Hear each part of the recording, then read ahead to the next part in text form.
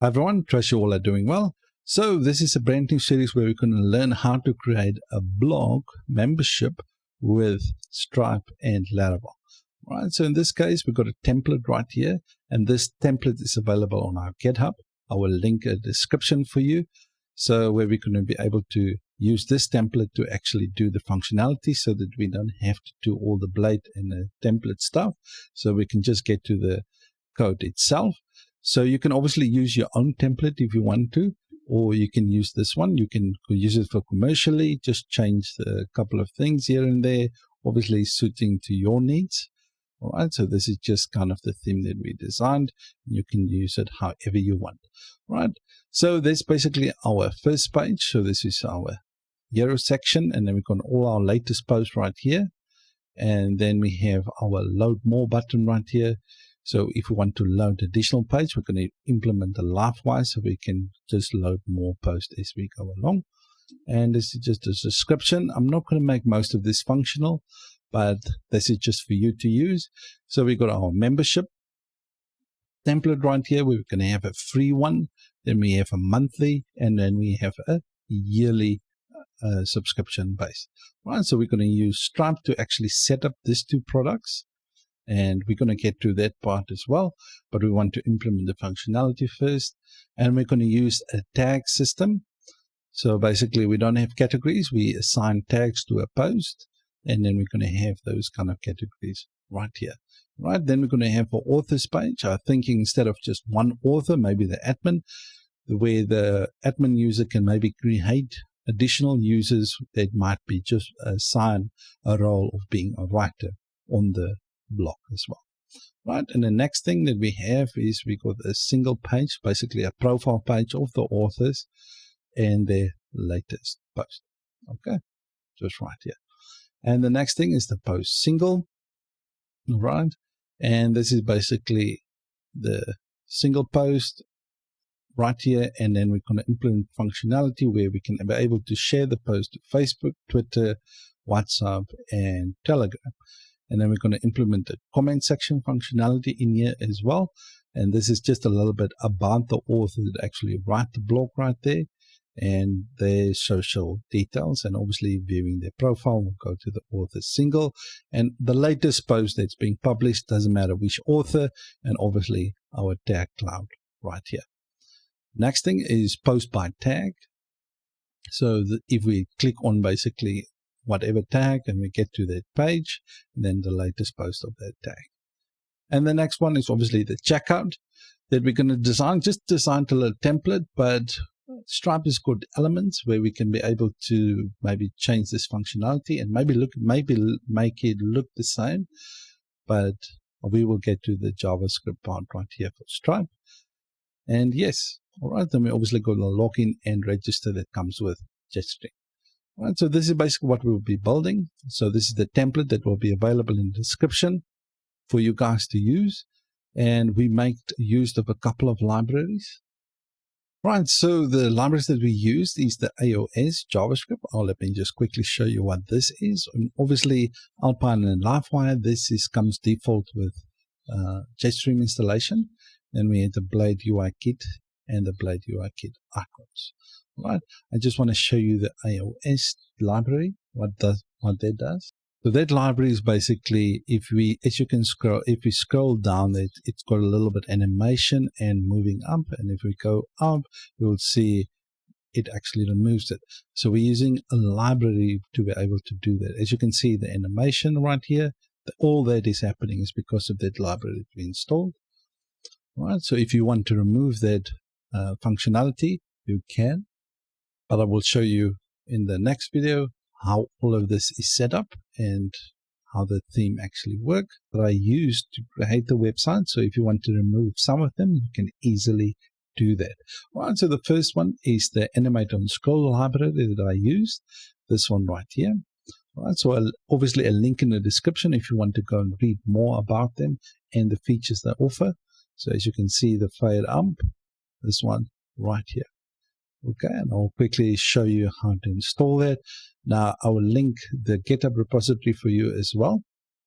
So in this one, I made use of the NPM. So you can obviously just make the links and initialize it like this with the tags, the basic installation. The other one was I used the npm install right here to actually save that. So I'll quickly show you how I set it up. So if you want to remove it, you can. Right, so the first thing is if you go to resources, views, layouts, guest layout, you will see there is a partial for the head section component that's created, and you'll see the link for the libraries at the top right there. The next thing that I've done is I use npm to install it. So if we go to our resources, and so resources, JS, app.js. So inside here, we basically, after you npm installed them, you will see we got to import AOS from AOS, and then we initialize it right here. Okay, so that's basically the process. And then you've got it all working. In order to work with them, let me just open our view just to show you how it works. So resources, views. Right, so basically, I just opened the home.index. You will see there's a data AOS offset. Now, this is basically when do you want the animation to happen, and then we have a delay, and then we have a duration, and how it must animate, fade up, fade in, whatever the case may be.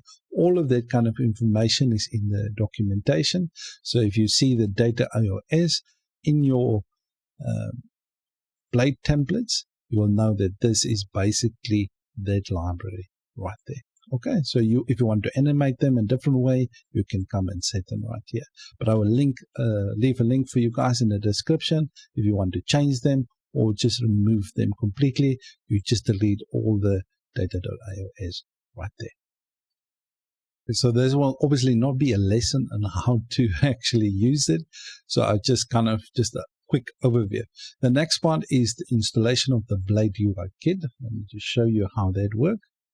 For those that might be new to the channel, as I've used this before, right? So we go to bladeuikit.com, and what we do is we go to the get started, and basically what we do is we go to the installation, and you will see you just clear the config file first, and then we do composer require Blade UI kit.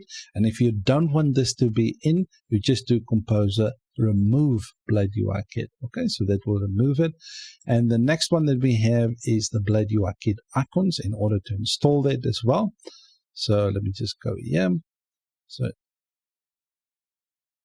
we go to installation, and we do composer require Blade UI kit, Blade icons, and then we obviously publish it right there. But now the thing with this is you have to make sure that you have a resources SVG. Let me just show you quickly. Right. So just make sure when you do the Blade UI kit installation that you will have a resources SVG folder right there. You can leave it empty. It's all good. Right. So after you've done the installation, you will see a config file right here, and then you will see a Blade UI kit icons right here and a Blade UI kit right here. Okay.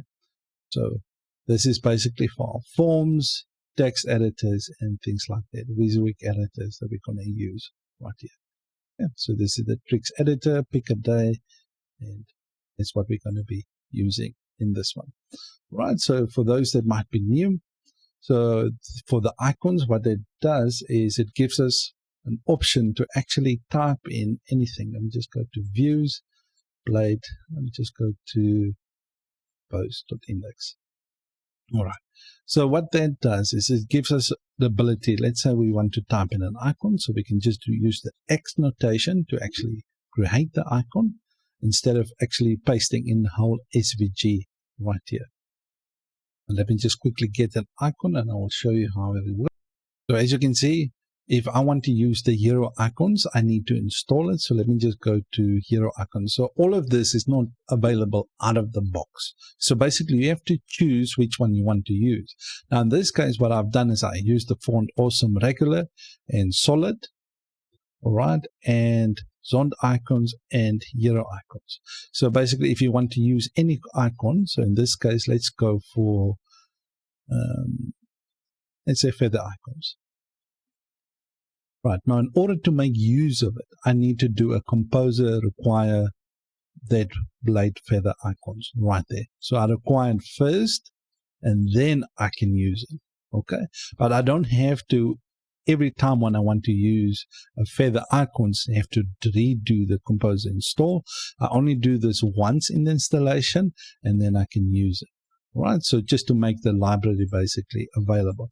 And then we use the X notation, and you can just obviously just copy them and paste them in here. All right, and then what you can do as well, because they come with default classes, so you can add the class and styling however you want. So width, the height, all that kind of stuff with Tailwind. All right, so that brings us to our next topic with Tailwind. There's a couple of changes that I've made to the Tailwind class. All right, so let's go with the first one. So I've changed the font, obviously. So everywhere where it sans, I use Inria Sans and Inria Serif. All right, so if you want to change the fonts, you can change them in here. And if you want to change the color scheme, you can come to the color scheme right here. So colors, theme, and blue. So then there's my different shades of blue. And then I have light, slate, charcoal, and gray. So you can just change them in here. All right, so that's the first thing that you want to do if you want to change the theme of the fonts and the colors. All right, so the next thing that we want to change as well, if you want to, is there's some classes that I created inside the app resources, CSS, app CSS, the overlay, the one that you see in this overlay right here. So if you want to change the color, you do it right there. Okay, so you change from which color you want to change it right here.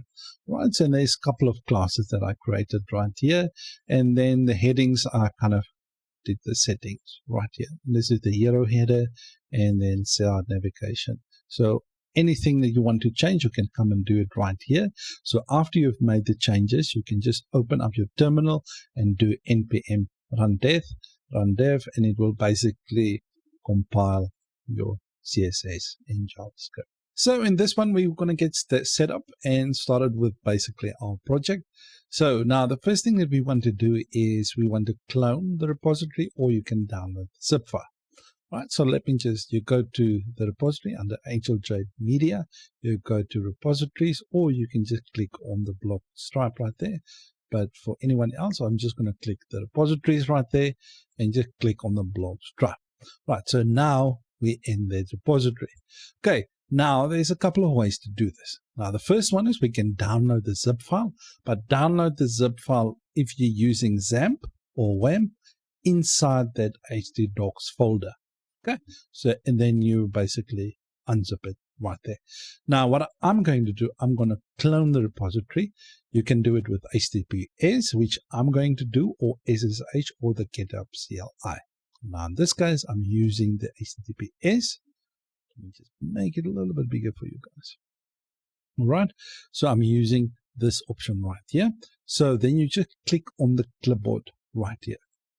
Okay, now you can do this one of two ways. You can open the htdocs folder, just right click on it and actually go to Visual Studio Code, or we can open a terminal right there. Okay, now I'm going to use the terminal option. I will show you in a second. So I'll just copy it right there. Right, so this is the terminal option. Okay, so we open it up right here. And what we do is we type in get, and then just type in clone, and then you paste that link right there.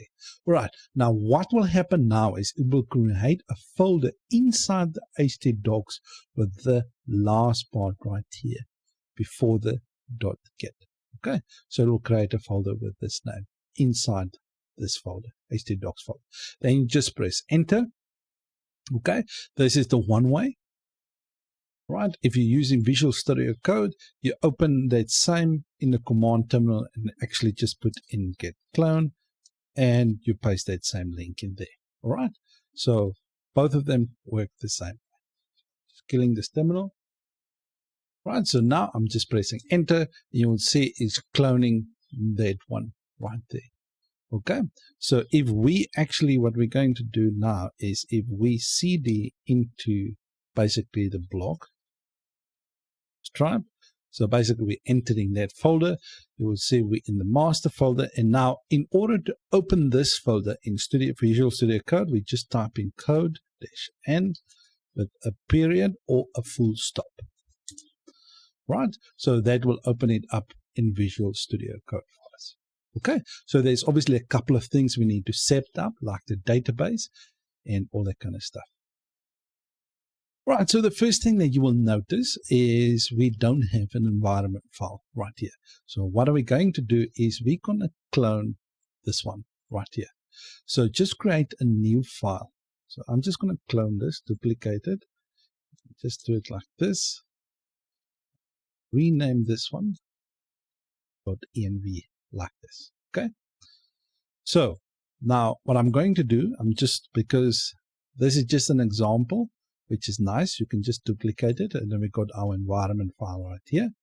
Okay, so this is the one that's basically in control of setting up the variables and everything of our Laravel application. Now in this case, I'm just going to call this one blog.test. Now the URL will basically be blog.stripe.test. And so I'm just going to call this blog stripe like this. Right. Now the next thing that we want to do is we need to actually create a database for that. So I'm just going to call, just to be consistent, I'm just going to call it blog-stripe. Okay. So let's quickly create this database. Okay. Right. So I've got my databases. You can have any other database if you've got whatever platform you have. You can do it whatever. Now in this case, I'm just going to call it blog stripe like this, and I'm just going to call it create. Right, so now we're all done. Right, so the next thing that we want to do is we want to run the terminal. Right, so we're in there. Now the next part we want to do is we want to migrate this database. Right, so we type in PHP artisan migrate. Oh yes, before we do that, we need to actually do a composer install. So composer install, and then press enter. Right, so don't be afraid when you see this error. I think I'm going to leave it in the video because some people might want to, if they get this, they might be afraid what happens. All right, so you will see the vendor folder is not being loaded. Just do a composer install. Right, so what this will do, it will install all the dependencies for our Laravel application. Right, so that's all done. So what I'm going to do, I'm just going to clear the terminal. Right, so what we're going to do is PHP artisan migrate like this and press enter. Right, so we migrated our database. All good. Right, so if I go to blog.stripe, you will see we've got our users, migrations, everything all set up. All good. All right, so we obviously are not finished because you will see we don't have an app key. This is very important. So let's quickly generate a key. All right, so let's open up our terminal again. Let me just clear this. Right, so it is PHP artisan key generate. Let's enter. Okay, so as you can see, it created our key right there. Awesome stuff. Right, so let's see if we can visit our URL. Right, so okay, that doesn't have. Right, so resources. You will see we don't have an SVG folder right there. Okay, that's all that means. So just create a new folder, SVG, like that. Okay, so now we're all set up. Just go to resources and just create a new folder called SVG. Now this is for the Blade UI kit icons. Right, so if we go back, you will see we're inside our block. Right, so that's basically how to set it up. So I just wanted to show for the ones that don't know how to do it. And yes, okay. So in this one, what we're going to do is we're going to create all our models that we need for our application with their migrations. Right? And in the following episodes, what we're going to do is then we're going to discuss or set up the individual model with its corresponding migration. in the following episodes. All right. So in this one, what we're going to do is you will see why I do this in the beginning. You must always remember this, all of what I'm doing is personal preference, right? You can do it however you want. You create your user model or your tag model, you go through the whole setting up the model, doing the migrations. You can do it however you want. This is just my preference, how I like to do things, so I can know the scope and scale what I'm working with. Okay, so let's get started. So the first thing that you will notice, we obviously need a user. So as you can see right there, login and stuff. So that's the first thing we're going to need. Right, so what I'm going to do, so I'm just going to put in a note here for myself. So we're going to need a user model.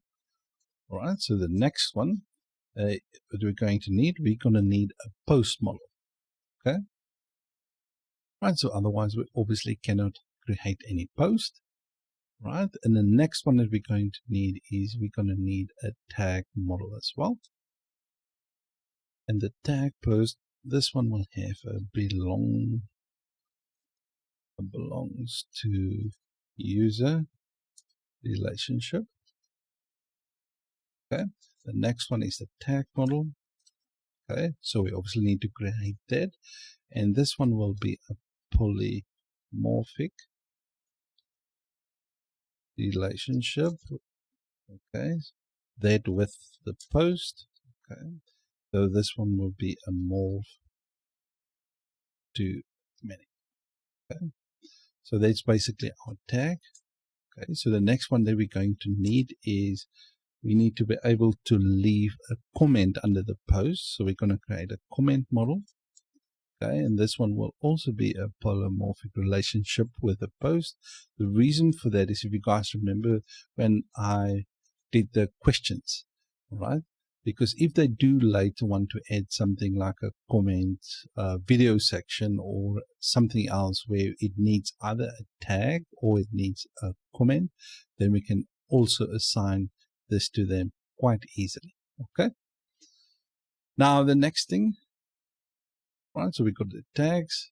The next one, the authors will also be users. So we're going to use the same table for the authors and the user. They will just have a different type that we're going to assign to them.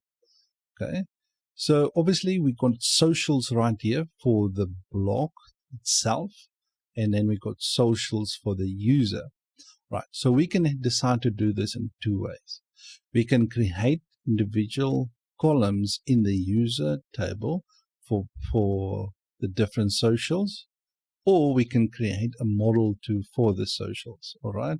So if we have like 10 different socials, because you must remember this, the user model is the first model that will grow exponentially if the application grows. All right. So you have to think about that. So in the future, what other comments and tables will be added actually in that? So otherwise you will have a big user table, which is normally not ideal. So if we can separate this in its own column, we can own table, we can do that. But in my case, I'm just going to leave it inside the user table. Okay. Now the thing is, I just want you to think about that. Okay. But what I will do is I will create a settings model. Okay. So someone will ask, that's kind of pointless, because if you start off the application, you will know these details and you can add them from the start. For me personally, all right, so like I said, preference. All right. Now the thing is, let's say you're designing this for someone else. They might not have a Facebook or Twitter or Instagram or whatever social media accounts when you start off the application, but you want to give them the freedom, if they later on want to add or remove their social media, because let's say they close their Twitter account, they can just basically remove it themselves in their dashboard, so that it will automatically update or remove it right here. Or they might decide they want to change it to something else. Okay, so for settings like social media or whatever the case may be, I'm going to create a settings model as well. Okay, so let's do that. So we're going to create a setting model. Okay, And the last one that we're going to do is we got our user, we got our user, post, tag, comment, and settings. The last one is for the plan. So if we go to our membership, I want to store the monthly and the yearly plan basically in our database and work with it right there. But we're obviously going to use Cashier with the Stripe so that we can be able to actually create our products inside Stripe, but to reference the prices. But we will get to that part. But this is basically the steps I will follow. You don't have to do it, but just bear with me. All right, so it all comes down to preference. All right, so this is the models that we're going to create. But as you guys know, the user model, this one comes with default installation when you do create your Laravel app. Okay, so let's quickly create the post and all the rest. All right, so let's open up our terminal. All right, so the first thing that I want to create is I want to create a post model. So PHP artisan make model. All right, so this one will be a post model. All right, and the -m flag. All right, F and C. Now what that does is create a factory and a controller. But I'm going to create the factory and a controller in its own videos and lessons because I want to create a factory for my post with a seeder, but I will do that in its own episode. Okay, so what we're going to do now is we're just going to create a post model with its migration. So then we just press enter. Right, so as you can see, we created our post model successfully in our migrations. Right, so in order to view that, if we go to app, models, you will see now we got our user model is already there. This comes the default installation, and then we have our post model right there. Okay, so if we go to our database migrations, you will see now we have our migration, post migration right there. Okay, good stuff. Right, so the next one will be our tag one. So PHP artisan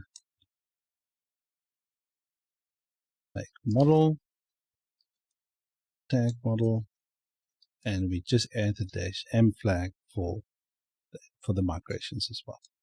Right, so I'm just going to do all of them. You can do the same. So basically for the tag, the comment setting, and the plan.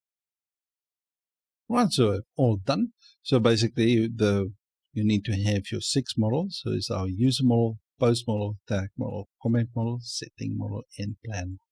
So 1, 2, 3, 4, 5, 6 models. Okay, just make sure you have all of them and with its corresponding migrations. So under database migrations, you will see we got our migrations right there. Okay, so post 1, 2, 3, 4, 5, and then our user data migrations right there. Right, so you will obviously see the jobs one when you clone the repository. This is basically when we're going to do queues for our jobs that we're going to do in order to handle the post, tags, and comments. So in this one, what we're going to do is we're going to set up our user model and the user model's migration file right here. So we're going to set up these two right here. Right, now the thing is what we're going to do regarding access control to our application, we could have used one of two things. We could have used a Laravel package for roles and permissions. Okay, we could have created one ourselves. We could have created a role model, okay, where we define the different roles and we can add the permissions, where the permissions basically determine, all right, what role, what are they permitted to do. Okay, we could have done it that way, but what I'm going to do is I'm going to use a different approach, the same one I used for the forum series, where we define a user type, either if the user is admin, default user, or a moderator, and then we're going to use policies to restrict the user from completing or doing certain actions. Right, so that's what we're going to do. All right, so if I just going, another thing that I also want to mention which we're probably going to do in the next one. If you guys remember what I said, we might add the social links in the bio into the users table. I decided to go against that for learning purposes, because you can obviously add those fields inside your database. There's nothing wrong with it. It will work completely fine. But I will do is I'll create a new model for the profiles where we can link to the Facebook, Twitter, Instagram, and LinkedIn files of the particular author, whoever the user might be. Okay, so that's what we're going to do. All right, so let's quickly set up our user model with its migration, and then the next one we're going to just create a profile model with the database schema and obviously the model setup. All right, so let's quickly set up our model. So we're just going to create a constant, and this one will be default, and that's going to equal to a type of 1. All right, so let me just copy this down 4 times. And I'm just going to change this one will be a moderator. Okay, and that will be a type of 2. This one will be a type of writer. And there will be a type of 3. And the last one will be type of admin and 4. Okay, so we're obviously going to create these methods in a second, so just bear with me. The next thing that we're going to create is that we're going to create a constant table. And it's going to equal to a users table. Okay, and then we're just going to create a protected table that's going to equal to self table. Okay, this is quite handy if you want to reference the table. You will see, like in this case, what we can do is we can just do a user, basically table, whatever the case. Okay, but we're going to access that in this quite easy. You will see me referencing this when we create our policies, but just bear with me. All right, so let's quickly create this this 3 for the moderator, writer, and admin. So let's quickly create a public function called type, and this will be an integer. Okay. And then basically we're going to return this integer.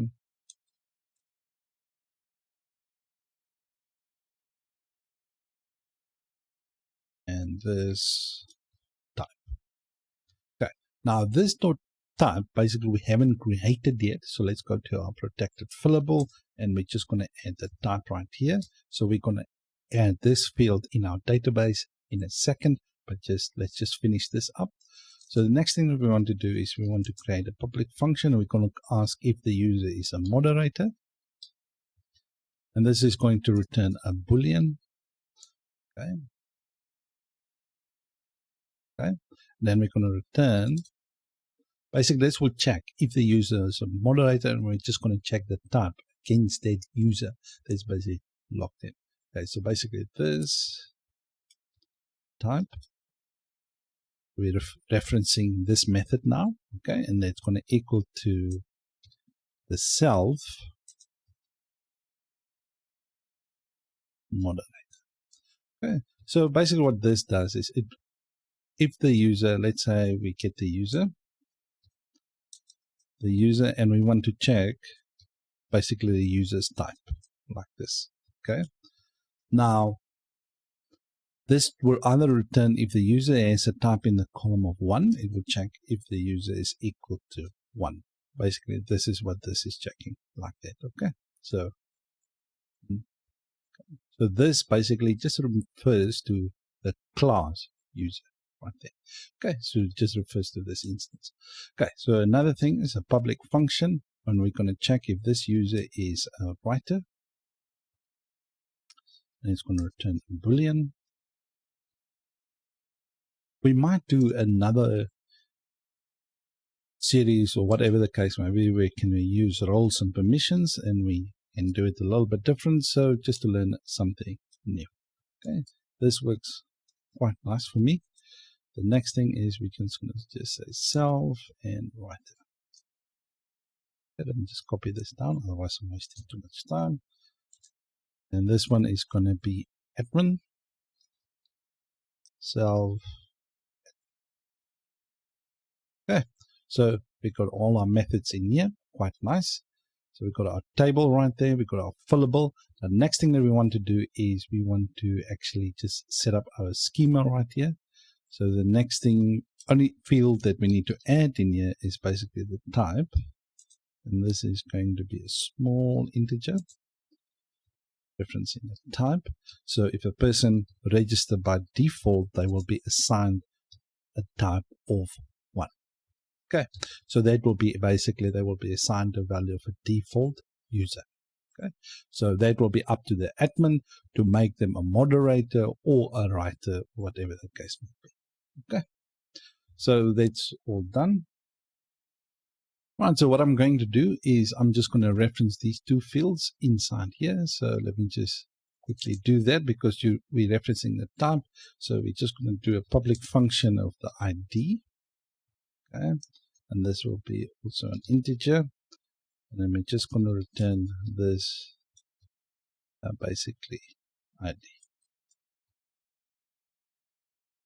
Right, so the next one that we have on the list right there is the name. So this name right here. Okay, so let's just do that. So public function, and this one will be a name, and this will be a string. Just going to return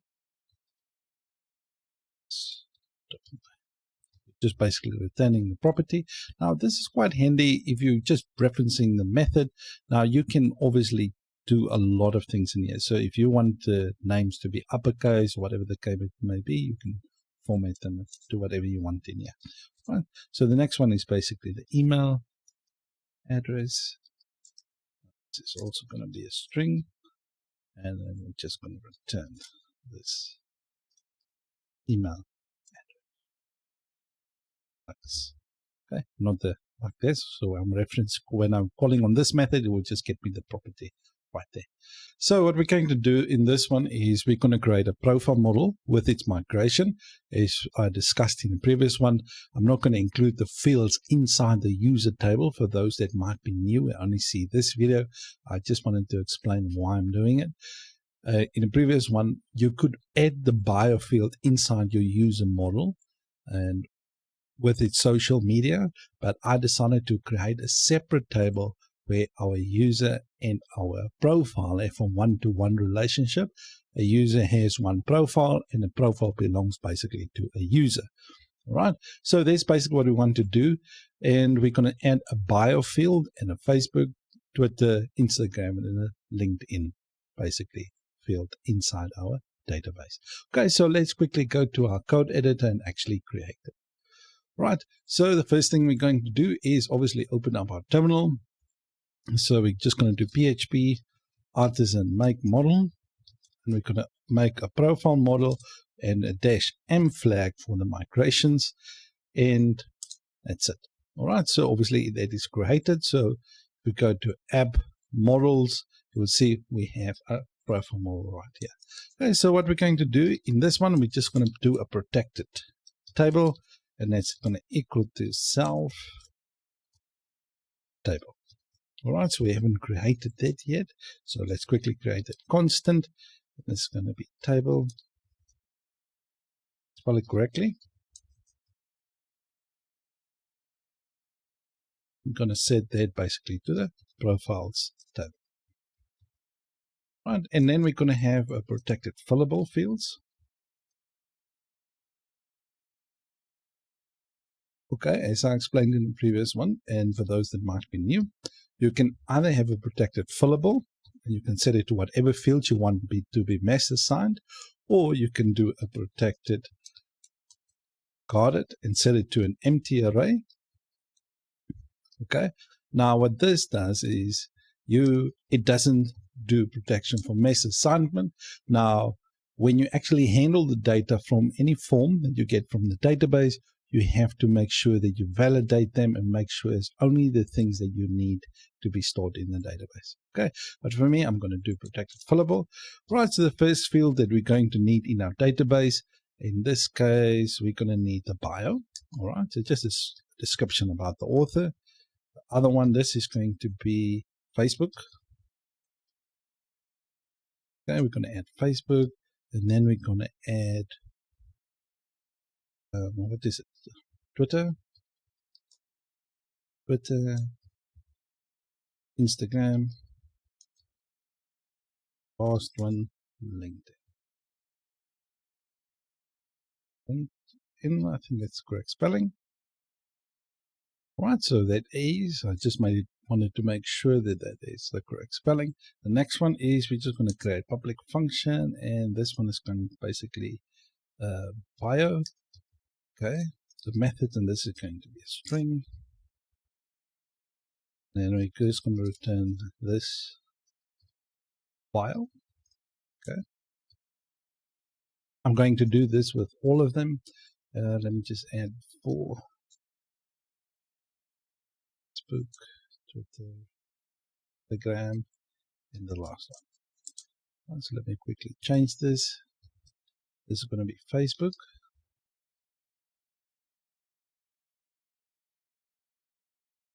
Twitter.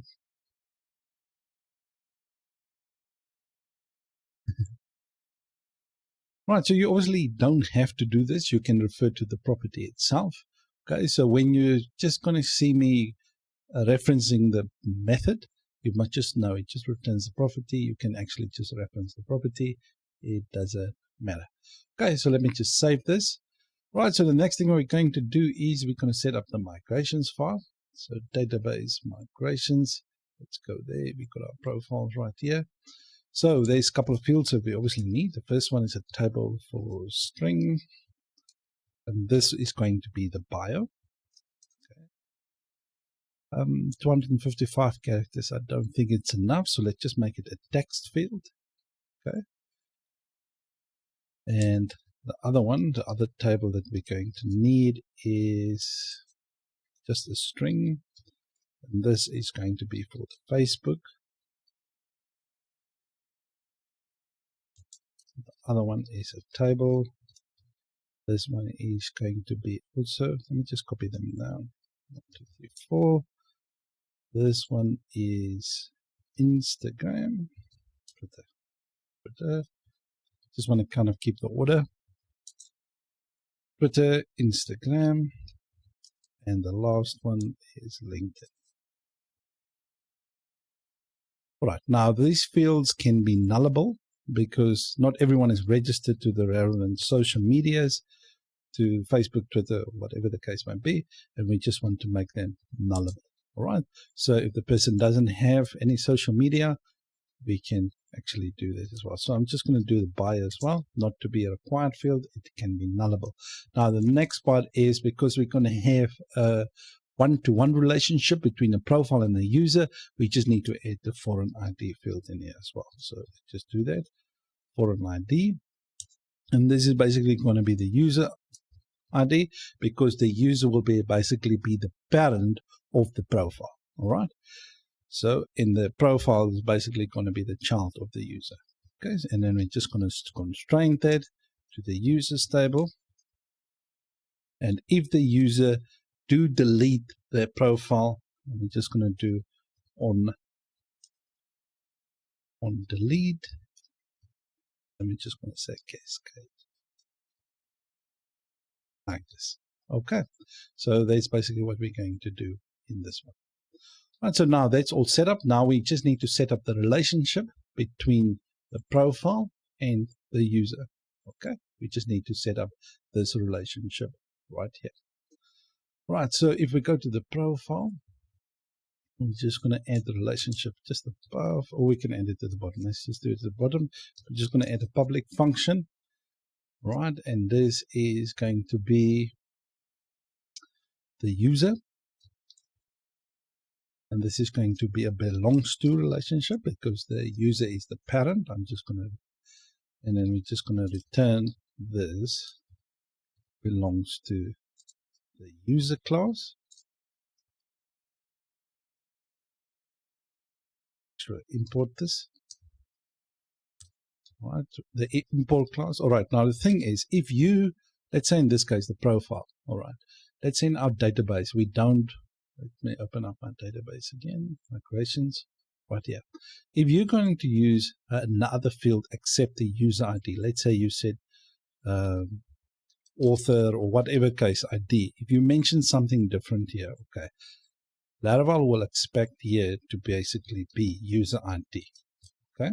So I don't have to explicitly put it in there, but Laravel expects it to be there, okay? So if you have something else, please name it there accordingly. Okay, so in this case, we've got our user right there.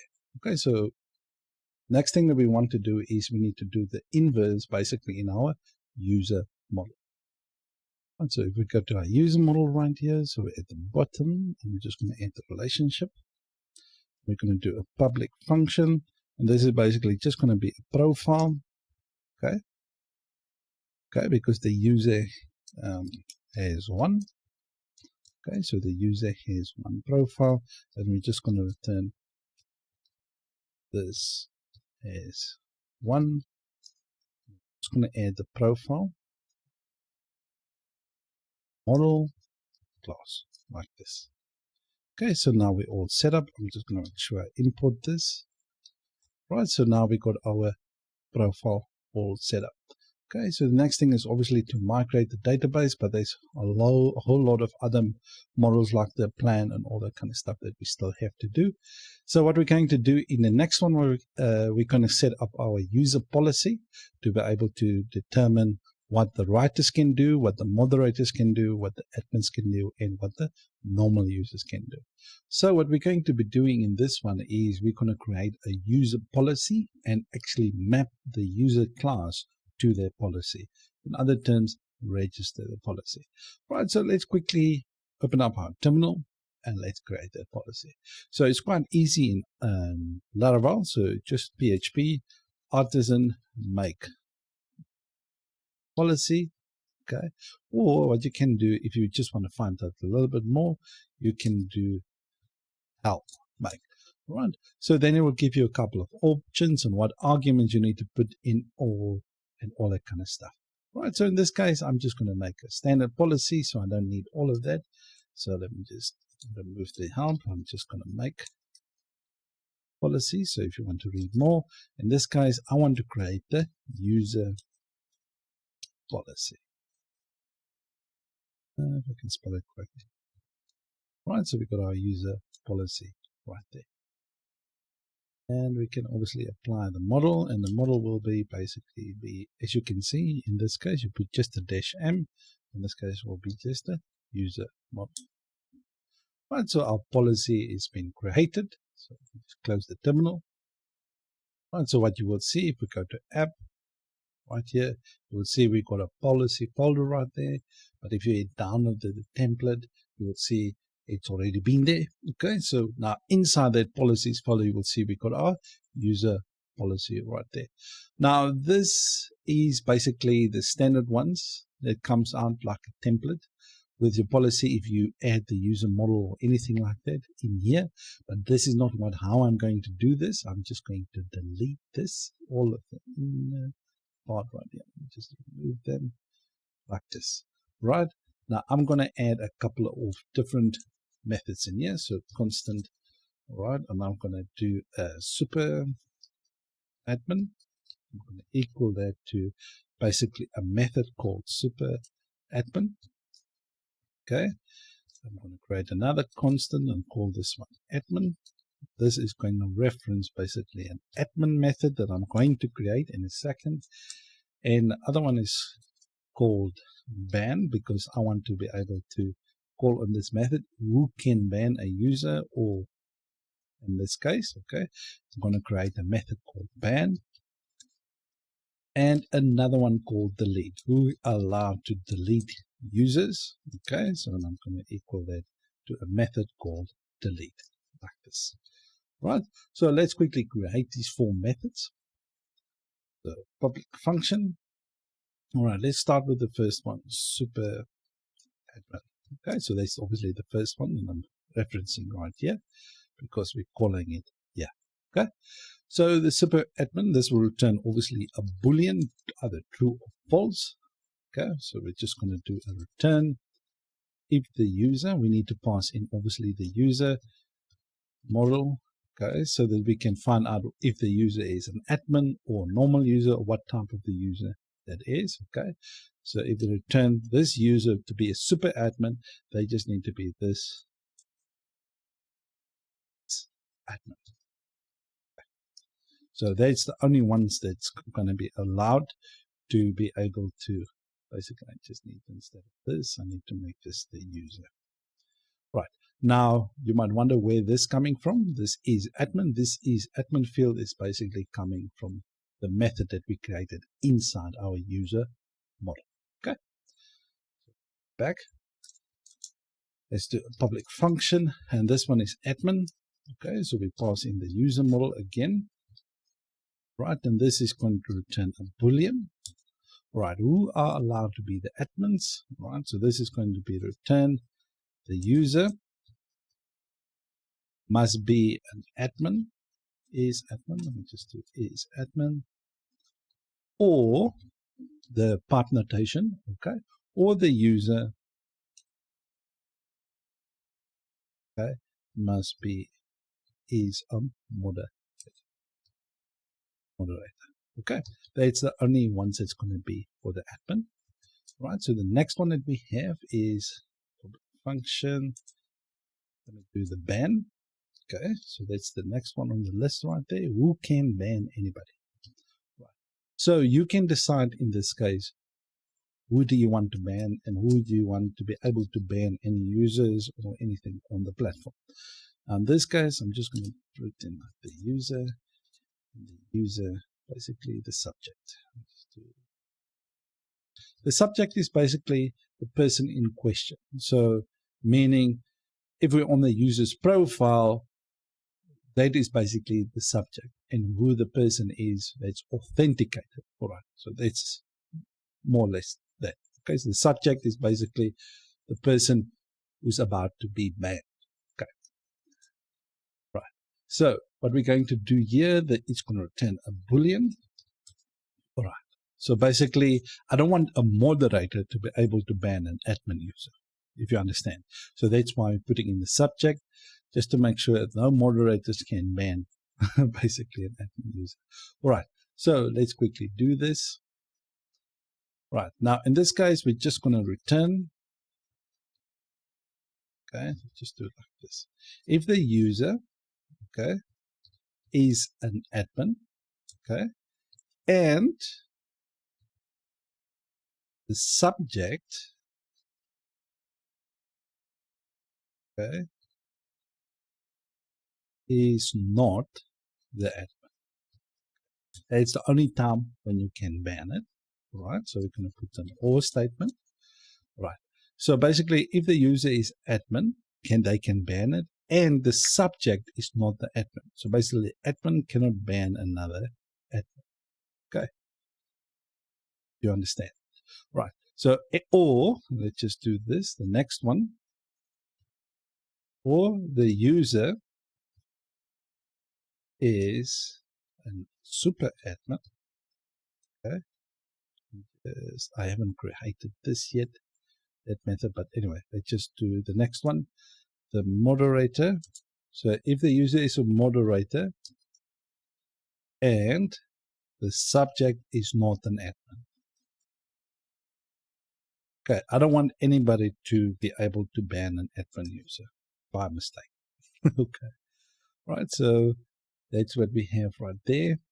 Okay, if the user is a moderator, okay, and is not an admin user and is not subject is not a moderator. Okay, so that's basically our terms right there. So let me just go over that again. If the user is an admin user, right, the user that we can, and the subject is not an admin, then I can ban. Okay, then it will return true. Or if the user is a moderator, okay, and the subject is not an admin or a moderator. So moderator cannot ban another moderator. Okay, all cool stuff. Right, so the next one, let's create a delete one. So public function, and we're going to call this one delete. Click in the user. Okay, who can delete users? Okay, I only want the admin user to actually be able to do that. Bring in the user. Just do the subject. The subject is basically, like I said here before, the person that we actually want to delete. Okay, so let's just return. Okay, if the user is admin, okay, or if the user matches, which this method we're still going to create. All right, if the user matches the subject, okay, and it's not the subject, person being banned is not an admin. Okay, like this. Right, I'm going to create a trait now in a second that matches one to help our normal model to be able to use this one. Right, otherwise you're going to get an error, but we're going to get to that in a second. But quickly, let's go to register basically our policy or map our policy to our user class. So you go to app, you get providers, and then we get our auth service provider right here. Right, so you will see that you've got this folder. You will see you've got a protected policies right here. So what we want to do is we want to map the user class basically to that policy. Okay, so let's do that. So the first thing that I don't need, actually, I'm not going to do it like this. I'm just going to do the user class. Okay, and then that to the user policy. Yes, but this needs to be the policy class like this. Okay, this needs to be a comma. Right, and just make sure you import this at the top, the user model, and I'm just going to make sure I import the policy. So if you don't want to import it, you need to provide the full path basically to that class like this. Okay, so if you don't want to do it, okay, but I like to import that at the top. It just makes it look a little bit better for me personally. Okay, so now we've got our classes imported there. We just do this like this. Right, so now we got our policy all registered. So what I'm going to do now is I'm just going to create the trade for our this part right here, the matches part right here, because our user doesn't, that method is not available to the user yet. So let's quickly make that available. And so the first thing that I'm going to do in your app file right there, just create a new folder and call it trades like this.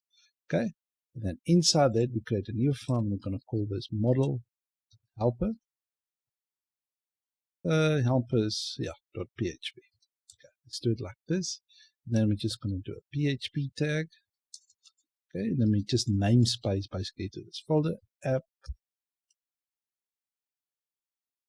Right.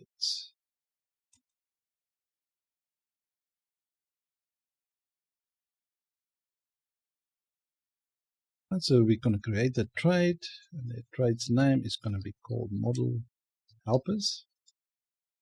Okay, and then inside here we're just going to create that model helper that we were talking about, that one of matches, this one right here. So let's quickly create that. So we're going to public function, and we're going to call this one matches. Right, so to make this method available inside our user, because then we're just going to deal with it. Right, inside there we're just going to do a self model. Okay, and this is going to be a boolean because it just needs to return true or false. And what we want to do is we just want to return this ID. Okay, so basically the ID, let me just show you. If we go to the user model, let's go there. In the user model, I'm referring to this ID. Okay, so, right, so if that ID is equal to the model ID. Okay, so the model that we're going to pass in, that can be the user, thread, or whatever the case may be. Okay, so this might be any model. This might be a thread model, post model, tag model, or whatever the case may be. That model, so basically in this case, if this user ID matches whatever model we pass through ID, it will turn either true or false statement. Okay, and that's all we're checking right there. Okay, so the reason for that is because if the user basically matches the subject, if that we're passing in here, so this part right here, the user, we're passing it in here, we receive it here, let's go here, we receive it, okay, and then we just check it. Okay, so what we're going to do in this one is we're going to set up our post model and we're going to set up our post migration.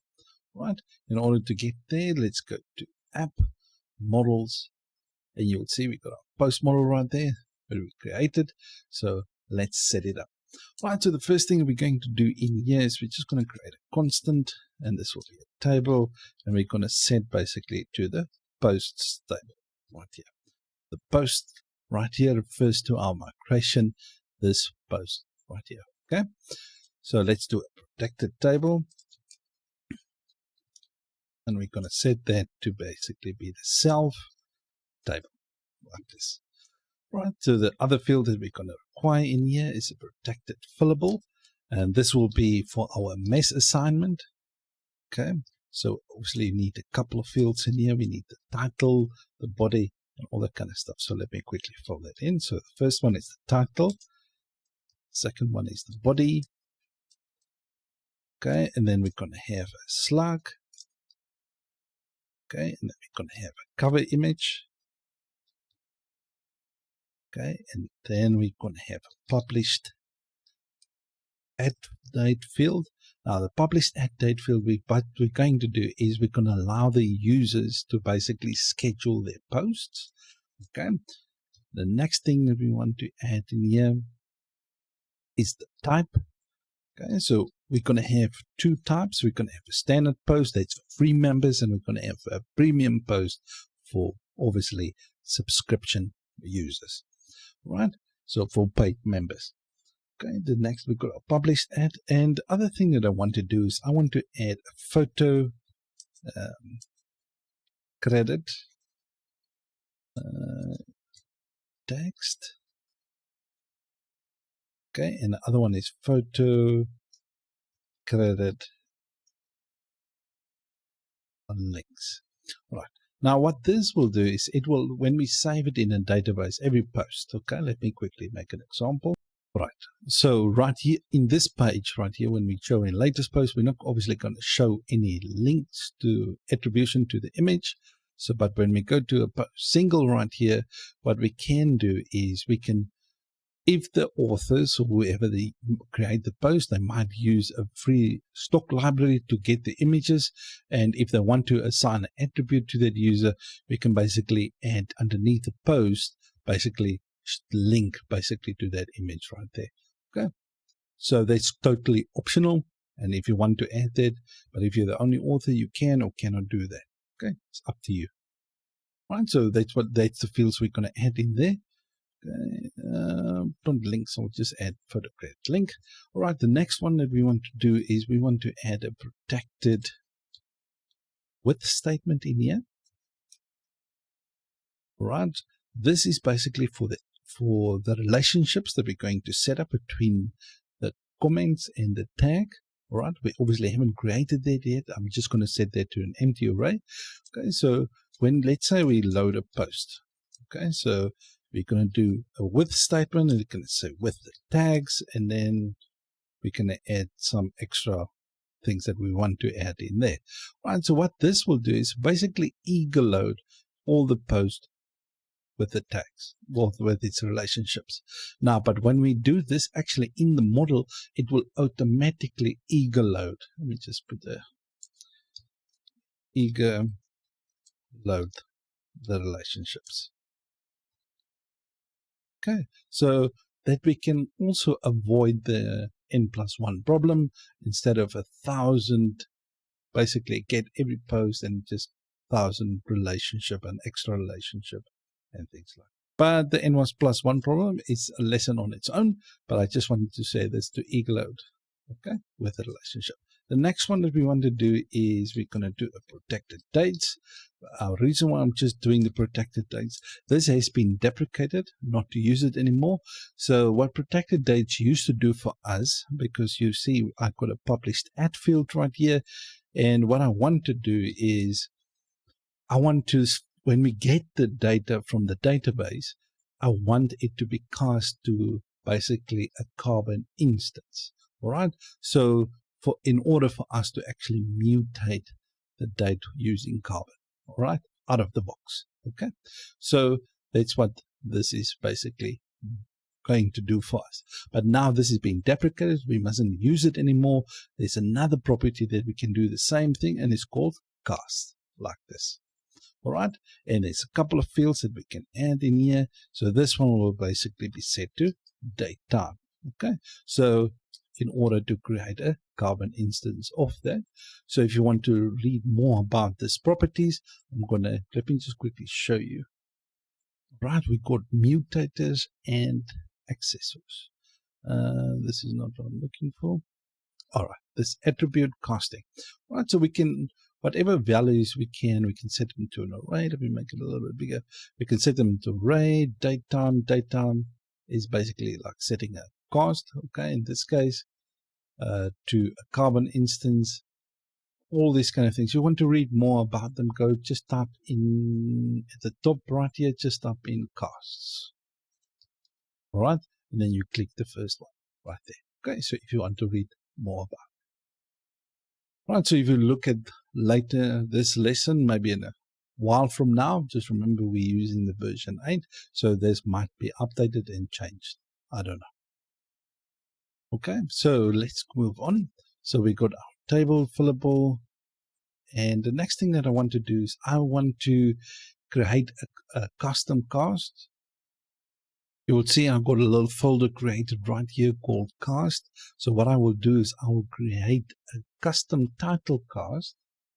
For some it might be a little bit of overkill, but let's say we got different authors and we don't check if the letters are capitalized, whatever the case may be, because everyone has got a different style, right? Now, in this case, let's say all the titles. Now, the other author might think that she needs to, or he needs to capitalize all the letters for the titles, and they want to be able to do that. The other ones save it as basically be every second letter is capitalized, or every letter is basically capitalized, the whole thing. So these will all be uppercase. So that won't be very good for the former. So I kind of want a uniform look. So if you're the only author, you're obviously not going to be worried about it, because you will make sure you type it however you want to do it.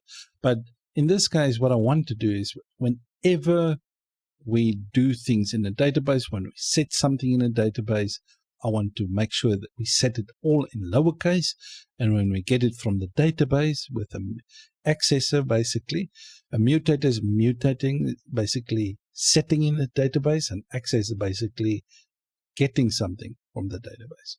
Okay, so when we get it from the database, we just want to make sure that first letter is capitalized. Okay, so let's do that. All right, so what you want to do, you want to create a cast folder. So inside that, we just want to create a new file, and we're going to call that title cast, like this, .php.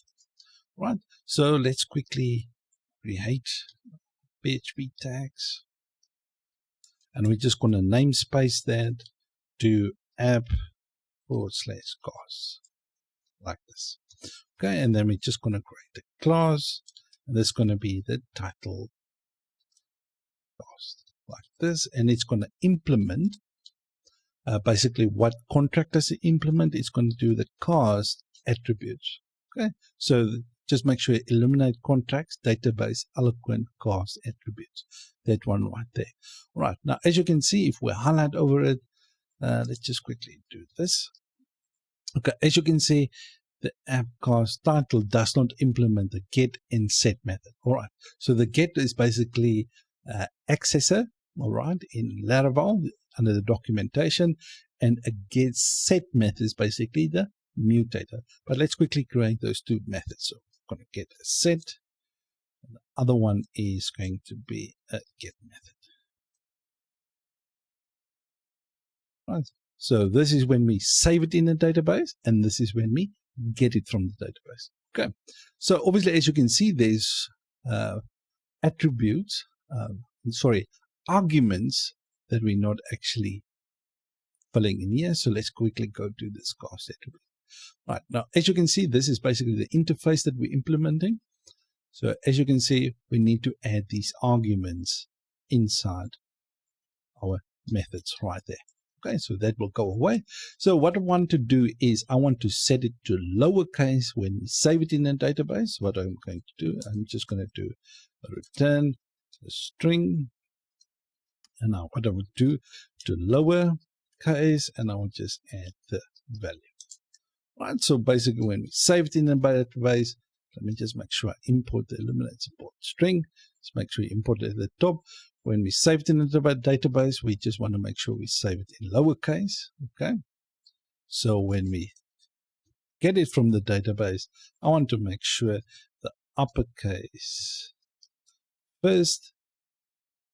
Okay. That needs to be all right. So what we do is we uppercase basically the first letter, right, when we get it from the database. So in Laravel, this is called the accessor, and this is going to be called a mutator. Set when we save it in a database, we set it, and we get it from the database, we get it. All right. So that's it. So what we want to do now that we're not finished yet, so let's go back to our post class right here, and in the cast property right here, we're just going to do the title. And we're going to, whenever we're going to get the title, we're going to use the title cast class like this. Okay, that's it. Okay. So let's quickly create additional properties right here. This one is going to be the ID, and this will be an integer. Okay. So someone might ask, why didn't we use a get and set methods inside here? So basically, I will get to that in a second. Let me explain it while we're on the subject. So public function, we could have done set title attribute. We could have done it like this. There's nothing wrong. We add the value. And we could have done the same thing. And instead of that, we can just do a get as well. Get title attribute. And we could have done it like this. Okay. Nothing wrong with that. Then we don't have to do it like this. But the problem is, we're going to have so many methods in here, we're going to clutter it up very, very quickly. And for me, this just looks a little bit neater, and I can actually go to the class itself, and I can change whatever I want in here. Okay. Separating the concerns. Okay. So return. And what I can do as well is if something else is using a title, I can use that very same, basically, cast in that model. Right, so if I add later on videos or whatever the case may be, or articles, I can make sure if they have a title class inside, basically, let's say this might be, my brain can't think right now, threads, right? The thread's got a title, and then we can use that same cast as well to make sure it does the same thing, okay? So I don't have to redo this. I can reuse it wherever. Right, so let's carry on. So this ID like this. Okay, so I'm just going to do a couple all these properties right here, and I'll see you after this.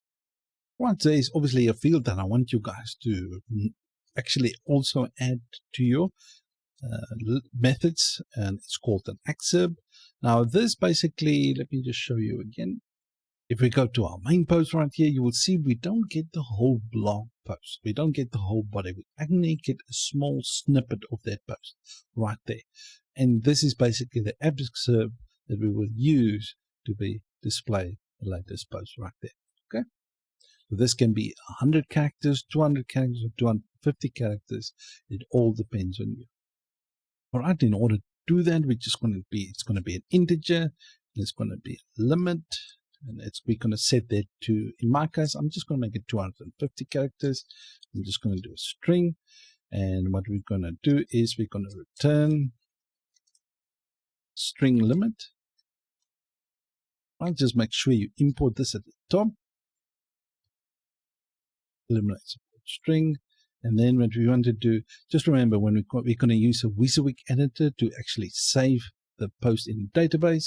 So this body will have elements in it like div elements, header elements, heading type, and all that kind of stuff. All right, so what I want to do, I want to strip the tags, okay? And then I want to do this body, okay? And then I want to add the limit like this. Okay. So when we get it from the database, we strip the tags and then we just add how many do we want in there. Okay. So that's it. So we add another one, public, and this is going to be the cover image. This is just going to be a string. Just remember, when we save the image in the database, we don't actually save the image in the database, we just save in the path to that image in the database. Okay, return this cover image. This. All right. Now, in this case, let me just explain that a little bit better. Right, we got a cover image right here. Now, that image will basically have a path to the storage, and we're going to create a symlink between the storage and the public folder. Right, so when we save it in here, there's going to be a symlink between the public folder and there. Now that path to that storage folder, that's the path that we will save basically in our cover image table inside the database. Right, so the next thing that I want to do is whenever we call on basically the published at field right there, right, if you can look at the date format right here. Okay, since we want a carbon instance, we can actually set how we want the date to come back from the database. Okay, so we can set it to this format, but I'm not going to do it in this case. But if you want to do it, you can do it right here. So we can do a public function, because the reason for that is we need to do calculations to check the published at date against the current time. So just leave it as such. So we don't need to add that. All right, so the next thing that we want to do is let's set up our post table. Okay, so migration file. So the first one is going to be a table, and this is going to be a string. And this is for our title. You can type a type. The second one, this one will be also, this will be a text. Okay, this will be for the body.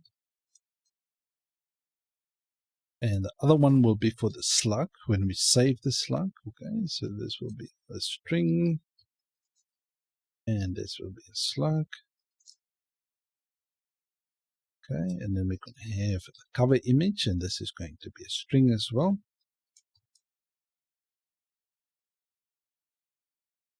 Just remember, we're not saving the image itself in the database, we're just saving the path to that image.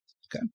The next thing is we got our, let me just make sure, got our title, body, slug, cover image, published at date. So let's just do a timestamp for that. This will be published at field. Okay. Next one, this will be for strings.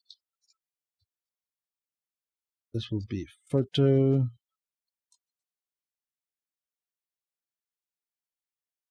Credit. Visible text. And this field can be nullable. Okay, so if they don't want to add attributions, where nobody's forced to, but if they do want to add it, they can. All right, and we're going to have another field in here. This will basically determine if the post is basically premium. So this is the type. Okay, so if it's a premium post or a standard post. Okay, so let's just add that in the array, standard and premium. Okay, but with the default, what we're going to do, the default is basically going to be the standard post. So whenever a user creates a post, it will be a standard post unless we specify it to be premium. Okay, so we got our title, body. Let me just make sure I got everything in there. All right, so everything is in there. Okay, so these two fields obviously nullable. And then we got our standard. So if we want to check what type of the post is, so that we can restrict the user from actually viewing that post. Okay, and with its migration. And in this one, what we're going to do is we're going to create a HasAuthor trait in order for a user to be linked to a post. All right, because the post can belong to a user and a user can have many posts. All right, so let's quickly create that trait. So under app traits, we're going to create a new one and we're going to call this one HasAuthor.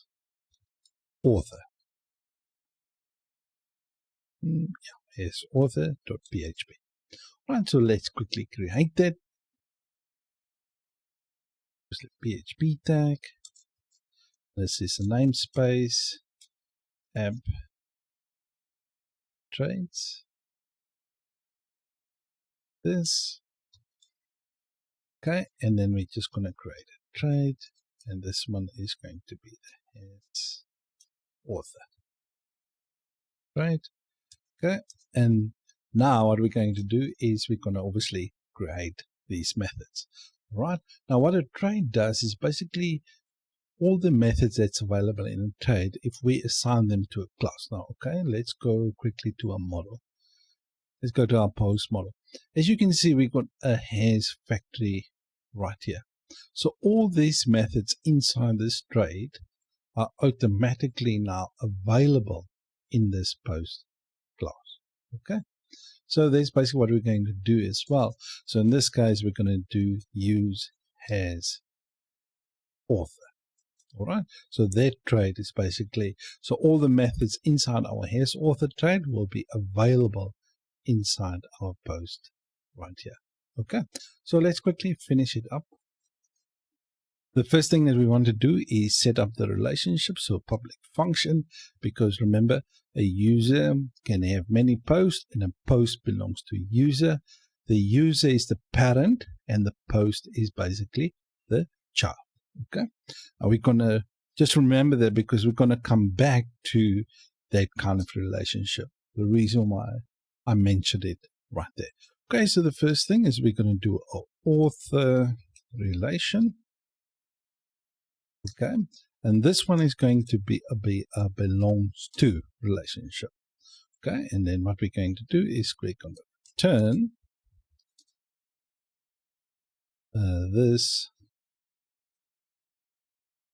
This belongs to.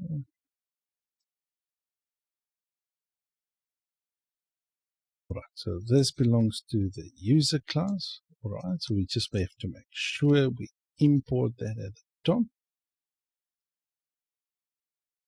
Or foundation, that one right there. Okay, so if we didn't add any fields right there, okay, Laravel or Eloquent will assume that there will be basically a user ID like this, right?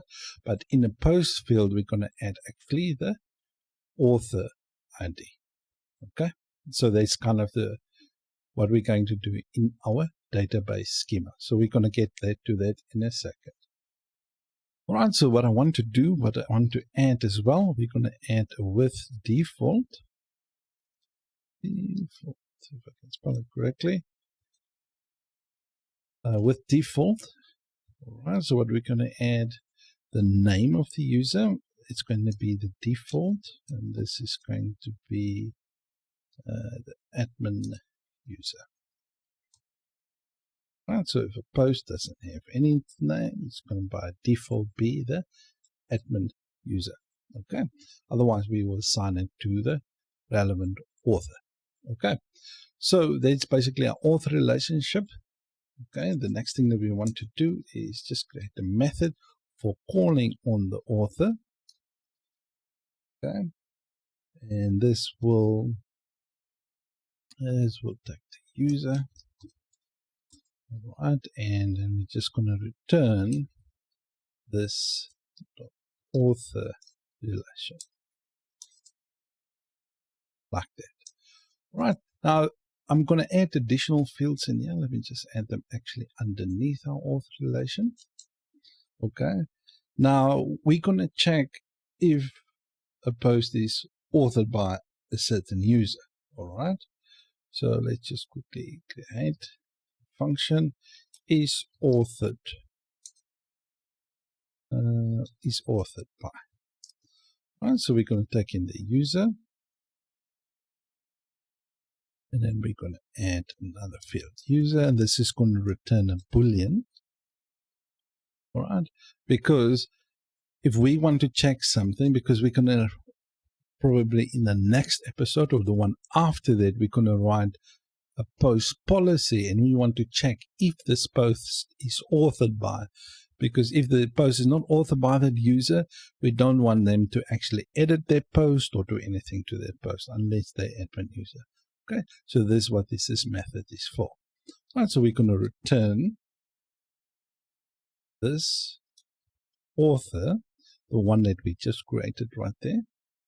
Okay, we're calling on that method, and then we want to check if it matches. Right? Because remember, in our user model, we created this matches model helpers trait right there, and we want to check if it matches this user that we're passing in. Right? So this will either return true or false. Okay, and we're just going to create one more method inside here, and this one is going to be authored by. Authored by. Okay, we're going to pass in the user. I'm just going to reference it as the author. Okay. And then we're going to say this author relation, the one that we create right there. Okay. What we're going to do is we're going to associate this author. Okay. And then this unset.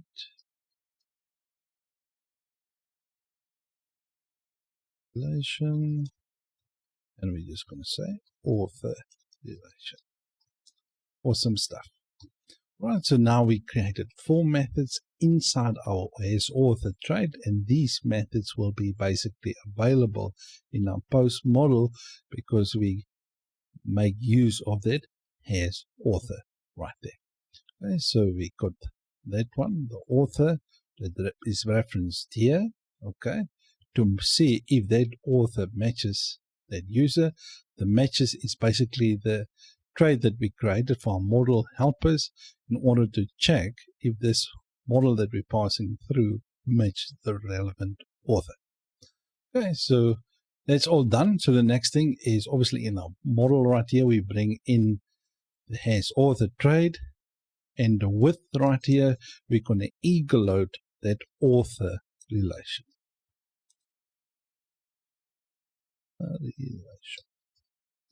this. Right, the author relation that I'm referring to is the one that is basically inside our relationship. Okay, so this is basically the one that we eagle out. Okay, so the next thing that we want to do, so after this is set up, we obviously don't have a field. So let's just go to our post model quickly. We don't have a field of author ID. I'm just going to add this as well. So the author ID. Okay, so we need to add the author ID field inside our post migration. So let's do that. Resources, database migrations, and let's go to our post table right here. Okay, so the next field that we want to add in here is the foreign ID field. Okay, so let's just add that for our author ID because Okay, so let's just do that.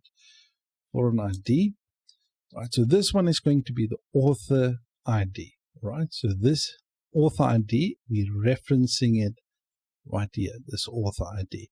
So if you name this field something else like user ID, right, it will be referenced in here to user ID, but if you're using user ID, you don't actually have to include it like that.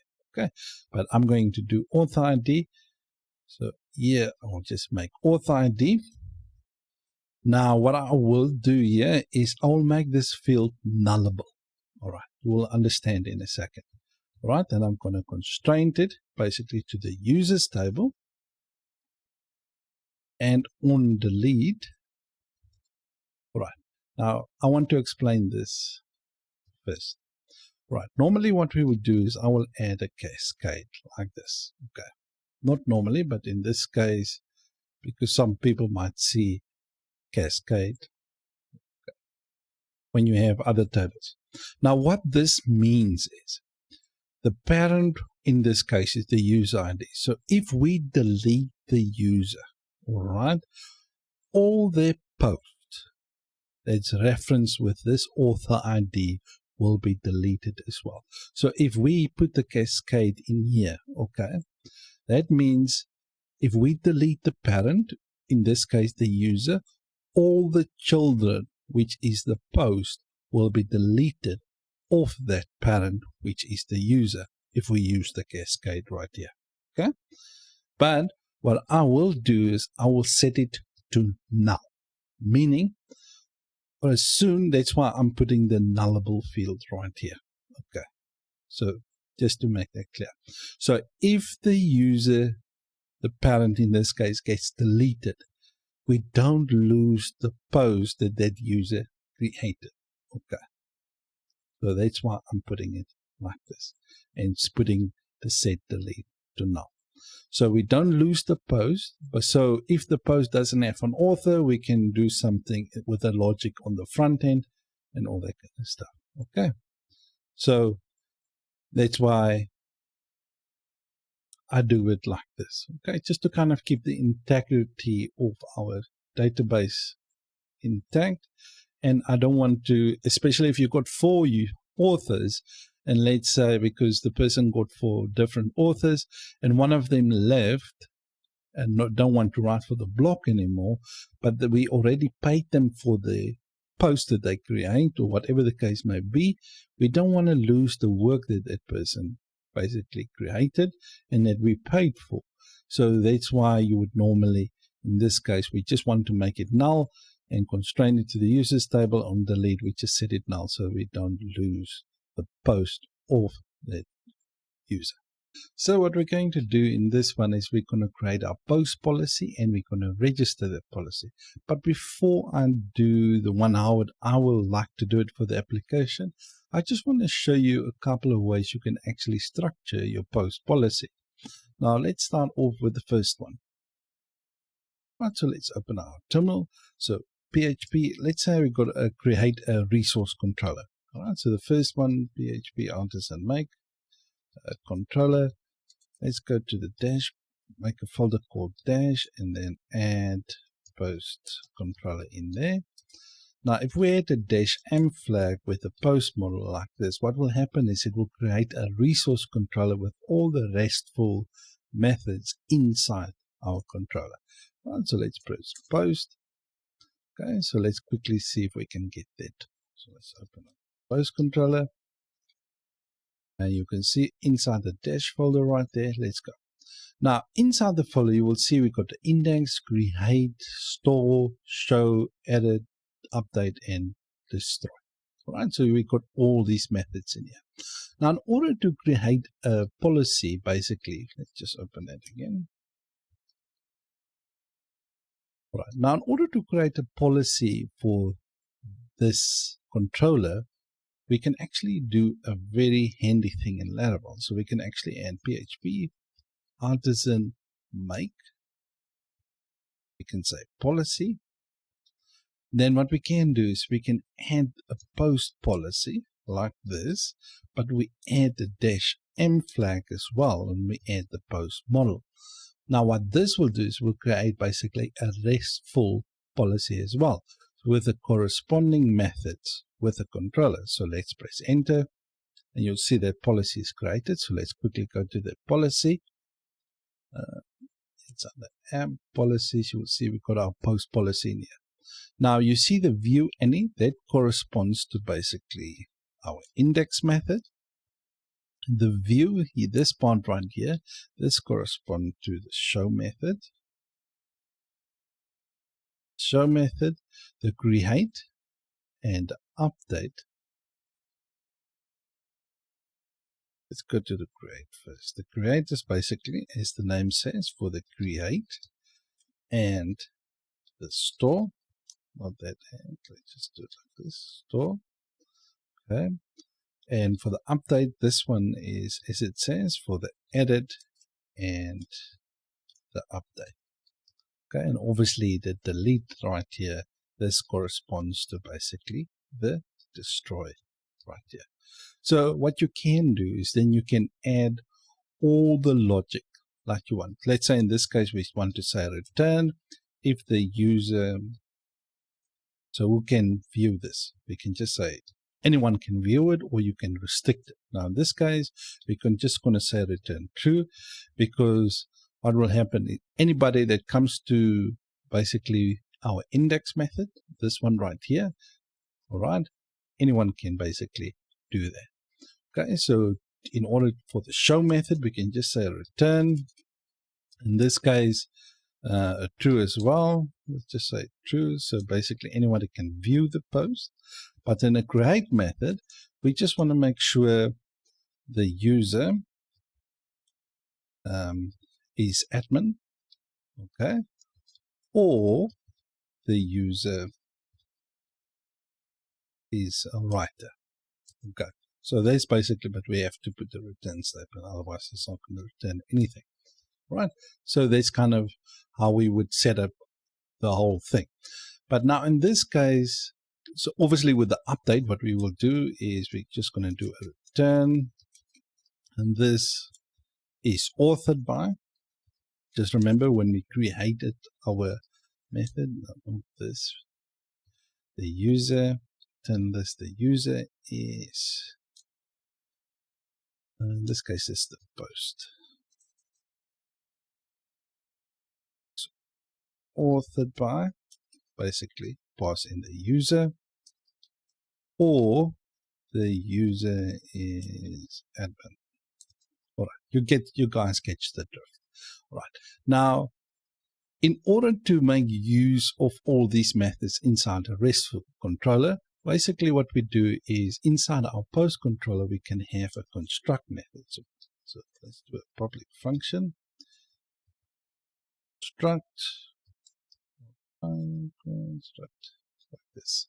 Now what this does is in our construct method we can basically call on this policy that we created. All right, so what will happen is we can just say this authorize a resource. All right, just remember a resource controller has got all these methods like how I created. This will only work, okay, if you have a resource controller. So if you've got other different methods in here that's named something else, then this might not work for you. Okay, so I'm just going to say this.authorize, and basically what we're doing is we pass in the post class, and the post is a string, I think. Yeah, like this. Okay, so and obviously with the other middleware as well. So we normally would have end this middleware up here. Okay, so that's how you can be able to, instead of actually inside your methods, what we would normally have done, we would have said this dot authorize like this, and we bring in, let's say, the update like this, or the create. In this case it will be the create, and then we obviously just pass in the post class like this. Okay, because remember we don't when we store something we don't actually get the post model, we just get the request, but we're passing the post class in there. to this part right there that will be received. Let's go to this create right here. Okay, awesome stuff. Right, so let me just delete this. Right, so I'm not going to make use of this. We're still going to get to the controllers and stuff, but I wanted to show this to you. So if you want to use this methods, all right. So let me just delete that. Okay, so right, so let me do it how I would create this. So I just wanted to show that to you guys. If you just create this policy, so policy like this. Right, so let's quickly create our post policy. Let me go to my post policy. Right, so we've got our policy right here. So I'm basically just going to delete this. Right, so basically I'm going to create two methods. Actually three. Let's start with the first one, the constant, and this one will be for the update. Okay, so that's going to call on the update, and the other one is going to be for the delete, or the delete method. Right, now the thing is, what I want to do is I want to authorize any admin users or super admin users before whenever the policy is called. All right, so I want to give basically admins and super admins basically authorization to do whatever they need to do or what they want to do. All right, so let's quickly do that. Now there's a function, a method called in Laravel that be able to help us and assist us with this one. It's called the before. So let's say we got our post controller. Let me just open a post controller, any one controller. This one right here. Now in the show method, let's say this authorize. Let's just put in a post policy. This is just an example, and we're just going to do the update, and then we just pass in the post. Okay. Just imagine the post is there. We receive the post because in the show method, normally you would pass in the post like this. Okay, so just bear with me. Right, so normally this is what we would do. Right, so when this policy in the show method is called, all right, before that policy, this update policy will run, the before method will actually run first. Now, in this case, what we want to do is we want to make sure that the admin user is basically authorized on this application. So what we're going to do is we're just going to do a return. You're going to need to pass in obviously the user. Okay, and this is going to be a boolean. And this basically what we do is we're going to return the user. Keep on saying this. The user and is admin. Or if the user is super admin. We haven't created that yet. So let me quickly create that. So let's just open up our user model. Let's open that. We've got a writer here. Where's the admin? I'm just going to create another one.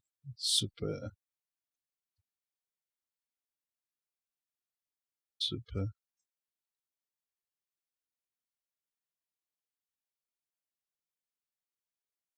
I mean, that obviously that constant haven't been created yet, so let me just create them and just call it 5 and super admin. Right, so let me just do that. Right, so basically whenever any authorization is basically called, whatever method inside it. So this is basically authorize the post policy, the update one. So the before one is the first one that will run, because what that will mean is we will authorize admin and super admin to do anything inside this controller if this policy is called. Okay, so that's it. Right, so also what you can do in the before method, let's say there's just certain users you don't want to do anything, and the before method is quite handy. So you can say, I don't want any admins or super admins. You actually don't want to do this, but I just wanted to show you that you can actually specify where you actually don't want to do anything as well in your before method. All right, so let's quickly create these two methods. So public function, and the first one, this one will obviously be the update. We're going to pass in the user, and we need to pass in the post as well. Okay, so let me just put in the post. And obviously we have to make sure that we import this at the top as well. Just make sure right there. And this is going to return a boolean. All right, and what we want to return is we want to make sure if this post, all right, who can update the post? We want to make sure the post is authored by the user. Right, so the people that basically created the post, since we have different users, writers that we're going to have, right? We don't want any of the normal default users to be able to update the post. And also the moderators. I don't want to that the moderators even update the post. It's only the admins and the writers that needs to be able to update the post. But I only want the person that actually created the post to update it with the admins. Okay, so that's our update one. So the next one that we have is delete.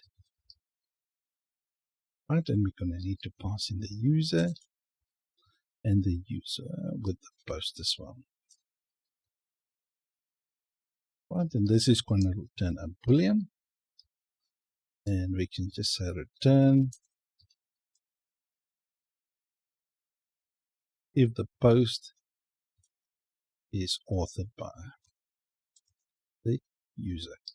Okay, so that's the only people that's going to be able to delete the post. Obviously, the admins, whenever these methods, this policies are called, in this case, this authorize.update.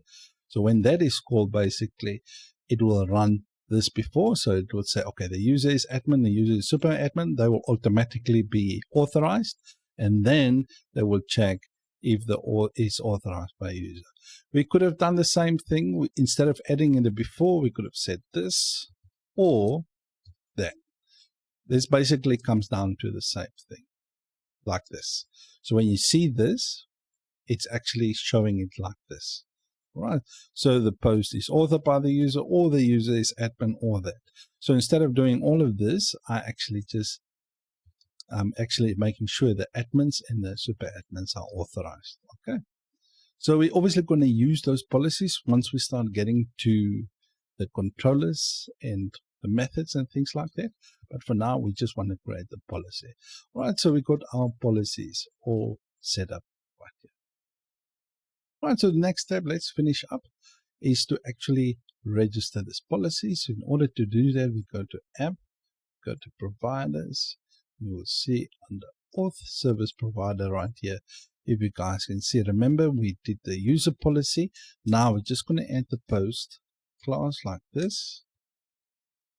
And then we just bring in our post policy. Right. So obviously, as you can see, it's imported at the top. If you don't want to import it at the top, just provide the full space, name path, basically, to do that. So in what I'm meaning is just put in app models / user, right? So you don't have to import it. But for me, this looks much nicer. So in this one, what we're going to do is we're going to set up our tag model, and we're going to set up our tags migration file, and as well as create a tagables migration file. All right. So let's get started. So go to app models, and we'll have our tag model. Right, so let's quickly set it up. So the first thing that we always going to need is to indicate which table it is. So in this case, we're going to set up a tags table, and then we're going to do a protected table, and that's going to equal to self table. Okay, so there's now our tags table. The next thing that we're going to need is we're going to need our fillable fields. Right, and the fields that we're going to need, let's just go to the browser quickly. Right, so our tags table is basically going to have a name, it's going to have an image and a slug. Because what we will do is we will save the path to the image for that corresponding tag in the database so that we can actually work with it. So if we go to a post by tag, so that we can actually display whatever image is needed. So in this case, the DACO one, so the slug will be there and all that kind of stuff. Now, as you can see, we've got a description as well for our tag, so we're going to add that field in as well. So let's do that. Right, so the fillable fields, the first one will be name, slug, image, just put it there, image. This is just for mass assignment. And the last one, this one will be description. Okay. So if you don't want to do a protected fillable, you can do a protected guarded, and you can just set this basically to an empty array. But the thing is, when you do this, you have to take all the necessary precautions to make sure that the data you want to put in the database is actually what you want to put in there. All right. So make sure you put invalidation and don't use request, all that kind of stuff. Right. But for me, I'm just going to stick to protected fillable. Right, so the next thing we want to do is we want to create public function, and this one is going to be get route key name. Now the reason for this is we're just going to return a slug string of slug. Now the reason for this is by default Laravel for the key name uses the ID on the model. Okay, so let me just quickly open the web browser. I just want to explain this. Just open the web. Right. Now, normally what would have happened is, let's say we got the users, and then we can add another field with curly braces. We can add users, and then we can add slug like this. Now, by default, if we leave it empty, Laravel will fill in this field with basically the ID as the route key name. But if you want to add something different, you add the slug in here and it will actually use the slug. But now instead of having to specify the slug like this, right, for the tags, we will actually specify. We don't want the ID to be there. We want to use the slug. So I don't have to specify in here slug like this. Okay. But that's obviously now for the users. It will be different for the tags because this will only do it for the tags. Okay. Right. So I'm just using it as an example for the users, but it's not for. Okay. Right. Enough of that. Next thing we want to do is those public function. This one is going to be for the ID and it's going to be an integer. And then we just want to return this ID. So let me just, the next one is basically going to be for the name. This is going to be a string. Just basically return this. Okay, so what it does is just basically when we call in this method, we'll basically return that. So I'm just going to copy that one down twice. This will be for the slug.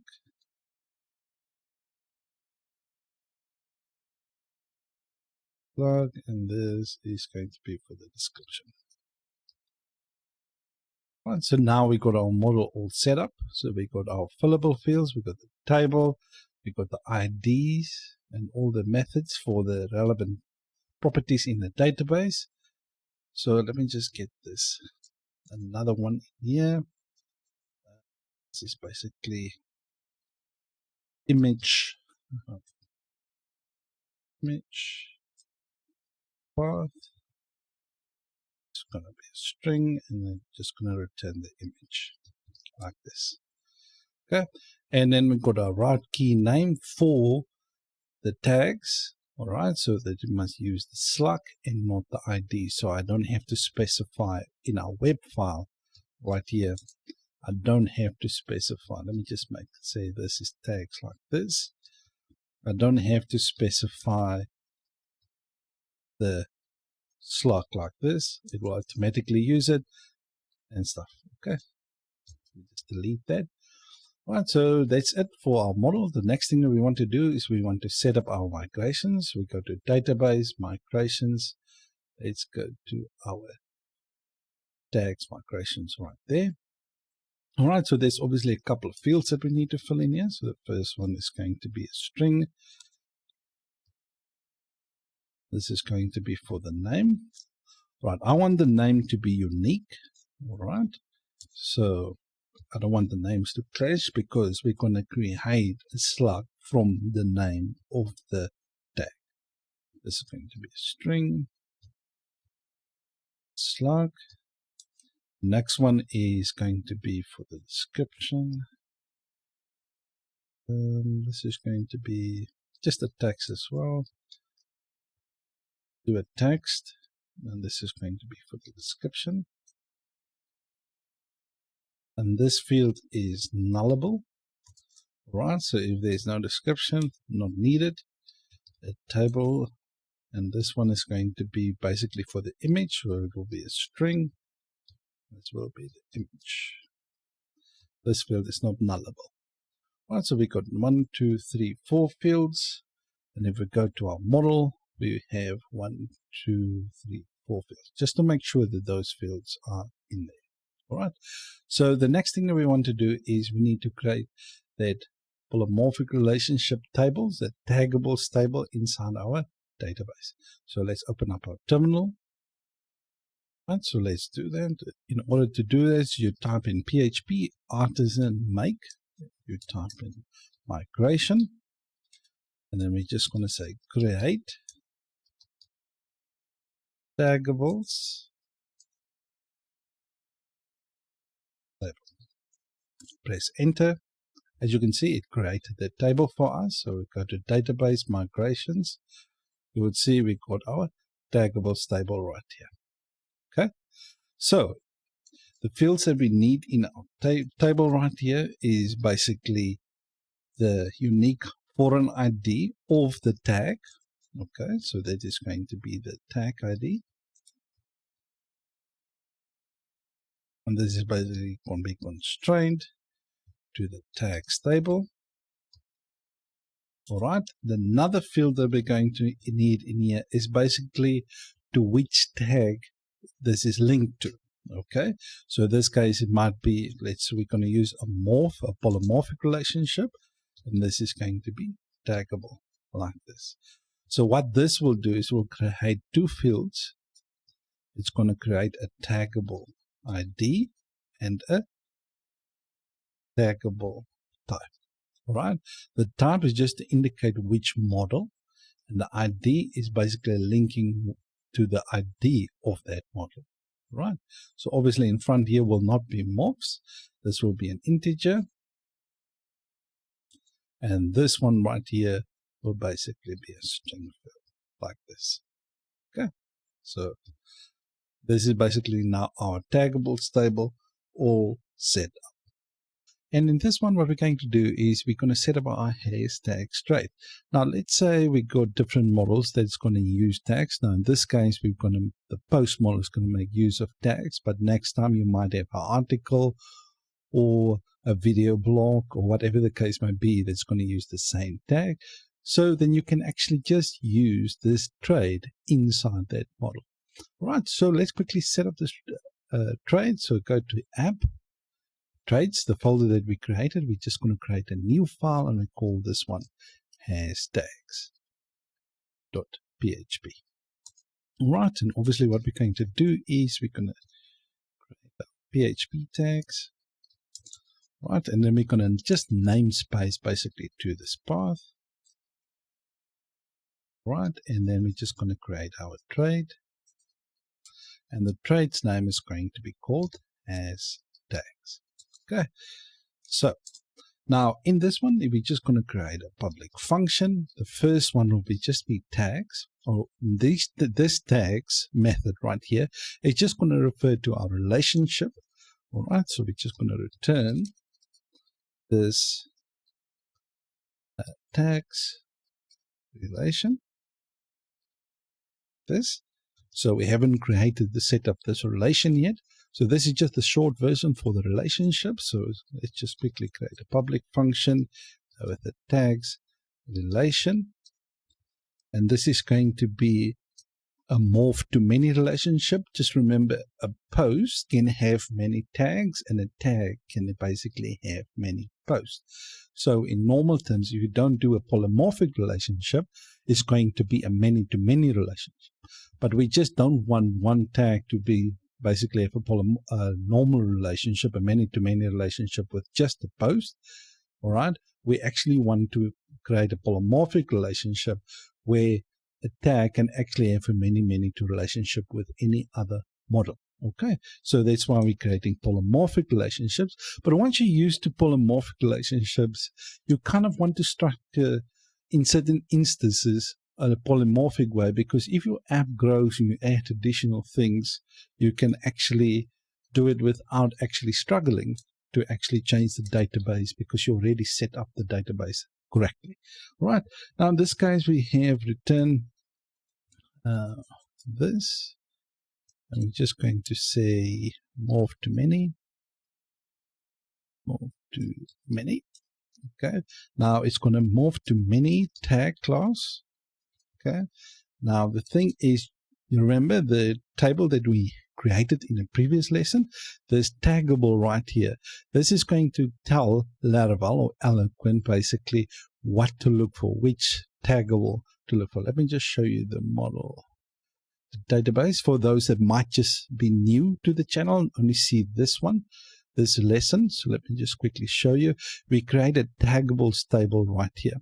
Now it's going to look for this field inside our model. All right. So the tag class is going to look for the taggable. Now basically this morphs will give us a taggable ID and a taggable type. All right. So the taggable right there. And what we want to do is we want to do it with time stamps like this. Okay. Right, so now we got our tags relationship. The next thing that we want to do is we want to create a public function of sync tags. Okay. So we will call on this method basically if you want to sync the tags. All right. So let's just do that, and we're just going to pass an array, like this, array with the tags, okay, and then this. Save. And what we're going to do, this tags relation, the one that we just created, this one right here, we're going to reference that relationship, and we just want to sync, because that's what we would have done in the controller. We're just going to do sync like this, all right, and then we just pass in basically the tags like that. All right, and after that we're just going to say this set me in this arrow unset relation. We're just going to do it with the tags relation. Right, and obviously the other one that we need to do is we need to be able to remove the tags as well. So let's just quickly create that. Public remove tags. So we're just creating that relationship. We don't have to pass in anything right here. And we're just going to detach the tags. So this tags relation. And we're just going to detach whatever tags from that relationship. And let me just copy this part right here and just unset the relationship. All right, so basically now our trade is set up. Let me just delete that because we're not going to need this. We've got our polymorphic. Just make sure we import everything. All right, so as you can see, we just need to import our tag right there. This one, just make sure you import that. Okay. So basically now our trait is created. Now we have to include this trait basically in whatever model is going to use tags. Now in this case, it will be our post model. So if we go to app models, the post model right here, we're just going to include it at the top. So use HasTags. So now all those methods that the trade that we created is now available inside our post model. Right, so there's a couple of things that I still want to add at the bottom right here. Now the first thing we want to create is we're going to create a delete method, okay, like this. All right, so let's just quickly, we don't have to pass in anything. We're going to say this method that we created, remove tags, this one. So when we when we call on this method right here, we're going to remove the tags, okay, from the post.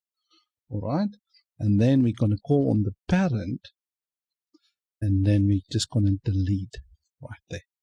All right, now if you want to know what this parent means, just remember in object-oriented programming, when you extend the model, this is basically the parent. The parent in this case is the model itself, the model right there, okay?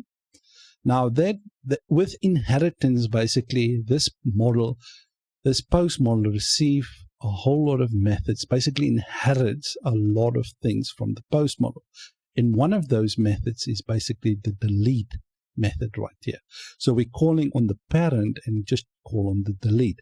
Now you might wonder why we want to do this. All right, let me just quickly open a post controller quickly. Right, anyone. So normally we're going to create a public function, and this one is going to be called destroy. All right, so what we would do is we would normally say in here will be a post like this. All right, and then what we want to do is let me just call on this delete like that.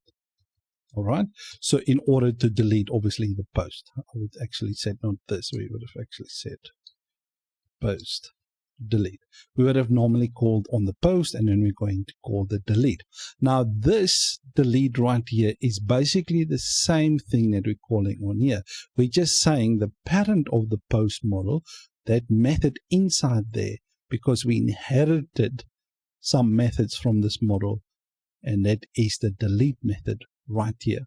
Okay, so it's basically this method right here that we call.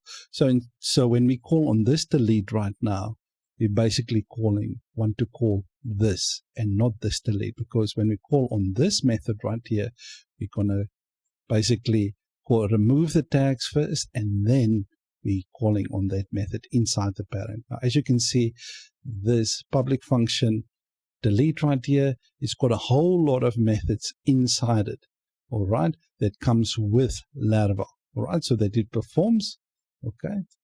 So let's just go to the post control. Let's just import this at the top. So as you can see, if I click this now, right, it's going to call on that method right there. Okay, so that's the method that we actually want, because this is what we want to do first, and not basically this one right here. So we're not calling on this one in our controller, but let's say we didn't create this method inside our post controller right here, post model right here. Let's say we didn't created that method.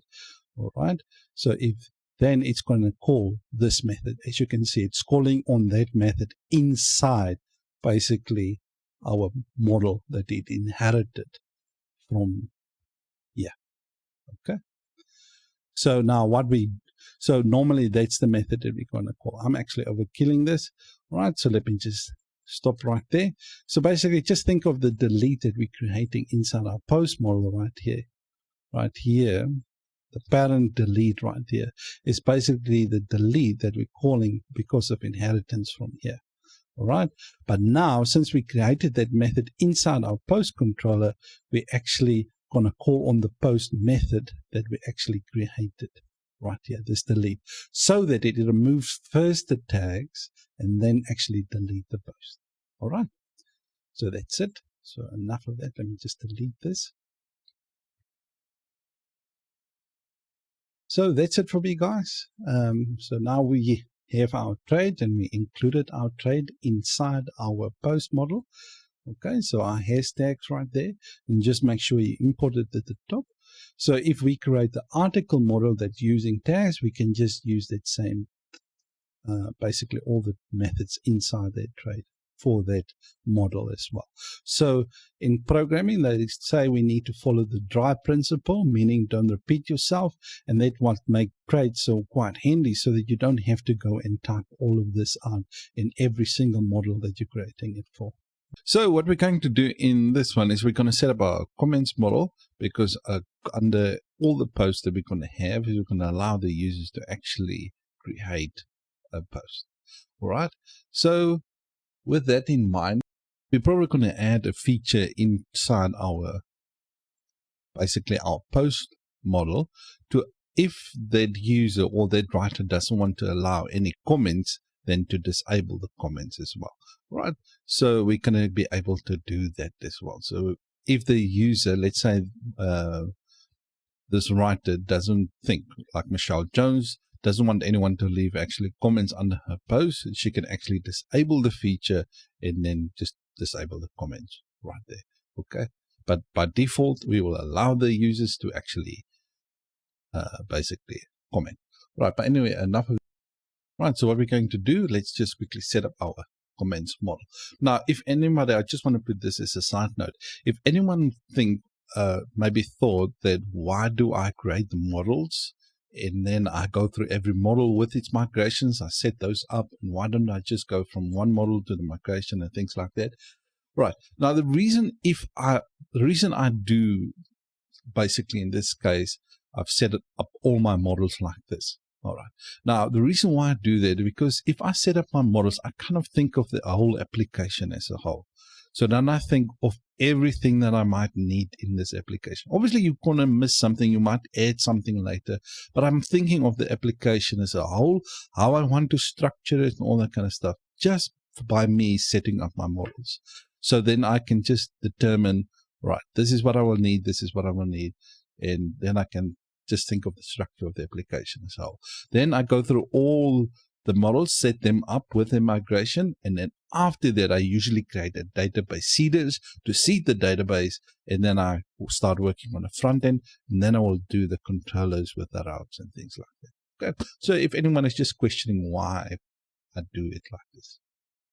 Right. Anyway, enough of that. So let's quickly go to our models and just set up our comment model right here. All right. So the first thing we're going to need is we're going to create a constant table, and we're going to equal that to basically the comments table. Right. Now this comments right here, we're referring to, let's go to our database migrations.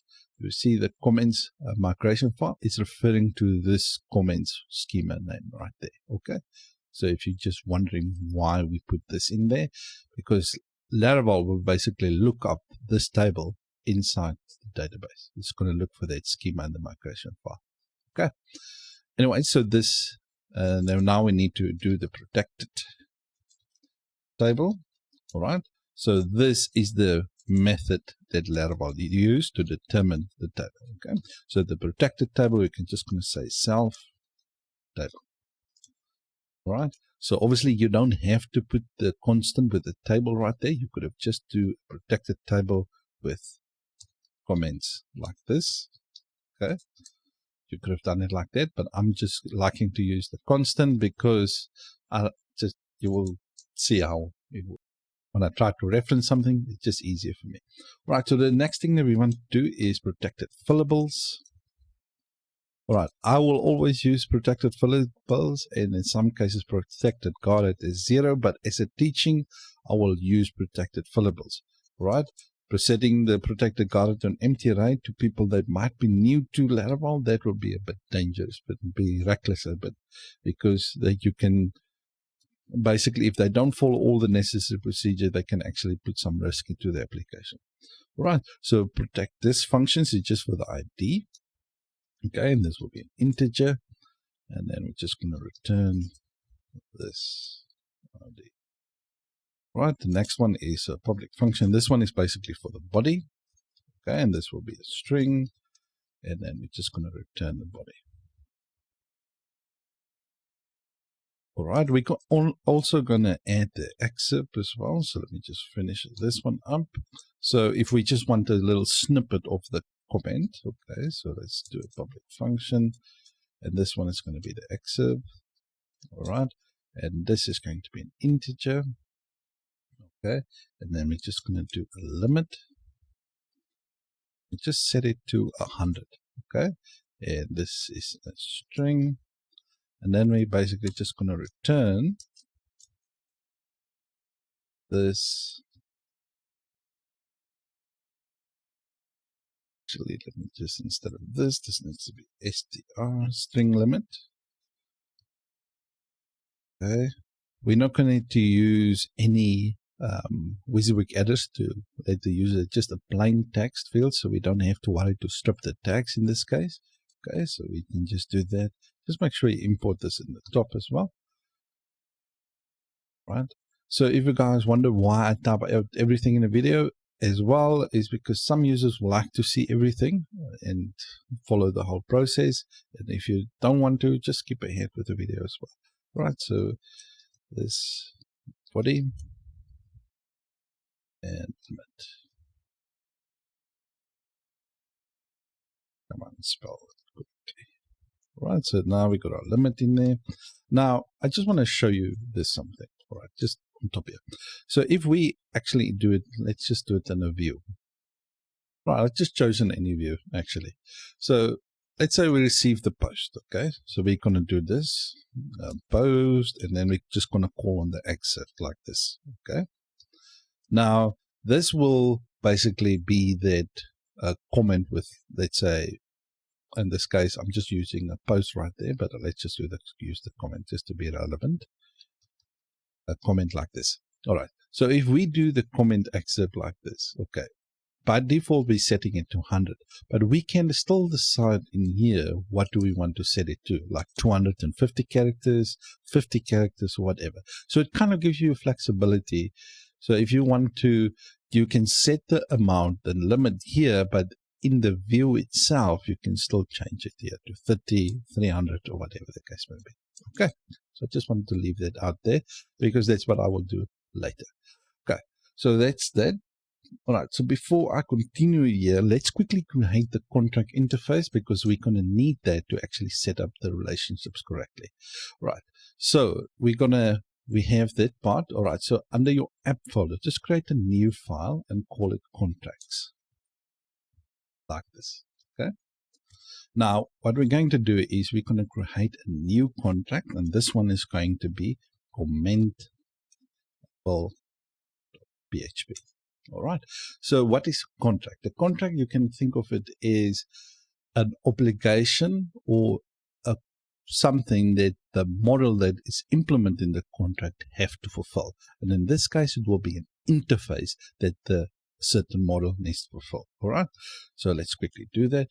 If you're developing packages, you will normally see that you need to create actually a contract where all your interfaces go into and stuff. Okay. So let's quickly create a namespace for this. It's app/contracts. All right. And let's just create an interface. All right. And this one is going to be called commentable. So that's basically now an interface, and there's obviously a whole lot of methods that I want whatever model that implementing this interface have to fulfill. So in this case, if the post model implements it, it needs to fulfill this criteria, or let's say it's an article that allows comments or a video post that allows comments, it needs to implement this interface and it needs to have those methods inside it. All right. Now I just want to show you the naming convention for interfaces in this, let's say, contracts needs to be whatever the name is and then with an able attached to it. All right. So let me just quickly open a user model, just to the naming convention. If you want to create any, you will see extends authenticatable. All right. As you can see, the user right here. Okay. So that's normally what. All right, let me just actually go into that clause as well. That's not a good example because here is basically the contracts that's being fulfilled. This basically, if you go to the contract there, you will see it's an interface. As you can see, authenticatable. It's kind of Laravel's naming convention that they use for interfaces. They add the able at the end, and if you can see authorizable, you'll see the add just the able at the end. Okay. So obviously they keep it in smaller case letters for the able. This one right here, you can see the smaller case. So it's up to you, singular and with the able at the end. All right, so for me, I'm just going to do it like this. All right, so let's quickly create a couple of methods inside here for our contract. All right, the first thing that they need to have is let's quickly create a public function. They need to have titles, okay? So all the contracts needs to have title, all the models, and public function. Let me just actually type it up because this will create actually a function. I don't want a function. So public function, this one here, they need to have the comments method. Okay, they need to have the comments method. Other one is, let me just do this. Copy it down. This would just be easier. Okay. Just give it some room. All right, the next one for the public function, they need to have the latest comments. Okay, and there needs to be an integer, and then we can add the amount. Okay, and then we can equal that to 5. So when we call on this latest comments part right here, you must just remember that if we call on the method, we will actually can specify the amount. By default, it's 5, but you can change it. Right, so next thing that we want to add is delete comments. This method, this whatever model needs to have the delete comments.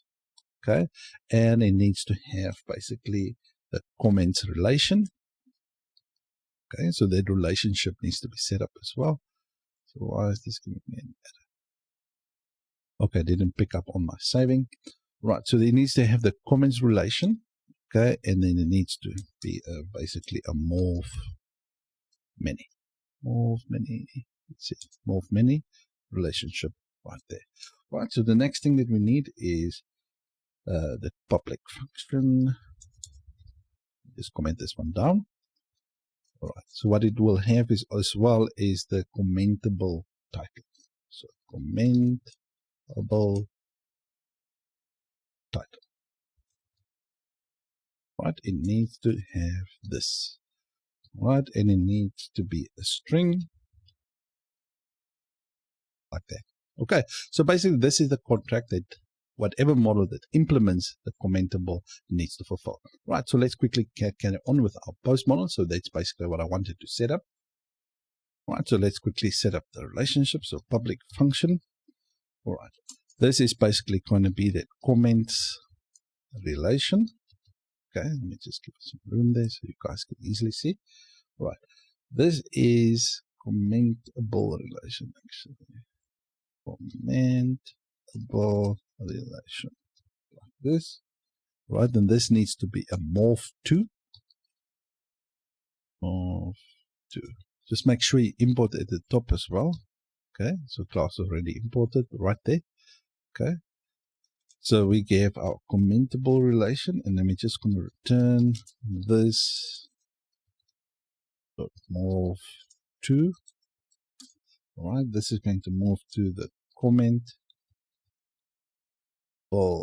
relation, and then we're going to have the commentable type. So this is basically the fields for our polymorphic relationship, and the other one will be the commentable ID. Like this. We can actually put the commentable ID in front, like that. Let's delete this. Right, so now we got that set up. Now the next thing we need is we need to basically create that public function, the commentable. Now this is going to make use of our commentable contract that we just created, commentable as it. Right, so just make sure you import that at the top as well. Okay, that contract of commentable. Right, and then we're just going to return this commentable relation without the parentheses, just like this. All right, so that's our model all set up. Now the only thing that we still need to add to our comment model, you must remember, we created a method of a HasAuthor because we need to know who the author is. Okay. So now, as you can see, now we can just use that interface instead of actually having to create all these methods inside our comments right here. All right. The next thing that we want to do is we've got our HasAuthor. All right. And the other one is we need to use the model helpers. All right. So let's move on. Let's go to our comments database. So database, migrations, comments table right here. Let's quickly set this one up. All right, so this is not going to be much in here. All right, so let's do a table. And this is going to be a text field. This is going to be the body. Okay, and the other one is going to be a table. This is going to be an integer. Come on. This is going to be the commentable ID. And the other one will be a string. Let's be commentable type. This. And then we're going to have the foreign key. So table, foreign ID. This one is going to be the author ID. Okay. And that is basically going to be constrained to the user's table. Right. Just remember the author ID, how we're bringing that in our comment model. You remember the HasAuthor, we got that author ID, the author relation for the, okay. So there we got it right there. Right, so now we've got our migration all set up. So the next thing that we're going to do is we need to implement that interface. All right, so we still need to implement basically that interface. So let's go to our app, models, post interface, because this needs to implement commentable interface. Now we will get a red underline to say that there's a whole lot of contracts that actually methods that the post is not fulfilling. All right, so that's what we're going to do in the next one. We're going to create a trade for basically to add like HasComments. All right, and we're going to implement basically this interface. All right, so we finished up in our previous lesson and we implemented basically our commentable interface right here on our post model. So what we're going to do now is we're just going to create a trade to actually fulfill some of the contracts that of our interface. All right, so let's quickly do that. So we just in our trades, let me just go there again. So under app trades, you will see we're just going to create a new file in there called HasComments.php. All right, so let's open up PHP tags. I'm just going to namespace basically to that trade. Okay. And then we're just going to create a trade. And this one is going to be called HasComments. Okay. And then the first thing that we're going to do is we're going to return the comments relation. Okay. So this is basically the polymorphic relationship from between, so in this case, between the post and the comment. Okay. So this is going to be a morph many. All right. And then we're just going to return this morph many.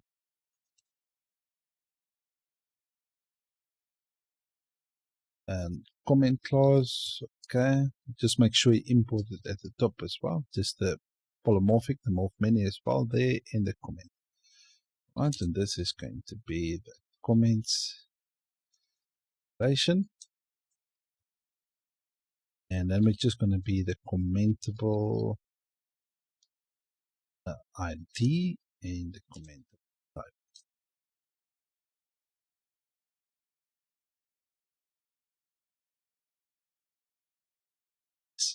All right, so the commentable ID and the commentable type. So if we open our comments migration right here, is basically these two things. So the commentable ID there and the commentable type in our comment section. Right. So just give us some room like this. Okay, so the next thing that we want to do above this, let's just create basically the comments. And this is just going to call on this relationship. We're just going to return this comment relation, not the method, just like that. All right, so we're just going to create the latest. So as you can see in our interface, what we need to do, we need to do the latest comments and delete comments. So we got our comments relation right there. We're going to create a commentable title actually inside our post model to fulfill that. Okay, so we just need to do those two, latest comments and delete comments. Okay, so let's do the latest comments. We're going to do an integer and we're going to add the amount. We're going to set it by default to 5.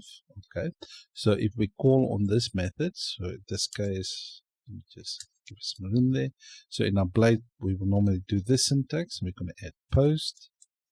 Okay, and then we're going to do latest comments. Okay, so if we don't add anything in there, basically we'll take the default as 5, but if we add 10 or whatever the amount, we basically can change the amount. Okay, so let's get the latest comments, and we're basically just going to return this comments relation. Okay, we're just going to get the latest. Okay. Then we're just going to limit the amount to the amount that we're getting right there, and then we're just going to press get. Okay, the next one that we need to add here is we need to add delete comments, and then we're just going to basically we're going to loop over the comments relation, and then for each one we're going to delete each comment. Okay, so for each this, let's actually just make parentheses.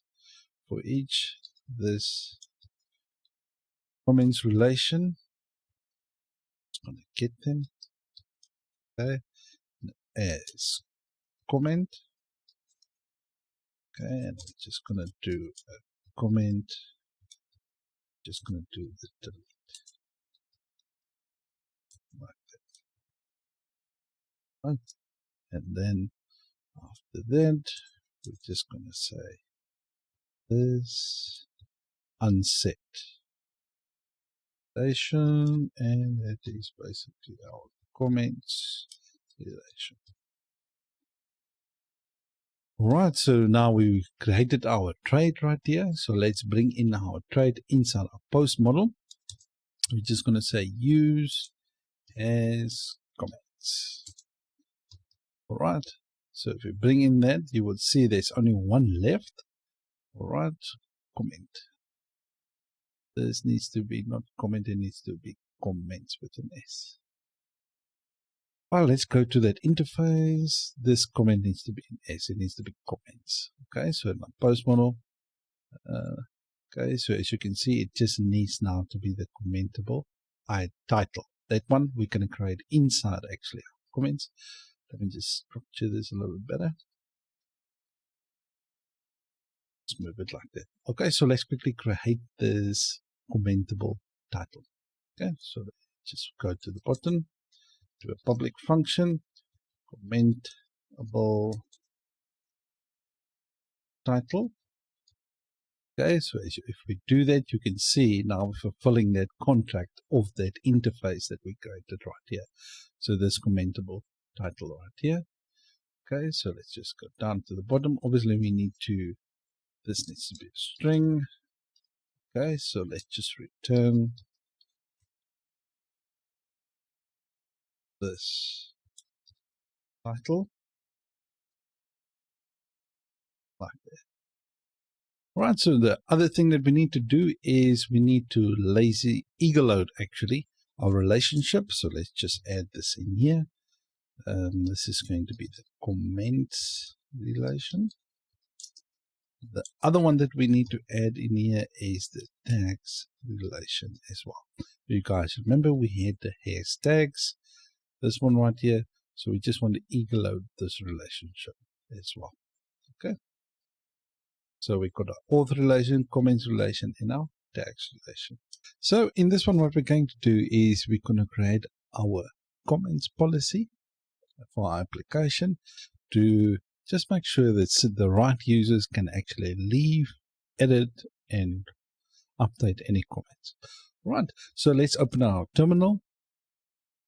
All right. So in order to create a policy, we do PHP artisan make policy, and then we just type in obviously our comment policy like this, and then we press enter.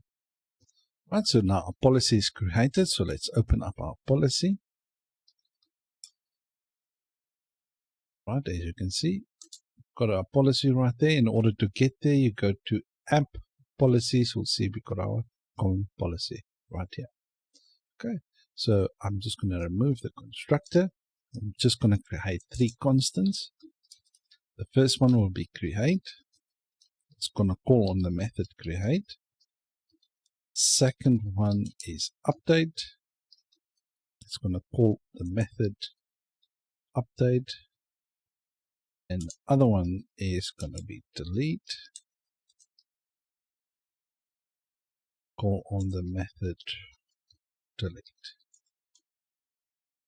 All right. So before we can actually call on any methods, before we actually going to create these methods right here, we just want to make sure that we assign authorization. If you guys remember from the previous one that we had, let me just save this. Let's just open up the policy. We created a post policy. So before any of the other methods are called, we're just going to make sure that we give full access and authorization to the admin users. Okay, so that we're going to do the same thing in this case. All right, so we can do a public function. And this one is going to be called before. All right, so this is a method for that comes with Laravel. Right, so before any of the other these methods that we're going to create are called, we're going to run this one first. Okay, and then basically we're just going to return this. Obviously, have to pass in the user. Let's just add the user in there. So we're going to return if the user is super admin, or if the user is admin, or if the user is a moderator.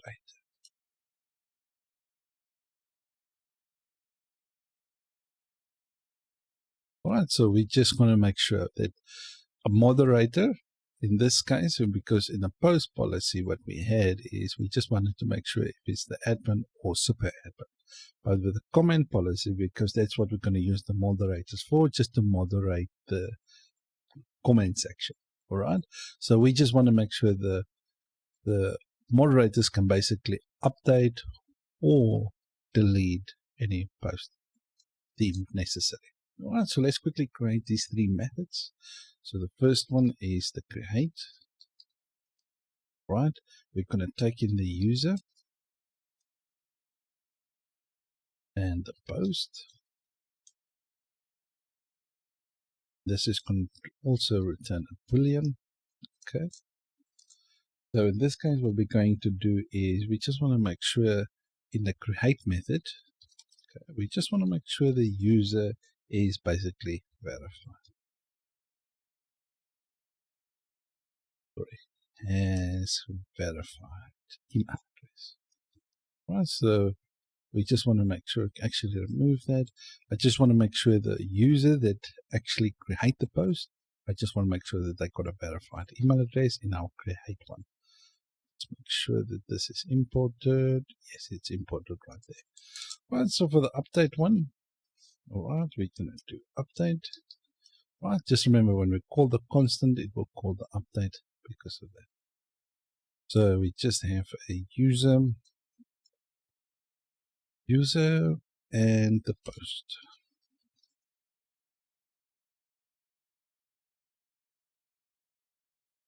It's going to return a boolean.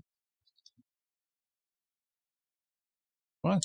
So what we want to do is we just wanted to check if the post is basically authored by this user. Okay, so we're just going to return the post is authored. Let's just make sure we put in this post right there. Okay, so post is authored by this user. Obviously we don't have that. Right, so we don't actually have to add these these three, the super admin, because what we have done, normally would have done is we just would have add these like this. All right, just to kind of check, but we don't have to add that because before any of these methods are called, we're just making sure that these are basically authorized. Right. The next one that we're going to do is we're just going to do the delete one. We're going to take in the user parameter again, and the post, and it must be a boolean, and we're just going to return that. Just make sure that the post is authored by the current user. Right. So we're just going to make sure if the normal users, they must just be the author, otherwise they cannot delete it. Same with the update and delete, edit, and all that kind of stuff. But the admins, super admins, the admins, and the moderators can be able to do all of it. Right. So that's it. The next thing that we want to do is we actually want to register this policy. So in order to do that, we go to our app, providers, our auth provider right here. You'll see we've got our user policy, post policy. Now the next one that we're going to add is our comment policy. And so we're just going to do our comment clause. Just make sure that's imported. Right, and the next one that we have is our comment policy. We just make sure that's imported as well. So what we're going to do in this one is, because the next one of our models that we need to update is obviously our plan one. But before I can do this, I need to actually install Cashier for Stripe. Okay, so we go through the whole installation, and then now we're going to set up our Stripe account in order to set up our products so that we can actually write our plans. Okay, so the first thing we're going to do is install Laravel Cashier. So what we can do is open our terminal. Okay, this one right here. So our terminal is open. So let's go to the documentation and follow the whole process to actually install Laravel Cashier for us. Okay, so let's go to the browser. Right, so I'm on Laravel.com. So we go to the documentation. Now go under packages. Okay, so you'll see we've got a prologue and all that kind of stuff. Just go to the bottom under packages, and you will see we've got Breeze, Cashier Stripe, Cashier Paddle, Dusk, Envoy, Fortify, and all that kind of stuff in here. So we're just going to go to Cashier Stripe. So click on that. Now in Cashier Stripe, we go down to installation, or we can just click installation. Let's just go there. All right. So just click it. It will actually take you to that header. And then we're just going to take Composer install. So copy it. Right, and here we just paste it in. So Composer require Laravel Cashier, and then press enter. All right, so I'm going to go through the whole setup process. Okay, so as you can see, we're using version 13.5. So yours might be a little bit of a different version than mine, but it shouldn't be breaking changes. Right, now that's all done. So what we're going to do now is, with default, we don't have to tag the migrations to actually update or change the migrations, but I'm going to do it anyway for anybody that might want to edit and add some custom files in there. Right, so if we go to the documentation, you can see we can just do the migrations, okay? But if you need to override the migrations that ship with Cashier, you may want to publish them. All right, in this case, I'm going to publish them. So if you want to override some of the features we're going to do that as well.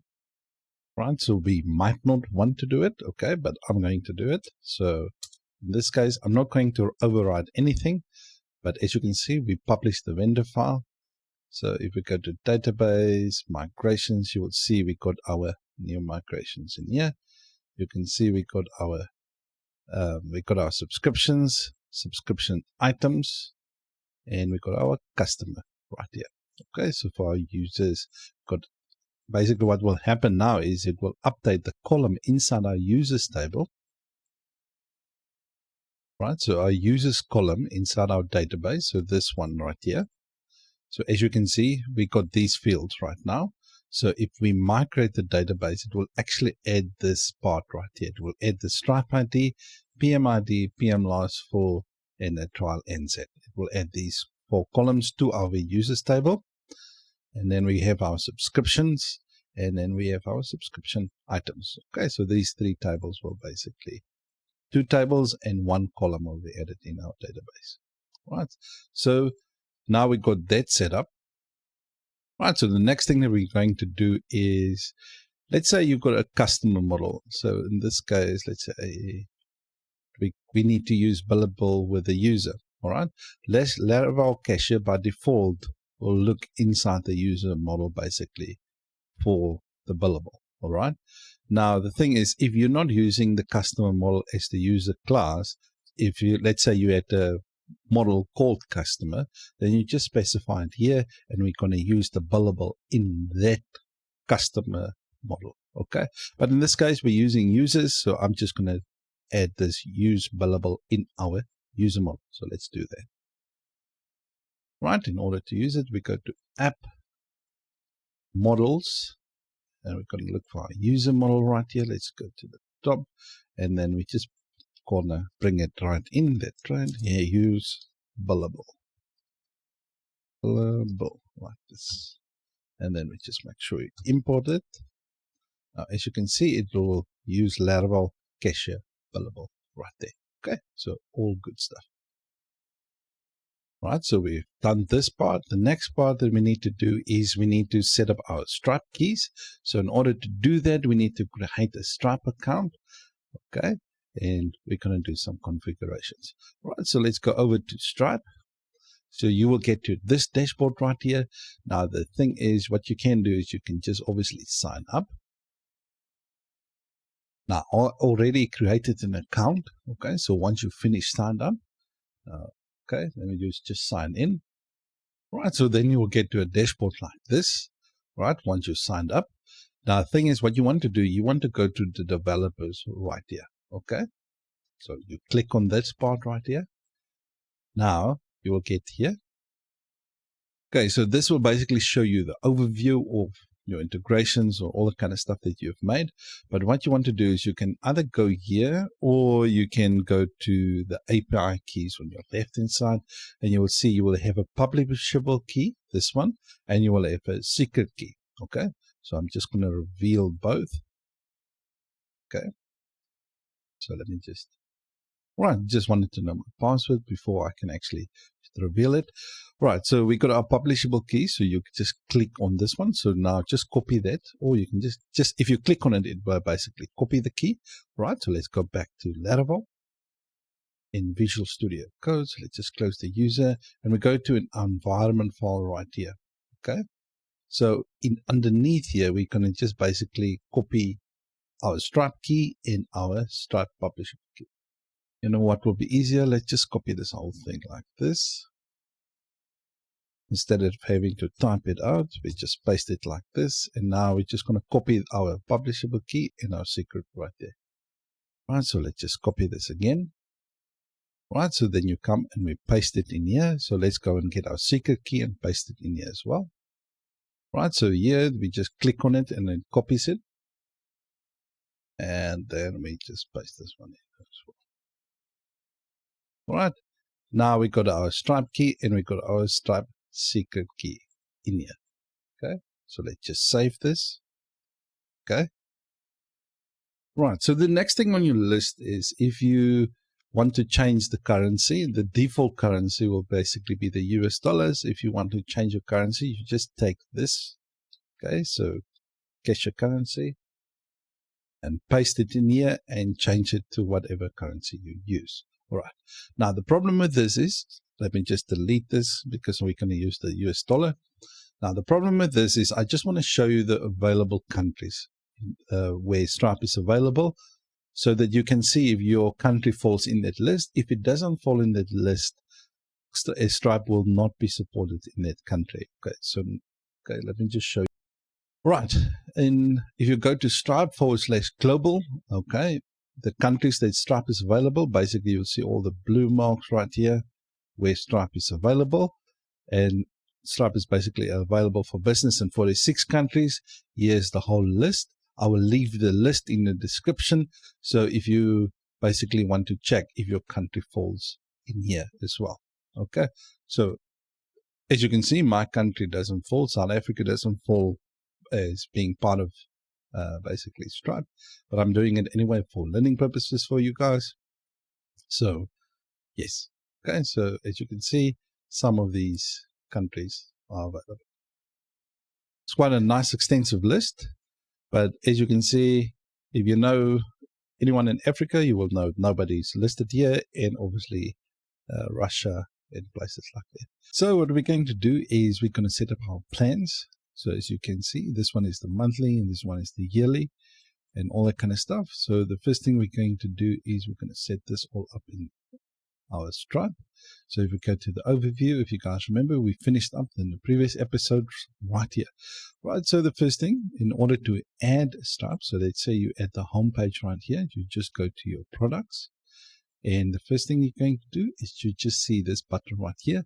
For future versions of Stripe, I think this might look a little bit different because they keep on changing the look.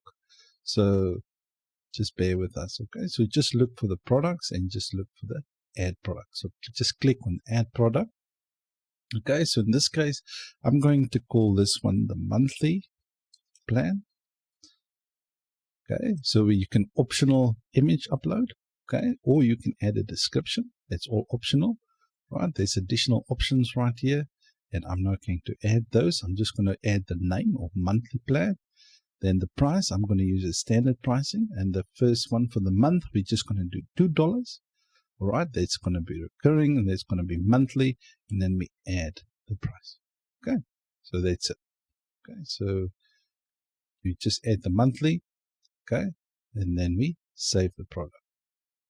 Save and add more. Okay, so let's just do that. So it's saving it. So now the next one we're going to add is we're going to add the yearly plan. You can call it whatever you want. All right. So you can call it the super premium, super discount, all that kind of stuff. It doesn't matter. All right. So we got our yearly plan and we got our optional description and then obviously the additional ones. All right. And this one is going to be $20.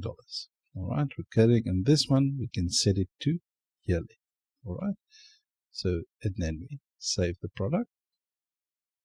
Okay, so now we got, if we go to our products, you will see we got a yearly plan and we got a monthly plan.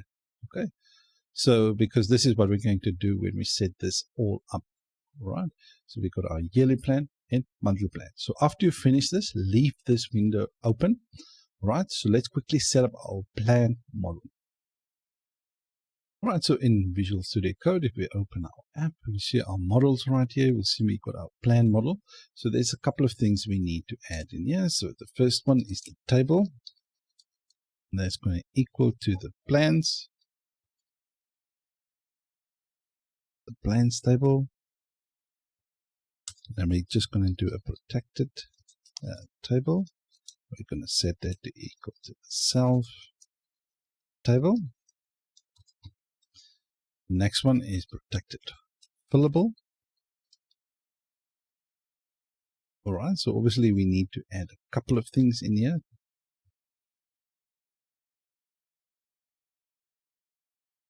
Right, so the first one, this one will be the name, slug, and Stripe name. Okay, the other one will be the Stripe ID. Okay, and then you can obviously add descriptions or additional fields that you might feel like you need. Okay, you can do that, and this one will be the price that we're going to save. And so the other field that we need here is the abbreviation. All right. Now, let me just show you all these fields basically in the browser. Right, so the first thing, it's the name, okay? And then obviously going to have a slug for the name. And then this is basically our price. And this is our abbreviation.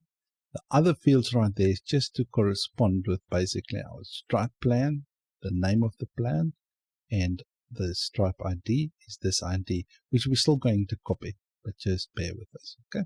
So we're still going to add that in a second. So let's go back.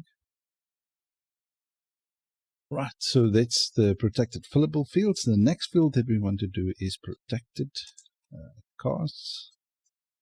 Okay, we're going to set this to, the thing is what you want to do, especially when you work with money, prices or anything related, the best thing to do is to always store the value in your database in cents. Okay.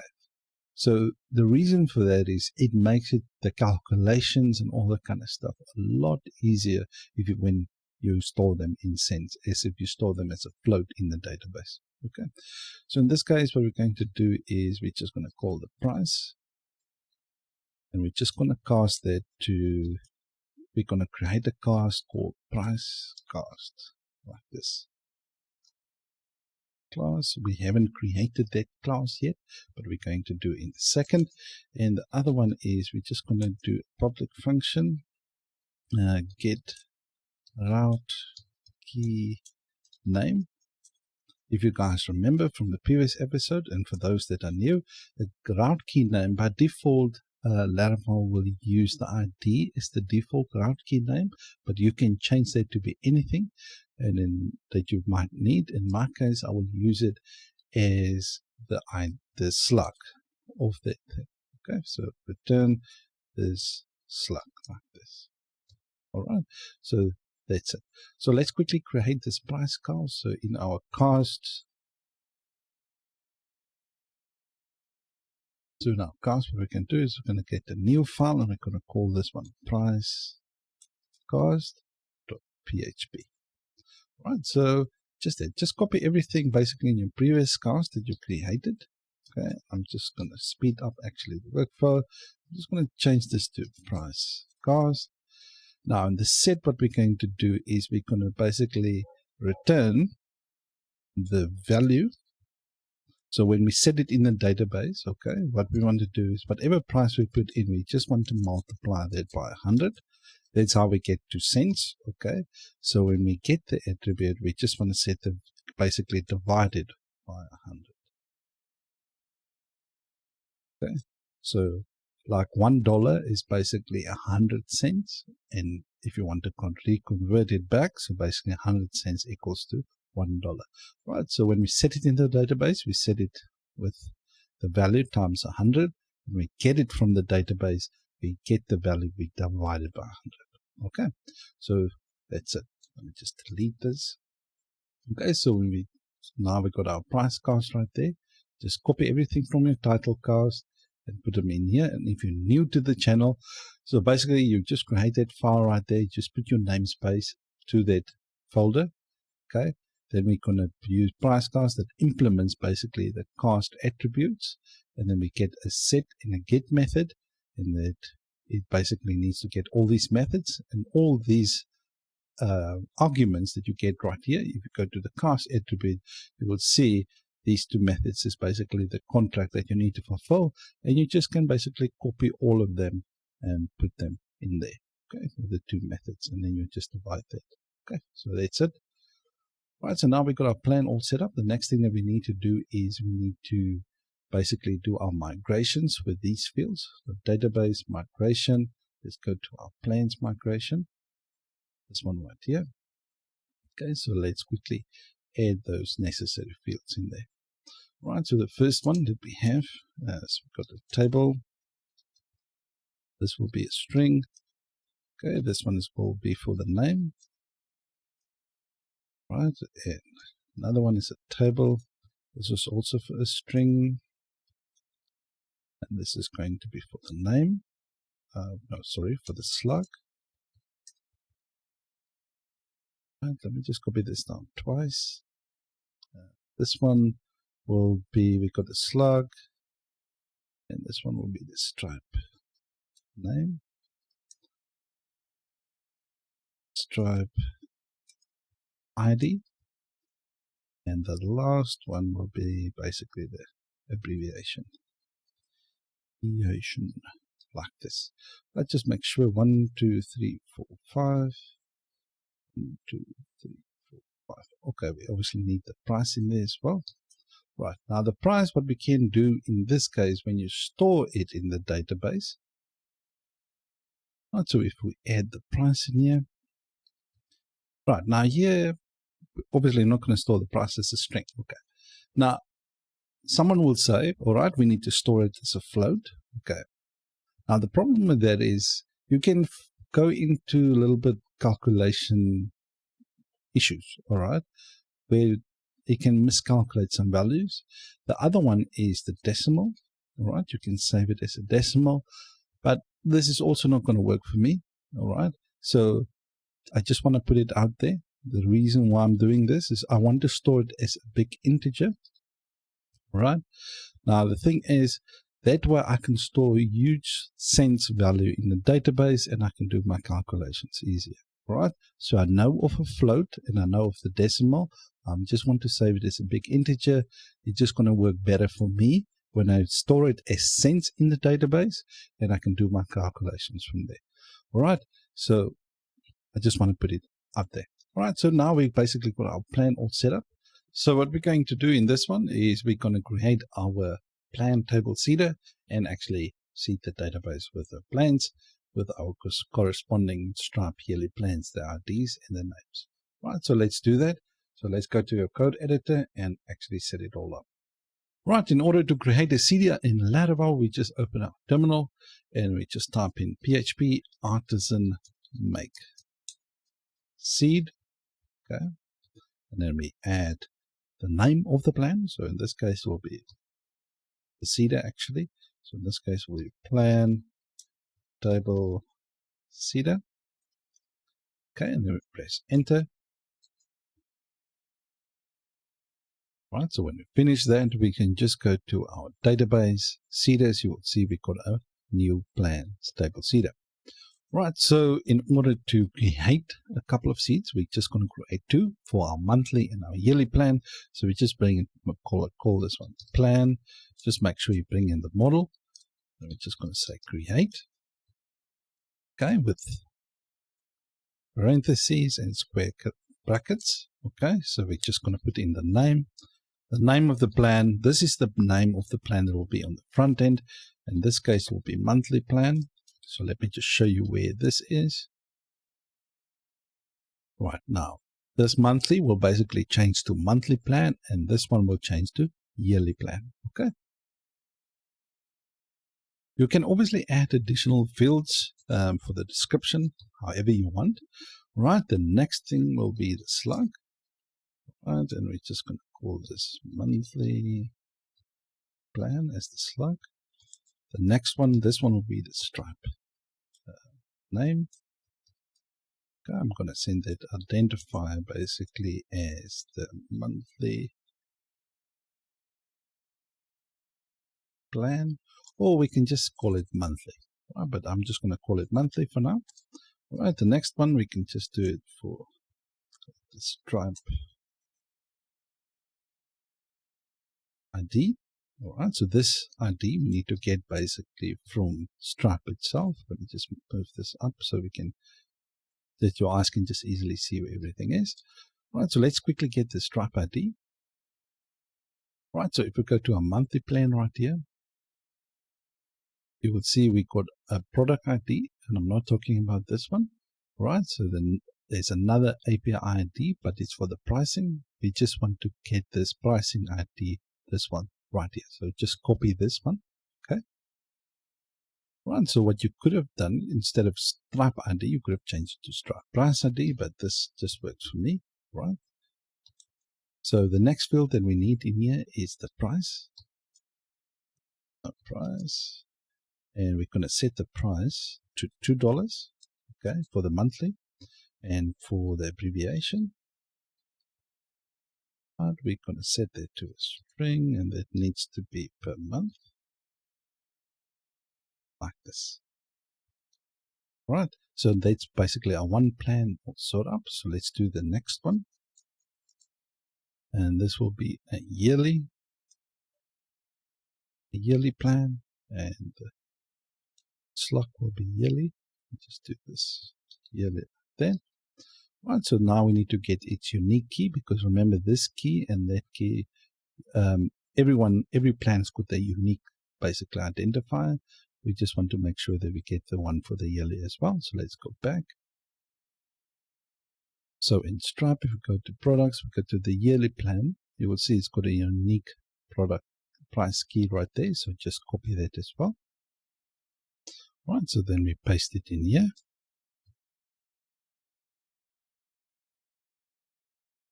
Okay. Let's copy all of that, paste it in there. Okay, and we change the 20 to the $2 to 20, and this one will be yearly, like this. Right, so now we've got our plans set up. So let's go to the database seeder file. Let me just make this a bit bigger. Just go to the database seeder right there, and we're just going to call the plan table seeder right here. Right, and then we're just going to seed the database and migrate it. Okay, so let's do that. So PHP artisan migrate fresh, and we seed it like this. Right, so if we do that, as you can see, it topped the tables and reseeded the tables. Okay, so let's just close this terminal. Let's go to our database and see if it actually filled it with data.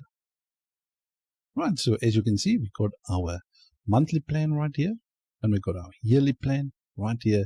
And as you can see, the Stripe name is monthly, and I forgot to change this to yearly. So let me fix this too as well. So you guys might have got this. So let me quickly fix that. Right, so I'm just quickly going to fix this to yearly. Right, and let me just redo that again. PHP artisan fresh, and seed it. Okay, all good. Right, so that's a little bit better. So we got our yearly plan, we've got a slug, and we've got a Stripe name, and we've got our different product keys. Now, as you can see, the prices, you remember when we seeded, we got the $2 and the $20. As you can see, with the cast that we created, now it sets it in cents, 200 cents and 2,000 cents. Okay, so that we can calculate and do our calculations with that. All right. So what we're going to do in this one is we're going to create a user table seeder that actually, by default, it actually comes with Laravel installation, right? The table seeder right here. So we could populate this. But what we want to do is we want to create a user, basically a profile factory, because every user has got one profile, and a profile basically belongs to a user. All right. So we're going to set up that type of seeder right here. So whenever we seed the database with a user, we're going to create a profile for them as well. Right.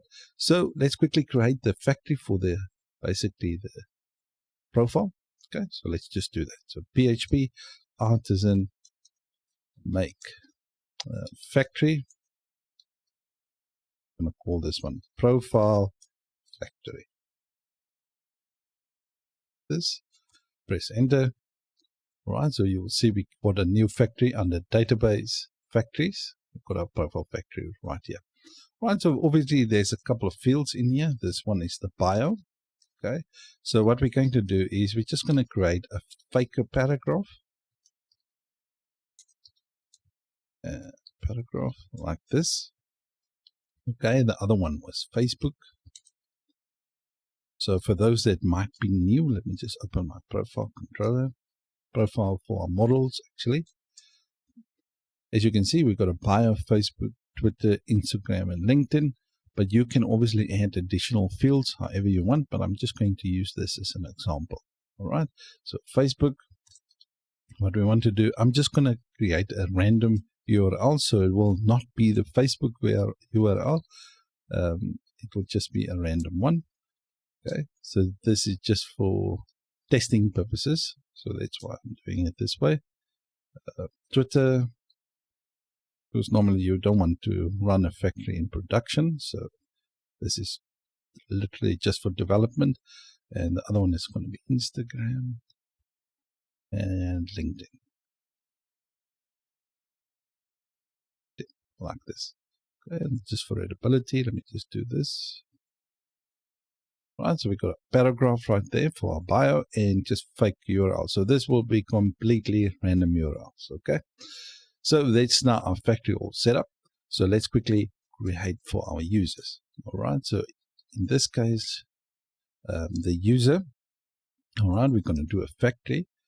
No, let's just do a let's do a factory.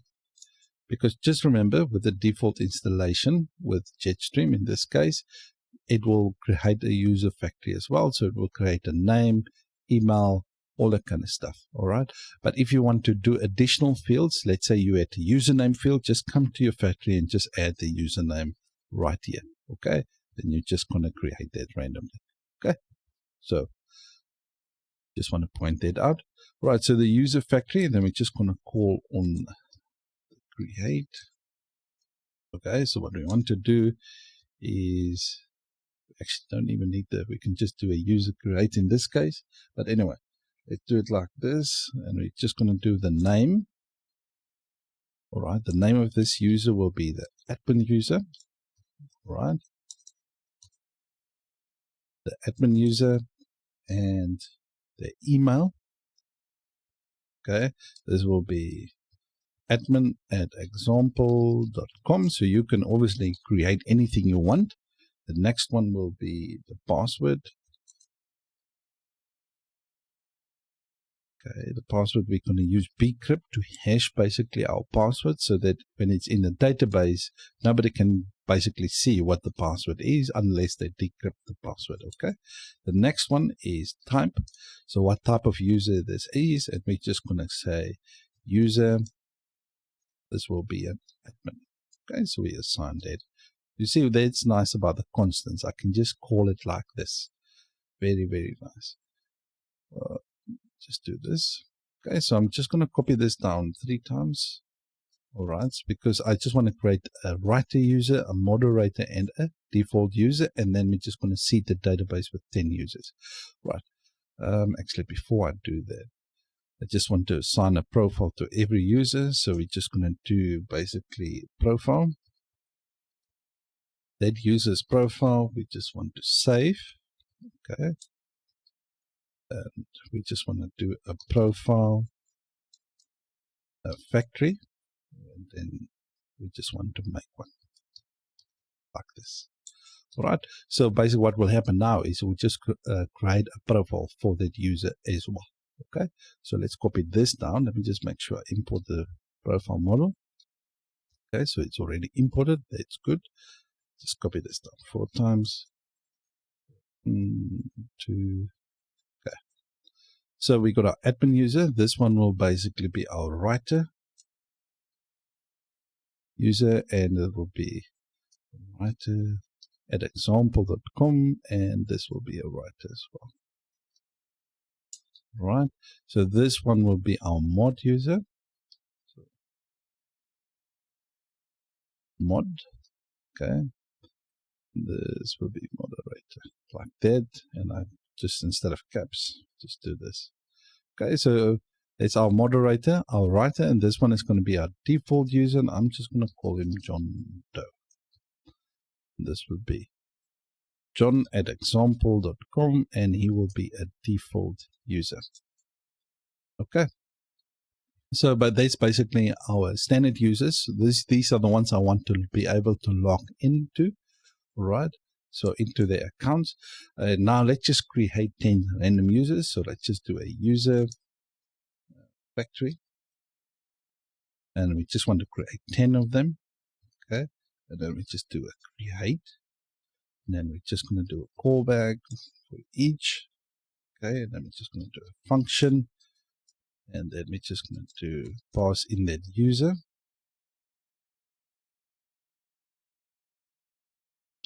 All right. And then what we want to do for that user, okay, that from this 10 that we create for every user, we just want to do a factory. Note for each factory. Right. And then we just want to save. Just copy this.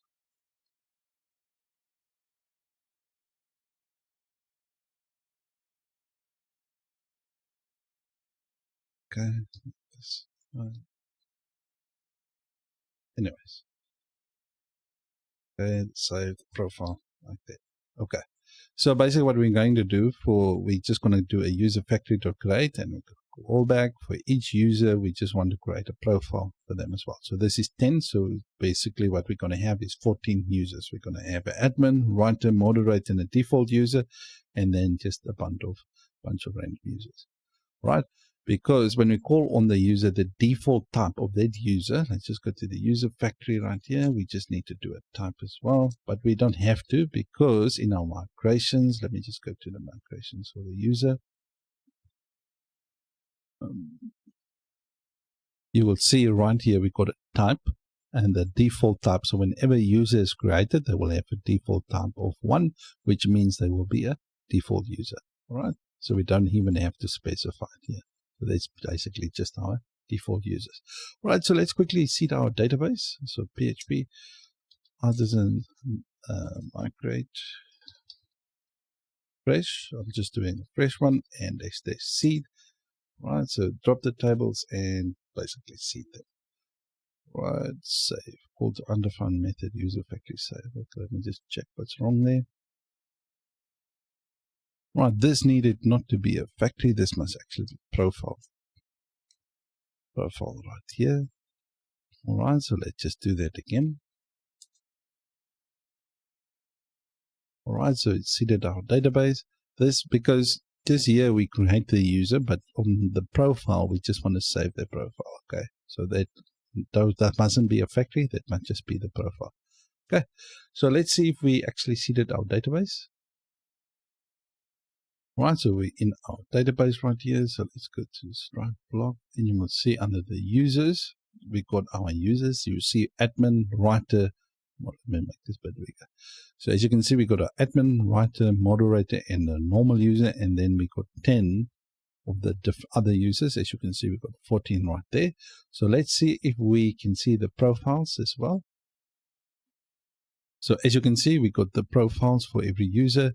As you can see, it's just random generated URLs for them, right? And you can see the user IDs right here. So that case, you will see it's the admin user. This one will be the writer, mod user, and John Doe. Right, so this is quite handy when we actually want to work on our front end stuff. So what we're going to do in this one is we're going to create a post table seeder and a post factory in order, obviously, to seed our database with post. All right, so open up your terminal.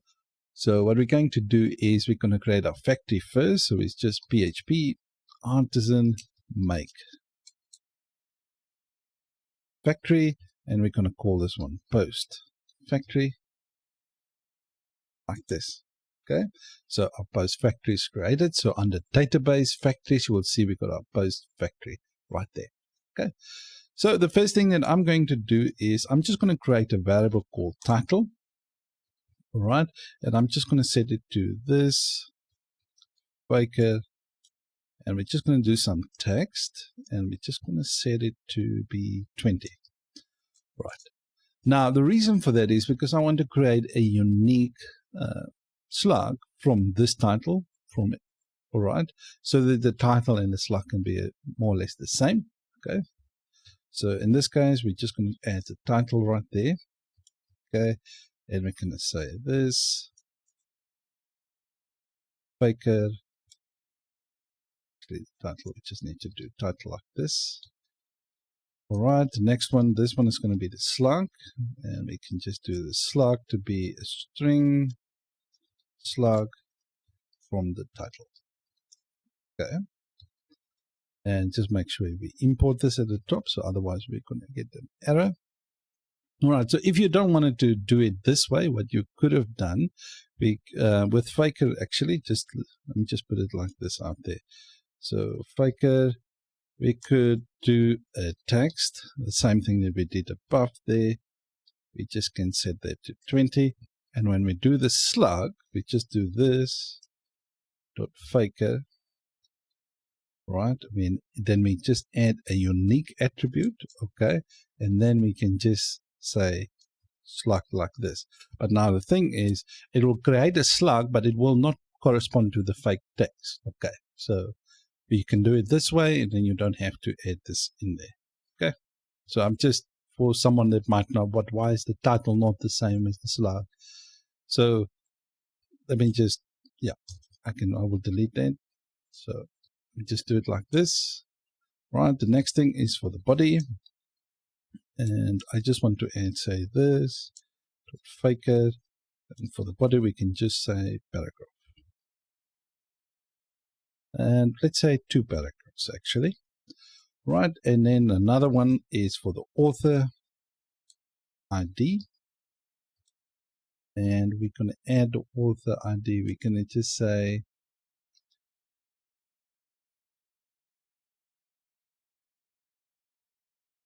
what we can actually do is we can actually assign an attribute like this.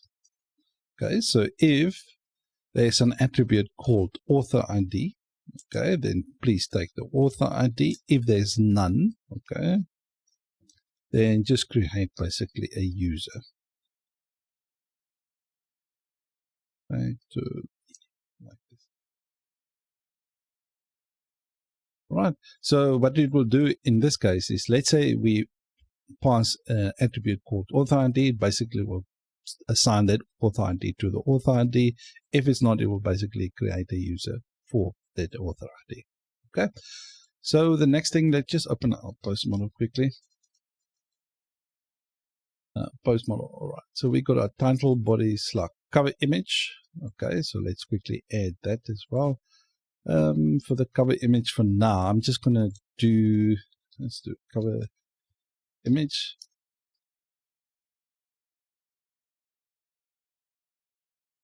For the image, what I will do is a public folder, and the image, the stock images, I will just use stock1.jpg. So I'll just put in here stock1.jpg. Right, so I will just do that, and the published add date, I will just assign that date to basically be now. Okay, so all of them will be published at now, right? So publish at the type, okay, so the type of post, the type. So what I will do in this case, I will set them to be random, okay, to be able to be chosen from either it must be standard or premium, okay? Because if you remember, let's just up post migrations, database migrations. Let's go to post migration. Right, if you can see, the type is going to be standard or premium, right? And the default is standard. So I'm just going to assign it randomly to be premium. Okay, so let's do that. Right, in order to do that, we just say this dot faker, and we can just say a random element. Right, and we can set them in an array, and the first one is going to be standard, and the other one is going to be premium, like that. Okay, so now that's now our basically our type. Okay, so we got our post, we got our type, photo created, that's nullables, we got our ID right there. Okay, so we got that all set up. All right, there's another field that I want to add as well. So inside our database, let me just do it right here, underneath the cover image. All right, so let's add a Boolean field. Okay, and this one is going to be called is underscore commentable like this. And then we're going to just say a default. By default, we're going to set that to 1, meaning true. Okay. So what we're going to do is, if an author wants to decide if they actually want people to comment under that article, we're going to set it is commentable underneath it. We can actually just do it like this. Is commentable. Then we just set it by default true, so that the writer or the author can actually decide if people want to basically comment under the post as well. All right. So we can just do that as well. So under our post, underneath here, we can just add another field is commentable like this. All right. So just to give the authors a little bit more freedom if they want to decide if people need to comment under their post. Okay. So the next thing, and we just want to add here is commentable. Okay. And then what we want to do in here is we can just do a random, right? And we can just set it be random 1 or like this. Okay. So now what will happen is it will assign a random value of true or false. All right. Just remember 0 is false and 1 is true. So I just want to add where's some protected cast right here. I just want to is commentable. I just want to let this be a Boolean like this. Okay. So when we cast it, it will assign it from Boolean casting of Boolean, which, pardon me, if it is 0, it will return it as false. If it's 1, it will return it as true. Okay. So we just casting it as a Boolean value. Okay. So they're commentable. Right, so now we got that set up right there. So we got our factory all set up. So the next thing that we want to do is we want to actually now create a seeder for our posts. Right, so just open our terminal. Next thing we do is PHP artisan make seed. And we're going to call this one post table seeder. Then press enter. Okay, so now we got our seeder right there. So we go to post seeders, and you'll see we got our post seeder right here. Right, so this obviously this one will be quite easy. So we're just going to do a post factory like this. Then we're just going to add a count. Okay, and then we can just say how many posts do we want to create. Let's say in this case just 20. All right, and then we just want to assign create. So which author do we want to create? Let's say we do it like this. We're going to create 10. Okay, with the author ID. This is the attributes that we're going to assign. So which going to be here. Okay, so the author ID. We're going to set that one to basically be the 1. Okay. Just remember in our user factory, so the first one right here, that's our basically our admin user, and the second one is our writer. So I'm just going to do 10 of these and 10 of these. Okay, so let's go to our post table seeder again. So let me just, I don't want too many posts. Let's just create 5 and let's just copy this one down, and I'm just going to assign this one to be the author ID of 2. Okay. So because remember, it's only the admins or the writers that can actually create posts. Okay, so let me just do that. So that's basically our table seeder all set up. But now what we want to do is we want to go to our database seeder and actually just call our basically our post table seeder like that. Right. So if we go there, you will see. So we got it right there. Right. So that's it. So let's quickly see if we can seed our database. And what we're going to do in the next one, we're going to set up our tags table seeder, and after that, our comments table seeder. Then we're going to start working on our front end part. Okay. So let's quickly see if we can actually seed the database and if we get any errors. So PHP artisan migrate fresh /seed. So hopefully no errors. Right, we've got an error, post not found. Okay, so let's see where in the post right here. Obviously, we haven't imported this yet, so let's just import our post factory. Let's do that again. User not found. What? User factory. All right, got our user right there. Just pause this. All right, so if we go to our post factory right here, we're making use of the user. We haven't imported that user yet, so let me do that. Okay, so now it's supposed to work. All right, it worked. All right, so now we got our post in the database. So let's see if we can actually view our posts. All right, so as you can see, we got our post in our database. So if we go to database post right here, you can see we got our cover image, the stock 1.jpg. I just want to use that because once we create one, we will actually just obviously let that be in.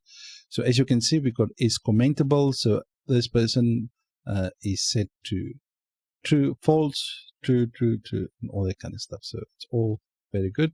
As you can see, we've got an author ID of one. We got created that, an author ID of 2. All right. So as you can see, some of them are standard and some of them are premium. Okay, so the different posts. So that will be quite handy when we start determining if the user can be able to go to a premium post if they're not subscribed. Okay, so that's all very, very nice. So all of this is all set up. So what we're going to do in this one is we're going to create a tag factory and a tag seeder. All right, so let's get started. So let's open up our terminal and we just do PHP artisan make factory, and we're going to call this one tag factory. But this one will be quite quick. So tag factory. So let's go there. So database factory. So we'll see we got our post, profile, and tag factory right here. Okay, so we're just going to need a name. Okay, and we're just going to say this faker. And it's just going to be text. And we're just going to say 15. All right, not that. The next one is going to be the slug. This faker.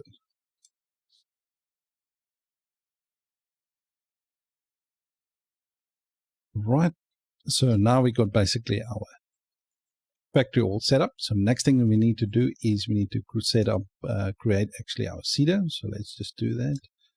Make seed, and we're going to call this one tag table seeder. Okay, so let's go to that seeder. So under seeders, you will see we got our tag table seeder right here. Right, so let's just quickly create that. All right, in order to see all the posts on our forum, let me just quickly go to the browser. Right, so this is basically a tags we want to see the database, outdoors, health, environment, fitness, family, decor, beauty, and DIY. So let's just try and copy all of them. Okay, so let's do that. All right, so what we want to do is we want to collect all the tags. Right, so let's just do collect. Right, and then inside here, right, just put there. We're just going to say this, dot collect. Let's do a function called create tag. Okay, then we're going to pass in the first one will be outdoor. Let's just capitalize this. Outdoors. And the slug will basically be outdoors like this. Okay. Now let's just quickly create this method called create tag. Okay. All right, so it's private function. And we're just going to call it create tag. Right, we're going to take in the string, and this is string, the name, and we're going to take a string for the slug. All right, and then we just going to return the tag factory to read, and then we're just going to call the create on it. Okay, and then we're just going to say compact, and then we just pass in the name and the slug like that. All right, we must just obviously make sure we import this at the top right there. So why is it giving me error? Name slug return tag factory. I'm running a function in another method. Let me just move it up there so that will fix it. Right, so we got created our private function right there. Just I put it that method actually inside that one, so that's why it's giving me an error. So every time when we call this, it's going to call the factory just to create that basically right there. Right, the next one is called. Right, so we got our health. Let's do this. We got our health. And it needs to be like this. And then we have environment.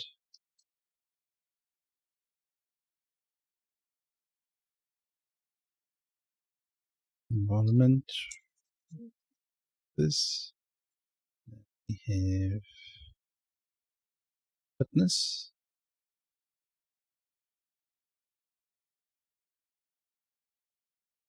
Then we got beauty, I think. Beauty. Let me dump all of them out. See you after this.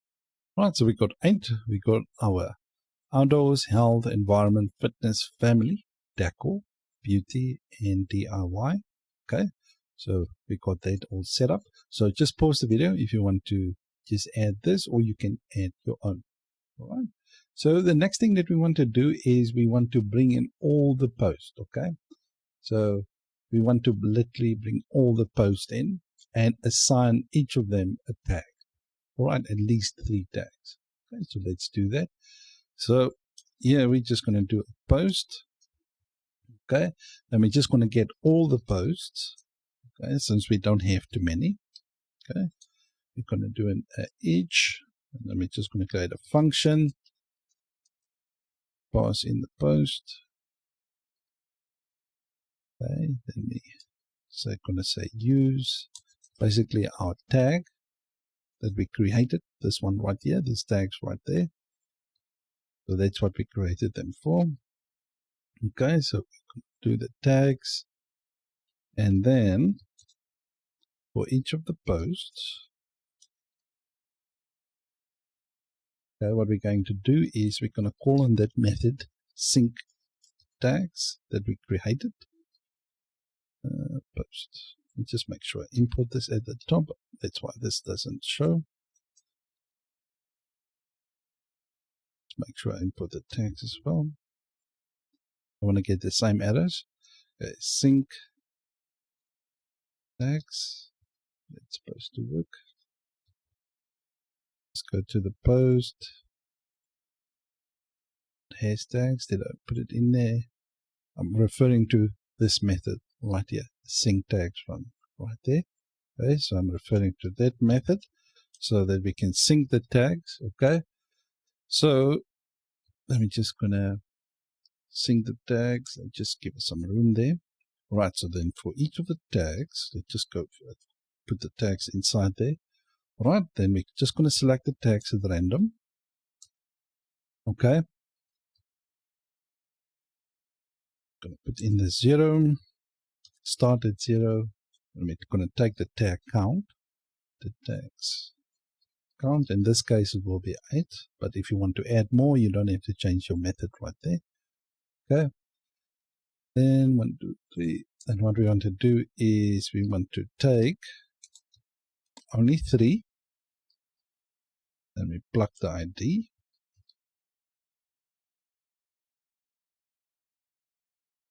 And then we want to set it to an array. Like this. Okay, and we need to put this like this. Right, so basically what we're going to do is we want to sync the tags, okay? Then we take these tags, okay? Then we just add random. We're going to take from between 0 and 8. In this case, there's 8. Then we just take 3, and we plug the ID, and then we set them to array. So basically what we're going to do is we're going to assign this post 3 tags. That's randomly selected from this, okay? So that's it. So that's our seeder all set up. Now we need to bring in that seeder for our tag seeder in our database seeder right here. So just do like this. Tag table seeder. Right, so it refers to that. There's another thing that we need to add. Let's go to our factory quickly. Tag factory. And this one is going to be for the image. Just remember, let me just quickly show you. Our database migrations, let's go there. Tags migration, you will see that we have a name, slug, and an image. Okay, in this case, I'm just going to let me just make the image nullable. Okay, nullable like this. Okay, I'm just going to set it nullable for now, so I don't have to add it in here. Okay. All right, so before we actually seed the database, I just want to go to the post model. Just uncomment the comment, basically comment out the comments relation because we haven't created the seeder for that yet. And just make sure your tags relation is spelled without the S right there. Okay. So in order just to seed the database correctly. Okay. So let's open up our terminal and just seed our database. All right. So PHP artisan great fresh -c. Right, so we got our user table seeder, plan, post, and tag seeder, so all done. So let's open up our browser. Right, let's see if we got our tags in here. So as you can see, we got our outdoors, health, environment, fitness, family, decor, all that kind of stuff in here. So we got our database seed, and you can see it actually updates the created date and updated it. The images for now are null and the description is null. So if you want to add that, you could have done the same as what we did with the post. All right, so let's go back here. Let's go to our post, see if our post table is seeded. Yes, it's seeded right there. And also now. So let's quickly just check our taggables to see if actually the relationship between the post and the tag is set up as well. All right, so it's set up correctly. So as you can see, for every post, so as you can see, there's 3 posts. It will assign them randomly, just basically which tag ID right there, right? And obviously with the timestamps. And thank you for all your support that you've shown to the series so far. I just want to say thank you guys for being here. Thank you for the likes and all that kind of stuff. Right, so this is going to be our last seeder that we're going to create. And this one is going to be our comment seeder, where we're going to create basically seed our database with comments and assign them to obviously the relevant posts. All right, now the other thing that I want to do is mention here as well. So in the coming episodes, we want to do the Stripe part first. Okay, so that the guys that's only here for the Stripe and see how to integrate it, they don't necessarily need to see full CRUD applications and that kind of stuff. So I want to finish the Stripe. Then after we finish that, so basically we're going to subscribe a user and all that kind of stuff. So for those guys that are here for only that, so that they can get that done, so they can see that. And for the guys that want to see the whole thing, after we've finished with the Stripe, basically I will do the full CRUD application for the post, the tags, and all of that kind of stuff. Right, so we finish our seeder first, and then we're going to move on to the rest. Okay, so in order to seed our database with the comments, let's open our terminal and actually just create our comment factory. So PHP artisan make factory, and this one we're going to call it comment. Like this. Right, so press enter. I'm just going to create the seeder as well. So make seed, and we're going to call this one comment table seeder. Right, then we press enter. All right, so we've got our comment seeder in our comment factory. So let's go to our comment factory. Okay, so we got our comment class right here. So the first thing that we want to do in here for the bodies, let me just open up my comment model. The one right here. As you can see, we only have a protected fillable field of the body, and I can see a problem right here. So if you can see the table here, it's in a string. This mustn't be in a string. It needs to be like that. Okay, so otherwise it will just give us this table. Okay, and this basically refers to that table right there. Okay, so just fix that as well if you did what I did. Right, so we've got a property only for the body right there. So if we open our comments migrations, right, so if we open that, you will see we have a commentable ID and a commentable type, and obviously the foreign key for the authors. Okay, so let's do that. So for the comment factories, we got our body. Okay, so the body will be just some faker. Okay, so this faker. I'm just going to do text. Okay, just not a big comment. Okay, then we're going to do the author ID. Okay, the author ID will just do a user factory. Okay, the next one is basically a commentable ID. Okay, a commentable ID. This will basically be a post factory and a commentable type. This will be our post table, like this. All right, just make sure we import the post, okay, and the user as well. Right, so we might just make sure that we import all those kind of stuff. The reason why I'm doing it like this, so that you guys can just easily see if you post a video. So instead of it being like this, it's kind of difficult sometimes to see on a screen. So I'm just putting it like this so that everyone can easily see what it is there, all that kind of stuff. All right. So basically that's now our comment factory all set up. The next thing we need to do is we need to set up our comment table seeder. So let me just open that. Comment table seeder. All right. So we've got our seeder right here. All right. So what we want to do is we want to bring in all the users. I'll just make sure we import the users at the top, but I'm going to assign the users equal to that. Make sure we import this.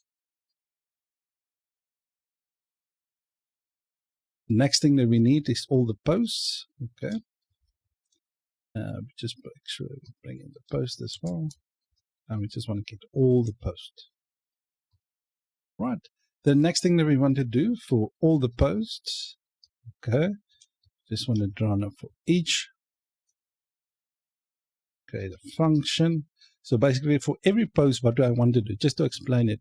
For every post, I want to leave basically create 5 comments under each post. Right? So that's basically what I want to do. So if you can see, let me just pass in the post. Okay, and then we're going to use the users. All right, so the users that we created. All right.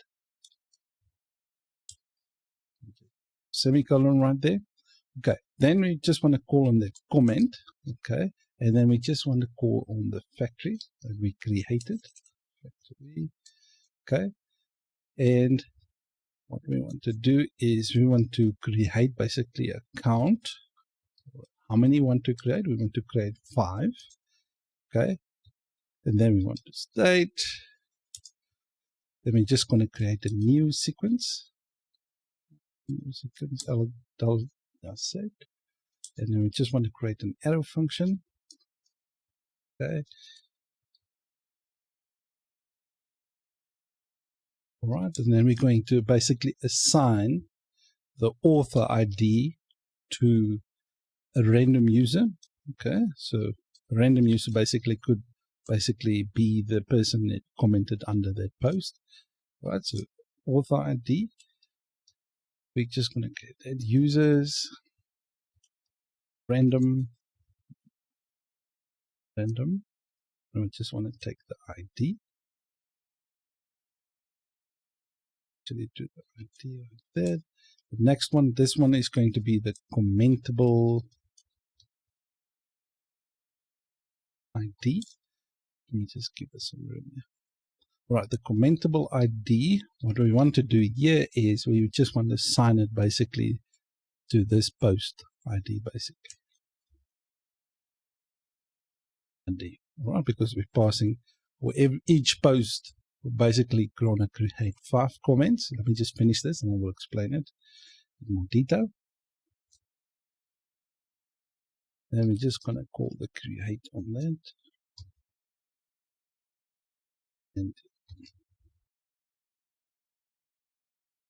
I put it on the wrong place. I just need to move this to be there. That's it. Right, so basically the state is that arrow function that's going to handle to assign an author ID and a commentable ID to that post. All right, then we're going to create 5 comments underneath that post for each post, and then we're just going to create it like that. All right, so that's it. So let's quickly see if we can basically seed our database with our comments. So in order to do that as well, we need to bring in our database, and we're just going to call in the comment table seeder right there. Right, so that's it. So let's migrate our database and see if we get our comments. All right, so what we want to do, open terminal, so PHP artisan migrate fresh /seed like that. Right, so we drop the tables and we recreate them and we actually seed them. As you can see, we've got our comments in right there. Right, so let's see if we got our seeder all filled up in our database. Right, as you can see, if we go to the comments table right here, you will see now we got our IDs, we got actually our body, and we got our commentable ID, which is basically the post ID. The commentable type, as you can see, it's post. Now the thing is, I want to change this, the tables. Let me just show you why, but I just want to finish this part. Now, as you can see, we got the author ID and all that kind of stuff set up right here. The commentable type right here, as you can see, it just refers to as posts. Right, so what I want to do is, let me just show you something in which one? Taggable table. So as you can see, it references basically the app models post. Now, what I want to do is I want to change this as well so that by default will only show the posts like that. Okay, so let's do that. The same way it's being shown right here in the comments as posts. So let's do that as well. Okay. All right, in order to achieve that, what we will do is if we go to app providers, the app providers right here, right? In our boot method, what we want to do is we're just going to create a method called this dot boot eloquent morphs relations. You can call it whatever you want, but makes sense. Okay, so we're going to create this method right now. So let's quickly do that. We're just going to do a public function. Right, and we're going to call this one boot. Let me just copy it right there, just in case I make a spelling mistake, like this. Right, and what we want to do is we want to call on the relation, okay, and we're going to do a morph map. So basically mapping the polymorphic relationships. All right, so what we want to do is the thread table. Let me just bring this model in. Class not found. Not thread post table. Bring it in. My mind is at actually the forum post right now. I'm thinking. So the post table. Okay, we're going to assign that to be the post class, like this. Okay, the next one is the comment. That one, table. Okay, we're going to do that to be the comment class. The next one, this one will be the user table. Just make sure we import the user as well. Eliminate import user. As you can see, it's imported right there. The user table to be the user class. Right, so basically what this will do, instead of referencing app models user, in this case, it will reference just the user class or the post class or the comment class. Okay, so we can obviously add other ones as well. This one will be the tag. We'll bring it in, table, tag class. All right, let me just do those ones for now. All right, so let's refresh the database. So PHP, artisan, migrate, fresh, test-seed. Okay, so done that. So let me just go to the browser. Now, as you can see, if we go to the tags table, so it's the taggables right here, you will see instead of being app models post, it's now the posts table, like that. Okay, the same thing in the comments. Right, just to kind of keep everything consistent. So we're going to be working on the front end going forward in this series, right? So that we can be able just to kind of set up the Stripe for the users that might just want to see the implementations for the Stripe. So we're going to be able to subscribe a user and restrict them according to their subscription. All right. So this one, what we're going to do is we're going to set up our membership. This part right here, so let it come from the database. These values and things are going to be from the database, right? So how we're going to set up the block is most of the part needs to be authenticated. So most of the pages, in order to view them, you need to be logged in as a user. All right. So as you can see, the taster right here on our home page, the person doesn't need to be authenticated, but as soon as they want to go and view the post, they need to be authenticated. Okay, so that's kind of the setup we're going to go for. As soon as they're authenticated, then we're going to check what kind of package they subscribe to. If they're free member, they cannot go to the premium post and stuff like that. Okay, so in this one, what we're going to do is we're going to work on our membership view right here, and then we're going to build it going forward. So as soon as a person is subscribed, then we can just check if they can go to a premium post or a standard post. Okay, so that's it. So let's go to our code editor.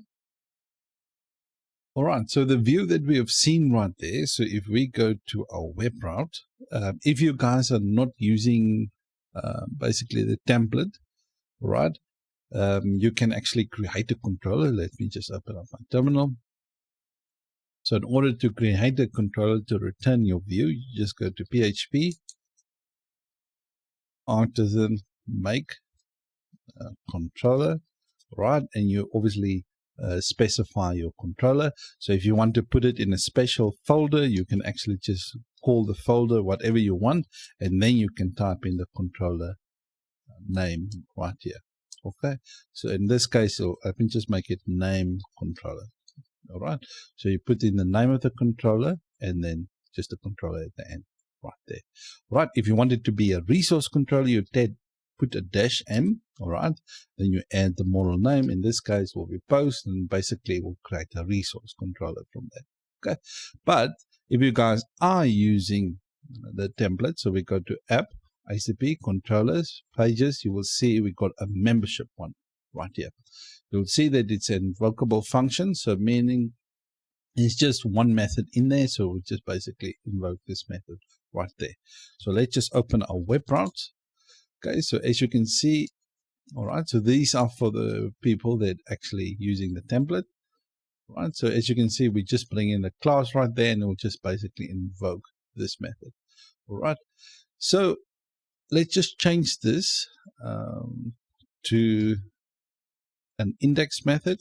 Okay, so we're just going to call on an index. All right, so let's go in here and just change this invocable method just to an index. Okay, and let's just quickly add the middleware in here. Okay, so let's just do a constructor. And we're just going to return this middleware. Okay. So if a person wants to go to basically the different packages, they need to be authenticated. All right. So that's what I'm doing right here. So they need to be authenticated and they need to be verified. Okay. So verified just means that the email needed to be verified. Okay. So that's kind of the middleware that we add on this, right? So that, as you can see, it will bring us basically to that membership header right there. Okay. So in order to click here, to be able to go to the views, you need to have, if you choose, I'll leave a link up at the top right here in order to just see the link for the extensions I use in Laravel for PHP. Okay. So anyways, so this is basically our index page. So we add some authenticate middleware just to make sure the person is authenticated. So as you can see, I'm not authenticated, but as soon as I refresh this page right here, it takes me to the login page. But I don't want it to be the login page. I actually want it to be the register page instead of the login. So let me change that. In order to change that, you go to App, HTTP, Middleware, Authenticate. All right. You will see that in the Authenticate cloud, you will see the redirect to. We're just going to change the login to register like this. Okay. So let me just close this off. And so if I go to the membership again, it will just, instead of the login, it needs to show me the register right there. Okay, so obviously if the person already registered, they can just click here and they will go to the login. All right, since we already created the user, I'm just going to log in with that user. Password. Okay, so if I log in. All right, so what I want now is let's just quickly update so that this actually data that's coming from the monthly and yearly is not static. It actually comes dynamically from the database. So let's do that. Right, so what we're going to do in this one, we're just going to get all the plans. Okay, and then we're just going to bring in that plan model, and then we're just going to get all. All right, I will normally don't use the all right here. Okay, if the data is quite a lot of data, I don't use the plan all. In this case, I don't plan all. But since I know there's not going to be more than 10 or 20 plans, I can use the plan all because there will not be too much data that will be coming from the database. Okay, so I'm just going to do the compact and just pass that plans to basically the front end right there. Okay. All right, so let's go to our view right here. So as you can see, let's go. This is 1, this is 2, and this is 3. So basically it's our 3 plans. So this was our free one. Let me just put it like here. This is our free plan.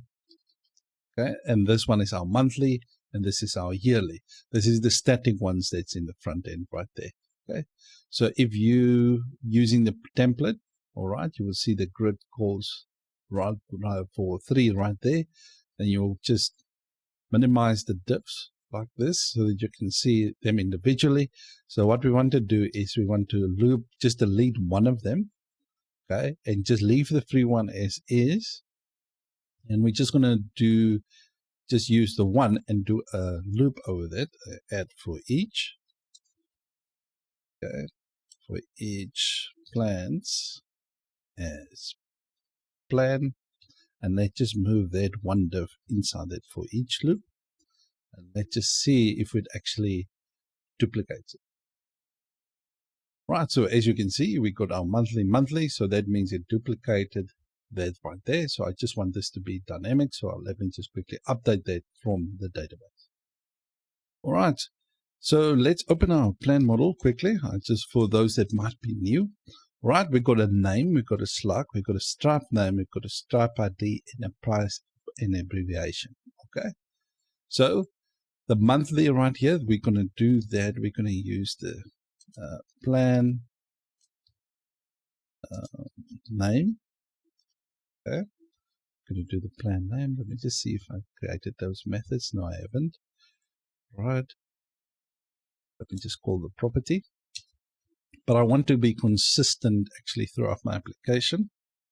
Right, so what I've done is I basically just returned the properties, but I created methods for all of them. The slug, I just returned the property, the Stripe name, that right there, the Stripe ID, this right here.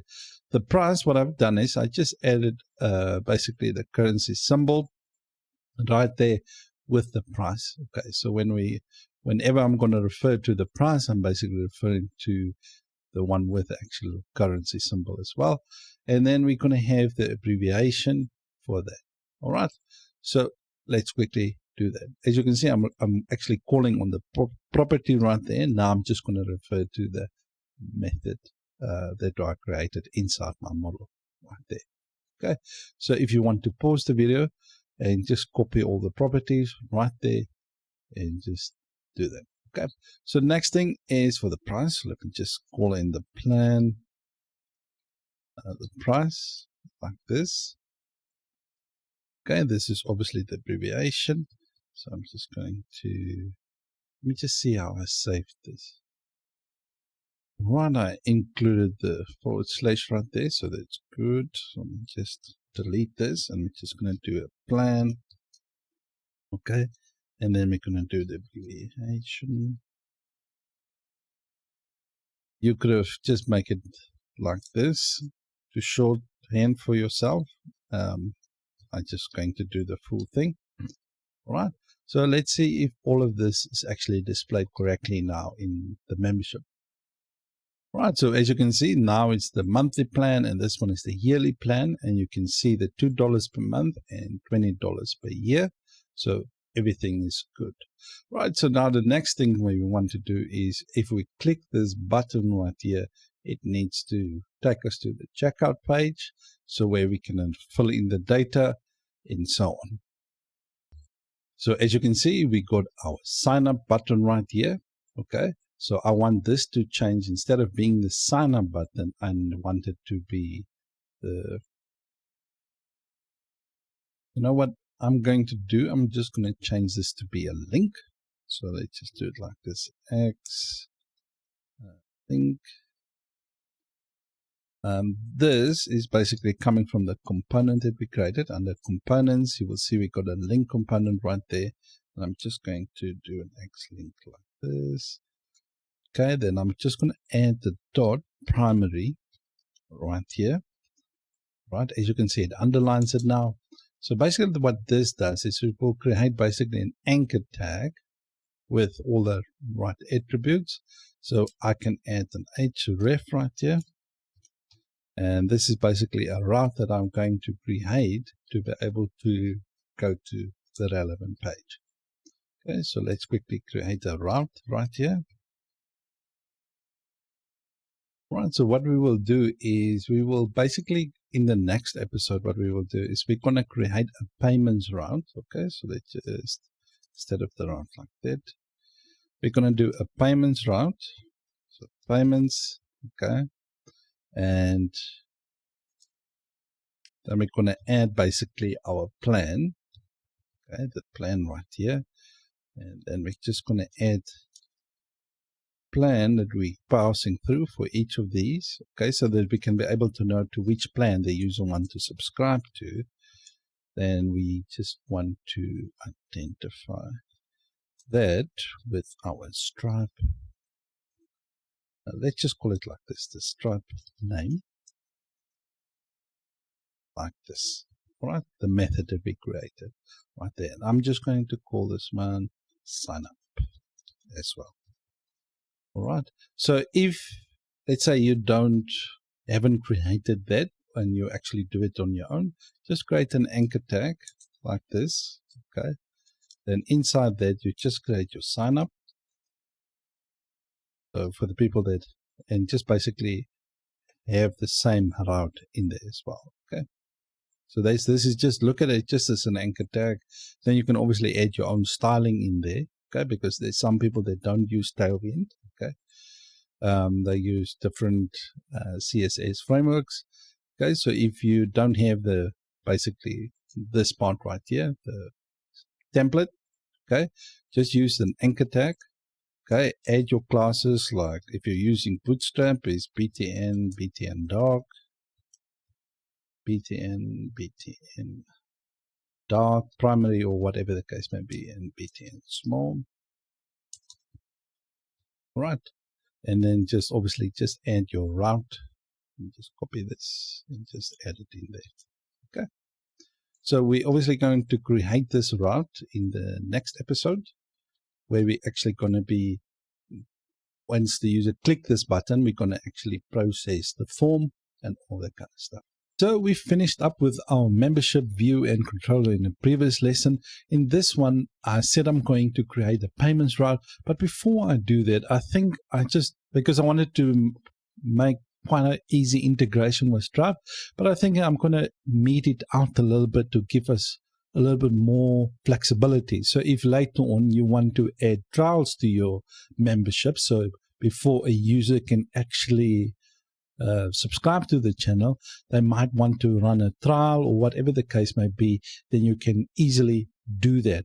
So I was thinking, let's do that. So when you create a user, you actually create a Stripe customer, and then from there on you can add a trial to it, update the information, and in this case when we get to the form, which we're obviously going to get to very soon, but I'm thinking instead of just doing a simple integration, I'm going to do a little bit more of an advanced integration with Stripe, so that if you want to flesh it out a little bit more, then you can easily do that. Okay, not just the basics. So this is what we're going to do in this one. So let's say we log out as John right here. Now the thing is, as you can see, if we register a user, you remember when we installed Laravel Cashier, you will see we have a Stripe ID, a PM type, PM last, and basically it's trial NZ. Now the Stripe ID will it's the customer ID that the user going to create. All right, so what we're going to do in this case is, if a user register, they're obviously going to be assigned a Stripe customer ID when they register, so that we can be able to deal with these type of things.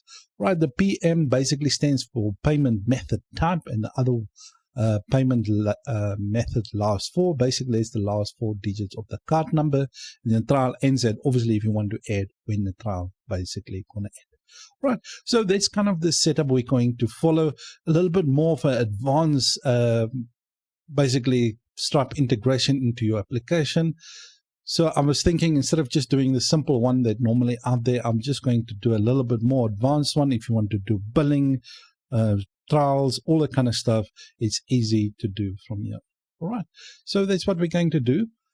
So in this case, as you can see, if a user register, let's just click on the register, we will use these details to basically create a Stripe customer as well, and a user in the database and stuff like that. Okay, so let's do that. All right, so enough of me mumbling right there. Right, then if we create a user, you will go to Actions, Fortify. You will see we got to have a Create User Action under Fortify. So when we create a new user, this is basically the method that's going to be called to create basically a new user. So what we're going to do is we're just going to, instead of just returning the user right there, what we're going to do is we're going to set the user to a variable. Okay, and then we're just going to return that user. But after we created the user right here, we're just basically going to create a Stripe customer from that user. So the user, then let's just go to the user model. I like to explain things, but sometimes I know don't explain things. I assume a lot of the things you guys understand, but my apologies. So let's go to the use billable trade right here. Okay, so if we go to that, you can see manage customers. Just click on that. All right, so let's go create as Stripe customer. You'll see there's a trade inside, basically a method inside our trade for manage customer called create as Stripe customer. All right. Now, what this will do, it will check if the user has a Stripe ID. If it doesn't, it will throw. If it does, it will throw an exception. Customer already created. Okay, so it means that customer exists. So then it will check the name, email, phone, address, and all that kind of stuff, and it will basically create a Stripe customer with those details that you filled in. Okay, so if we go right here, they just copy this method right here, create Stripe customer. Okay, so let me just go to there again. So in your billable trade, manage customers. In your manage customer trade, you will see that create a Stripe customer method right there. We're just going to copy that. And basically what we're going to do is we're going to basically create a Stripe customer from this user. All right, because in that user variable, we've got the name and we've got the email. Okay, so and what is required here? The name, the email, phone, and address. Okay, but we can use another method with update the Stripe customer, basically when they're actually going to fill in their details in the checkout. All right. So basically in the checkout right here, we will basically fill in the name from the database, the email, and then the address, the city, or whatever the case may be. I'm not going to do all these fields, but I'm just leaving it as a template so that you can expand or whatever you need to do on it. Right. So then we can be able to get those details from here. So then we can update basically the customer from here. I know that it's a little bit of a mouthful. All right, so we got our customer right there. We're going to fill in with the name and the email, and basically we're going to create a Stripe customer. So let's quickly save this, and let's create a Stripe customer and see if we can actually create one. But before you can do that, just make sure that you have your Stripe key and your Stripe secret key in the developer tools. Just make sure you have those details right there. Okay. Otherwise, you're not going to be able to. Right, let's create a new user, and we're going to call this one main. Main at email.com. Password and password. Right, so if we press register right here, then we need to create that customer. Right, so we need to be redirected to the dashboard. Okay, let's just see what happened. Let me try that again. Well, I'm just going to do Michelle at example.com. Actually, just do an email.com. Password and password. All right, let's register.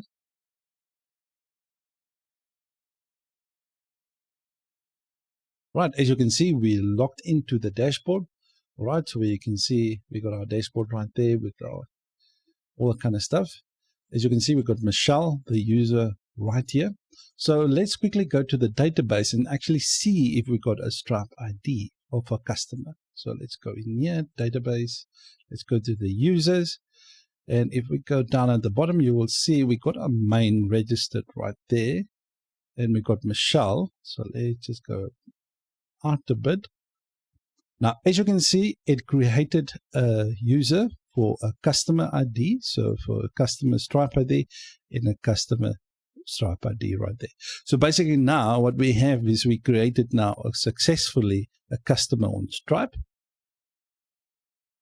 Now, if we go into our Stripe dashboard, if you get to your home part right here, okay, then you go to customers.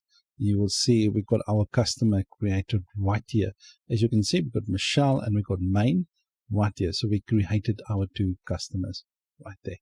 Okay, so that's it from this one. So in order, let me just show you.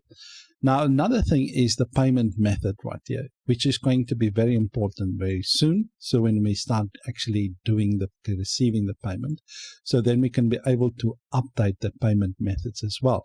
So in the dashboard, so in this case, in the user's profile right here, what we can do as well is let the user be able to update their payment details as well right here. Okay. So for us, we now successfully created a Stripe customer as well. So that will enable us to be able to do trials. So they basically a customer without actually having a subscription. If you want to read more about this, let's just go to Laravel.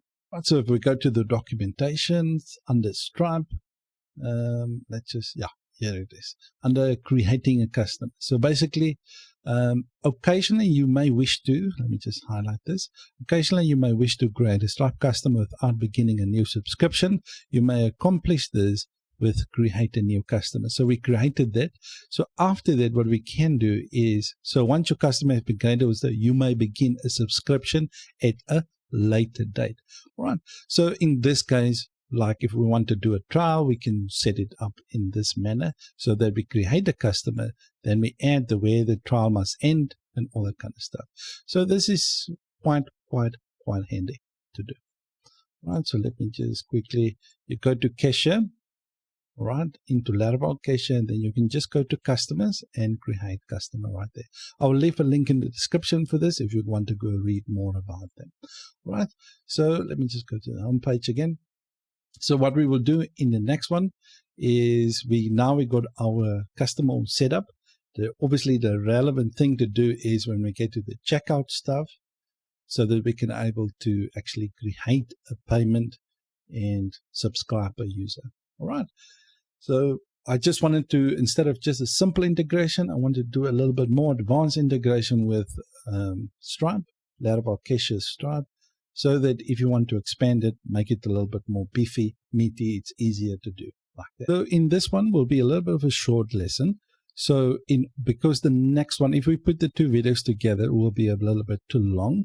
So what we will do, we'll split it in two. In this one, we'll set up the intent, and the following one will actually use JavaScript to handle the form and actually submit the form to Stripe, charge the customer, and return the right information to us if it succeeded or not. All right, so that's what we're going to do. We're going to do it in two parts. In this one, we're just going to set up the intent for Stripe. Now, in order to read more about that, let me just go, you go to Laravel Cashier. Let me just go to the packages. Okay, Stripe, and you're going to go to payment methods. Right. So if you want to read more about it, you can read it here. In order to create a subscription or perform once-off payments, basically with Stripe, you will need a payment method in order to retrieve it. Okay. So when storing the customer information for future use via subscription, the Stripe setup intents API will be used to securely gather customer's payment method details. Right. So this is basically what we're going to do in this one. Right, so if you want to read more about it, but you will understand it more when we finish the whole application. Okay, but as we go on, but if you want to go and read more about it, I'll leave the payment methods in the description. Right, so if we open up our web route like this, you will see, that the view that we have just seen, the checkout view, is basically our checkout controller right here. But I want to create a new controller actually for our payments and work accordingly. But if you want to keep the checkout controller, you can keep it and just change the methods to payments like this. Okay, because that's the one that we're going to receive if we go to our membership. Let's go to the membership.index. You'll see we pass in the route payments right here, and that's the one I'm referencing. Okay, so I'm going to call a route name payments. So I just want you guys to know where I'm at. Okay, so let me quickly create that controller. So open up your terminal, PHP artisan make controller. We're going to call this one in the pages folder. Okay, and inside the pages folder, we're going to call this one. Let's create a new folder called Stripe. Okay. And inside that, we're going to do a payment controller. Okay, and then we press enter. Okay, so basically, if we go to our controllers quickly, under app ACP controllers, you will see we've got a new Stripe right here, payment controller. Okay, so what we're going to do, we're going to do a get route. So do a get route. Actually, let's just copy this up there. So we're going to do a payments like this, and then we just, instead of invocable, we're just going to bring in that payment controller, okay, clause, and then inside that we're just going to do an index method, and then we're going to call this around name payments like this. Right, we're just going to copy this one down, and this one will be a post route. Okay, so now just do payments like that. Right, so I'm going to delete this one. No, let's just leave it for now, because yeah, I'm going to delete this one, and this will be a post route, so you can leave the name the same, because when you do a post request, it will go to this one, and when you get requests like there. But to be more understanding for someone that might not know, I'm just going to rename my post route to payments.store.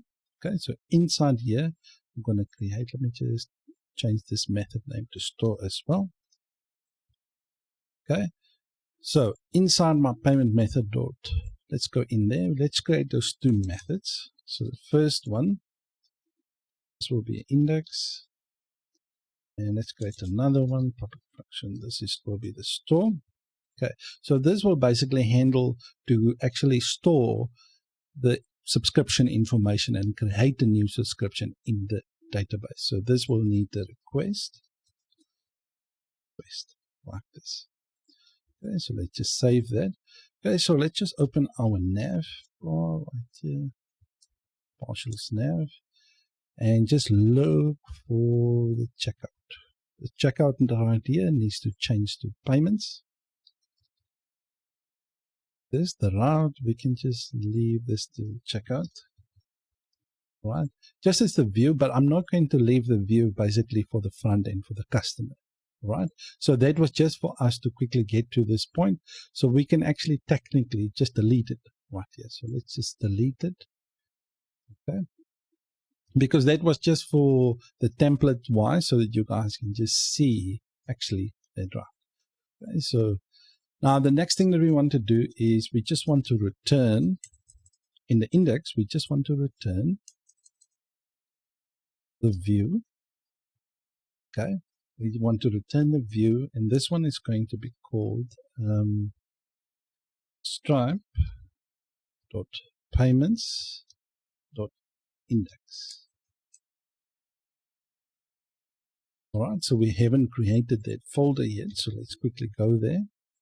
All right, so you could have just made it pages.payments.index.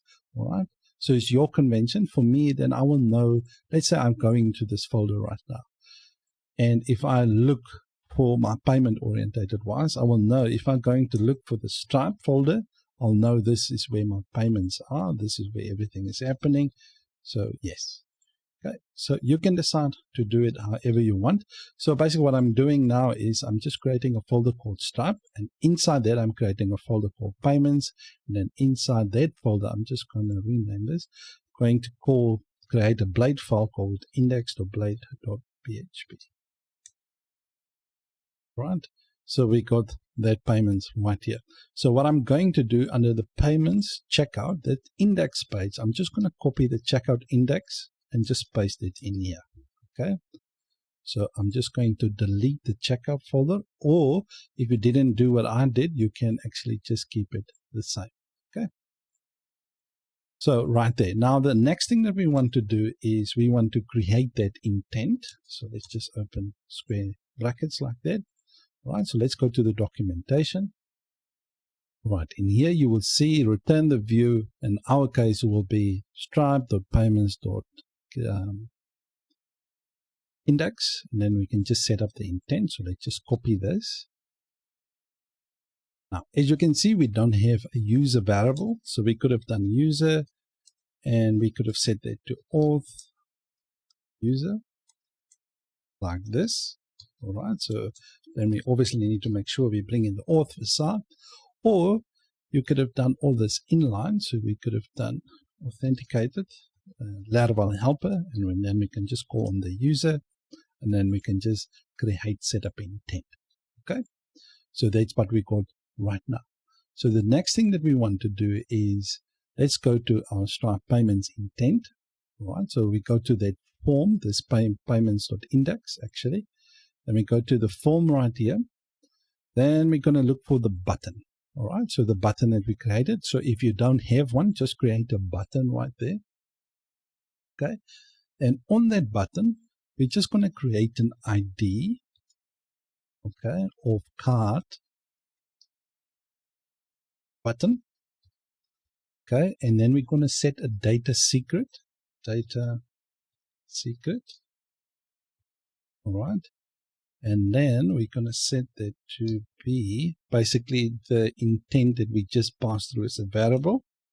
Okay, the intent, and we're just going to get the client secret like this. All right, so and then we obviously got our pay now. So this intent client secret is needed in order to basically store and charge the customer and all that kind of stuff. All right, so this create setup intent. So let's quickly go to our user model right here. So if we go to our billable trade right there, you will see we have manage payment methods. So if we click on that, you will see it's going to create a setup intent. So basically this .stripe, okay, so Stripe right there, okay, it will basically set up intent and it will create with whatever options we pass in. Okay, so the PM type and all that kind of stuff. But you will see this in a second when we actually, let's just go to the, because I like it if you guys understand. Even if you don't understand, you can always re-watch the video. So let's go to our user model right here. So that will create a customer. Okay. So the payment method intent, what will happen now is it will set up, let's say, the payment type. In this case, let's say it will be Visa or MasterCard or American Express or whatever the card is. It would set this up to basically be a Visa. Then it will check the last 4 digits of the number, and with Stripe it comes actually with a couple of cards, fake cards that we can use to test cards actually to use, because fake cards will actually be a problem if I say that. Test cards for us to use to actually charge this customer. All right, and the Stripe ID, as I've mentioned before, is if we create a user, it will actually create a customer for us in Stripe. All right, so the reason why that's why I'm doing this in 2 videos, so that otherwise the videos will be too long, and I kind of want to explain what is happening. Otherwise, I'm just rushing through the whole thing and nobody understands anything. All right, so we're going to set up the intent, and the intent is passed through to the Stripe, the payments. Okay, so this one right here. So from here, we will actually handle the form, but we will actually do it with JavaScript. We will submit the form with JavaScript and all that kind of stuff. But that's why we're going to do this in the next episode. So what we're going to do in this one, if the user clicks sign up, so this field's work now. So if we click sign up, we need to get to the payments, basically the checkout page right here. So as you can see, we got our payments plan equal monthly right there. So we're going to process the form. And this part right here will be handled by Stripe elements. So I'm not going to make use of these fields right here. Actually, the JavaScript library of Stripe will actually handle the payment in the cart and all that kind of stuff right here. But we're going to get to that part very soon. Right. But there's another thing that I want to do in this, guys. I want to change and these fields to our database. So let's say later the user wants to update their details basically in the dashboard, their billing address and all that kind of stuff. They can just update it from the dashboard. But when they sign up right here, they can either leave these fields nullable, or once they've filled in, we can actually just process their billing information as well. Okay, so this billing information, it's just a little thing that I want just to make sure. If we go to the Stripe API, right here, let's go to the customer address. Right, you will see that we got a field for city, we've got the country, line 1, line 2, in the postal code, and obviously the state. Right, so I'll leave a link in the description. So if you want to go and read more about this, just to check these fields. All right. Now, the thing about this for me is just I will make sure that this corresponds basically with Stripe. So if I create fields, I will create them the same way with the same names according to Stripe. So when I save them, because what will happen now is Stripe will use these details for the billing for the customer. All right. So when you create an invoice for the customer, you will use this address if they want to have them actually on the invoice and stuff. All right. So I will add these fields to my database using the customer column that was created.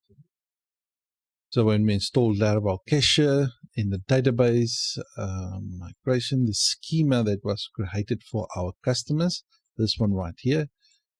All right, then for the users, it added these 4 tables. So what I want to do, I just want to add the billing right here. Or what you could have done is you can just add it to the user table.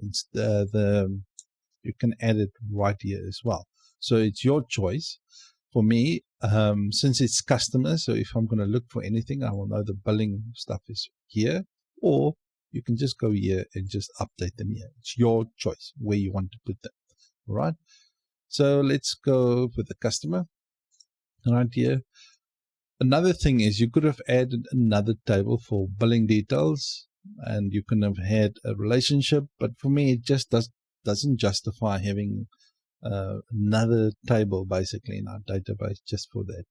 Right, but the user is the table is actually getting a bit large, but it's still okay. All right, so let's quickly add those tables. So the first one, this will be a string.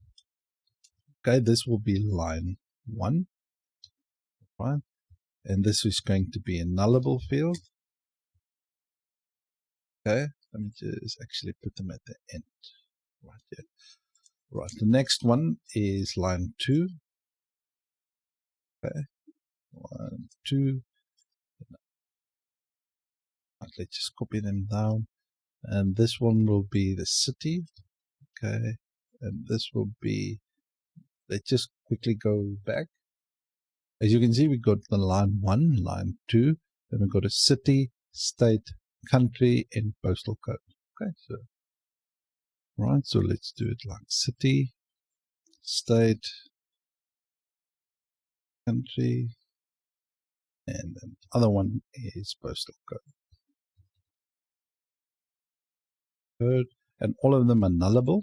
Okay, so it will just basically add this also to the users table after this right here. So let me just save this.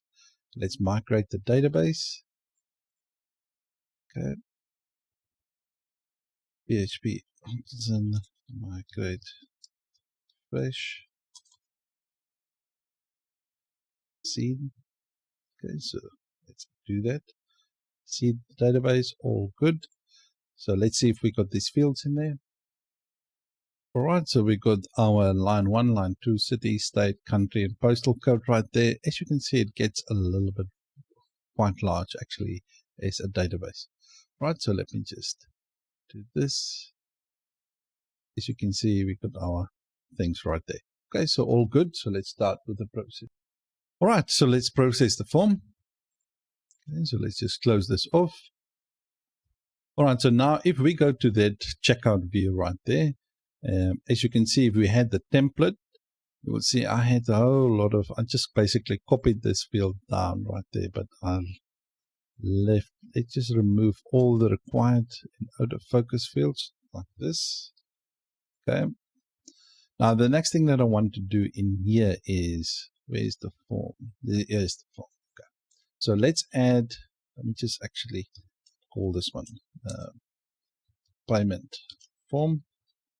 Okay, so what I want to do, I want to add an action method, and this is going to be for the route. The route right here, this will be the payments.store. Okay, so if you just made it payments, you can just call it payments right there. Okay, so in the method, post method. Okay, so the other thing that I want to add in here, I want to add the ID field because I'm going to hook onto this ID field for processing the form with JavaScript. Okay, so we're going to do payment form. Okay, so we got that right there. So we got the ID. Let me just give us some room so we can actually easily see things. We got the payment form. Right, so this is our heading. Okay, the next thing that I want to do, we can actually put this. Yeah, no, it's fine. All right, so we got our payment form right there. Let's quickly put 2 hidden input fields. Okay, hidden. All right, I want 2 hidden input fields. So just create 2 hidden input fields. Okay. This one is going to be for the plan. Okay, so we're going to use this plan to create. Just you will see in a second. All right, so we're going to give it the name of the plan. Right, and then we're going to give it an ID of plan as well, and then we're going to give it a value. Okay, the value is going to equal to the request plan. This, right? So that's the plan. The other one, this is going to be for our payment method.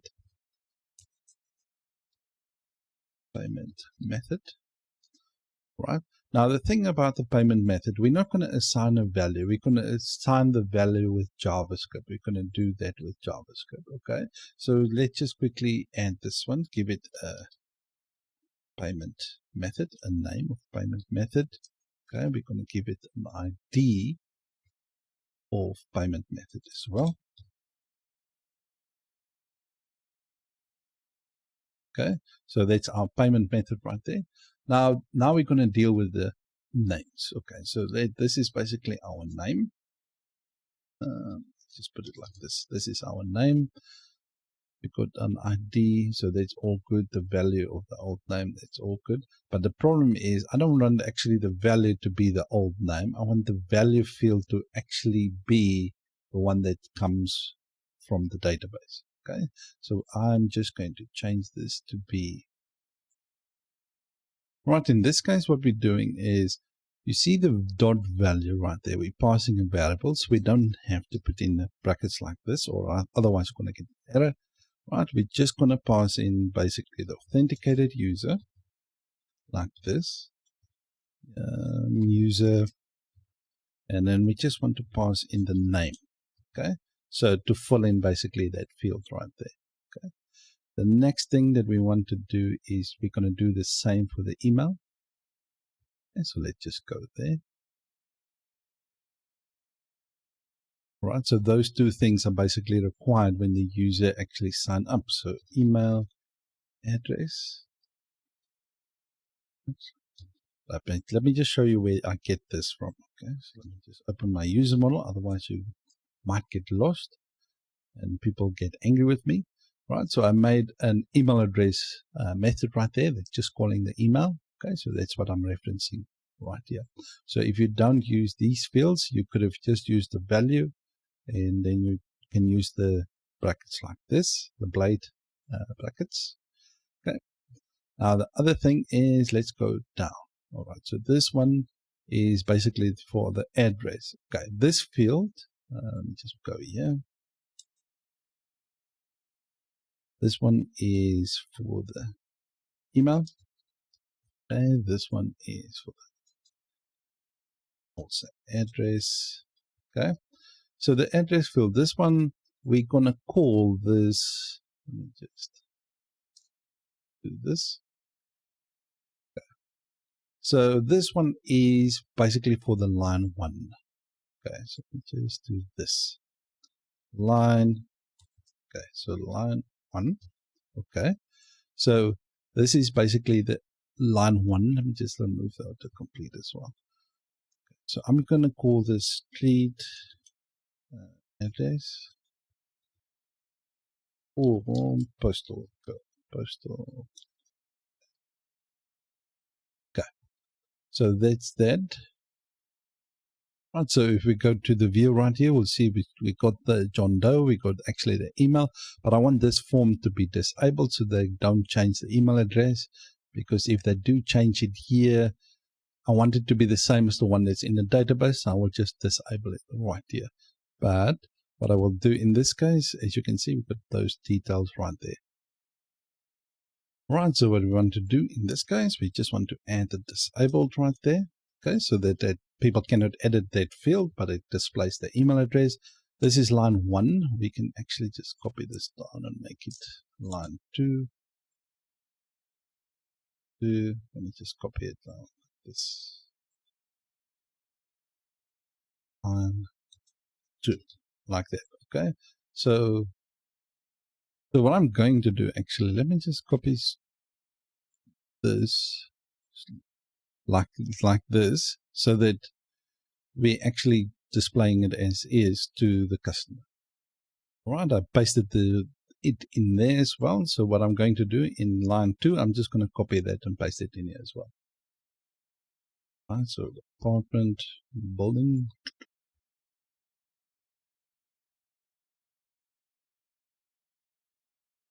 Okay.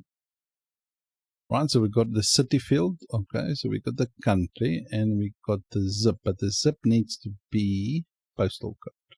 Let me just change that to postal underscore code like this. Okay, just to correspond with the database. Postal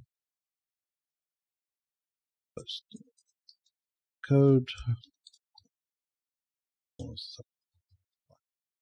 Okay, so that's basically payment information.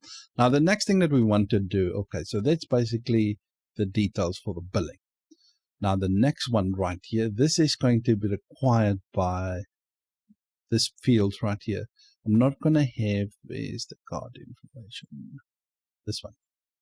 Right. So this is the card number, this is the expiry date, this is the CSV. But this right here is going to be handled by Stripe itself. So we're going to have the Stripe JavaScript library to actually display the card right here. Okay, so let's just delete that. Okay. You know what I can do? Let me just do it like this. Right, so that's the card number. That's for the label. Just keep the label. Just remove the input field. All right, and just create a div. Now let's create an ID with the card element. Like this. This is the element library of Stripe that will actually be responsible of actually creating it. So what I want to do, I just want to add a class of padding 2 and a shadow. Let's just leave the shadow. I don't think the other ones got shadows. Okay. The next thing underneath this one, I just want to add a div for the card errors. Okay, so let's just create one with an ID of card errors. So if we want to display any errors to the user, to say like the card expired or the date or anything like that is wrong or something. Okay, so just add a class here as well, space y2 and text red or y. Okay, so that's going to be for our errors. All right, so we've got our button right there with our secret. So what we're going to do, this will get a little bit too long. So in the next part, we're going to add the JavaScript in there to handle the form right here. Then we're going to process the form in our payment controller. Right, so in our store request, we're going to handle that and then create a subscription. Okay, so as you can see, it's quite a lot of things to do to get things functional and all that kind of stuff. Right, so this is how far we got with our form. So in this part, we're going to do the JavaScript part so we can actually handle the cart information right here. Right now, there's another thing that I want to show you. If you want to follow along, Laravel Cashier, under payment methods, you can basically, you see the input field for the card elements right there. That's basically to display the card information. All right. And the other one is the card holder name. So this card holder name, that field will basically be the ID field. Let's just copy it right there. So I'll leave a link in the description so that you can be able to go here. Okay. So this JavaScript library, maybe for the Stripe element form. So this part right here, we're going to deal with all of this, but just follow along. Right, I see they're using a sync await. I'm going to use promises to do the same thing. Okay, but you can follow along. So if you want to copy all of this stuff and paste, and yeah, so I'm not pulling it out of my head. All right, so if you guys just want to go and check where I'm actually getting the information from, it's basically under Laravel Cashier, under payments. So I will just type them out, but you can follow along as I type, or you can just come in and copy and paste them in. All right, so the first thing that I want to do is I want to be able to allow the scripts to be underneath that form. So I will just add another field in here called add stack. All right. And methods stack. Okay, and I'm just going to call this one scripts. Scripts like this. Okay, so let's go to the view. So resources, that will be under Stripe, actually Stripe index, this one right here. Okay, so this is the view. So the name field right here, this is going to be the card holder ID. So just going to do card holder ID. Or name, sorry, that's just going to be the name. This ID field with the cardholder name. So let's just go back. Right, so it's the cardholder name. Just make sure that input field for the name have the ID or the cardholder name. The next thing is you can see the diff with the cardholder elements, that one right there. Right, so if we go down, you will see that cardholder elements. Let me just paste it in here. Okay, cardholder element. Put an S in there. Nope, they put just without the S. I just want to be consistent with the documentation. So if you guys want to follow there, but I'm going mostly trying to do something that I understand. Right. So this is basically the card. So I'm not going to put the card number there. I'm just going to put card information. Like this, information. All right, so that's basically the card information. So as you can see, the payment. So this is the card element. Right, now the next thing that we want to do is we want to add push. Okay, now this is basically to push to the scripts right here. Okay, so let's just do that. Scripts. Right, so then we're going to add, the first one that we're going to add is obviously the library for Stripe. Okay, so let's come here. So as you can see, we already got the data intent secret right there. So that's all good. So let's copy this part. I just want you to follow along so that you can, yeah.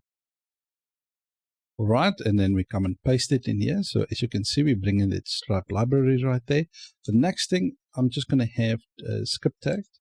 Okay, so like this. So in here, we're going to do all of our JavaScript. Okay. So the first one is we're going to get the Stripe. So constant Stripe. We're going to equal that to basically Stripe. And then we just want to basically get the environment file. Okay. And then we just want to get the Stripe key. Stripe key. That one right there. Okay. So obviously just close this off. Right, so the next thing, we need to get the card element. Okay, so constant. And this is going to be elements. I'm going to type it out instead of just copy and paste it so that I can explain what things are. So there's some people that don't understand JavaScript. Okay, so just bear with me. Okay, elements, and we're going to equal that to basically Stripe dot elements. Okay, so basically this will create an instance of the Stripe element. Okay, the next one, this one is going to be the card elements. Okay, we're going to set that to create basically elements. Okay, so elements dot. So basically, I'm calling on this method right now, and here this Stripe right there, I'm calling on that right there. Okay. So elements, okay, dot create. Okay, so what we're going to create, we're going to create a card. Okay, so this will basically create an instance of the card element. Okay. The next thing is we need to get basically the card holder name. So card holder name. Okay, we're going to equal that to document dot get element by ID by ID. All right, so we're going to get that basically card holder name. If I just copy and paste, most of this stuff will just go over people's heads. So I just want to kind of, if you want to just copy and paste and skip the video, you can do that. Right. So we're going to get basically the card holder name, this one right here. So as you can see, the name right there, we're getting the ID right here. Okay. So we're getting this name. Okay. So that's basically the card holder name. The next thing that we want to get is basically the card button. So card button. We can equal that to document get element by ID. Okay. So this one, we want to basically get the pay now button, this button right here, this one. Okay, so we're getting that button. Okay, so get that button right here. So card button. All right, the next one, we're going to get the client secret. So client secret. Okay, now we're going to go to that card button. Card button. This one right here. Let me just copy that and paste it in here. Okay, so the card button dot data set dot secret. Okay, so card button. Okay, so the card button, this one, data secret, and then obviously the content right there. Okay. Right, so the next thing that we want to get is we want to basically mount our card element. Okay, so that you do this, the card element, this one right here. Let's just do element with it, just like this. Copy that. Let me just paste it in here. And now what we want to do is we want to mount, okay, on the ID of card dash element. Okay, so what this will do is we'll basically add an instance of the card of the element into basically our card. Where is it? This one right here. Okay, so let's see if we get any errors so far. Right, so you're supposed to see this right now. You see card information, you will see the card number, and you will see your MVC fields right here. Okay, so we're obviously going to, I'm going to make this the same as that. So let's quickly do that. So I'm just going to add a page of white, border. I think I'm going to make the padding a little bit better. Padding 3, border, gray, 300, and around it. Right, it's just so that people feel like they're still on the same place. Okay, so there's some sense of consistency. Right, so we got our card information, we've got our card number, and all that kind of stuff. Right, so let's work further with our form. Okay, so the next thing that we want to do is we want to add an event listener basically onto this card element. Okay, that we just added. So card element, okay, dot add event listener for someone that is already understand JavaScript. Well, this will make a little bit more sense. Okay, so card element dot add event listener. So what event we want to listen for? We want to listen for a change event. All right. So if something happens, we're just going to create a function. You can add the E or you can add the event like this. Okay, so I'm just going to write out the event, so just to make sense for people that might not use JavaScript. All right. So then I'm just going to display an error. So display any errors. Okay. So I'm going to equal that to document dot get element by ID right? So I just want to get basically the card errors, the one that I created for errors, this ID right here. So I'm just going to copy that. So if there's any errors, we want to display them here. Okay. So let's just paste it in there. Okay. So that is basically for error. If, okay, so we're just going to write an if statement. If the event dot errors, okay, error, then we want to display error, okay, dot text content. We're going to set that to the event dot error dot message. All right, else display nothing. So let's do that. Display context, and just copy that, paste it in here. We're going to set that to basically be an empty string. All right. The next thing that we want to do, let me just copy that up. Next thing we want to add here is basically handle our form submissions. So let's just add it in here. Handle form submission. Okay. So let's just do a constant payment form.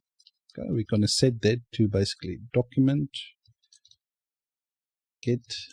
You can do a query selector or anything like that. For me, element by ID works very nice. Get element by ID. Right, so what we want to do is we want to get the payment dash form. And so let's quickly show you where that is. When we created our form, you'll see we got an ID of payment form right here. So I'm just going to copy that, go down and paste it in there just to make sure it's the same thing. Okay, so that's our payment form. All right, now on our payment form, the one that we just got there, let me just copy it so you guys can see it's the same thing. Right, on our payment form, but we're going to add an event listener. And we're going to listen for the submit event. Okay, let me just function event. All right. All right. Now we're going to just prevent the default. Okay, so the default behavior, so meaning we just don't want it to submit when that button is pressed. Okay, so prevent default.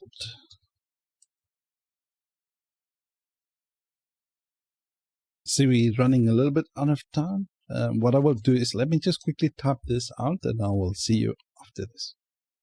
All right, so what I've done is basically a promise. So in this case, for the Stripe, okay, this one right there, we basically handle the card setup, the client secret card element. Okay, the card secret, let me show you where that is. The card secret right there, card element, that one right there.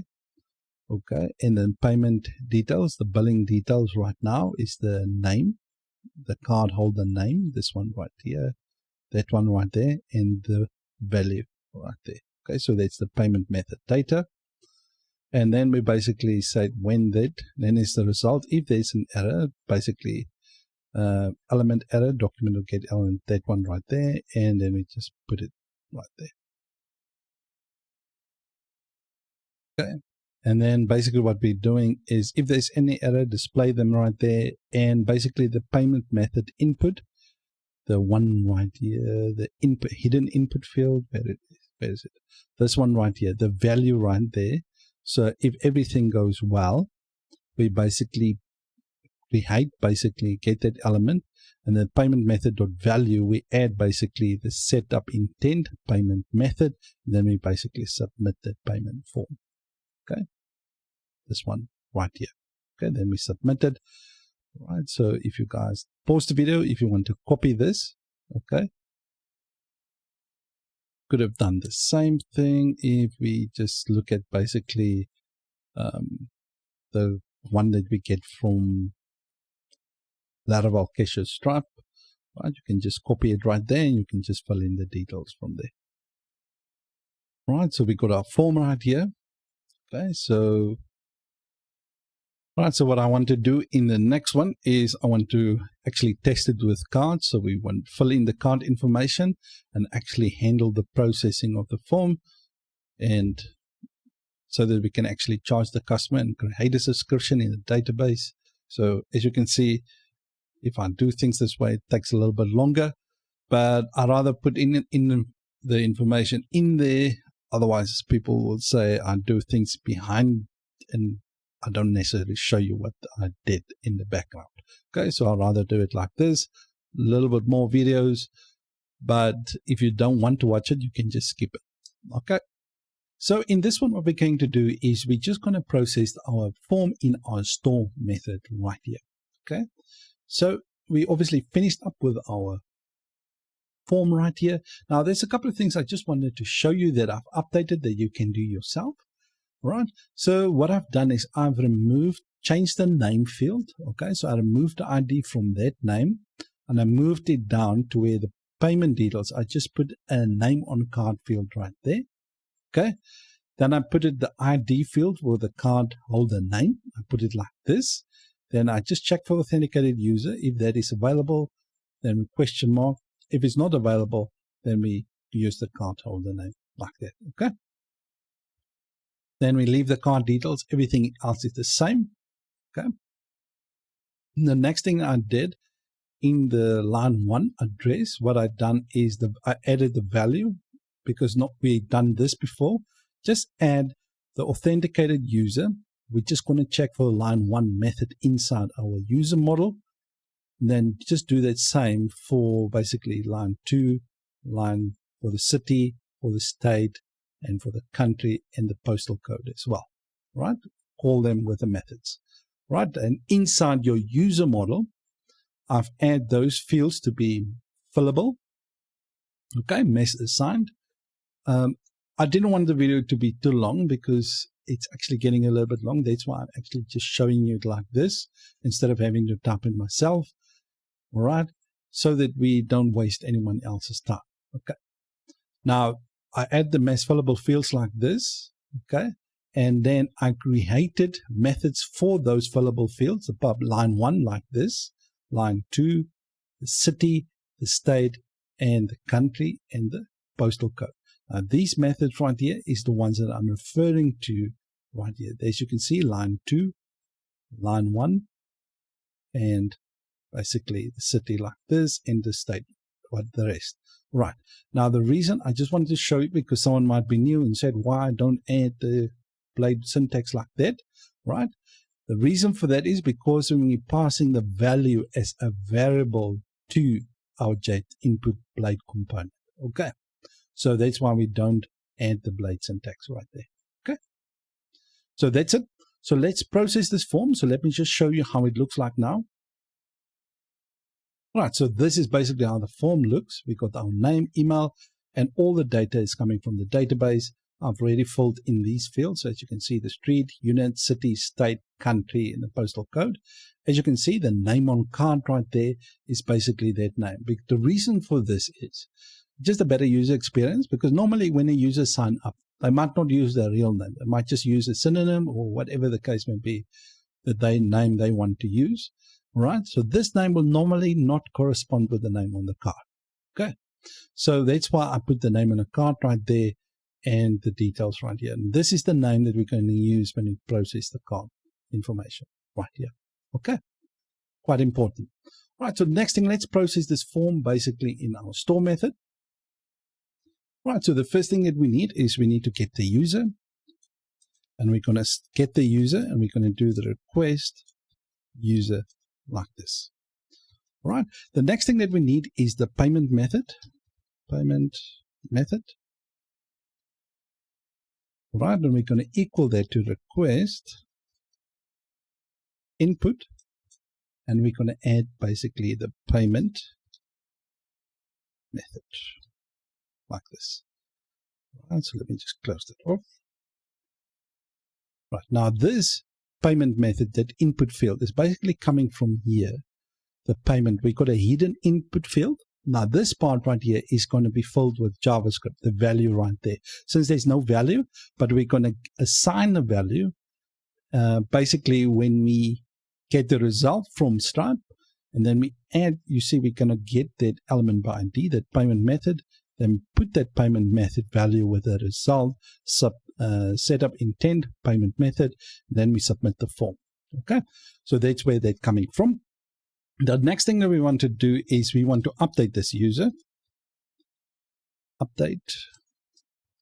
All right, so we want to update the user with the basically the billing details. All right, so in this case, let me just type them all out. It will be, let me just do the first one. So line 1, all right, and that is going to be the request that we got from basically our input. So that will be line 1, like this. Okay, so let me do the rest. I'll see you after this. All right, so as you can see, we got our request details right there. I'm just putting it like this so you guys can easily see it.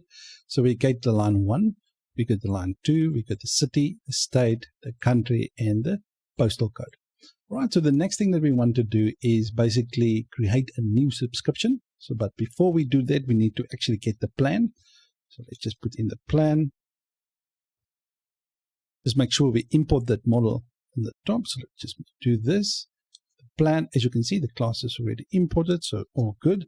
So the plan, we're just going to get where basically the Stripe name is equal to our request plan.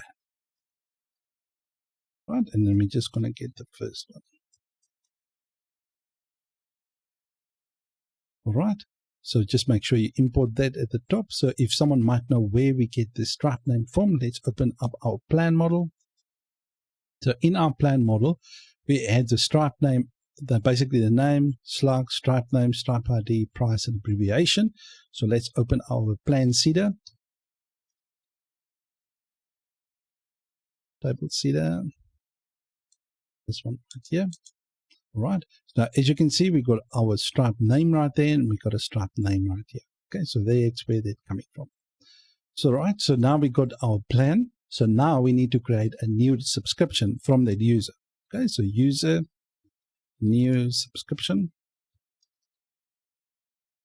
Right.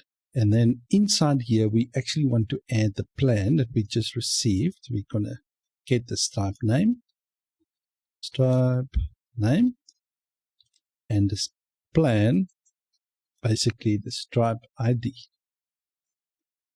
Stripe ID. All right. And then from there, we're just going to call the create method on it. And we just want to add the payment method like this. Right. So let me just open the user model quickly. So this one right here, let's go to our user model. So if anyone wants to know where that is coming from.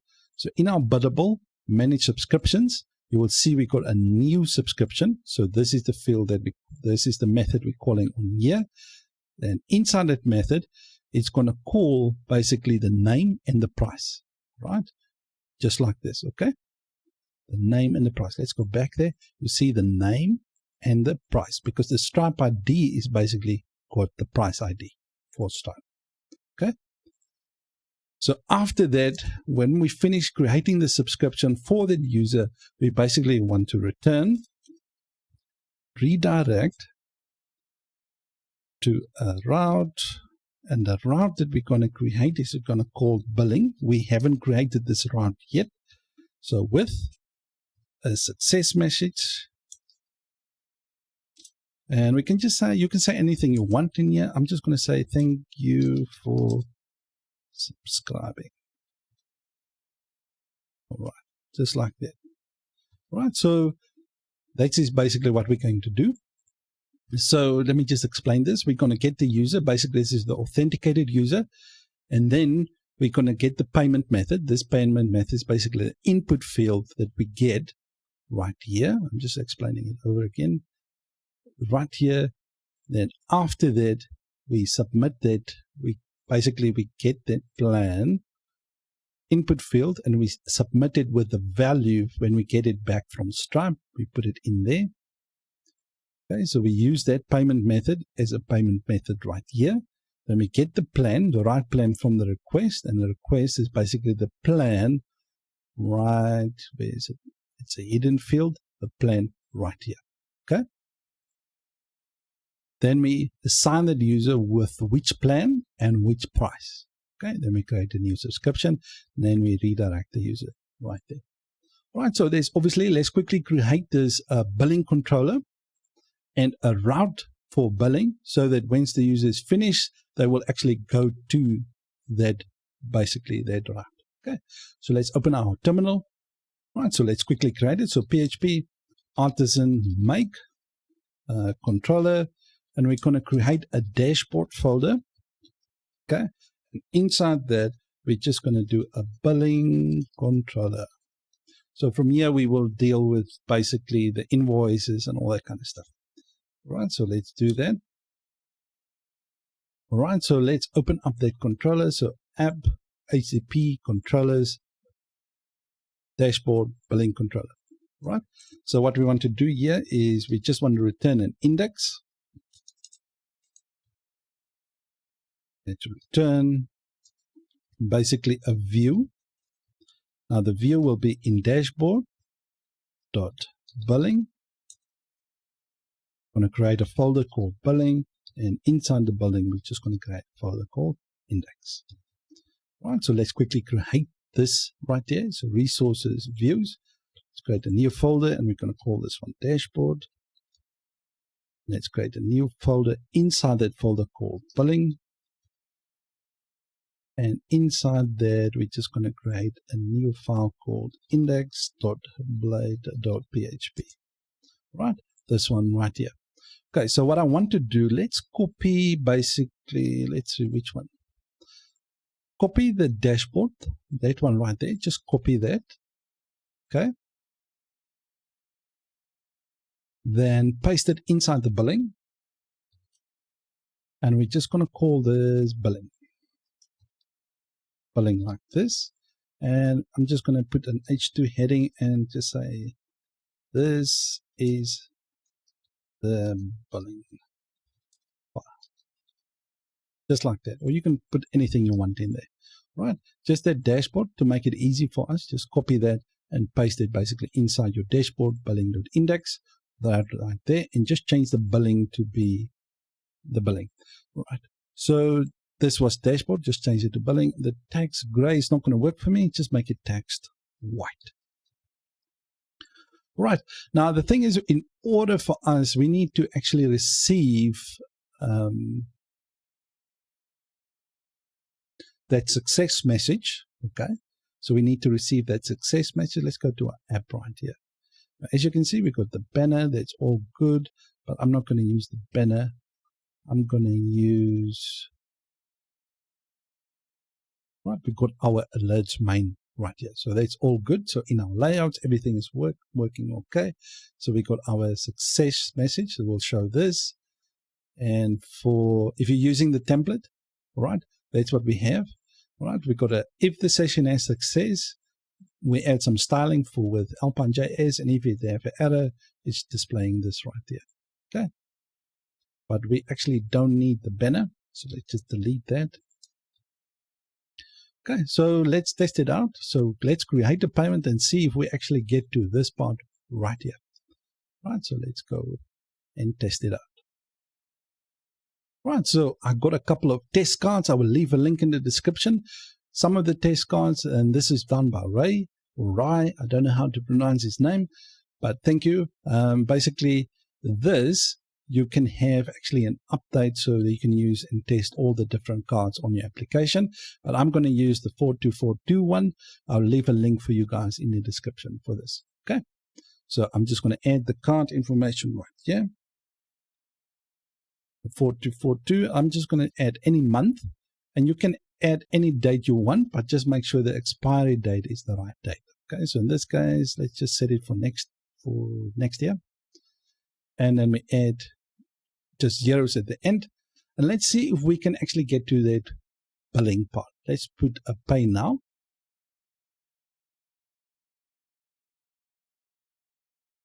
right? The payment is being processed. I would like to have an indicator right here, or disable the button if that payment is being processed.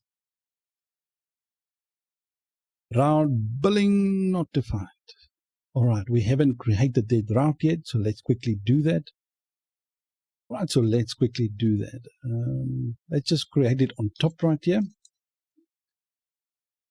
I'm going to add a route group. Let's just copy this and just paste it above here. And we're going to add a prefix of dashboard. Let's do this. Dashboard. No. Let's just add not as. Let's just do a dashboard. Leave the as. Right. We add the prefix of only dashboard. Right. And then we just, let's delete the one. This one right here. Right. And this one is going to basically go to the billing. And right, this one will be billing controller class, and it will go to the index method, and this will basically just be billing like that. Right, now our route is created. Now I think it created the subscription because we actually went to the billing controller part.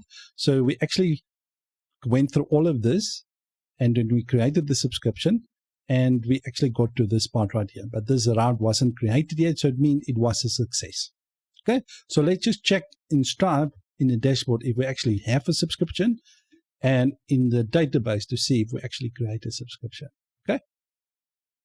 All right, so if we go to the Stripe, we're going to go to subscriptions. Let's see if we created a subscription. I've already tested it out, so we got actually a subscription right there. Let's go a bit forward. As you can see, we created the subscription right here. So all good. So we got our subscription right here. So let's go to Stripe and actually see. There's another thing that I want to check. Let's go to the users actually. We've got our comments. Let's go to the user. And let's go to, I think, John Doe. And if we have a look right here, you will see we got a street, unit, and all that kind of information in here. So all good stuff.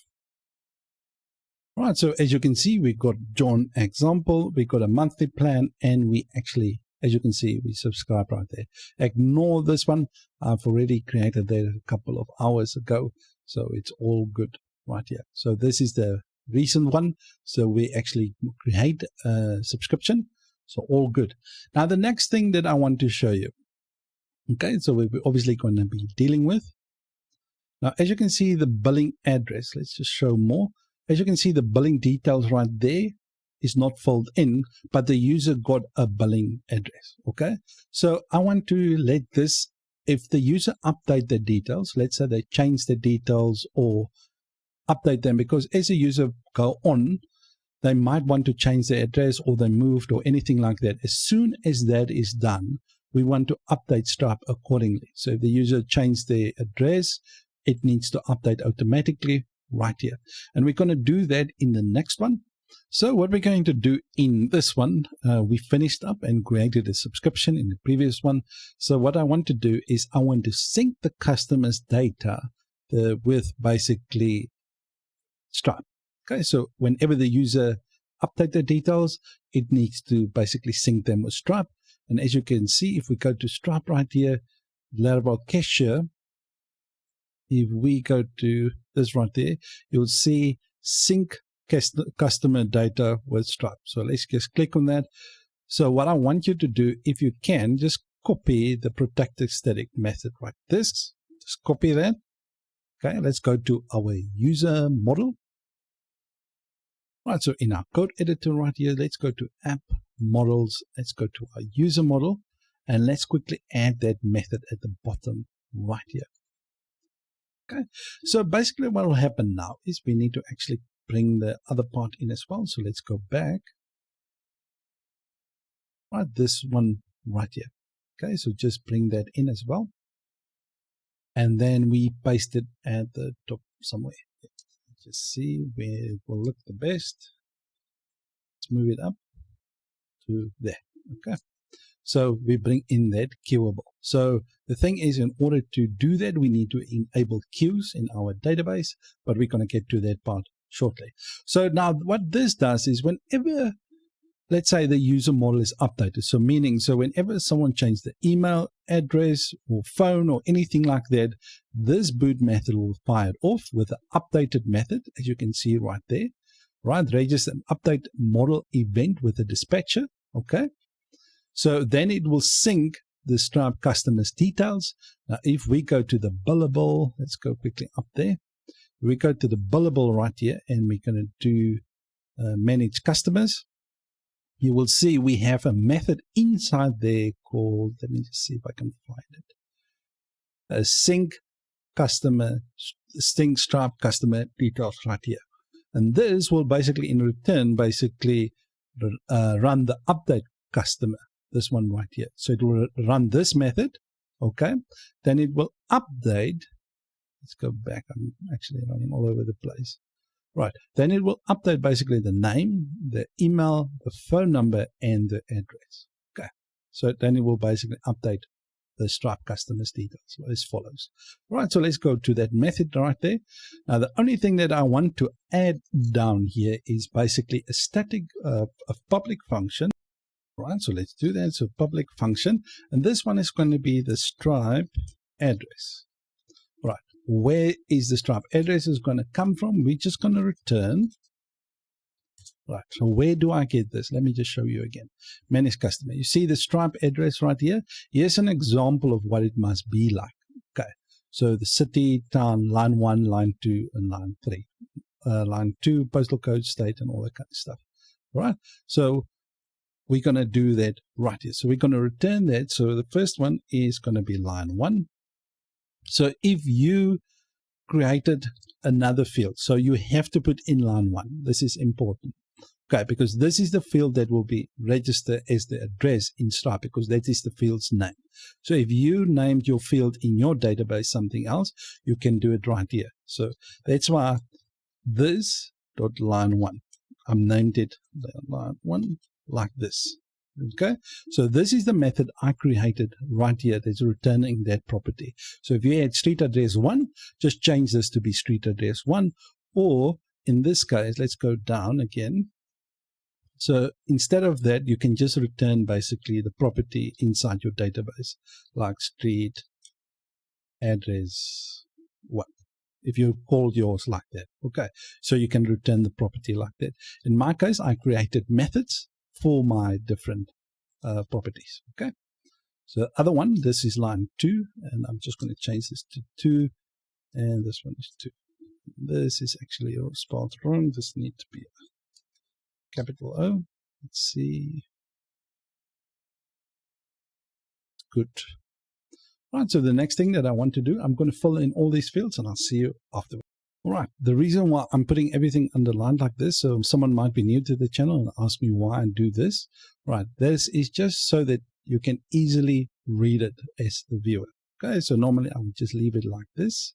Okay, but it's just for you guys to just kind of easily see it in a row like that. Okay, so now we got our Stripe address filled in right there. So anytime anything changes right here, it needs to update. But remember, we need queuable. We need to actually run a queue in order to do that. So let's quickly set up queues for our to able to actually process queues. Right, in order to do queues, we need to actually open up our terminal, and we need to do PHP artisan queue table. It will create a migration file for the jobs. So as you can see, I already created. As you can see, the create jobs table already exists. Okay, so just type in that if you don't have one. So if you have the template, it should already exist for you. So if we go to migrations, you will see we got failed jobs, and we got the jobs right here. Okay. So then this is the jobs that we're going to work with. Another thing that you need to do, if you need to go to your environment file, and then you look for queue connection, and you just set it to sync, and you're all set up. Okay. So let's quickly let our queue worker run. So let's quickly do that. Open up your terminal. I'm just going to create, let me just close this. just going to create this one. Right, so let's do PHP artisan queue work. Right, so now our worker is up. Let's create another terminal right here. Okay, like that. Now the thing is, what we want to do now is let's quickly create another subscription and see if we can actually update the user's information with Stripe. Right, so I'm going to use John Doe again. I'm just going to change the street, the unit, the city, and all that kind of stuff just to some gibberish. So let me just do that, this, and just leave that. Okay, so then I'm quickly going to update this to be 42. Invalid for 2 and the month and next year and just zeros. Okay, so what we want to do is we want to create a subscription for John Doe. Since John Doe is already a subscription, we're going to stop that in a couple of episodes. If the user is already subscribed, we don't want them to select the same subscription, but we want to update it. But we're going to get to that part for now. So this is just testing in order to see if we can actually update the user's data and sync it with Stripe. Like here. Right, so let's press pay now.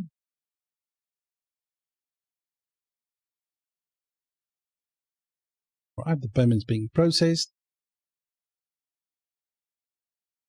We need to actually get to the billing index. Okay, so if the payment was successful, as you can see, we got thank you for subscribing, and this is the billing file if you guys remember from the previous one. Right, so that all work. Right, so let's go back to our Visual Studio Code again. Right, so if you can see our billing details have been updated right here with that gibberish right here.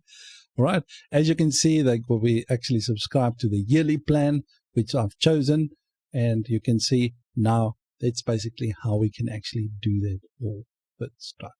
Right, so we can see we get to the billing part, and we can see that our details in our user, this details right here were updated and it was sent to the queue, and where it synced the Stripe customer details right there from here. Right, so that's it guys. If you like the video, please give it a like, and if you have any questions, please ask them for me in the comment section, and I'll happily respond to them. Right, so just a last tip for anybody: if you want to change anything, you can change it from here. So you can add another method. Okay, so if you want to basically, let's go to quickly the billable, just the last big tip, the billable managed customer. So if you want to update the email address or anything like that, you can basically name the name to company name or whatever you want to be updated from here. Okay, how I've done with the Stripe name, just put the correct name at the end right there. That's required by our file right there. Finished up our store method, created a new subscription of the authenticated user, and we've seen that their details were in the database, that is subscription, and we've seen that the subscription is on Stripe. Right, now what I want to do in this case, I want to update the customer's billing details with the details that the customer basically updated right here. Okay, so in the future, if they change their email or phone or whatever the case, all the other details that you want to be updated, it automatically does it for you in Stripe as well. Okay, so let's get started. So let's open up our user model. So models, user model. So you have a different model for your billable. Okay, just go to that model. All right, so what I want to do, if you can see these fields were filled in basically from the previous one. In order to update this, we need to have the mess assignment right here, the line 1, line 2, city, and all that kind of stuff. Now, these details right here, it could have been anything you want. You could have named them street address 1, street address 2, city, state, whatever the case may be, whatever you feel comfortable with. Okay? And you can obviously update them here accordingly. Now, the next thing is for anyone that might be new, I just want to show you where this is coming from. So let's quickly go to the Stripe documentation and I'll show you. All right, I will obviously leave a link for you in the description. If you go to the address right there, you will see we have a line 1, line 2, city, state, postal code, in the country. Now, the thing is, Stripe used this for the billing details. Okay. Now, I want to just mention this. This is very important when you sync the data with Stripe, that you name them the same fields. You can name them whatever you want in the database, but when you sync them with Stripe, it have to be these fields right here. But we're going to get to that, so no need to worry about that, okay? So I just wanted to show you where that is coming from. All right, so the next thing that I want to do, I want to create methods that returns these properties inside right here. So you don't have to do that. You can just return the property, but for me, I'm just going to create methods for them. So like this, let me just, for someone that might be new, let me just show you the first one. We're going to call this one line 1.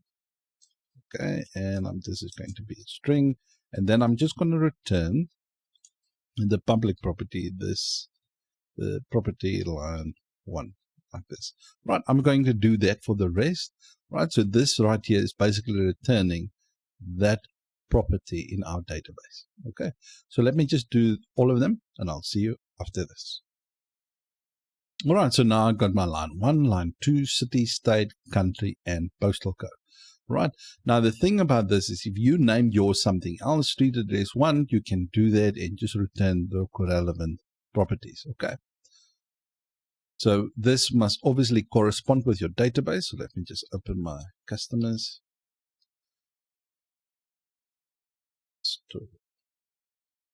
This one right here. If you guys, in the previous episodes, what we have done, we added those details right there. Okay, so these fields must obviously correspond to these properties. Okay, just want to get that out of the way.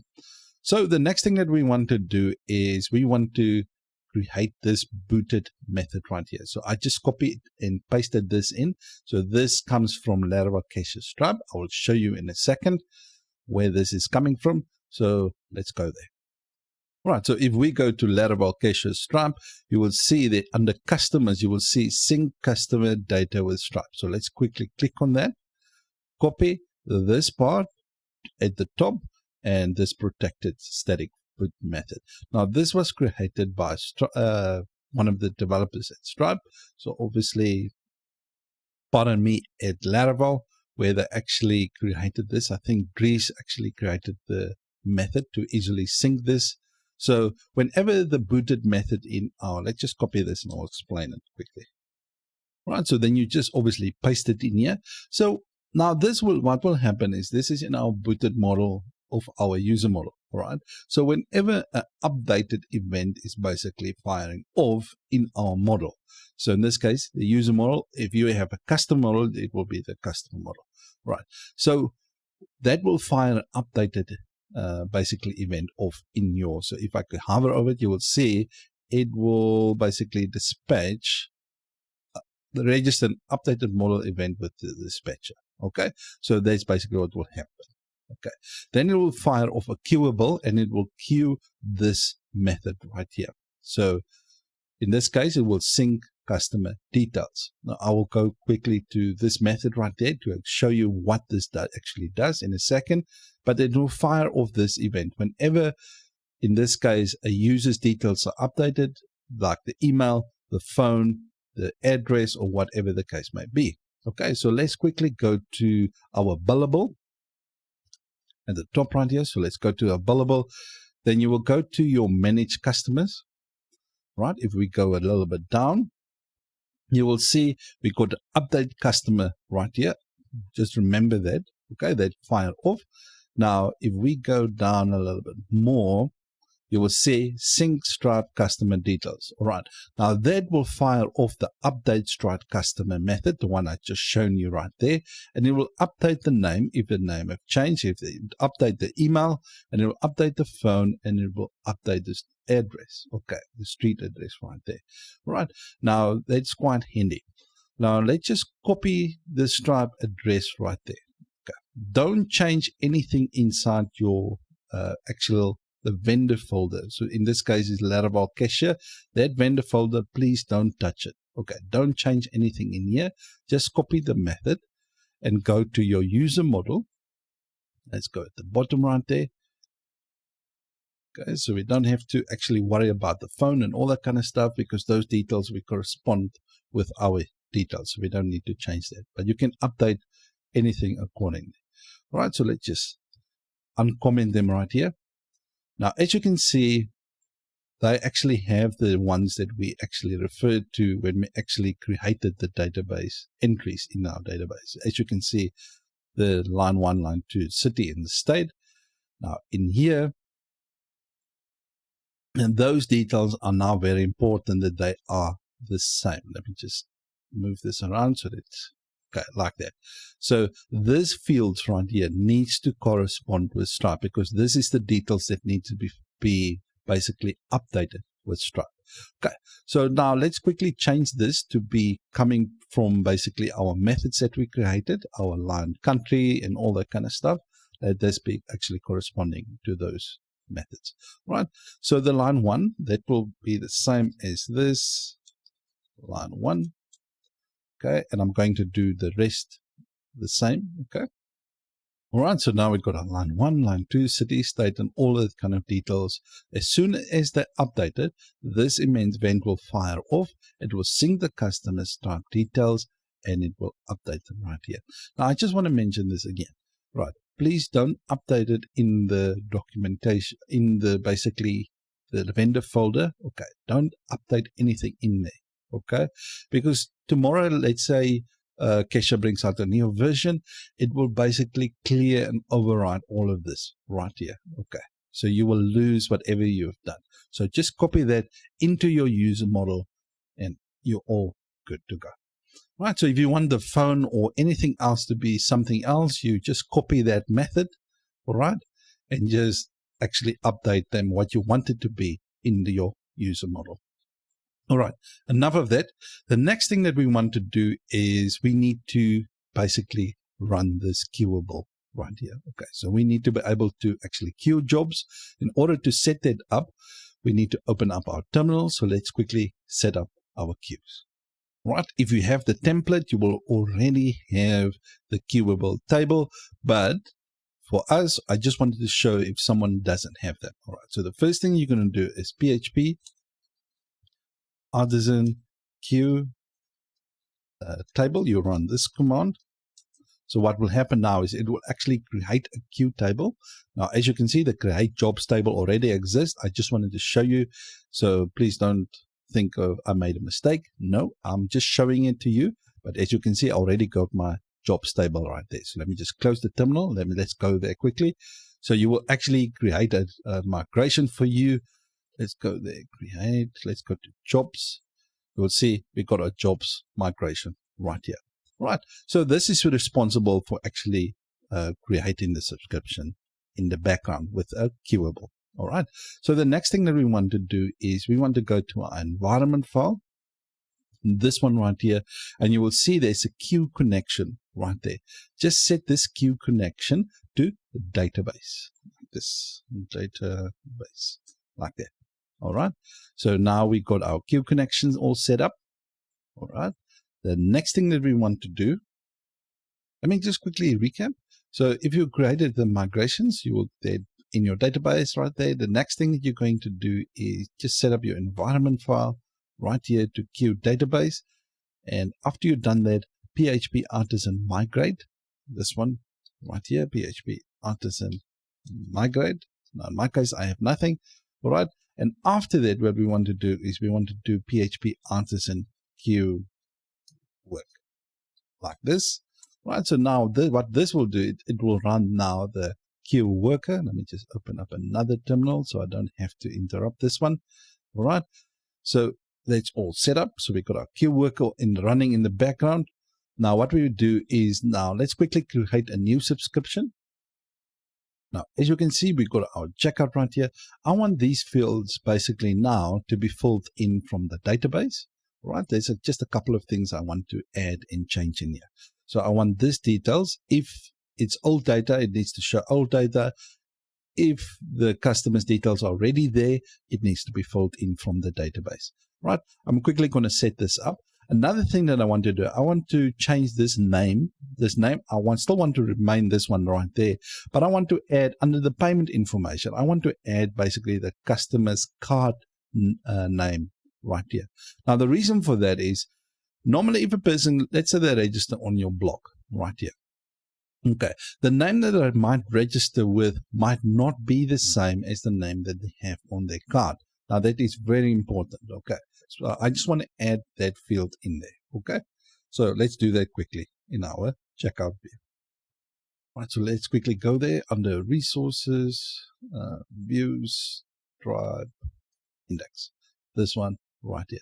Okay, so there's a couple of things that I want to do in here. So let's copy the first one, the name right here. Let's copy that and move it down to the card details right here.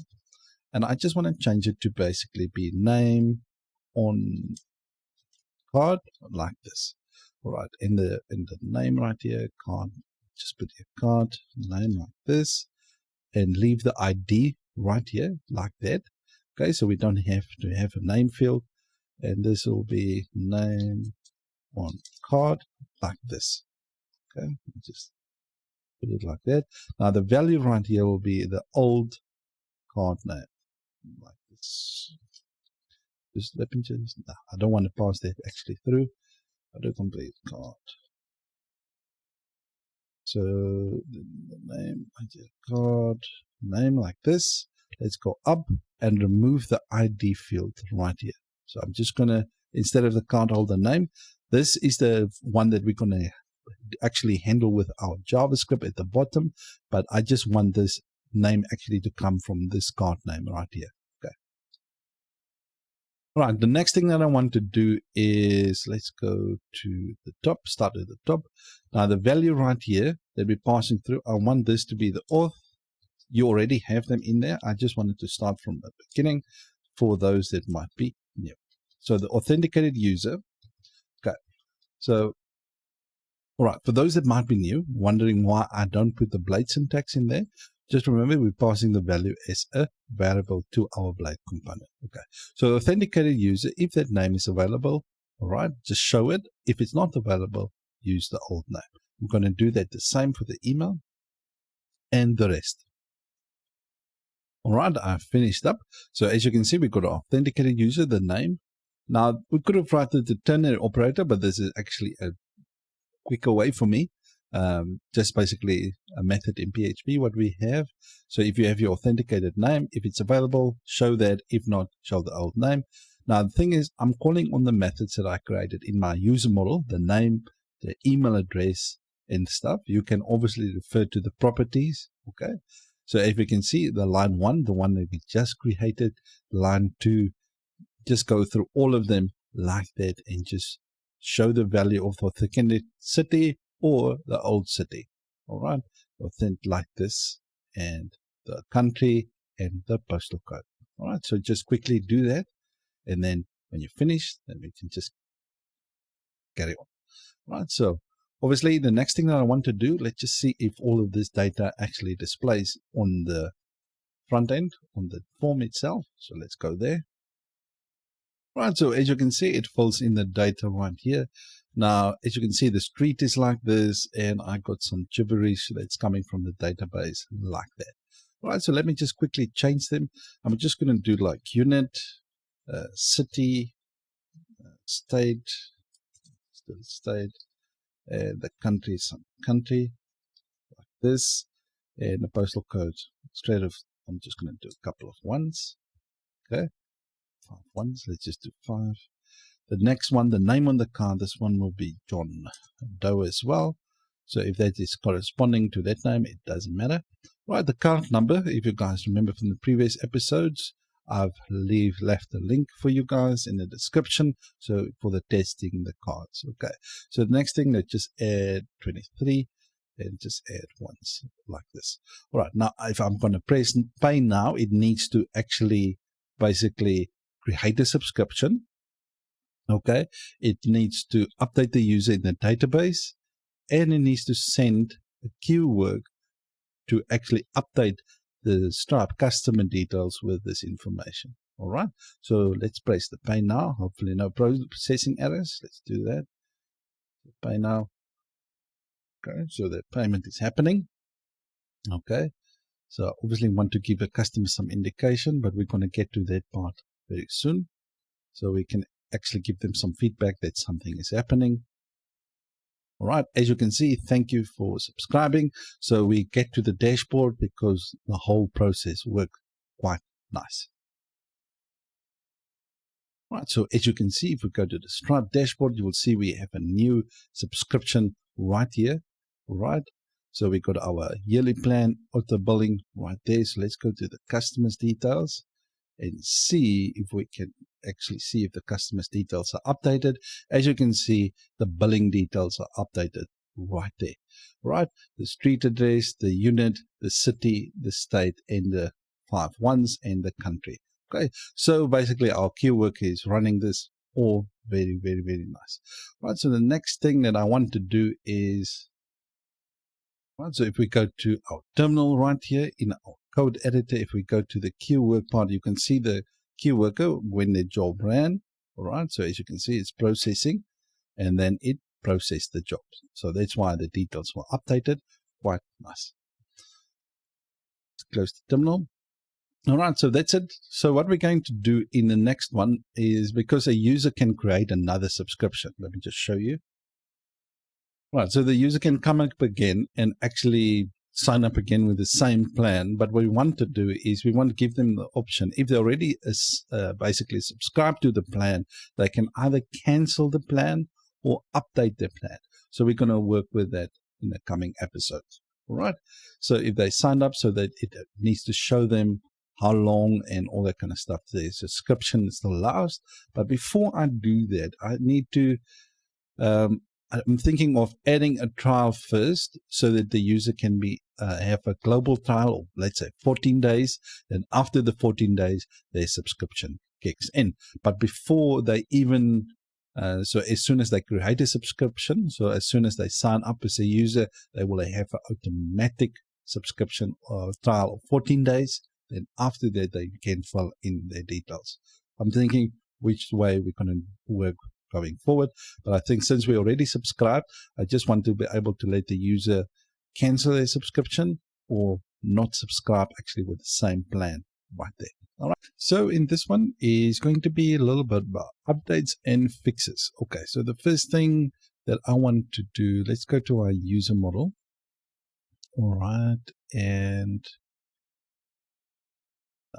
right, all the basically line 1, line 2, you might get an error if these fields are nullable. Okay, so if those fields are not filled in, this might not be a problem because the user requires this to sign in, but these fields are not. So just add the question mark like this before all of them. So if you did fill them in, okay.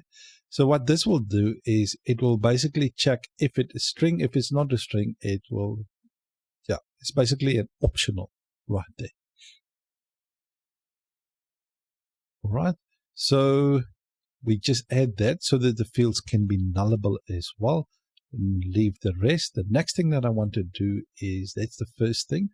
The other one is, if we go to our plan model right here, let's go to the price right here.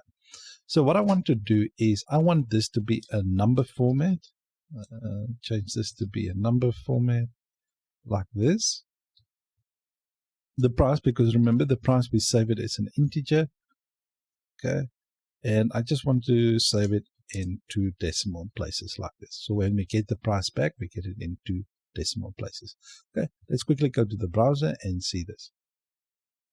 Right. So as you can see, it will put the decimal places right there for 2.00, because normally people won't put $20, they put 19.95 or whatever the case may be, or 1.995 or like that. Okay, so that's basically the reason why I'm doing it like this, because not everyone in the business sense, they will put it normally with something 0.95. Right, so let's quickly just select the plan. I'm just signing as someone else. So if we go to this plan right here, let's go there, you can see this is not a problem. But if we don't add those question marks there, I'll just quickly show you the error that you will get. Right, so the error that you will get, as you can see, app model user line 1 must return a value of a string, null returned.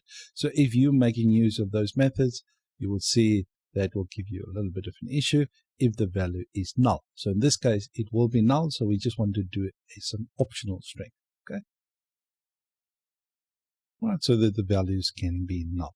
Right, so that's it. So I just wanted to do a short fix for anybody that might run into this problem and don't know how to fix it. I just quickly wanted to make this video for you guys.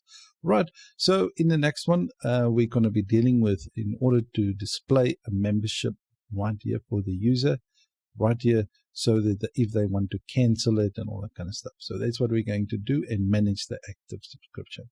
So in this one, what we're going to do in John Doe's case, since he's subscribed to the yearly plan, we want to disable this button right here and basically check the status of his subscription and disable the button right here. So they don't have to sign up to that plan again because they already signed up.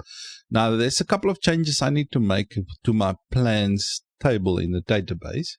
All right, so if we look at Cashier, all right, so let's go to checking subscription status. All right, now they've changed it from version 7 to 8. Now in this one, they subscribe to check the product, okay? So they're checking for Stripe's product identifier, okay? I haven't saved that information in the database.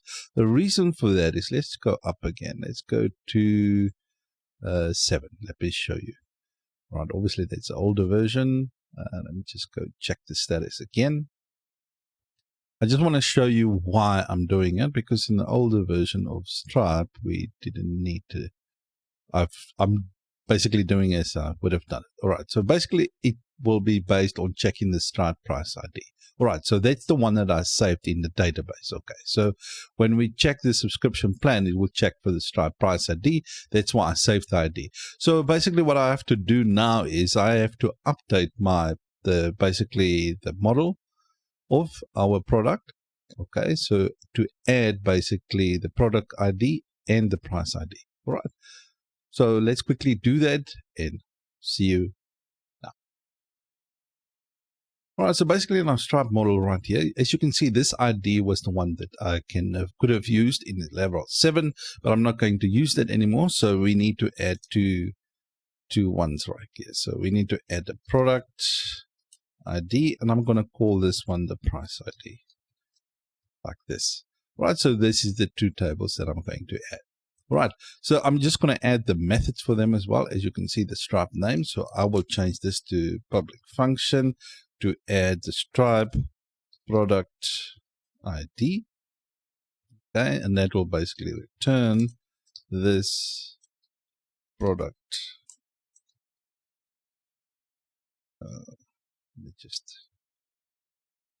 So we add these two methods, so Stripe product ID and a Stripe price ID, that will return those right there.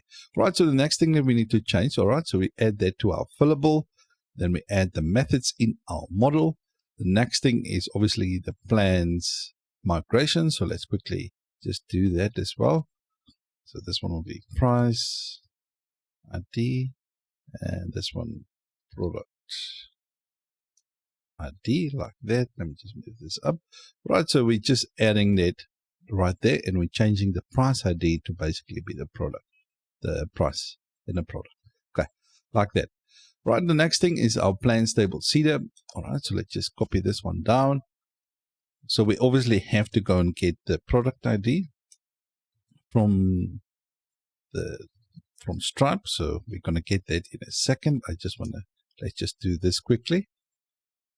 Right, price underscore, change this one to be the product, like this. Right, so let me just fix this. All right, so if we're in Stripe, okay, in your account, you will see your two plans. All right, I'm going to click on the monthly one first. You will see the prod with a number right there. That's the ID that we're going to copy. All right, so let's copy that. We're going to do the same for the yearly as well. Right, and then we paste, this is the monthly one, so let's paste it in there.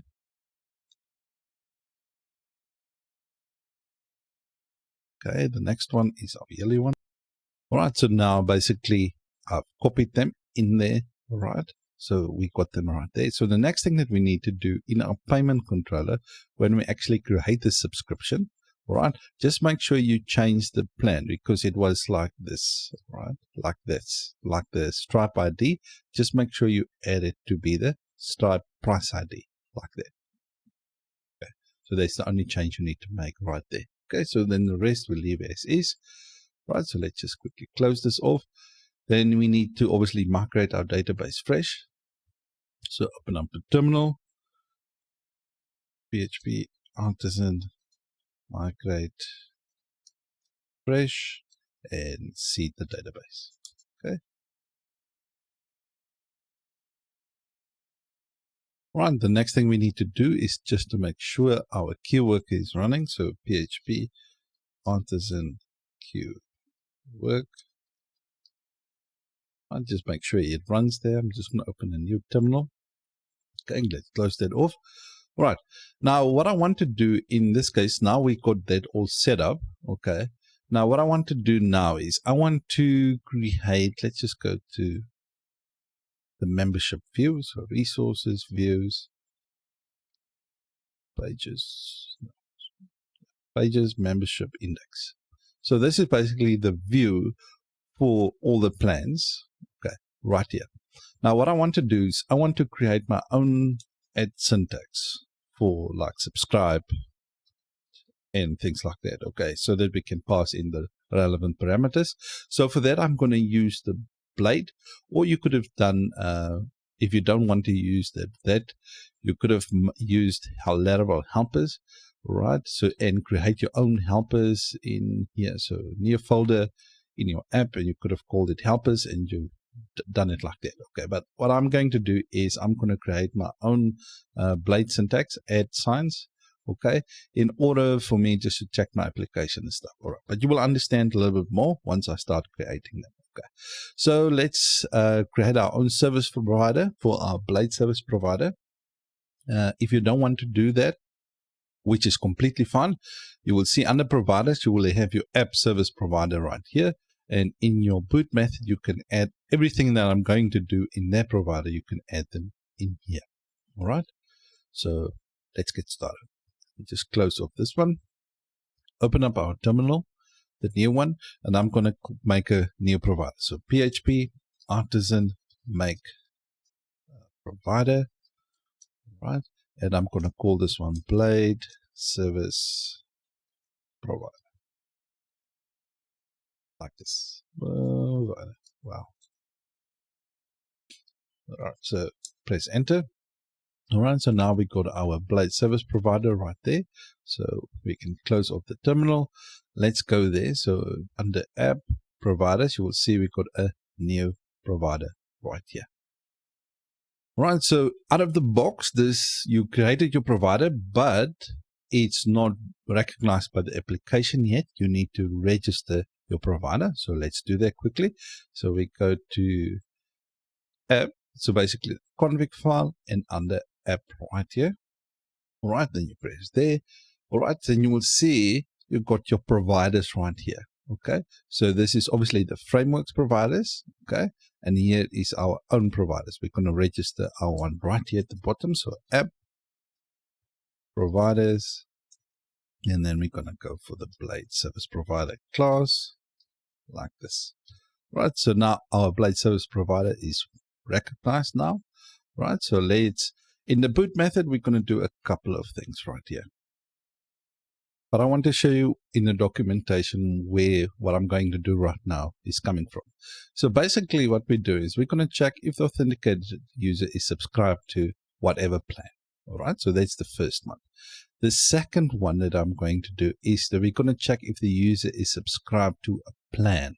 And we're going to pass in basically the first one, what is the plan, and the product and the plan in that product. Okay, so let's do it like that. Right, so obviously if you have multiple, you can do it like that. Right, so let's quickly go and create this in our code editor. All right, so the first one, we're just going to do blade, and then we're going to bring if. All right, now the first part right here, we need, this is basically the name of the add syntax. Okay, so let me just put it up here. So add whatever. So this is, let's say, subscribe, like this. All right, then this part right here, that's the part, this right there. Okay, so I'm going to call mine subscribed. All right, so to be the same as the method we're going to check. So blade, if the user is subscribed, okay, then we're going to write a function. Then we're going to pass a user parameter in this one. Okay, and then what we're going to do is we're going to return to check basically if the user is is subscribed like this to what plan, the monthly plan. Okay, or if the user subscribed to our yearly plan, like this. Right, so then we save that. I'm just going to remove this. Okay, so you must understand that this part right here, there is basically the name of the add syntax. Okay, so the next one we're going to do is we're going to do the opposite of this. So we're going to do a blade if. So if basically to check if they're not subscribed. So I want to add that as well. So not subscribed. Okay, so I'm just going to do a function. Now we're going to pass in the user. And this, just add my, like that. And basically what we're going to return is we're going to check if they're not user subscribed to our monthly. Let me just copy this actually. I'm going to speed it up a bit. This. Right, let's just add that right there. So we got our user. What's wrong? We need to like that. Right, so I forgot my comma right there. So basically what this will do is we'll check if the user is not subscribed. So this is basically add not subscribe and end not subscribe. Okay, but we're going to get to that very soon. Right, so this is the one where we're going to check if the person is subscribed to actually the product. Okay, so let's do. What we're going to do is we're going to do a blade if. So this is the next one. I'm just going to repeat it again. So this is the name of it. So subscribed to product. Like this. Okay. Subscribe to product. Let me just go to a function. We need to pass a couple of parameters. We need to pass in the user. Okay. Then we're going to pass the product ID. But I'm just going to call it ID just for simplicity's sake. And the next one is the name, like this. Okay. All right. So what we're going to do in here, we're just going to return user subscribed to product, and then we're going to pass in basically the ID and the name, like this. Right, so now we've got our blind syntax already, so we can use it in our view to basically check the conditionals. Right, so let's start off with this one right here. So I'm going to use, obviously, this one's in other parts of my application, but for now we can just leave, I'll basically keep it right there, but I'm going to use this one for this one right here. Right, so let's use our first one. That's going to be add subscribed to product.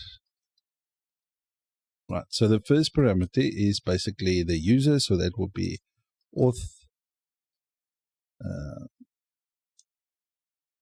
Right, so the auth user. The next one will be basically the plan Stripe product ID. Right, so that's the other one, and the other one was basically the plan Stripe name. So plan Stripe. Okay, so and now we just need to do an else right here.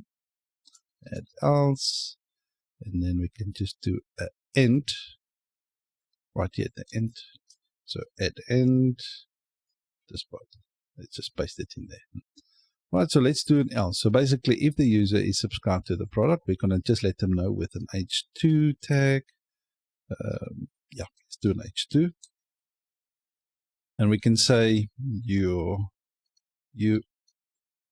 are currently subscribed to this plan. Right, I'm going to add some styling in here. So let me just give it some room so you guys can easily see what I've done. Subscribe to product. Hopefully everything this is spelled wrong. D and D. All right, just fix it here as well. Subscribe to product. So this must be exactly the same. So as you can see, that needs to be subscribed to product. Otherwise, we're going to get an error. Where this is coming from, let me just quickly open our user model. The user model, let's go up here to the billable, manage subscriptions, checking the status. Let's move a bit down. As you can see, subscribe to product. We're going to call on this method right here. Okay, so let's copy that and go right here just to make sure everything is the same. So that there is no unnecessary errors. Okay, so to make sure that this two are the same as well. Okay. So basically what we're going to do, we're going to check if the person is subscribed to the product. Now here, the product, basically what will happen is it will check the subscription and it will find the name. Okay, so in this case, if it's monthly, it will find the monthly name. Then in that subscription, it will check if it has a product. So basically it will go to the subscription items. All right. And the subscription items, let me open up my migrations quickly. This database migrations. Let's go to the subscription item. Where is that? Yeah, right here. So in the subscription items, it will go and check for the Stripe product right here. And it will check for that product ID right here. Okay. So that's why I had to change my plans to kind of suit everything. Very nice. All right. So that's what we're going to do. Okay. So hopefully everything works. I'm just going to add some styling to this quickly. You can add it if you want to. All right, so basically this is what it looks like. As you can see, the button disappeared and we actually got this right here. You are currently subscribed to this plan. So obviously if I spelled correctly right there, it would have been better. All right, so that's it. Let me just show you the styling that I created. All right, so what I've done, padding top, padding of 2, margin top of 4, text wide, rounded, background, theme blue, 300. Right, so the theme blue right here, this is created by ourselves. Right, so that's it. Right, so at the other tab, let me just show you something. If you want to just check what this returns, okay, so let me just copy this quickly. You can add in here, just dump, and then just paste that in there. Let's do an H2 actually as well. And then just move that in there. Okay, so let's see what that returns. Right, I just need to modify it a bit. So this is our auth user, subscribe to product, and obviously put in those details right there.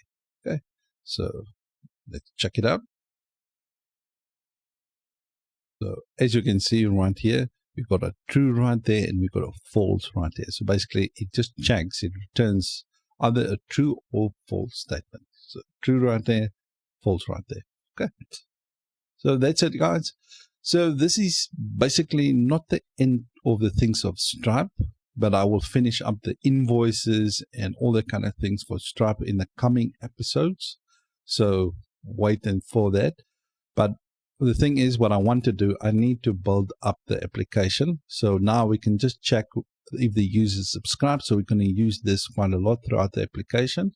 Right, so let's go to the dashboard quickly. Right, we need to build up the CRUD application in order to create a post, create tags, and all that kind of stuff.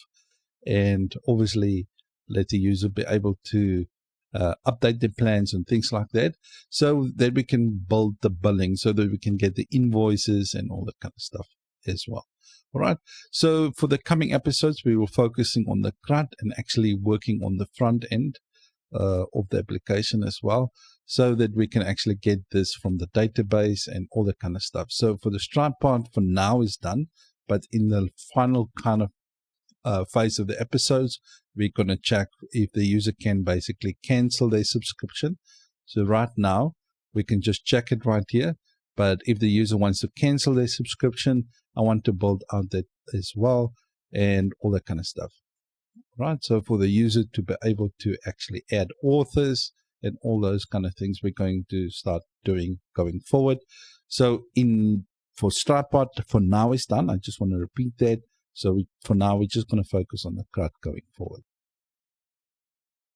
I'm logged in as an admin user right now. So what I want to do is I want to create a custom redirect. So redirecting the admins and the writers to their own dashboard and the normal users so that they can be able to view their billing and all that kind of stuff to their own dashboard, right, and update their profile as well. Right, so we're going to do that. Now, the reason for that is I like to keep my admin-orientated dashboard on its own. You could have used your own, just the same dashboard and just change that certain parts, just show if it's an admin user or a writer or things like that. You can use that. But I like to keep them separate. So the admins go to their own dashboard, admin/dashboard, and the other one will just be dashboard. All right. So that's what we're going to do in this one. So let's get started. All right, in order to create that response, we go to app, HTTP. We're going to create a new folder right here. And we're going to call this one response. Let's make it responses, plural. Right, then inside that, we're going to create a new file and we're going to call it login response.php. Right, so now we've got a file right there. We can just open that with PHP tag. Right, and then we can just going to do a namespace to this path. So it's app/http. And let's see if we got our responses. HTTP, and then we can add our responses like this. Right, so now we add that folder. So let's quickly create our login response. So we're going to do a class login response. And then we're going to implement a contract for the login response contract. That one right there. Okay, so we bring that in. Okay, so contracts login response. All right. So the next thing that we want to do is we're just going to create inside this. We're going to create a new class. So public function. And we're going to do a toResponse. And then we're going to pass in the request. Right, so you might wonder where this is coming from. So let me just quickly show you. The login response implements this. Okay, so let's quickly go there. And as you can see, it's a login response interface extends responsible. So let's go there. You will see we got the toResponse class right here that we're trying to fulfill. So let me just copy that and paste it in here like that. Okay, so I obviously misspelled it. Right, so now in this one, what we're going to do is we're going to check if the authenticated user. Right, so we can actually do this. Let's say user. We're going to equal that to the auth user.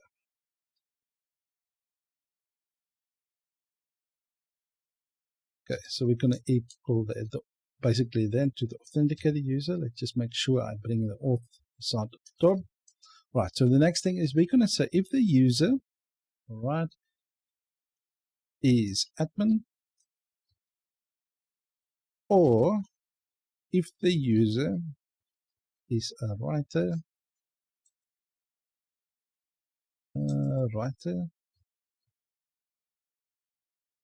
or if the user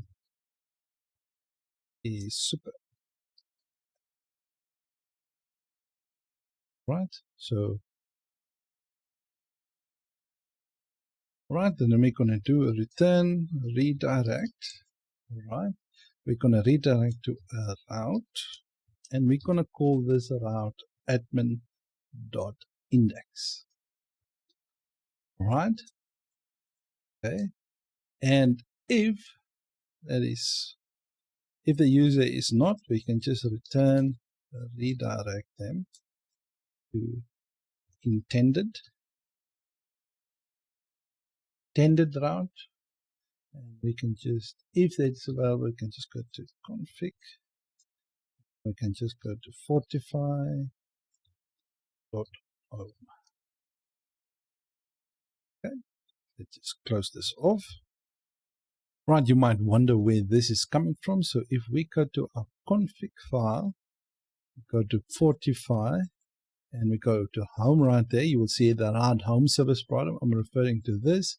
If we go to right home service provider, you will see it redirects basically to the dashboard right there. Okay. Close this off. So what's nice about this, if you want to change where this right is going to, you can change it here without having to come here to change it. Right, so anyway, that's our response. So if the user is an admin user, a writer, or a super admin, they get redirected to this one right here. Else, they will just go to the normal dashboard. All right, now we created this, so our app doesn't know of this basically this custom response. Okay, so we need to let our application know of this response that we created. All right, in order to do that, we have to go to app, providers, auth service, to Fortify service provider. Right, so in Fortify service provider, what we have to do is we have to bind. So we're going to do this. So this app, all right, we need to bind basically. So bind. Right, we need to bind basically. Let me just close this off. The login response, the contract. Okay, so where it is, this one right here. All right, we're just going to change this as. I just want to change this because we have two login responses and the names might clash. We just want to change this to be the login response.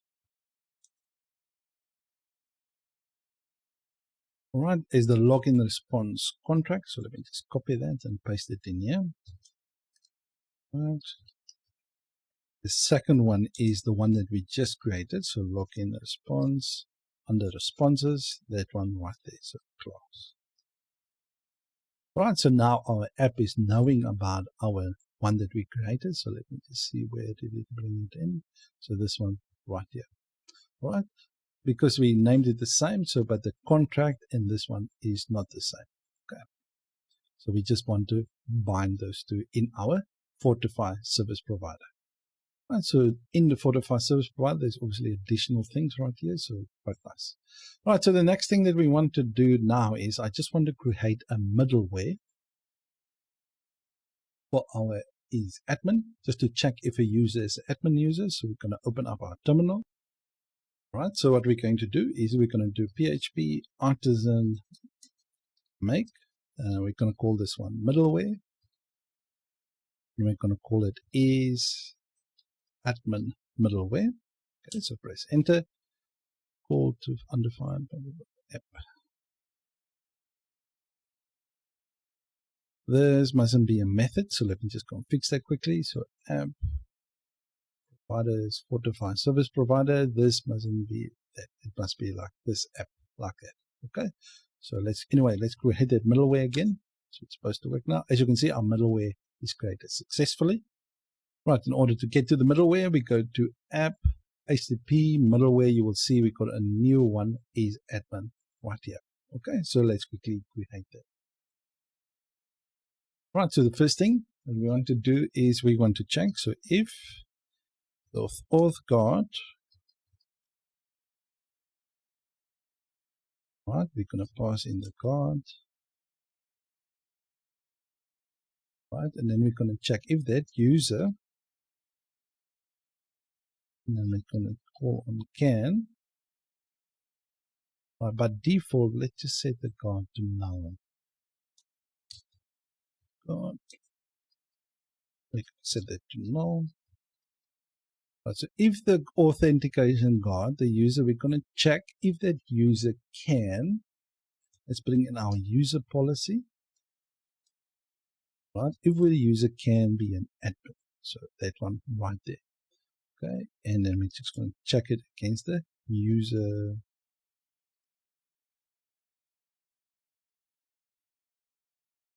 Right, and then we're just going to go to the next request. All right, and if it's not, then we're just going to throw an exception. HTTP exception. We're just going to do a 403, and then we're just going to say forbidden.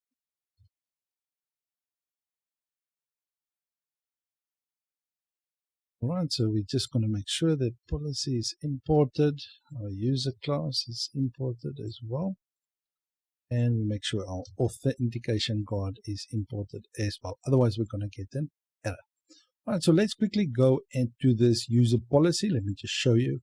Now, the admin is calling on the admin method, and the admin is just basically checking if the user is basically an admin or a moderator, like that.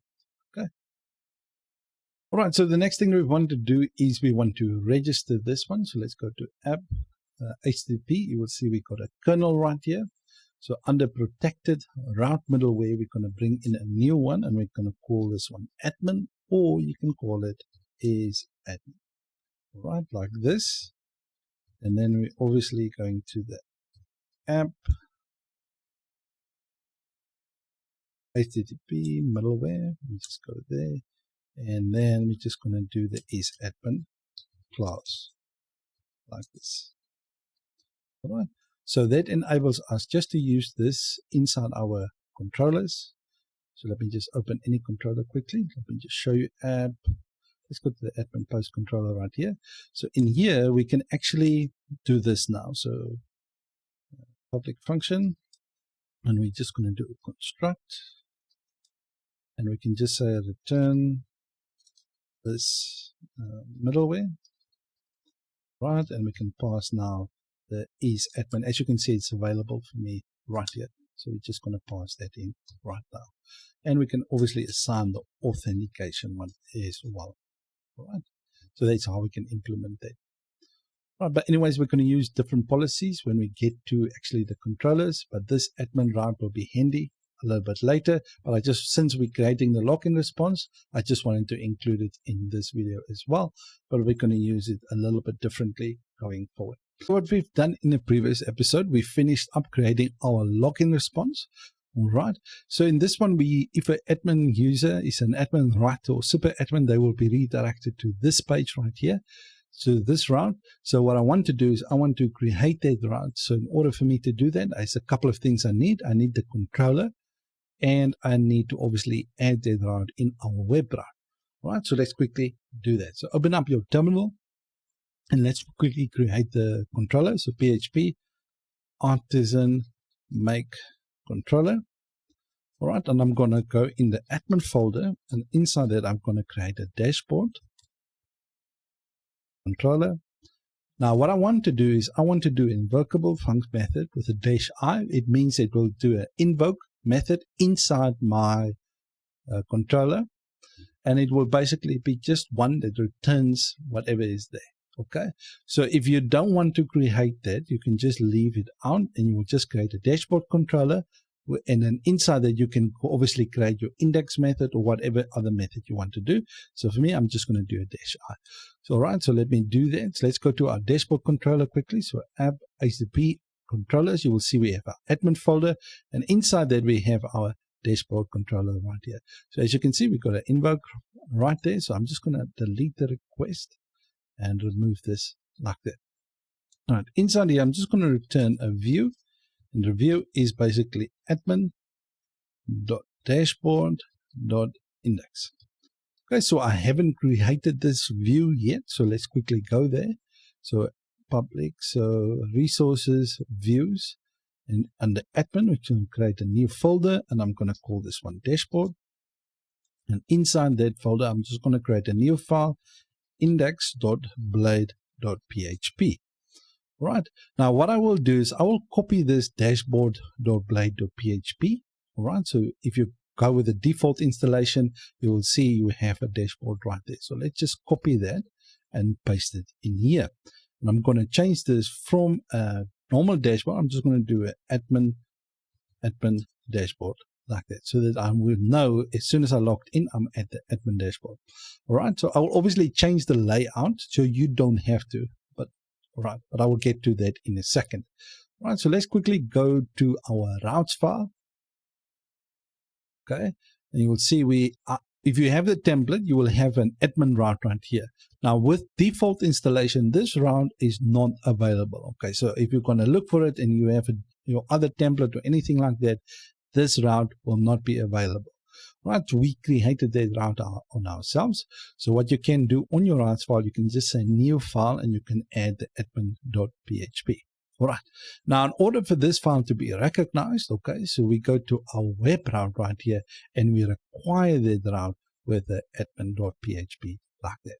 All right, so in our admin route, what we're going to do is we're going to, in the route group, you create a route group with the prefix of admin and as.admin. All right, so what will happen is every route will have a /admin, and all the name of the route will be admin. Whatever the name of your route is. Okay, so in this case, let's do a route. Okay, and then we're going to do a get route. Get route. This will be /. Okay, then inside this, we're going to do the dashboard controller class. Okay, and then we're going to give it a name of index like this.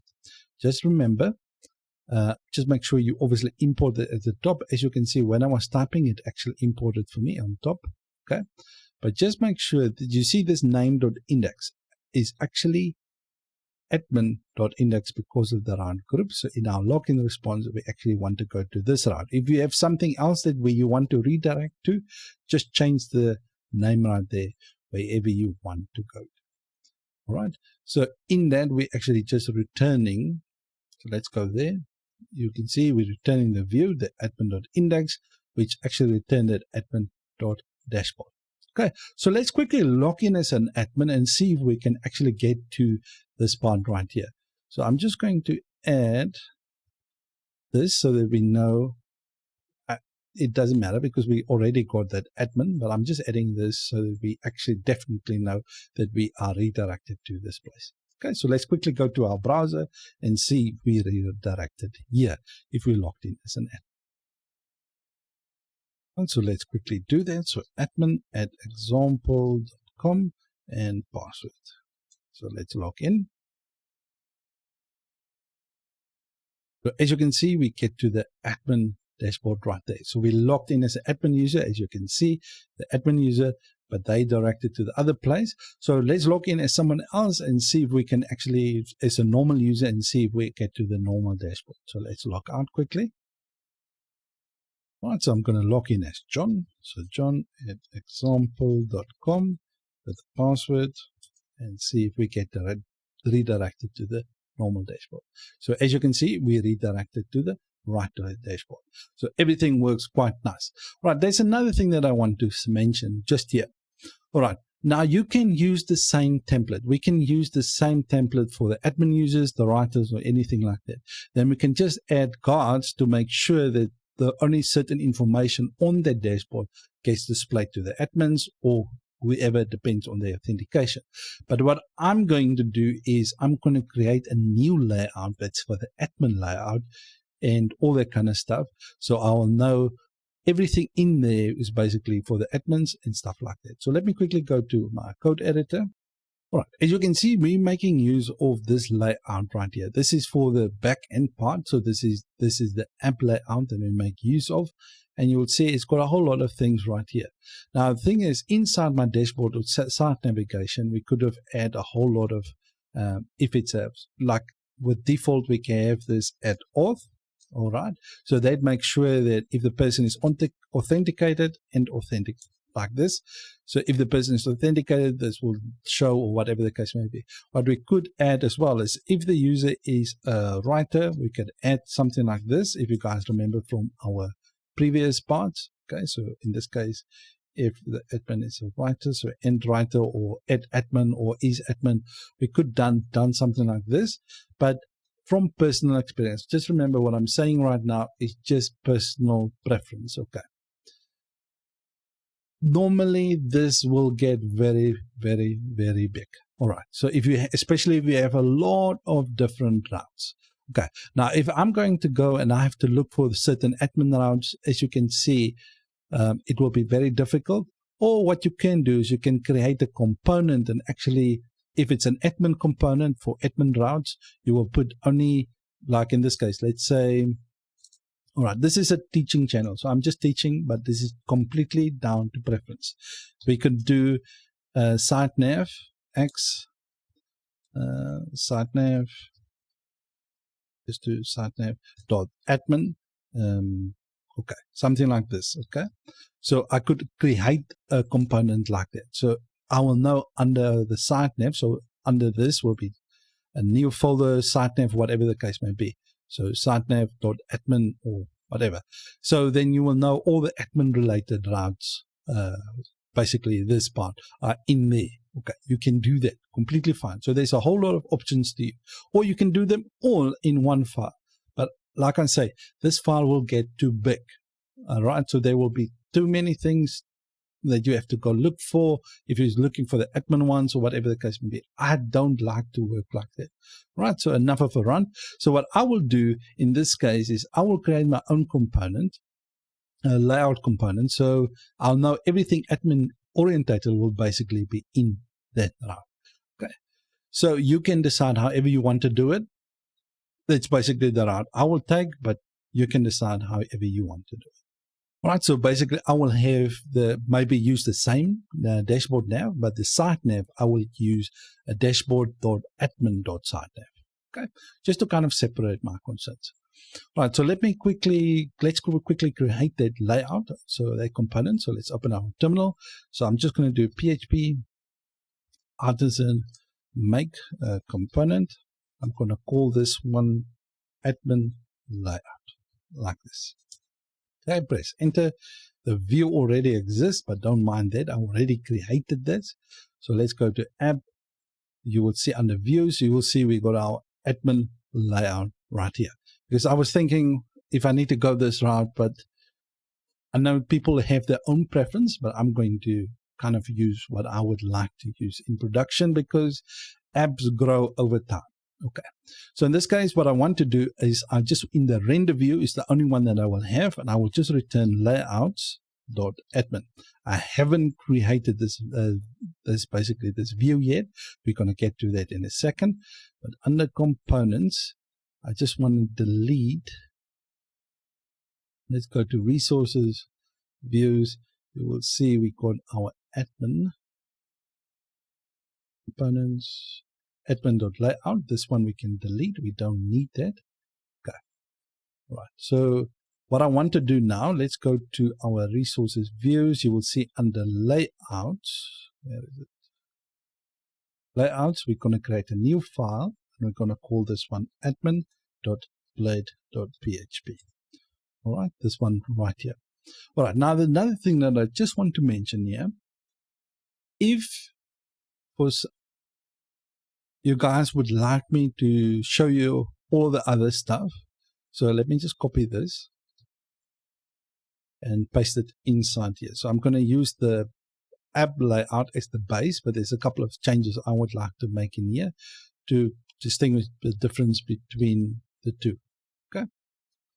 So what you can also done is you can use the same layout and we can just say in here, so you can just check as well. If the authenticated user is admin, show this one or a different one, and if they are someone else, use a different one as well. We can then use, there's so many options and ways to do things.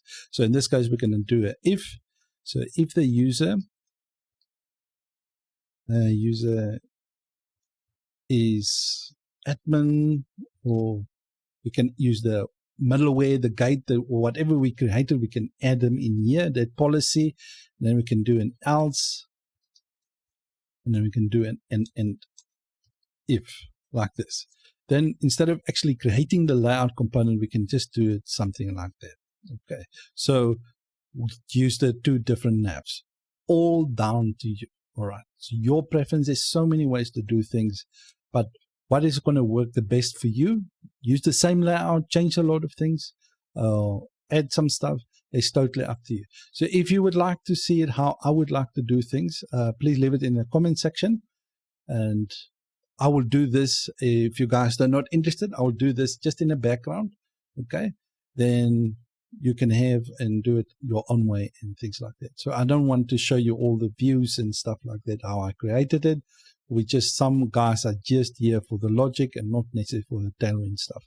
All right, so that's it for me. So what I will do now is I will just create a new file in our components. So we got the dashboard.siteNav. So I'll just create a new one. I'm going to call this one admin. Inside that, I'll just have a new file, and I'm going to call this one sitenav.blade.php. Right. I just want to show you there's so many ways to do things, and it comes down to preference. All right. Now, the reason I'm using my own layout, like in this case, the admin layout, if I want to change the coloring, the styling, or anything like that, so the admin dashboard might look a little bit different than the writer or the admin, I can just change them all in here. But people will say, yes, I can do another if statements, ternary operators in here.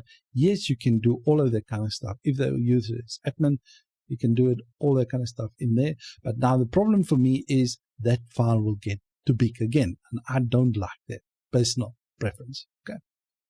All right. So anyway, enough of that. So what I will do in this case is admin, and then we can just add another dot to the sitenav. So this is basically now the admin sitenav, and there's a whole lot of things that I want to copy in here, and then paste it in here that will only be for the admins. All right. So what we're going to do in this one is we're going to display all the users of our block.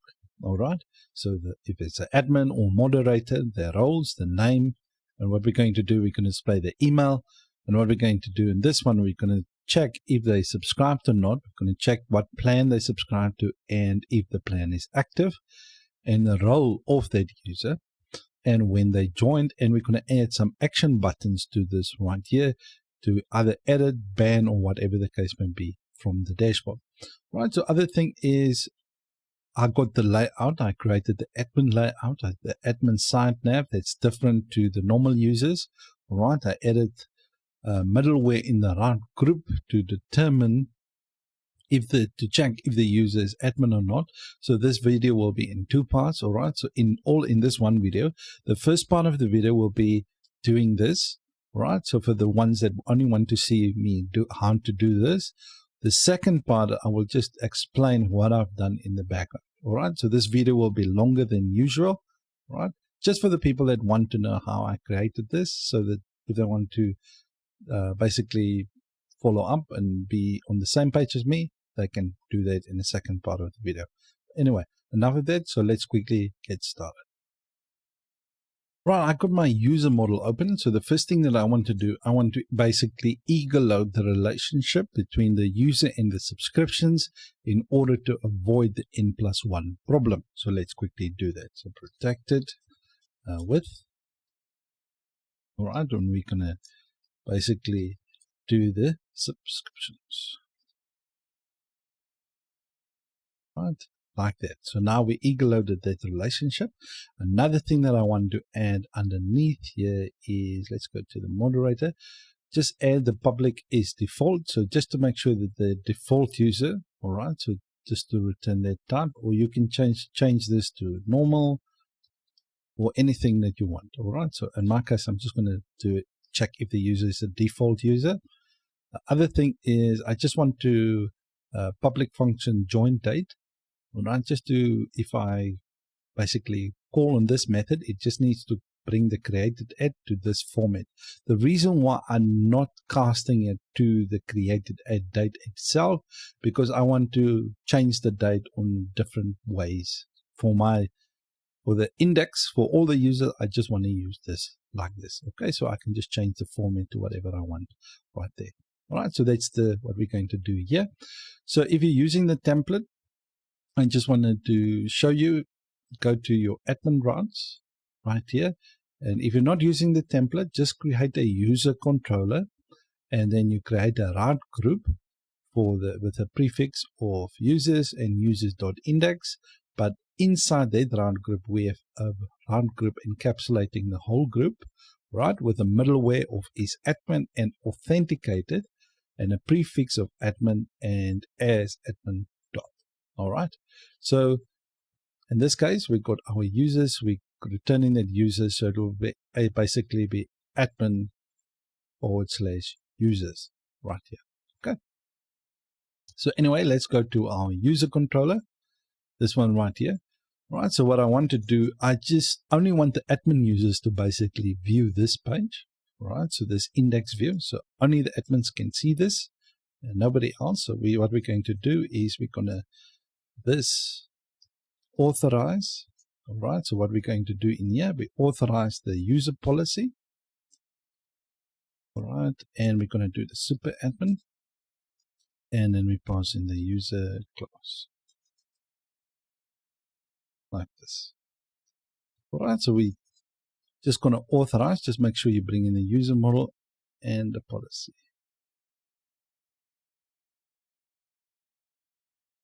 Okay. All right. So the next thing that we want to do is we want to pass in all the users basically to our view. So just get all the users.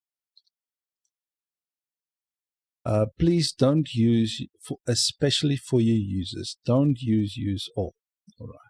Don't do this. The reason for that is, especially in this case, if you're going to have a lot of users, this query right here, let's say you've got 1,000 records or 1,000,000 records. It depends on how big your users will grow, right?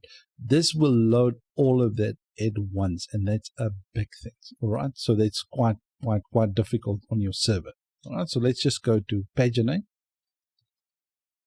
All right, so we want to paginate how many? I just want to paginate 5 at the moment.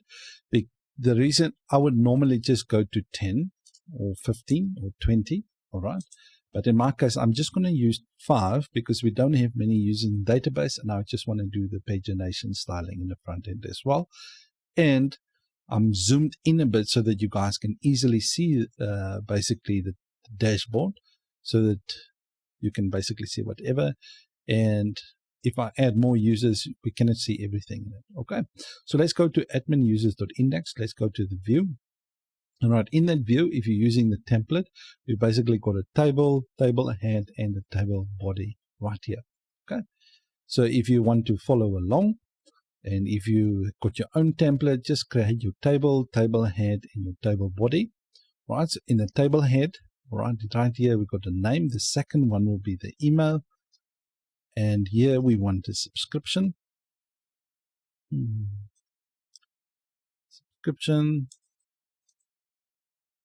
Subscription name, and status. Okay. Or you can just do the subscription status to let it know if it's active or not, or just the name. It doesn't matter. It's totally up to you. The other one right here, this will be the action part. Okay. Now we're not going to have any action at the moment when we're going to do this on its own, where we're going to actually be able to ban a user and all that kind of stuff on its own. All right. So now we got that part right there. So now in the table row right here in your body, we're just going to have one table row, and we're going to do a for each loop over that for each users as user. All right. So let's move that table row inside that. Okay. Inside the first one, we just want to get the username. The name like this. All right, I'm calling on the method. All right, you can just call the property. It's also fine. I'm calling on the method that just returns the property right there. All right. So the next one that we have, this one will be the email. User email address. Okay, and then we got, this is obviously shows date right there, but we're checking the subscription name and status. Right, so I'm going to break this up in 2 so that I can just give us some room here, like this. All right, so what I want to do is I want to get the user. Right, so I'm going to do actually for each loop, because the subscriptions come as a collection. All right. So let's just do this. So as for the user, just going to get the subscriptions as a subscription. Okay. So let's just keep it like that. All right. So for each of those, we just want to get the first one will be the subscription name. Okay. And I'm just going to add a comma right there. The other one will be the subscription Stripe status. Right, so you might be wondering where this is coming from. So let me just show you. Under database migrations, you will see under the subscriptions table when we installed Laravel Cashier, this one right here, you will see we got a name field, this one right here, and we got the subscription status right there. Okay, Stripe status and the price or whatever. So if you need more information, you can actually add this into your basically your index view right here. All right, so what I want to do as well is I want to uppercase first, this like this, uppercase first as well, and this one as well. All right, so because they're coming lowercase from the database, first like that. All right, so that's basically our subscriptions all sorted. The next thing that we want to do is we want to check if the user, the role of that user, all right, we want to check that as well. Okay, so what I want to do is I'm just going to add a span like this.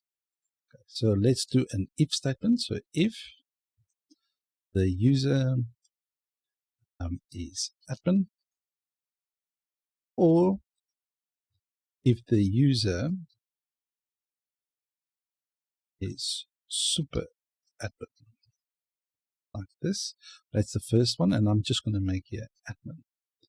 Right, and then we're going to add an else if like this. So the next one, if the user is a writer, right? Now where I'm getting this from, I just wanted to show to someone that might be new, the is admin, is super admin. We go to the users table model right here. You will see that we got an is writer, is admin, that basically return the self admin, which are constants that we created. For the default user is 1, the moderator is 2, writer 3, admin, and super admin. Okay. All right, so that's our writer right there. So let's add a span tag. Let's just add an end if right here at the bottom. End if. Okay, so that's a writer. All right, so the next one, let's just copy this.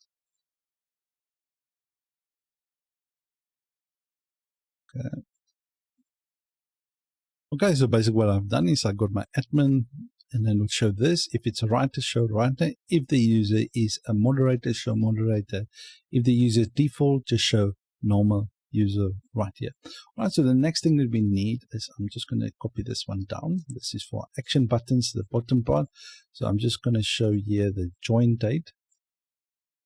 Okay, and the user joined date. Right, so this is obviously the method that we created inside our user model. Just want to show you the join date right there. Okay, so we got it right there. So obviously the buttons right here, I'm just going to call, just make here buttons. So ban, just put a comma, delete, and all that kind of stuff. So I have will not create this. When we get to a separate episode for user management, I will do this right here. Okay, so for now, let's see if we can display all of them. I'm going to do this in the background, all right? So as you can see, the background right now is green. So every one of them will be like all of them green. But what I will do is I will just add their own styling, all right, for each one of them. So add a class and give them each individual styling. So the admins will be a different color to this and that and that. But for now, I'm just going to leave it all as green due to time constraints. All right, so I will just add all the styling in the background. All right, so this is what we have now. As you can see, the admin user shows admin, writer, moderator, normal user.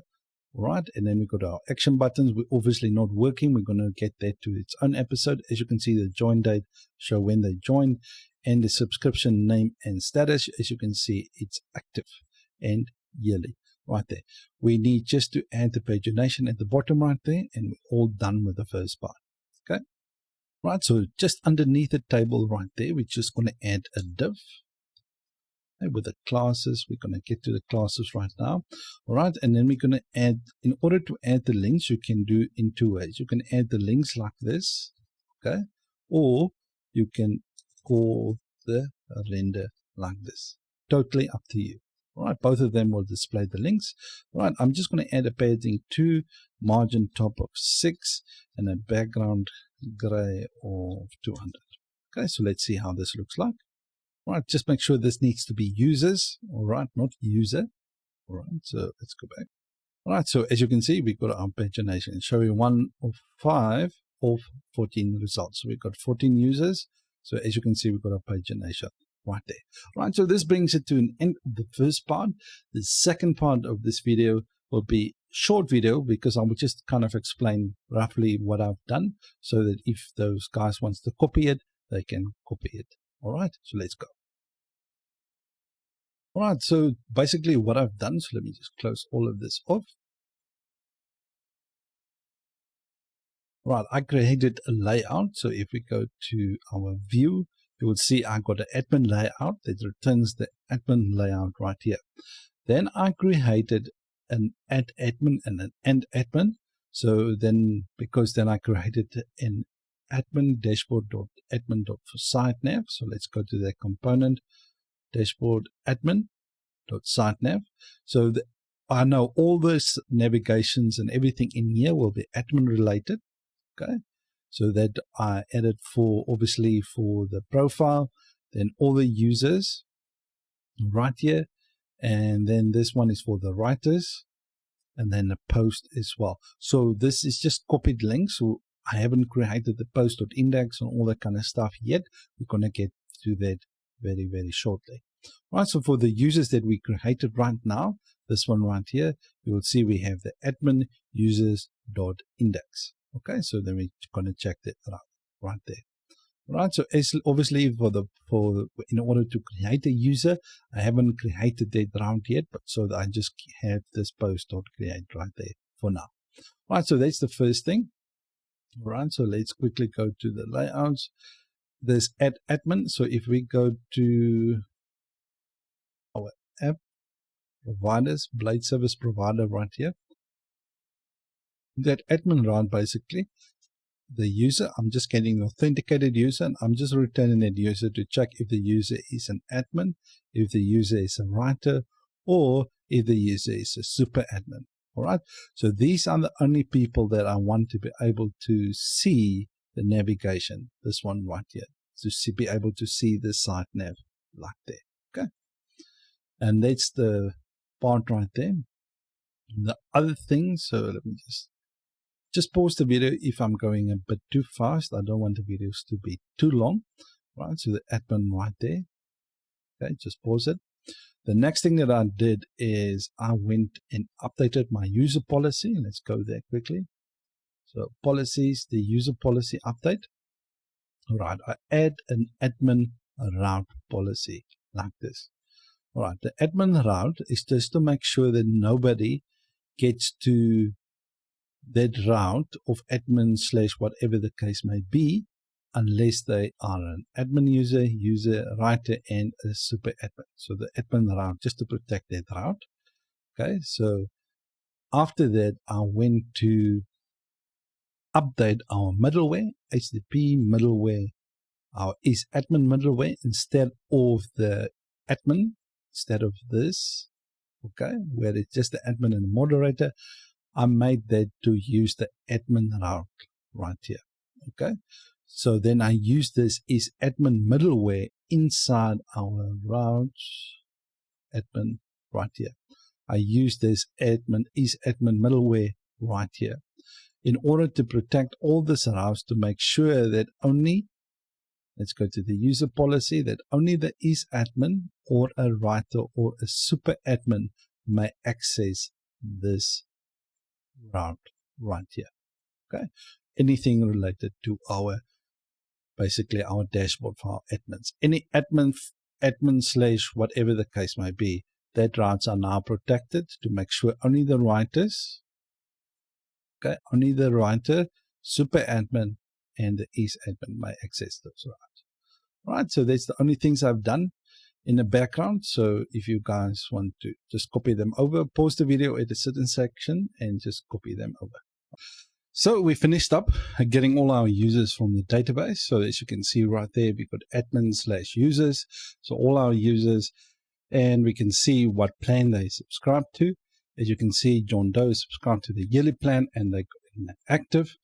And you can see when they joined, and you can also see their role as well. All right. So I updated from the previous one. I just gave them different colorings, so it's kind of easy to see when it's a normal user, moderator, and a writer. So what we're going to do in this one is we're going to use the same template that we used for our users and actually get all our posts to be displayed in our post.index. Right, so let's get started. Right, in our code editor, you will see if you use the template, you're going to go to controllers, you will see you've got an admin folder right there. If you don't, if you're not using, you've got your own template, right, just make sure that you have an admin folder, or you can manage it however you want, right? So in our admin folder, we're going to create our post controller. So we've got our post controller in there, and we're going to create a method inside this post controller called index, right? And then we're basically just going to return a view, and we're going to call this one admin dot posts dot index. Okay, so that view we haven't created yet, but we're going to get to that in a second. But there's something I just want to mention. Let's just open our admin routes quickly. All right, you guys remember from the previous lesson where I talked about the isAdmin middleware that I added on the whole group. Okay, so I'm not going to add an authorization right here. So this authorize. I'm not going to add it in here because we already checked with the admin to make sure in the admin middleware. Let me just open it. Is admin in our middleware, which making sure that we get the user policy on the admin route. Okay, so on that we can see we're checking for the admin, writer, and the super admin. All right, so we're making only sure that those ones can access the route anyway. Right, so we don't have to add any middleware in here. So if someone wants to know why I don't add any middleware or authorized in here, okay? So let's, in the view right here, so I want all the users to be able to see the post, okay?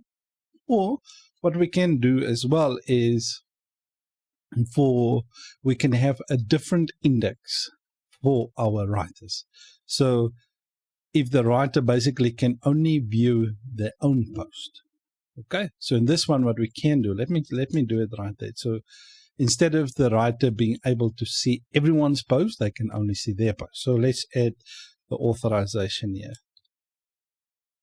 All right, so we authorize basically the user policy. All right, and we're going to authorize only the super admin.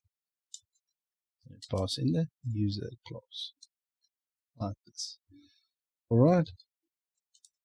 Now, we got that done, so we're only making sure, but we're going to get to a different method where we will display the post for the individual writers as well.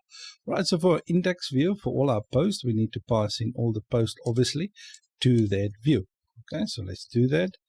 So the post, and we're just going to get the post, all the posts. So I'm just going to paginate them. Normally, I would add 10, 20, or even 50 sometimes, but in this case I will only display 5 due to space on the view because I'm a little bit zoomed in. Just make sure we bring in the post model, otherwise you're going to get an error, model not found.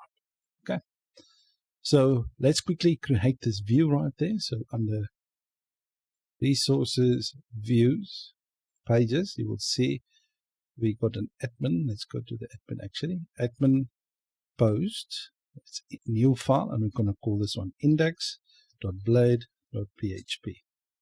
Right, we're going to from the index of the users, we're going to copy everything right there and put them in here. Okay. Right, so we're going to do that.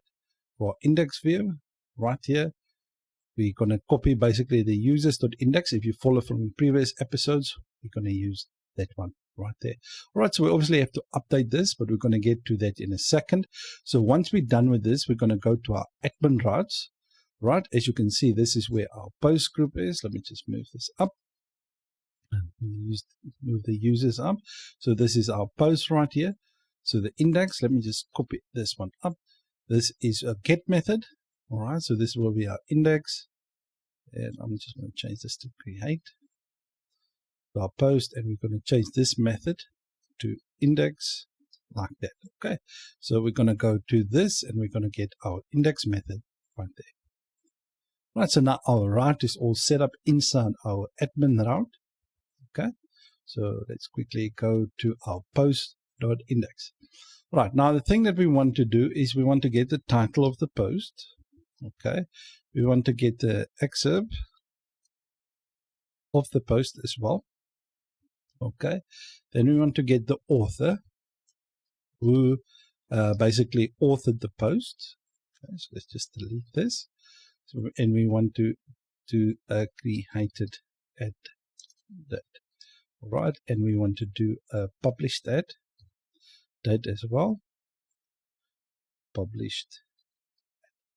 Right, so now we got our title, excerpt, author, created at date, and published date, because the published date and the created at date will not necessarily be the same day. All right. Right, so then what we do is we want to loop all over the post. So we're going to do a for each on the posts, post as post. All right, so we want to get the post title. Next one is we're going to get, instead of the user, let's just get all this. This needs to be post. Right, instead of post title, we're just going to get the excerpt like this. And we can parse through how many. Let's just open our post model quickly for those that might be new. So in our post model, we got an excerpt like this. By default is 250. Right, for the dashboard, that won't work for me, so I'll need to be a little bit less. So I'll make it just 50 like that. Okay. Right, so basically we created an excerpt method that's basically strip the tags of the body and then we string limit to the amount that we want it to be. Okay. So that's our excerpt. The next one is we want to get the author. So I'm just going to delete that. Just going to get the author. So post authored by. Okay. So let's quickly get this where this method is. So let's go to a post model. Remember we have an HasAuthor trait right here, and we can just actually get the author like this. And here we can get the is authored by. Now this is just to associate it, and this is authored, and we can just actually get the author like that. So let's just get the author. Make sure, yes, the author like that. All right, so let's see how this looks like so far. So let me just, right, so the next thing that we want to do in here is we can delete all of this like this. And what we're going to do is we're just going to display the post created at date. Okay, so we can obviously format it right there, but I'm not going to do any formatting on it. The next thing is the published at date. So let's just copy this.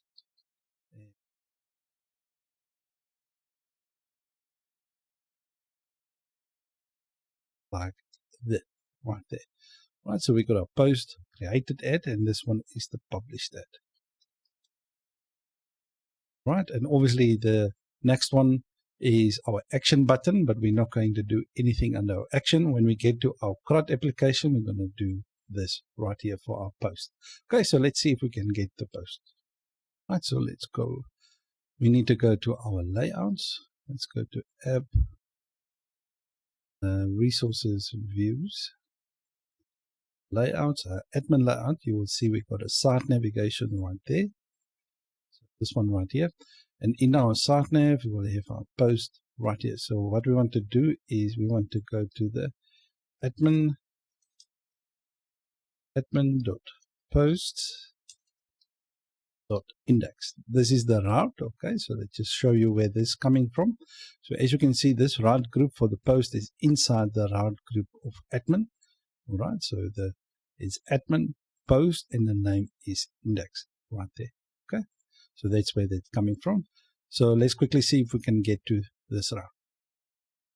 All right, so you can see we get it right here, but this is not what I'm looking for. So let's go back. All right, in here, we actually calling the relationship. I just need to get the name like that. Okay, so let's get the author name, because under our post as author, we got the author right there, and we just want to get the name of the author. Okay, so let's go to the index. All right, so let's do that. All right, so you can see we got the title of the post, we got the excerpt, and we got the author. We can see when it was created and the published add date, and we can just basically have the action buttons right there. Right, we're still going to get to the action buttons. As you can see, there's another author. As you can see, Michelle Jones and stuff. All right, so everything is quite nice. Okay. So that's basically our index to get all the posts. You can update it and change it however you want. In this case, if you want to format the dates, okay, you can add a format right here, okay, in the view itself, or you can go to the post model and you can add the protected cast here for the dates. You can change them to however you want them to be. So you can actually, in this case, do the created add date like this, and then you can format the date right here to whatever you want it to be. But I'm not going to do that. The reason for that is because I'm going to use a different style format for the dates in the front page than what I would do in the back end. Okay, so I don't want to cast them to a set format. Okay. Or you can add another method in here, so public function, and we can do a created add like this, right? And then you can format it right there, or you can create a new trait right here called as timestamps, okay?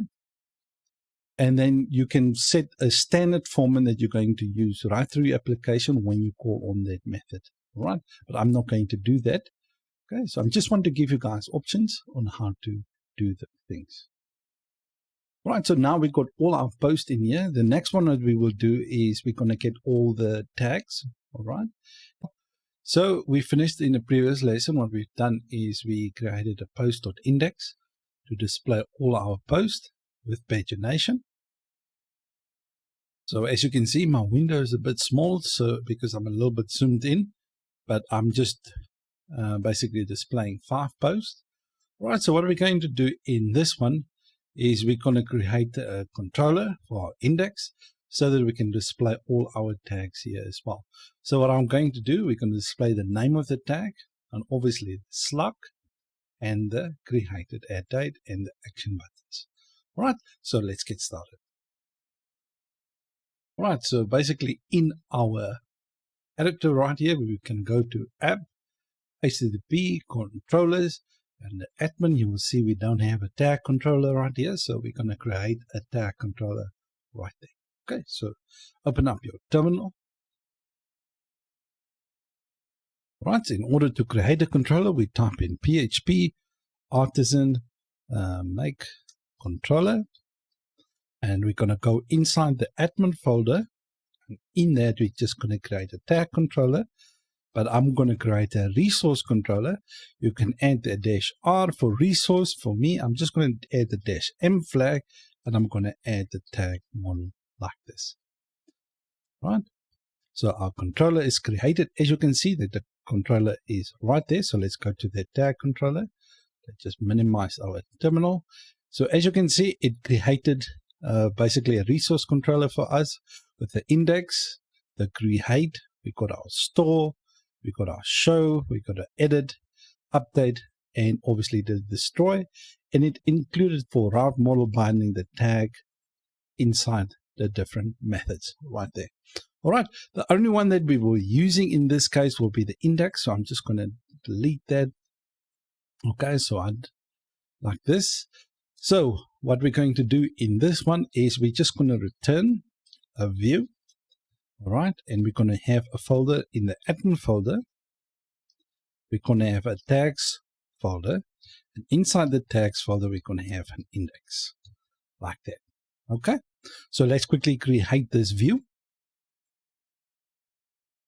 Right, so resources, views, page admin, create a new folder, and we're going to call this one tags.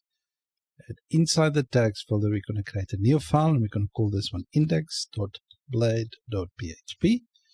All right, and we're going to copy basically our post.index. Let's copy everything in there and paste them in here. We're going to change this one in a second. All right. So let's quickly go back to our tag controller. So as you can see, it's underlying it. So it means we can actually go to that view right there. Now, I only want the admins and the super admins to be able to view all the tags, edit the tags, and all that kind of stuff. All right. So what I want to do in this case, we can do this. Authorize. Okay, so we want to bring in the user policy. Right, the user policy, and we're going to go for the super admin. Right, and then just pass in the user class like that. All right, now we just make sure we bring in the user policy. Okay, and just the user class as well. Now, I want to show you quickly, for those that might be new, inside our user policy, we created a constant called super admin. So let's go there. And that constant will basically call on the method super admin. So this one right here. So as you can see, the super admin will just check if the user is an admin or a super admin user. All right. So let's quickly go here. All right. So we can just authorize that right there. Okay. Now we need to pass in all the tags basically to the view. So we can just do tags, and we're going to bring in the tag model. Okay, so as you can see, it's already imported when we created the controller, and we know there's not going to be too many tags, so I'm just going to do a tag all like that. Okay, so that's it. All right, so let's quickly go to the view and update this view right here. Right, and in our index view right here, I'm just going to change the post. I'm going to change that to tags. Right, we got a title, but I'm going to change this to be the name. Right, and I'm going to change this to be the slug. And there's a couple of things I will delete. I'm going to leave the created add date and just end the action right there. Okay, so instead of the post, I'm going to change this to be the tags. Instead of the post, let me just copy all of them. I'm going to change this to be the tag. Right, instead of the name, the title, I'm going to call on the name, and I'm just going to call on the slug for the tags. Now let's just open our tag model for those that might be new. All right, so as you can see, when I'm calling on the method name, I'm returning just the property, and as you can see with slug, I'm doing the same thing. All right, so as you can see right there. Okay, the next thing that we have is the created add date. So I can delete this one and just basically name, slug, created add date, and we have our action buttons right here, which we're not going to do in this one. Once we get to the card part of the application, we will update this as well. So we're not going to have a render for now, but you know what, let's add it anyways. Instead of a tag all, because we might not have too many, but I'm just going to add a paginate. Paginate, let's say 10 for now. Right, so that later, if whoever owns the blog, they have many tags, they can actually just basically render them and stuff. All right, so for now, we're just going to work with that. So let's quickly see if we can display all our tags. But obviously, the first thing we need to do is we don't have a route, and we needed to add to our navigation. So let's quickly open our admin route quickly.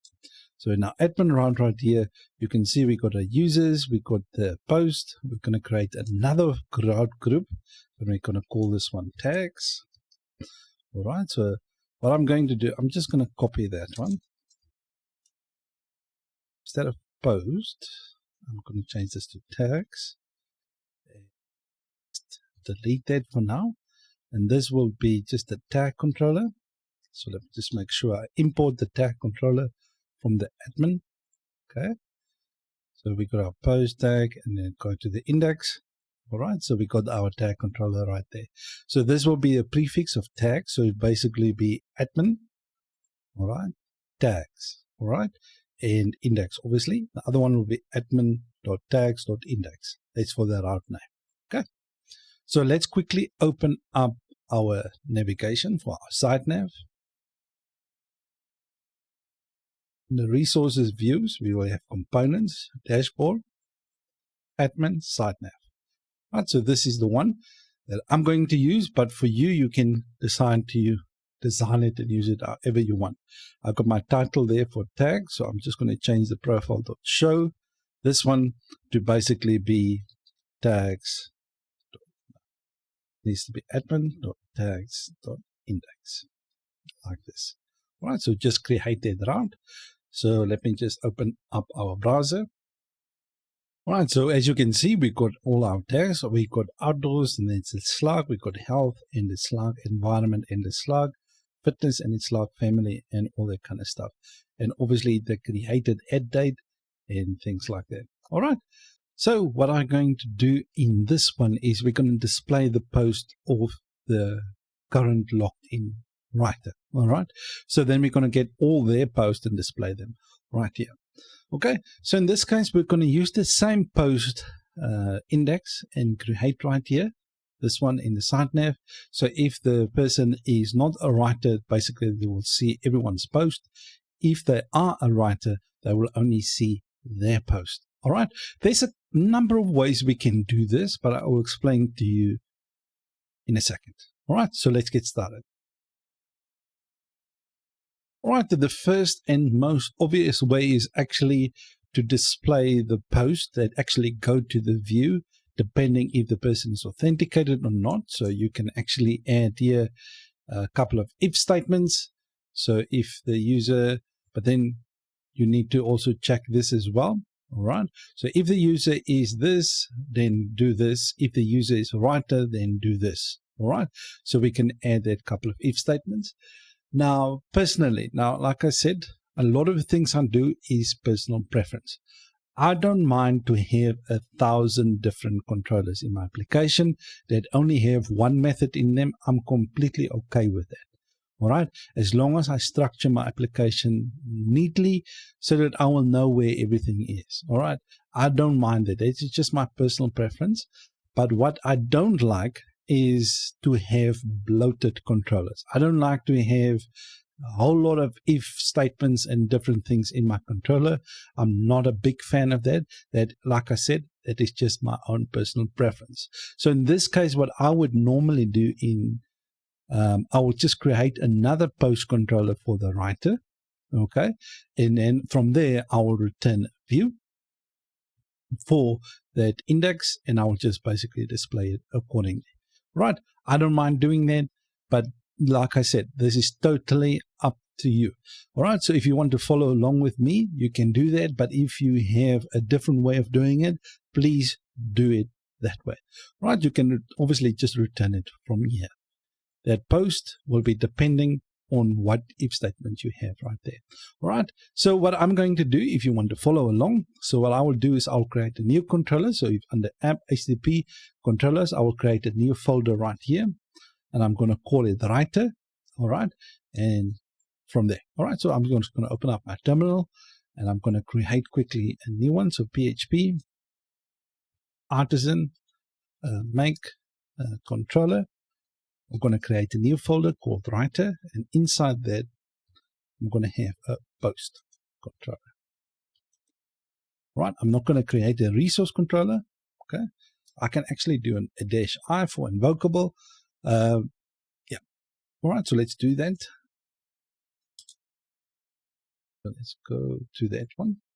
So you will see we got under here, we got a new folder called Writer, and you will see inside that we've got a post controller right there. So let me just close this off. All right, so what I want to do is I'm just going to delete all of that. I'm going to delete the request. All right, so what I want to do, I want to return a view. So return a view, and then this one will be under writer dot post dot index. Okay, like that. And I'm just obviously going to pass in the post. Right, so I'm just going to get the authenticated user, the auth. You know what? Let me just leave it like that. Let's just pass in the post, and we're going to get all the posts where the author ID. Right, let me just show you where this is coming from. So let's just open up our posts migrations table. You will see we have a foreign ID key of author ID right here. Okay, so we're going to check that one right there. Okay, so let's go there. So we're going to check if the author ID is equal to basically the auth ID. All right, so we're going to get that like that. All right, then we're going to just say paginate, because we don't know how many basically how many posts this user have, and I'm just going to paginate 5. You can paginate however how many you want. All right. Okay, so we got that. So we're going to check the post where that is equal to that, and we just need to make sure we import the post. Okay, so after we've done with this, we need to go to create this view. So under resources, let me just do this. Resources, views, we're going to create a new folder, and I'm just going to call this one writer. And inside that, we're going to create a new folder called posts. And inside this, we're going to create a new file. We're going to call this one index.blade.php. All right. And then what we can do now is in our admin post.index, I can literally just copy everything in there and paste it in here like that. All right. So now I've got my 2 different views. And let's go to post right here, and I can actually put in the, let's do it like this. The auth,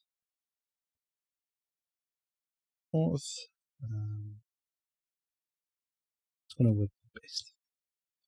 Now let's leave the post for now. Right, so after that is done, so we need to go to our admin site nav. Right, so resources, views, dashboard, components, dashboard, admin, site nav, this one right here. Let's go to that post one right here. So this is basically our post.index. Okay, so where we display all the different posts. Okay, but what I want to do in this case, I want to have, if the user is a writer, okay, so I'm going to create this in a second. All right, add else writer like this, and I'm going to do an end writer like that. So if the user is a writer, let's go move this one up. So if the person is, in this case, if it's not a writer, it will display this post.index. If the person is a writer, let me just do this. I'm going to create a new folder, and I'm going to basically a new route in a second. So this will be admin dot, let me just copy this one. Right, admin dot, let me just go there, dot writer, okay, dot post dot index, okay. Or you can leave it the same, and we can just, instead of index, we can just change this to writer like this. Okay. So I think this will be the best for me. So that means I don't have to actually create a new route group, just because I'm only needing for one. Right. So what I will do is admin post.writer, and then I will basically display all the posts of that writer. So I obviously haven't created this add syntax yet. So let's quickly do that. So let's go there. So under app providers, Blade Service Provider. So that's why I put this into its separate one. Okay, so I'm just going to copy this one down. And I'm just going to change the admin to writer. Okay. Yeah, I want to copy it down, but let me just quickly write it out for anyone that might be new. So Blade, and we're going to do an if statement. Right, the next thing, this part right here, this is basically the add name, this name that we have right there. Okay, so that's the next name. Then we can add a function. We are going to have no parameters in there. And we're just basically going to return the user must be a writer. Okay, so let me just do that. User is a writer. Like this. Right, so, or in this case, we actually don't need to pass in the user. We can do auth user is a writer, like that. Right, so that's basically what we're going to return, and that's what we're having right there. Right, so obviously the next thing that we need to do is we need to create this route right here. So let's go to our admin route right here. Under the post, I'm just going to create a new one. As you can see, if you actually want the writer.index, you're just going to create another route group. But for one method, I'm not going to do that. I'm just going to basically do this. All right. Now, another thing that I want to do, because you see the post controller have its own route for the admins. Okay. But there's another one for the writer. So let me just copy this one down.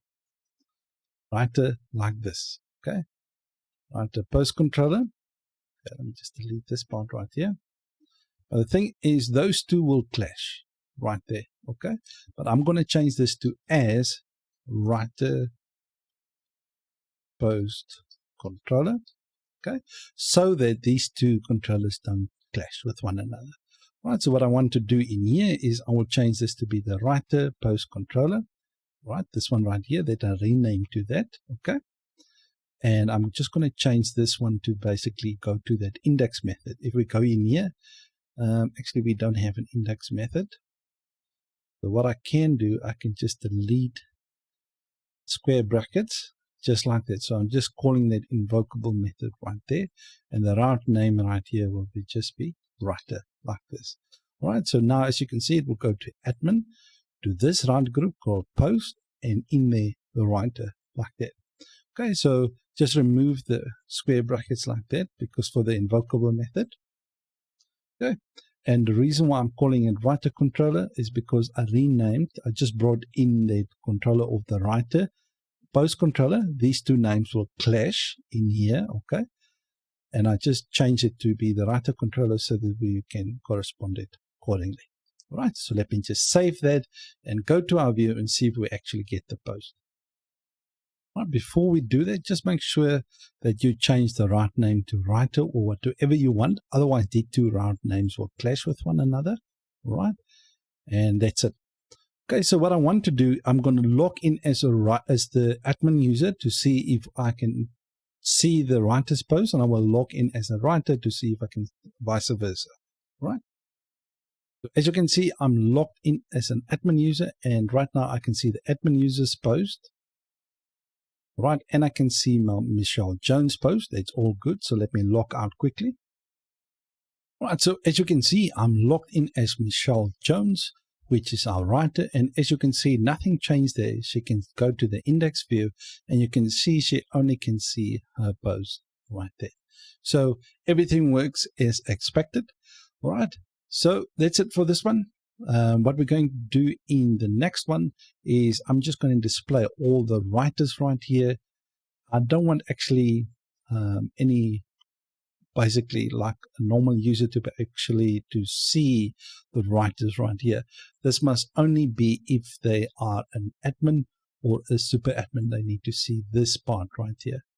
So basically the writers only need to see the post, and that's it. I only need to see this part right here for now, and obviously their profile. The rest of the stuff they mustn't see. Okay. So I'm currently logged in as an admin user. So what I want to do is I want to basically get all our writers basically from the database to display all the writers right here.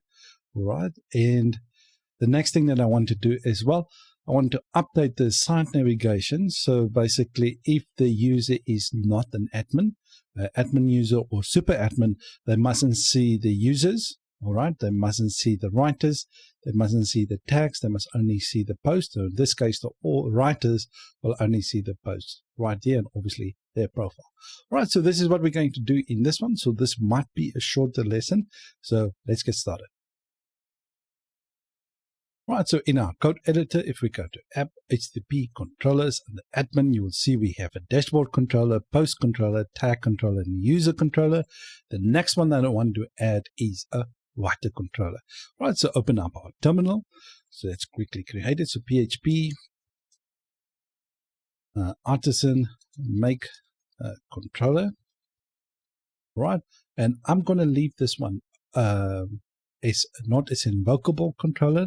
I'm only going to leave it actually as a normal controller. So admin and / writer controller. Right, so I created the controller. Let's quickly go there. So as you can see, we've got a new controller right here. Now I'm just going to return an index view. So return view. And this will be under admin.writers.index. Okay. So we're obviously going to add a create. So I need to create a method quickly. All right, so we've got an index view method right there.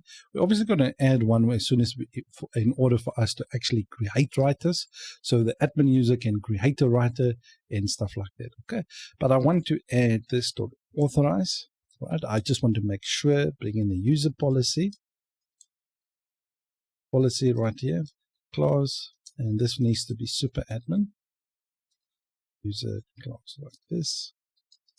Right, I just want to make sure that only the super admins, and the super admins are basically the admin user and super admin right there. Okay. So I want to pass in all the users.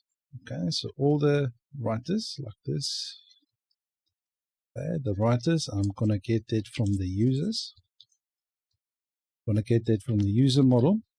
Okay, where we're going to have a where clause. Okay, where the type.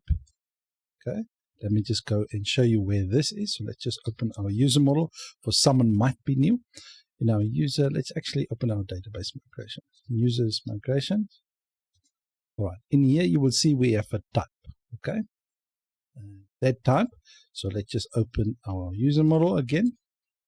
So the type of 1 will be a default user, 2 will be a moderator, but we want a writer. Okay, this one right here. Okay, so we want that to equal. Right, so let's just do this. So where the user is a writer, like that. And we're just going to paginate because I don't know how many authors the application might have. So I want to paginate 5, and that's it. So now we pass the writers basically to the front end, but we haven't created the view yet. So let's quickly do that. So admin writers.index. So let's go to resources, views under admins. We're going to create a new folder. We're going to call this one writer. Inside that, we're going to create a new file. We're going to call this one index.blade.php. All right. So now we got our writers. Actually, did I? Right. I just want to make sure I plural writers. Okay. So that we can actually get to that view. Let me just save that. So admin, writers, and inside that, the index right there. Right, so as you can see, it highlights it.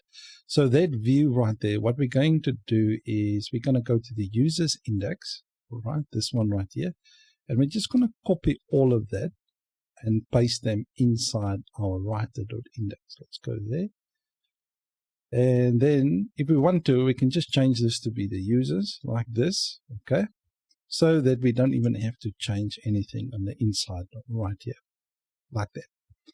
Okay, so, or what we could do is, instead of actually going to that view, we can actually go to the users view like this, the users.index, then we pass that, but then we use the same view, right? Then we use the same view, then we don't need a different view. But if you would like to have different information that you want to display for your writers, I will use a different view, right? In my case, I'm just going to do that as writers. This, right? Writers.index. So that view, I just basically copied everything over. So now what I need to do, I need to create a route for this writers basically.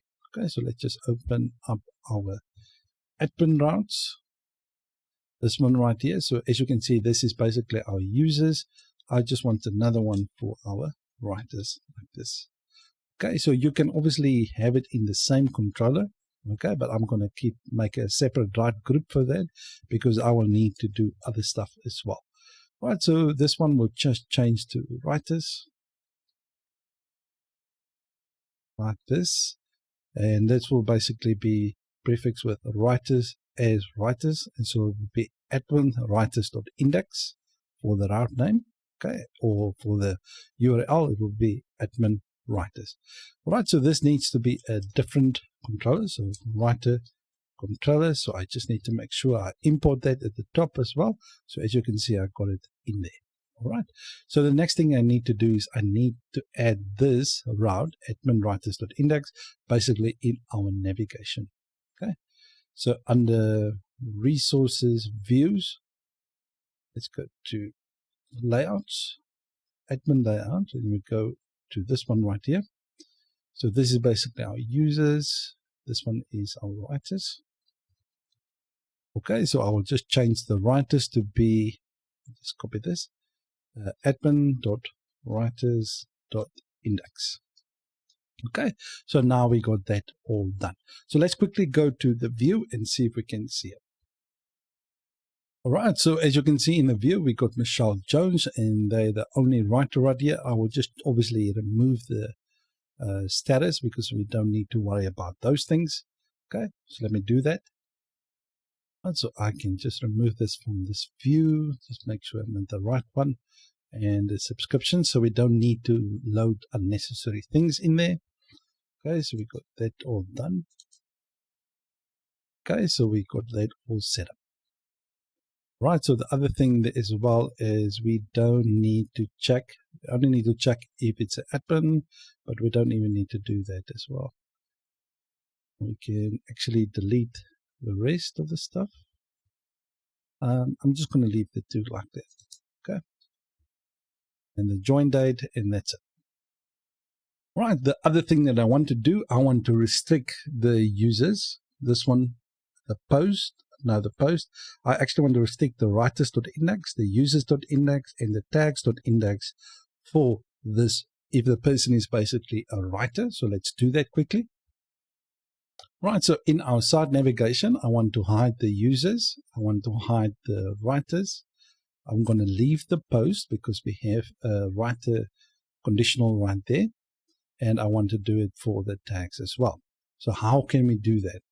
Right, so what I will do in this case, I will do add unless writer like this, right, and then we're going to add unless basically, yeah.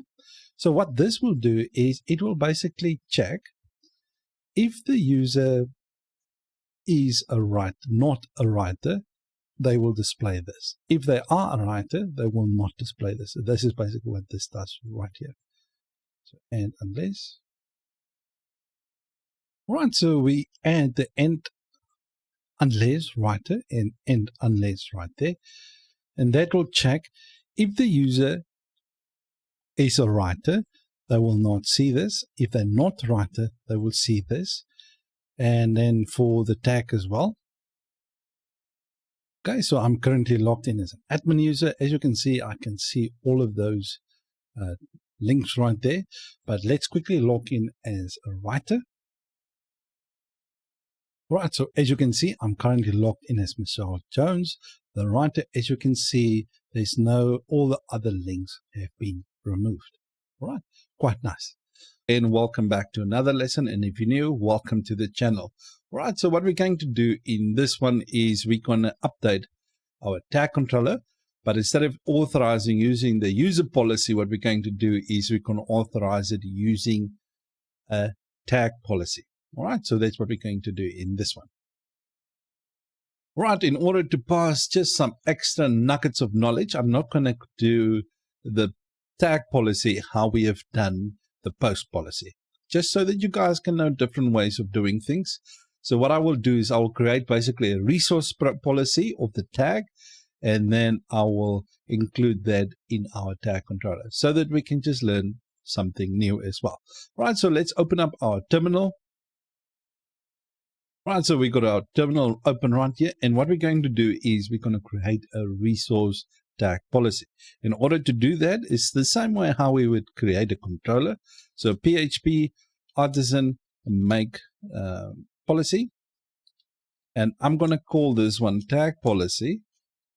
But what I will do is I'll add a -m flag and just add the tag right there.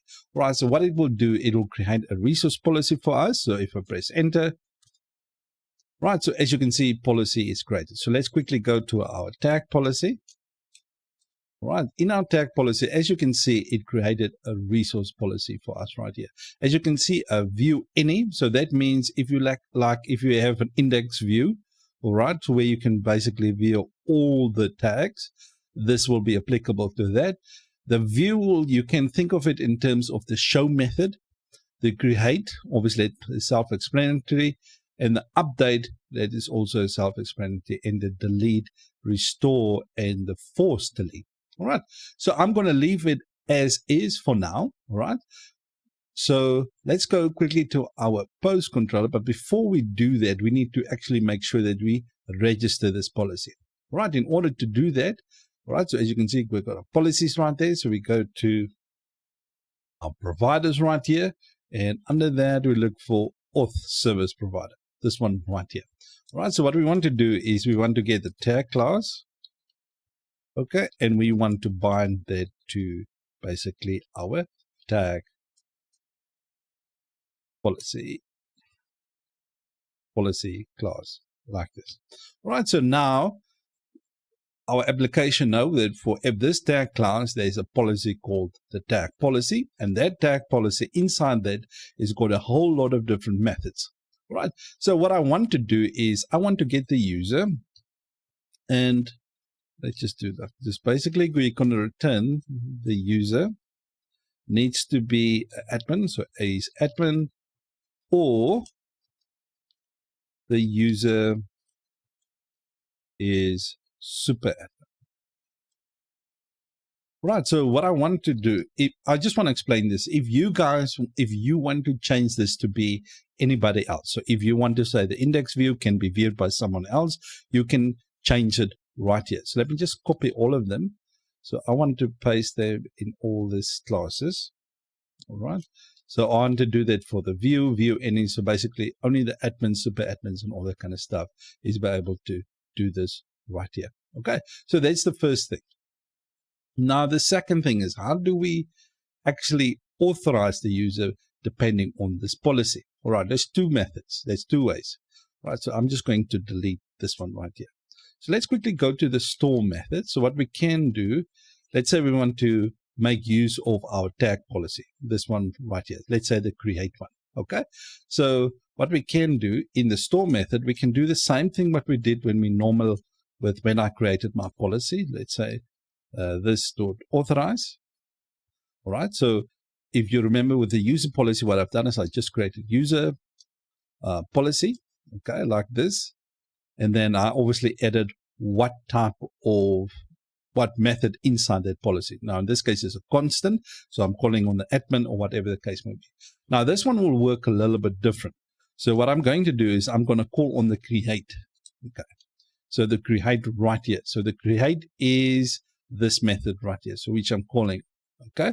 And then only thing that I pass in here is basically our tag class like this, tag class like this. All right. So now what will happen is we will authorize the user and check if they can go through the create. All right. So we go to the tag policy, it will go to the create, and it will check if the user is an admin, and it will also check if the user is a super admin. All right. That's one way of doing it. The other way to do it, since I don't want anybody, all right, that's not basically, let's say all the methods right here. Instead of I have to specify under all the basically in our tag controller here and put all of this like this. All right, so authorize this like that. I don't want to put all the methods in there. Right, so I want to basically authorize it in our constructor so that basically all the methods will be assigned appropriately to the create, to the store, to the show and edit, etc., etc. Right, so let's quickly create a constructor, a public function, and construct. Right, so in our constructor, what we're going to do in this one will be a little bit different to how we normally would do it. Now, we can just do this dot authorize a resource, this one like here. So you remember when I said we're going to create a resource policy? So this basically refers to the resource tag policy that we created.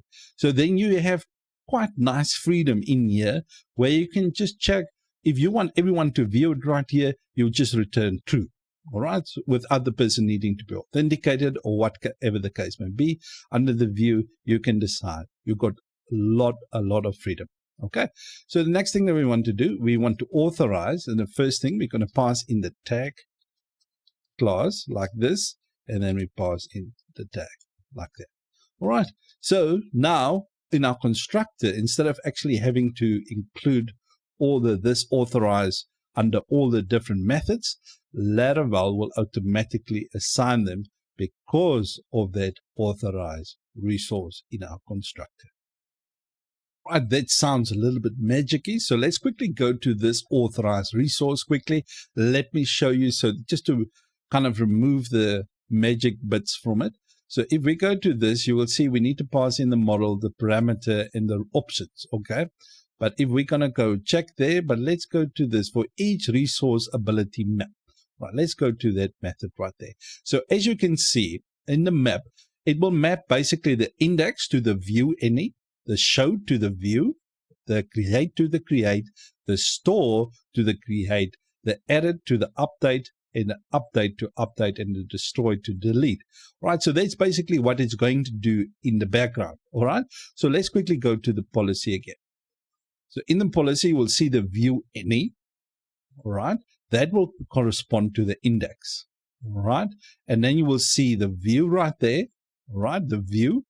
This one in the policy. So on the right hand side, this is the policy, and you'll see it correspond to the show. And the create in the policy. So if we go to the create, that will be basically for the create method in our tag controller. So the create method and the store method right there. Okay. So that's basically, if we add that, just that authorize the resource. Let's go to the tag controller. So basically, if we add this authorize the resource, the tag, and obviously the tag right there. So what this will do, it will basically, this tag policy, it will basically add them in here. But now here's the gotcha. All right. So in order to make use of this, okay, as I've shown you right here, okay, you need to make sure that it is a resource policy because it's going to look for these methods inside your policy. All right, so that's it. So after we finish now with the tag policy, so we registered our policy and we got our index right here. So the next thing that we're going to do, since we don't need to actually make sure the person is authorized, we already going to make sure that the person is an admin, super admin. And you can obviously change who do you want to view. So you can just update the policy accordingly. All right. So in the next part, what we're going to do is we're going to work on the view, on the method in the view for the create. So what we're going to do in this one, we're going to create a view and a method inside our tag controller called create, so that we can be able to create any tags from here. All right. So what we're going to do as well is we're going to update our route to be able to create a tag. All right. So that's what we're going to do in this one. Let's get started. Right, so we obviously finished up with our policy in the previous episode. So what we're going to do in this one is we're just going to return a view. So return a view, and the view that we're going to return is admin.tags.create. We haven't created that view yet, so let's quickly go and create the view. So let's go there under resources, views. Let me just give you some room here. You will see under admin, you will see we've got a tags right now there. We're just going to create a new file in there, and we're going to call it create.blade.php. Right, there's another thing that I want us to do, because if you know the post create, so if you have the template, you will have a post create right here. All right, if you don't have that, so basically what I've got in there is I got the Blade UI kit, the X form, okay, and a name, an input field for the label, and an arrow right there, and obviously just a button. Right, so I'm just going to copy everything in here and paste that inside our tags create like this. And instead of the post create, I'm just going to call this one tags create.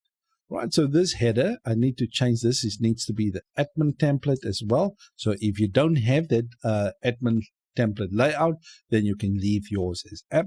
This header just corresponds to the header with the default installation of Jetstream. Right, so we got that in there. So we got the name and the button. So we obviously need a couple of things for our tags. So if you only have your name and description, so and not the image, then you don't have to include the image, but I'm going to get to that part in soon.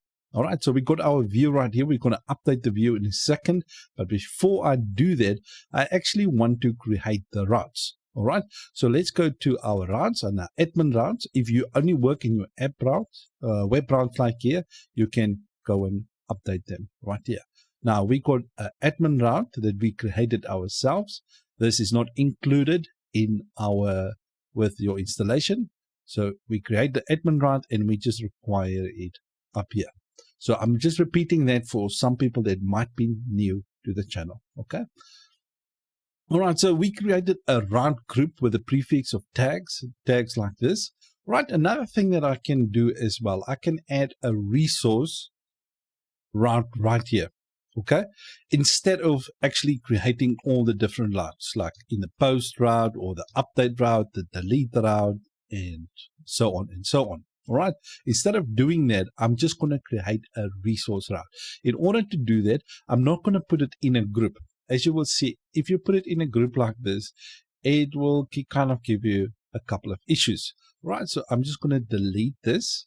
All right, just like that. We're still going to have an index, but hold on. All right, so we're just going to do a route. All right, and then we're going to do a resource route. All right, and this is going to be called tags. Okay, and then which controller are we going to reference? All right, we're going to reference the tag controller like this. But now here's the thing, just a gotcha. Okay, for you guys out there. All right, if you're using a resource, you need to make sure in your tag controller you have the standard RESTful methods in here, like the index, the create, the store. If you have different methods, it's not going to work. Okay, so keep it RESTful so that everything works accordingly. Okay, so as you can see, we've got our routes. So with the resource, it creates all the different routes for us. So let's quickly open the route list. So I'm just quickly going to open it. So artisan route list.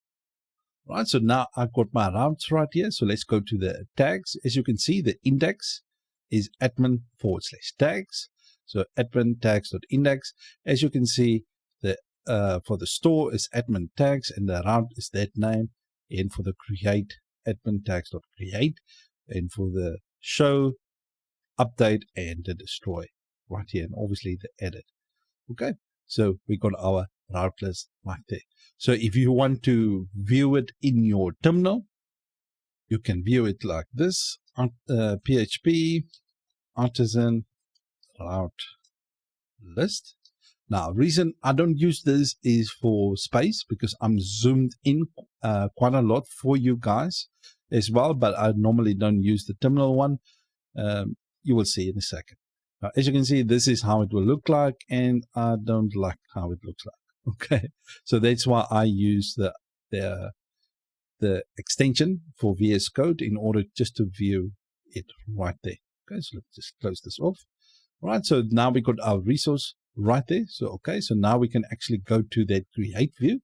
So in order to go to that view, we need to open up our site nav. So let's quickly do that. So site nav in our admin right here. So as you can see, the tag. So this is our index. Now what we want to do is we want to go to the create one, but so we go to admin.tags.create like that. Okay. So now we can be able to go to the create view. So let's quickly go to the dashboard and see if we can actually go to that view. All right, so we're in the dashboard. So if I click the create right there, we need to go to that view. All right, the name is not the only thing that I want in here. I want to include image for the tag. All right, so for those that might be new, let me quickly show you. All right, so as you can see, all the tags will have different images, and I want to kind of give the author freedom to do that. If you don't want to include images, you don't have to. All right, so it's totally up to you. All right, so what we're going to do is I have a name field. I will add a text box for the description, and I'll obviously add a new input right there for the image. All right, so let's do that. Right, to anybody that might want to know where all the description, everything is coming from, when we created our tags migration, we got a name, we got a slug, then we have a description and an image. All right, and I made this nullable. So what I'm also going to do, I'm going to make the slug field nullable as well, because I'm not going to, basically what we're going to do is we're going to use jobs for this and not actually, I'm going to keep my controllers dumb. Please don't be offended me saying that, meaning no logic will be handled in this course in our controller. It will be basically handed off to a service class, or it will be handed over to a job class. All right, so that you guys can learn a whole lot of more advanced concepts and actually better concepts of how to actually work and structure your code. All right, so just have that at the back of your mind. I want to keep my controllers dumb. All right, please don't be offended with me saying that. All right, I'm obviously going to migrate my database to make sure that this field is nullable. All right, so anyway, that's where that is coming from. So let's quickly go in here. As you can see, the first one is our name field right there. Okay, so if you guys remember, we created a resource controller. So what I'm going to do up here, the action will be route, and that will be admin.tags.store. Let's go there, right? And the thing with this one, since we include an image, we need to include it as files like this.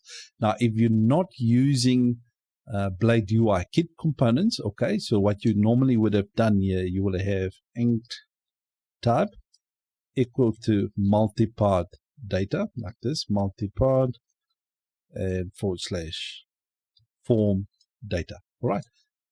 That's normally what you would have had in order to actually create a form with a file. Right, so the first thing, this one right here, the form input right there, I will change this type to be a file like this. Right, and this will be image. I'm just going to change that to be an image. The name will be image. Right, and this will be image as well. I'm not going to set the autofocus and required, but we can actually do the required right there. No, we can leave it. Let's leave it for, let's put it in there. Let's leave the required, and the error will be for the image. All right, so this will come back if we do validation in the background, which we will do. So as soon as the form goes to the basically our store method, we're going to do a request validation to make sure everything is accordingly. So let me just update this to be the image. Right, so this will be the name. Everything is completely fine right there. All right, so as you can see, I'm not including any space for the slug.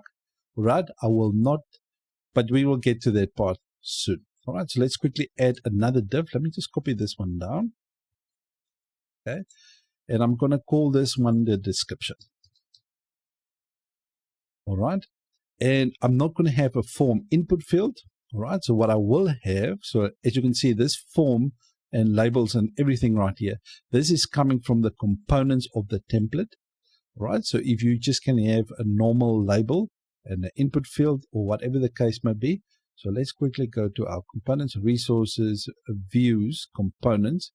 You will see we got a form right there, and you will see all the information, the input and stuff like that. All right, so what I want to do now is I want to actually change the input. This needs to be a text area. So let's quickly do this. So form text area like this.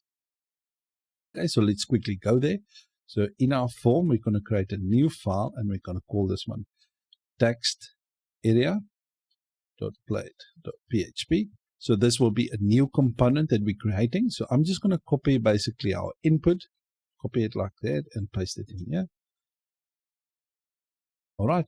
So there's a couple of styling and things in there. So I just want to change this input to be a text area field like this. And it needs to obviously have a closing text area like this. All right, so now we've got our text area field, and I just want to add, I think, a class of width or full, but for now, let's leave it as is. So let's go to the input, to the create right there. So we've got a form text area, and this needs to change to basically be, change this to description. Needs to be lowercase.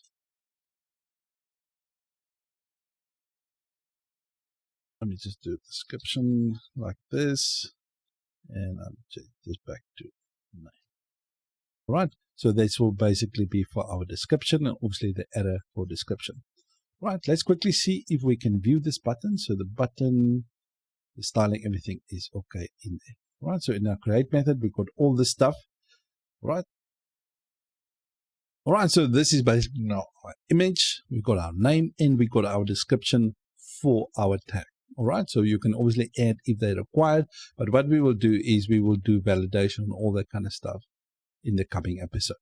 All right, so now if we click an image, obviously we can go and get an image right there, and we can type in the name, description, and then obviously add the create button right there. All right, so that's the end of this one. So that's obviously just a view and with the routes. So what we're going to do in the next one, we need to be able to process this form. But before we can process the form, I want to create a request. Right, so I just want to explain that to anybody that might be new to the channel. All right, so what I want to do, I want to keep this tag controller very dumb. It mustn't know any logic or do anything in here, right? It just needs to know where to send what and all that kind of stuff. So I won't do any validation in here. So like this, validate, all right? I won't do it in here, and then we obviously pass in the request. I'm not going to do any of that. I will create a tag request file, all right, which will handle basically the request and validate the data and stuff like that. So we finished up with our create method and our create view. And what we're going to do in this one is we're going to create a custom request, a tag request, namely, and instead of doing the validation in the store method, like what we normally would have done, so this.validate, okay, we could have done it like this, but I don't want to do this because I don't want any business logic inside my method. I wanted to hand it over to its own class, so in this case, the tag request. So let's quickly create our request. All right, in order to do that, is PHP artisan make request. Okay, and we're going to call this one tag request. And then we press enter. All right, so now our request has been successfully created. In order to view that request, you go to app, HTTP. You will see we have a new folder right here called requests. All right, and you will see we got our tag request right there. All right, so we're going to click on it. Right, now the first thing that you will see, determine if the user is authorized to make the request. Okay, now the thing is we're already checking if the user is permitted in our basically authorized resource, this one right here.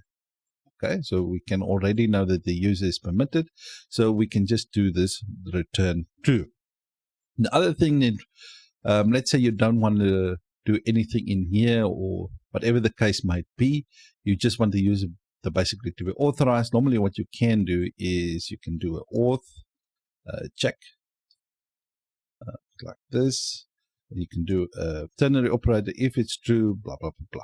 You know what I mean. Right, so we can just do authorize true since we already have basically the checking right there. Right, so the next thing that we want to do is we want to do a couple of things in here. Right, the first thing is obviously the rules. Right, so what we want the name. Okay, I'm going to set that to an array. Okay, so you can, all right, so let's set that to an array. This will be required. I want the name to be required, and I want it to be a max of 100 characters. Right, the next field that we have on our list is the image. Okay, the image will only be sometimes available, all right, because if the user is going to update, they might not want to update the image, but just some lettering and characters and stuff. So I'm just going to put this to sometimes, okay, and it must be an image. Okay, and the next thing is we want the description. Okay, the description, and this is going to be in there sometimes as well. Okay, and a max of 200 characters. Right, so after this, I'm just going to create a couple of methods. This will be handy when we create our job. The first one will be the name. Okay, so this must be a string. Okay, and what we're going to do is we're just going to return basically this. We can put it in two ways. We can do a get, okay, or we can do an input like this. Okay, in this case, the input name. Okay, we can do it like this. Okay, I'm inside the rules. Let me just move this out. This needs to be outside the rules. Okay, so the rules got their own little thing happening there. Right, the next one, or, so in this case, the input name or the get, just to kind of let you know where this is coming from. Okay, so you understand where that is. Right, you can either put input or get, so I'm just going to leave it as get. So the next one, public function, this one will be the image. Okay, this will be, put a question mark in front of string, so this will be optional kind of thing. And then what we're going to do is we're going to return this image. All right, don't return the get image because the image doesn't have per se an input value. Okay, so don't return the get name like what I've done there. Okay, so just return it like that. The next thing is public function, and this will be the description.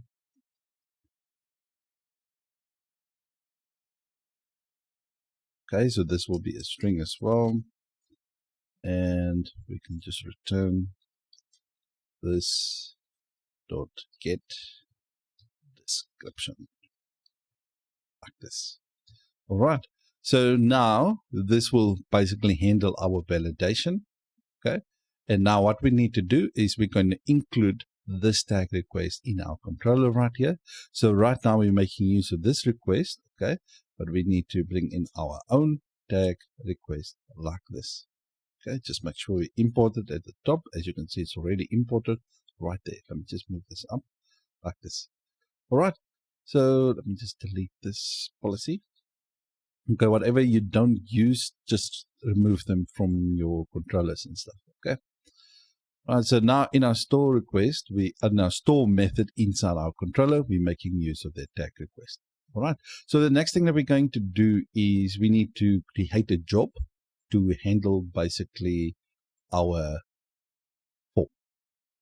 All right. So I'll make it on its own separate video. All right. So I'll keep it short. So we got our tag request that handles the request and the validation. All right. So as you can see, the name is required sometimes. The image is sometimes, and the description is sometimes. So that's required. All right. So just make sure you add these methods in because we're going to need them in our job in the next episode. So we finished up our tag request in the previous episode. So this one will be a little bit of a longer video. So because there's a couple of things we need to do. Right, so we need to actually create the job that we're going to dispatch from our store method. Okay, so let's quickly do that. So open up your terminal. Right, then we're going to do PHP artisan make job. This is going to call create tag like that. Okay, so press enter. All right, so now we got our job done. All right, so let's go to app. You will see you will have a new folder called jobs. So now inside there, we will have a create tag. Right, now I just want to mention this. If you don't want to send it to your queue worker, so in this case, I got my queue worker running in the background, right, and you want it to be sent immediately, you just remove this implement should queue. All right. Now, in my case, I want it to be sent to queue, so I'll implement the queue like that. All right. So let's move on. So there's a couple of things that I want to add in here. So let's add the first one. So private name. The other one is the private message. Private image, pardon me. The other one will be private description. Description. Right, so we got that, and now we need to pass this to our constructor. Okay, so we put in the string name. Right, now the thing is, I want you to just remember this. You see the order they're being placed in here, right? It doesn't matter for now, but it will matter when we get to the request. The order of how it needs to be in exactly the same order, but for now it doesn't matter. So the string name, and I'm going to put the optional string for the image. Okay, and other one, this needs to be a variable. Other one is a string for the description.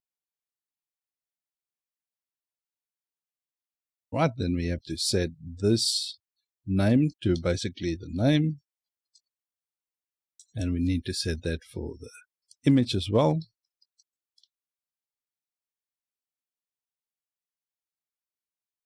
And the description. Right, so this is the important part. Okay, so many of you had errors before. Just when you're going to create this, just make sure that everything is in the same order that we named them in there. Okay, so this is basically going to create from the request. So basically we create a static function. Okay, and we're going to bring in our tag request. I just bring that in as request. Just do a request. This, and then we can just do self. Okay. Now the thing is, it's going to return a new static. All right. Now the thing is, this needs to be exactly the same order as our constructor. All right. The first one will be the request name. Okay. Next one will be the request image.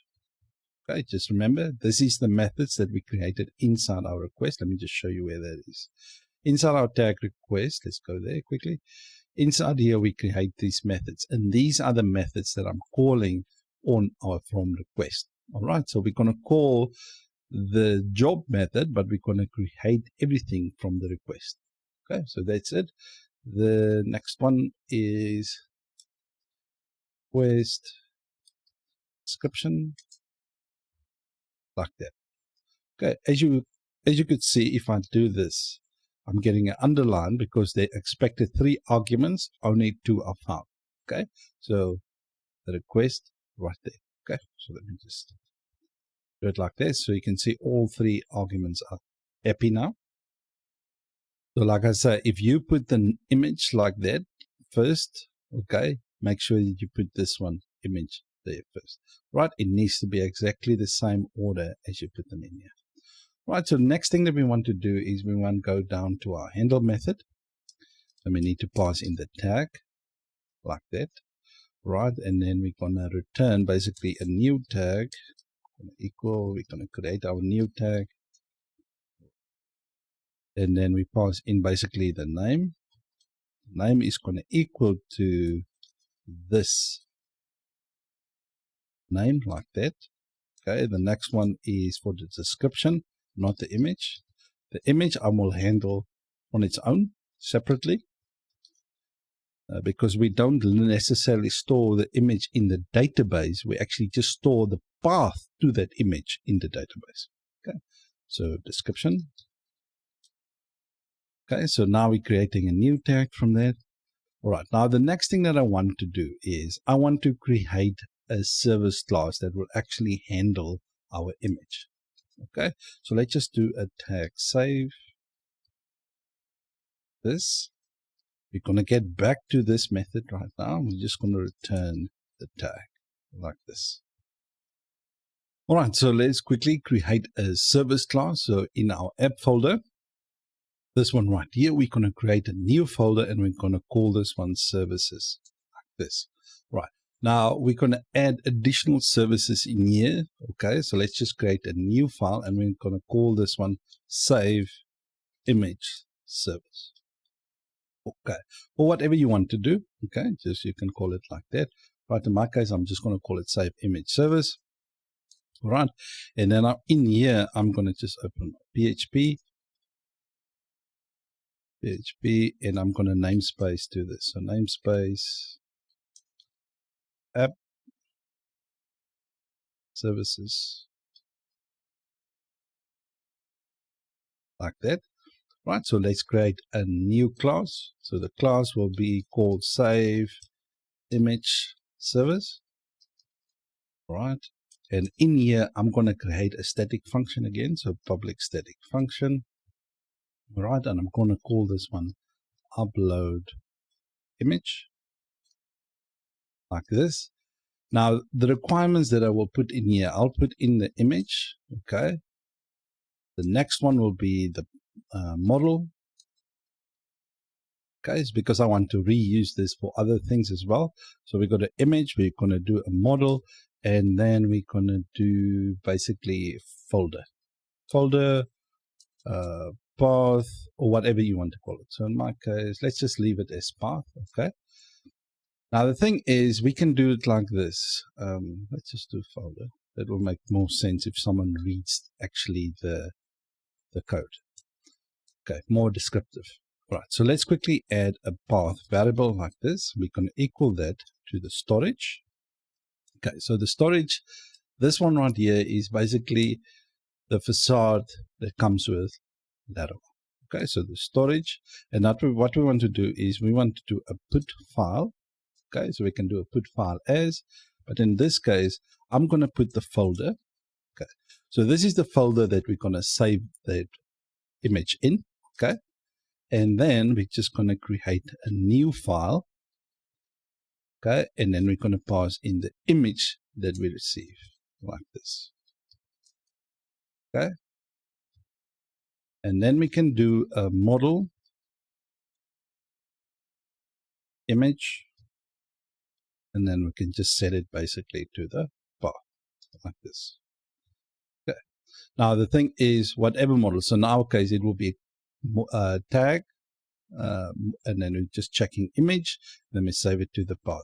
You can even, if let's say your image name, or let's say in your database the name is not image like this, it might be something completely different like cover image. So you can even put another variable, call this database image or whatever, and then you just set it to that right there, just to make it more dynamic. Right, in my case, whatever model I want to create, all the images that get saved with the same name as image. All right, but anyways, right.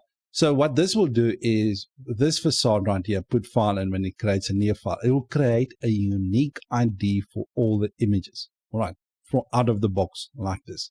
All right, but there's a little thing that I'd like this, but there's another thing that I don't really like about it is I want to resize my images. Okay, I want to make my images as a different size. So in case I wanted might want it to be 1200 by 680 or 800 by 600, all that kind of stuff. that's totally dependent on you. So if you want to save the image as is, you can do it like that. But what I want to do is I want to resize my images as well. For that, I'm going to use the intervention image library to do that. Right, if you want to know why, what this actually is, you could, this is basically if you want to go and read more about them, you can just go and check intervention image. I keep on struggling with the name.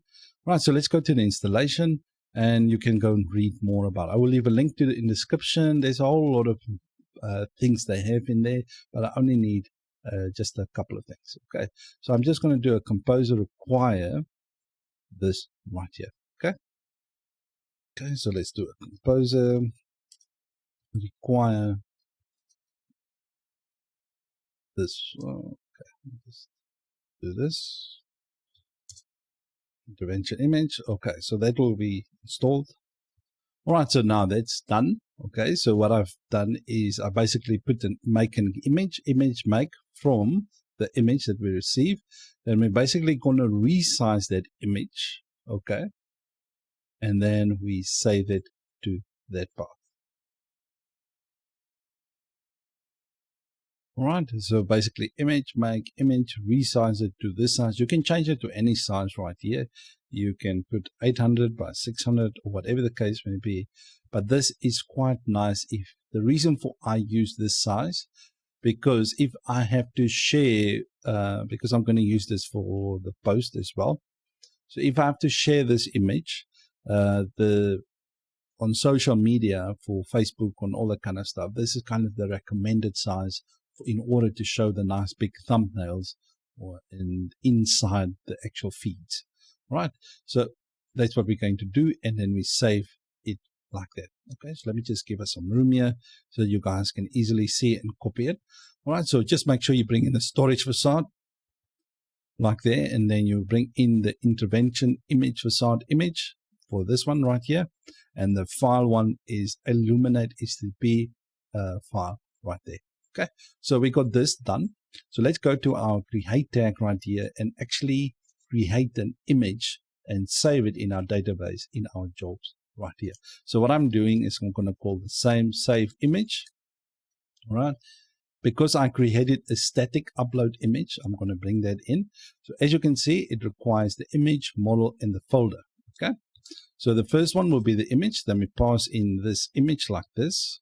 Okay, the next thing that we're going to pass in is basically the model. So in this case, we pass in the tag. Okay, and the last one, as you can see, it shows me the folder right there. Now the folder is a tag table. Okay, so what does this mean? Okay, it will, the tag, let's just open up the tag model quickly. The tag model, all right. So that's why that's kind of the reason why I create the constants as well, because I can refer to this name right here, the tag's name. Right, so I'm going to create a folder in our storage called tags or end posts. Okay, so let's quickly go there. So if you have to look at this tag table right there, just imagine it was just written tags like this. Okay, so let's just quickly do this. So we save it as the table, save the tag, and return the tag. Okay, so let's quickly go to our storage folder under app, public. Let's create a new file, new folder, and we're going to call this one tag. So all the images for the tags go in there. Create a new folder, and we're going to call this one posts. Okay, so we got that in there. Okay, so we got those folders. Right, so if you're using Visual Studio Code, if you go to your public folder, you will see you don't see any storage link right there. Okay, so if there's no storage file link being shown for you right there, so let's quickly create it. Or if you use any code editor, let's quickly create this. So open up your terminal, and the link to do that is PHP artisan make.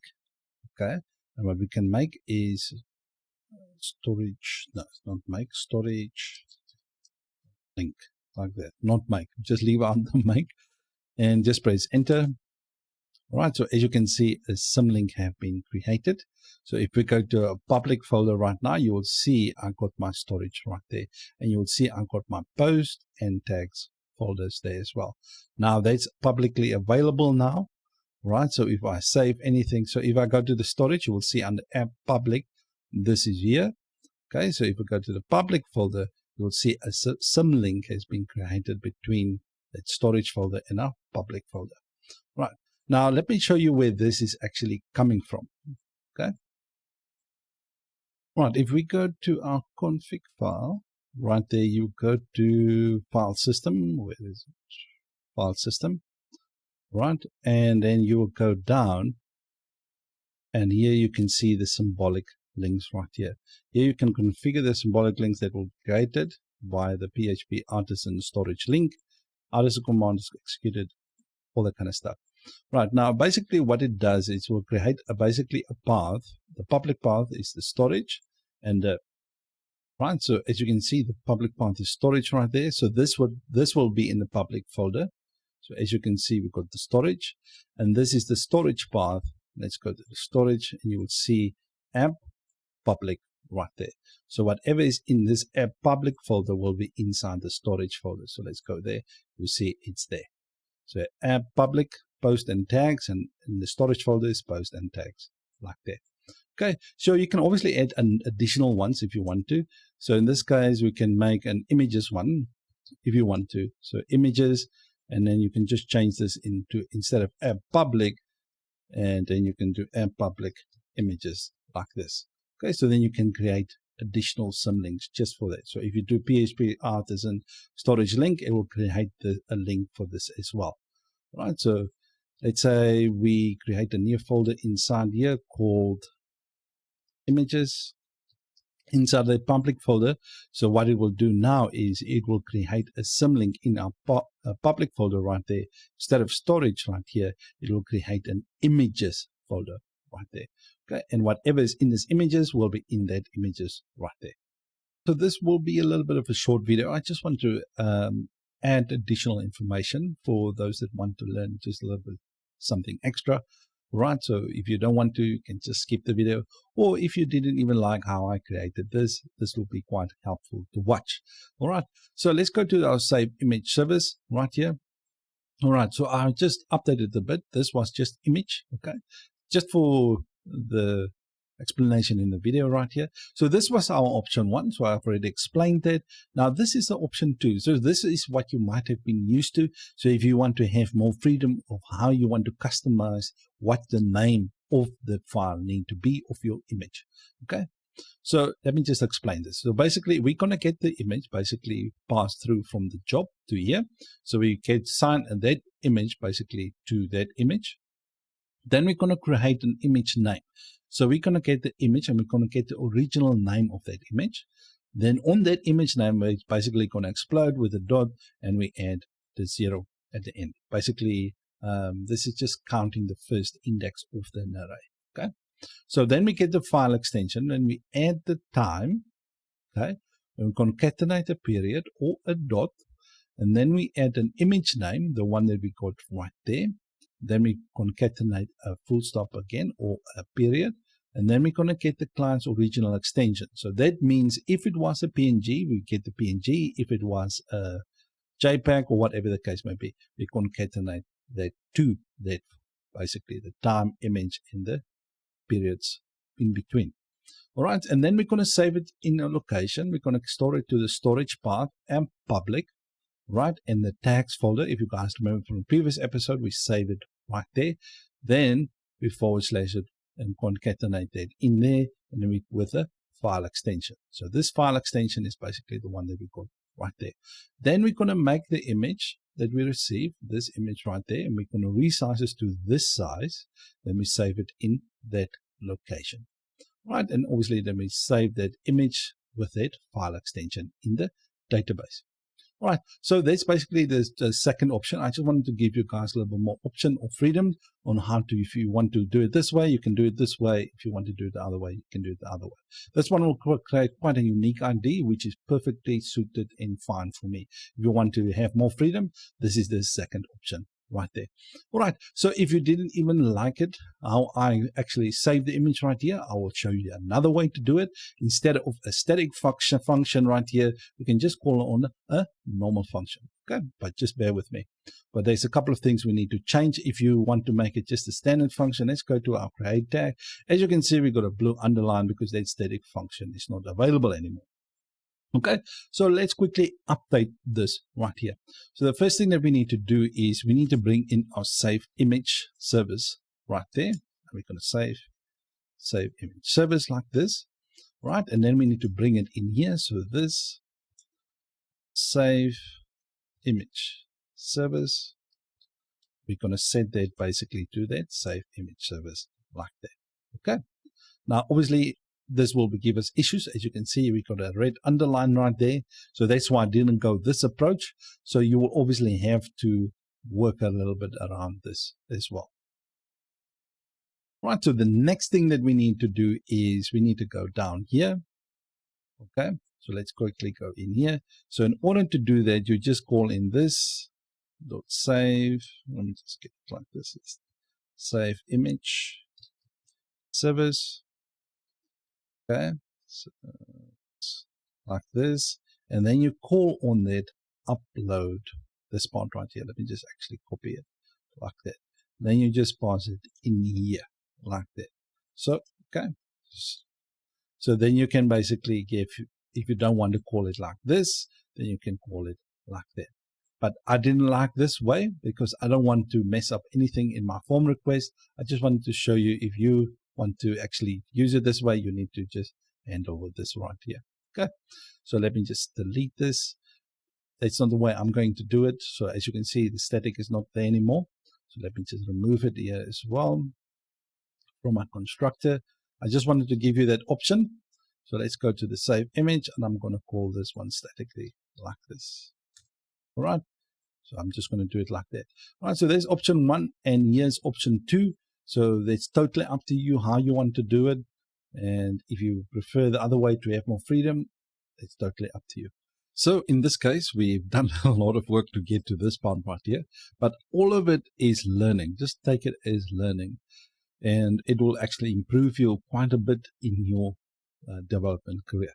All right, so what we're going to do in this one is we're going to process this form and dispatch it in our jobs. So let's get started.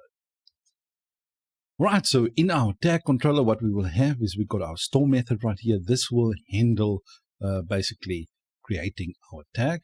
Right, so we got our tag request in there, so everything is good. So let's quickly dispatch the job. So right, there's 2 ways. As you can see, I've got suggestions here. Let me just show you both. Let me just bring this one down as well. Sync. All right. Now the first one here will send it to queue. This one will actually execute it immediately. Now for the tags right here, I don't need to do that. So I'm just going to delete the first one. But if you want to know it, I will maybe make a video about that one. All right, so let's quickly do a create tag. Let's get that job. And what we want to do is we want to basically create a tag from the request, and then we just pass in the request like this. All right, so after we've done that, then we're going to return, redirect the user. Now, where do we want to redirect them to? We're going to redirect them to the route, so admin.tags.index with a message and a success message. Okay, and we're going to just say tag created. All right, like that. But now there's a thing that I want to show you. Right, if we dispatch the job like this one, as it is now, right, let's go to the created tag job. As you can see, I never mentioned anywhere about the slug. All right, so let's quickly open our tag model. This one right here. As you can see, we got a slug right in our fields. All right, so that is mass fillable. Right, so we got even everything in here. Now the thing is, I don't want the job to actually create the slug. I just wanted to put the name, add the description. Just add this field in there. Spelling mistake there. Just add the description and obviously upload the image and save it in our folder. and basically save the path actually in our database. Now, in order to create the slug, what I will do is I will create a tag observer that will observe when any time when a tag is created, then it will create a slug from the name field that's get passed through.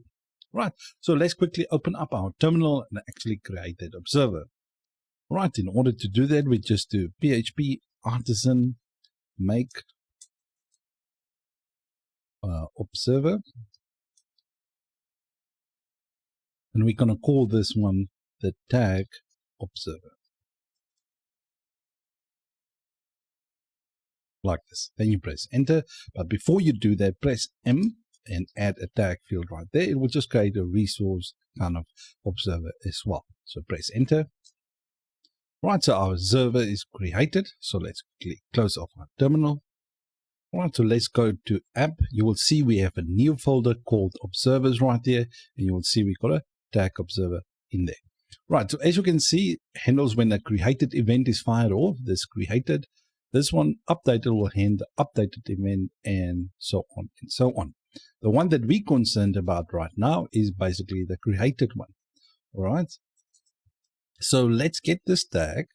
Okay, when we're going to get basically the slug of that tag. And then we're just going to bring str as slug. Right, just make sure that you import this at the top. The eliminate support str, just make sure that you import it right there. All right, so what we're going to do is we're going to, from this tag name, we're going to create a slug. All right, now there's another thing that we can do as well. We can, but we're going to do this with the post, but I just want to mention it here. We can concatenate basically a hyphen like this on here, and now timestamp. Just want to mention for those that might not see the other episodes but want to know how to create a unique slug. All right. So basically, if we have, like, for instance, a post, right, I will have the post name or post title actually. Then I want to just concatenate basically a hyphen with the current timestamp, just to make that slug very unique, because we're going to have a lot of authors and I want to do that when we get there. But for now, we don't need to do this. I just want to mention it. Right, and then we're basically just going to save the slug like this. Right, so now we got our observer created with our created method in it. The next thing that we want to do is we want to actually register this observer. In order to do that, we're going to go to the providers and the event service provider. Just remember, when the tag event is fired off, the created one. So let's go to the event service provider, and in there we're going to go to the boot method. Now what we're going to do here is we're going to bring in the tag, then we're going to observe, all right, and then we're going to observe basically our tag observer class. Where is it? Let's bring it observer class like this. That's all we have to do in here. Right, so the tag will observe basically the tag observer. So anything, if the created method is fired off, right, so that event fires off, this gets called and it will create a slug from the name of the tag. Right, easy peasy stuff. All right, that's the first thing. So now we created our observer under app observers, tag observer. We'll register that observer in our event service provider in the boot method. All good. Now the next thing that I just want to mention, if you go to our save image, right, I just made a couple of updates in here, just not actually a big one. Right, so we bring in our image, okay, then we put that file in a public file in the folder, and then we create that image, okay. Now the target path, this one right here, is basically the storage path with the app / the path right here. So this path right here, I'm putting in there. So when we make the image and we save it and resize it, we're just going to save it in that storage target path right there. So basically in that target path, just add this line right to your code right there. Okay, so I'm just going to save this up. All right, so just obviously keep this as is, just add this line right there. All right, so after that is done, we can go back to our tag controller. And let's quickly see if we can actually dispatch this job, create a tag, and actually go to the index with a tag created. Let's get started. Right, in here, I'm just going to get an image, anyone, and I'm just going to put a name, right, in the description. I would just say some description like this. Fingers crossed, hopefully no errors. So let's quickly create it. As you can see, tag created, so we got our success message right there. And if we go down, you will see we got our name field, and we got our slug, and we got our timestamps and everything right there. Obviously, we don't have the actions yet because we're still going to get to that CRUD part of the application. All right, so let's quickly go to the database and see what this field actually looks like. All right, so as you can see, we got our name, we got our slug, we got some description, and as you can see, the image is actually saved in that part right there. So let's quickly go and see if we can, under the public folder, we can actually see this. Okay, let's go there. All right, so in our view right here, we're going to go to our storage folder under app, public, under tags, you will see we got that image saved right here. All right, so that one right there, let's go and see if we can see it in our public folder. Tags, you can see, we see it right there. Okay, so all good. So we finished up in the previous episode. What we have done is we did the store method and dispatched the job where actually created basically a tag from the request. All right, so what we're going to do in this one is we're basically just going to return a view, and then we add basically a couple of methods in our update. And in the following episode, what we will do is we will actually create the job for that. Right, so let's quickly return a view. So in this one will be return a view.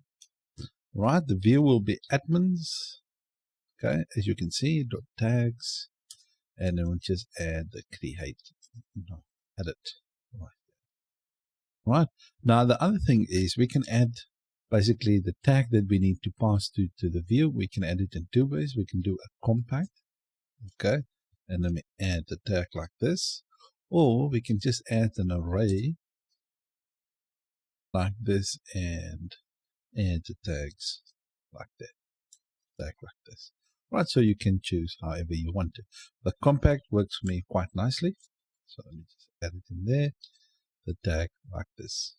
Right, so now that view we haven't created yet, so let's quickly do that. So under resources views, you will see admin folder, and under tags, let's just create a new file. And inside this, we're going to just do edit.blade.php. Right, so let's copy the create one. So copy that and paste it inside here.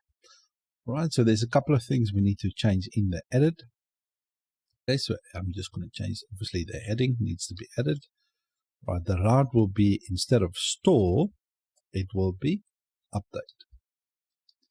Okay, and then we add a method in here, basically. The other thing that we need to add is, since this is an update, we need to put a method that's equal to put, like that. All right, with the default with the Blade UI Kit components, the X form will come with the post method, but we just add this for the put. Right, so we don't even have to add the CRF fields because it comes by default with the Blade UI Kit form. But if you don't have that form, right, the action, you just need to make sure you add a method like this of put.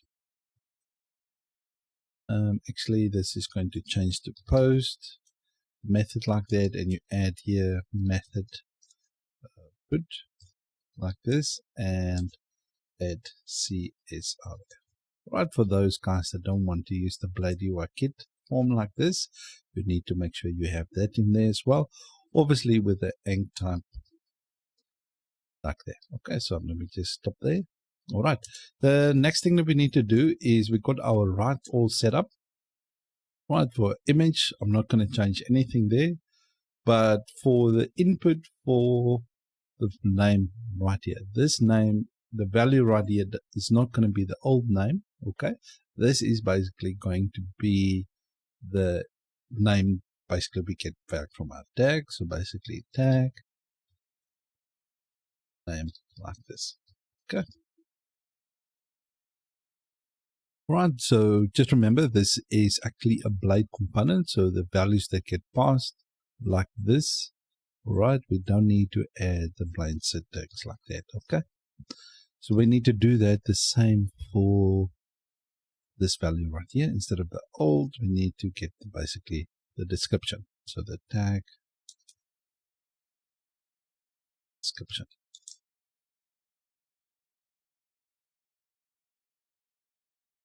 Just remember the tag that we have received here is coming from this one right here. Let's go to that. The next thing, so we instead of create, we change this to be update, like that. Right, so obviously we need to check this routes. Right, so as you guys remember, we have a resource route, so everything that we need is in this route. So if we open up our routes file, the route list, you will see we got everything here. So we got our index, store, create, show, update, destroy, and edit. Right, so as you can see, this is the route we need to go to. Right, so let's quickly go to the index view. So tags.index, right at the bottom right here, you'll see we have our buttons right here, the actions, the ban and delete. Right, so we need to add another one. So let's just add an anchor tag for now and just call this one edit. And let's just quickly go to that route. So route, all right, this will basically be the route that we need to go to. So admin is the edit one, text edit, all right, and then we pass in with a parameter of the current tag that we receive because we looping through over each tag and we pass that tag in this view right here. Okay. Just going to add just a styling just here for just to distinguish it from the rest. So BG 200 and just a padding of 1. Okay. Let's see how it looks like. Right, so as you can see, we got this right here. So let's go to this one right here. Let's go to the edit button. Missing parameters round.admin. Okay, so let's quickly update. Right, so that reference is basically coming from this route. We need to add basically the tag like this. Okay, the tag in there as a parameter. Okay, there's a couple of things I just wanted to update in our update edit view right here. So let's just quickly, instead of that, just add another closing form text area like this.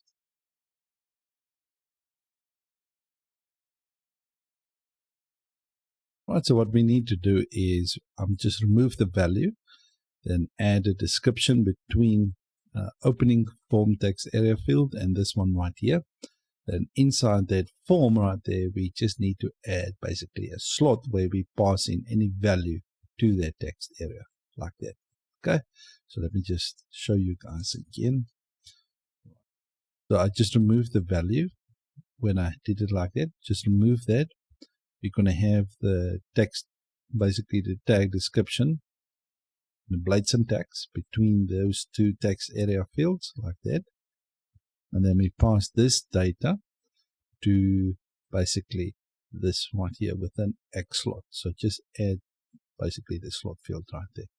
Right, so let's quickly see if this works. All right, so we got our name in there. As you can see, some description. Okay, so all good. So the next thing that we need to do is if we press this update, we need to actually go to the update method inside our tag controller. Right, so in the update method, I just want to return the request quickly just to see if we can actually hit this method. All right, just remove the required field from the image. Okay, so let's just press update. As you can see, we hit the request right there. So as you can see, name and some description.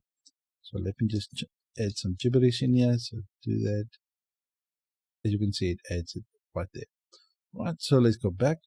The next thing that we want to do is we want to process this form basically. So let's do that. Right, so in an update method, what we want to do is we want to basically dispatch a job. So dispatch sync.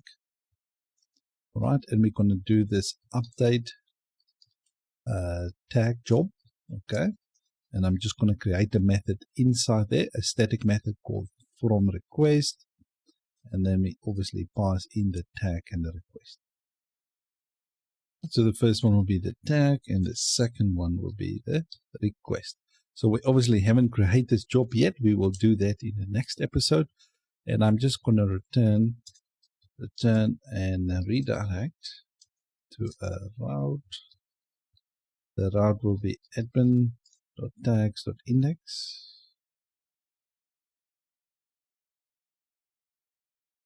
This one right here, and with a success message. And I just say tag updated, just like that. All right, so what we're going to do in the next episode, what we're going to do is we're going to create the update tag job. Okay, and then all of this, and we handle the process right there.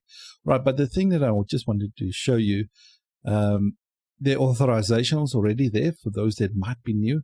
The authorization already happens here when we do the authorized resource right here. Okay, so we don't need to add them under all the methods right there. Okay, so what we're going to do in this one, we finished actually off with the edit view that we created. Right, this one in the previous episode, and we actually updated our update method in the previous episode as well. So we just make sure you bring in the tag request as request, and we pass in the tag as well as the parameter in there. All right, and then we dispatch the job update tag from the request, but we haven't created this update tag yet, and also the static method we haven't created inside the job yet. So that's what we're going to do in this job, and then we're going to see if we can actually dispatch the job, update it accordingly. All right, so let's get started. All right, so the first thing we're going to do is open up our terminal, and then we're going to create basically that job. All right, so PHP artisan make job, and we're going to call this one update tag job, just like this. All right, so then press enter. As you can see, job is successfully created. All right, in order to go there, you can go to app jobs, or if you're having Visual Studio Code, you can just go to the shortcut, so up tag like that. All right, so now we're in that tag right here. All right, so we got a constructor. All right, let's create a new job instance. All right, so let me just delete this. I'm just deleting the block quotes. All right, you can keep them, totally up to you. Right, then the first thing that I want to do is I need to create a private variable for basically the tag. So private tag. Next one will be for the image, for the name actually. We got the name, and the other one will be for the image. And the last one will be for the description. All right, obviously you have to keep making sure that we spell things correctly, because if you spell them one way here and otherwise there, basically PHP won't know which variable you're referring to. Just make sure that you spell them correctly. Right, in our constructor, we just want to pass in the tag model. Just make sure you import it at the top there. Okay, as tag.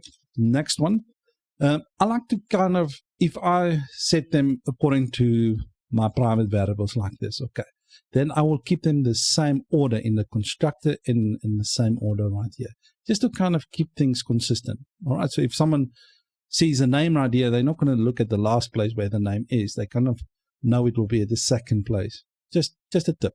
Okay. This one will be the string, and that will be for the name. The second one is the image, and I will make this optional string for image,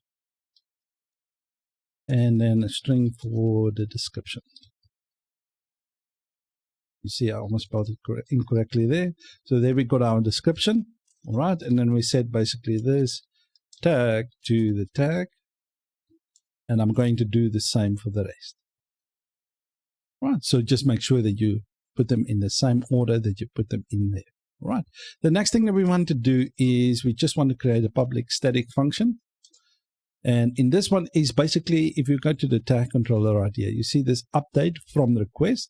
So this static method is the one that we're going to create in here. All right, so let's quickly do that from the request. Like this.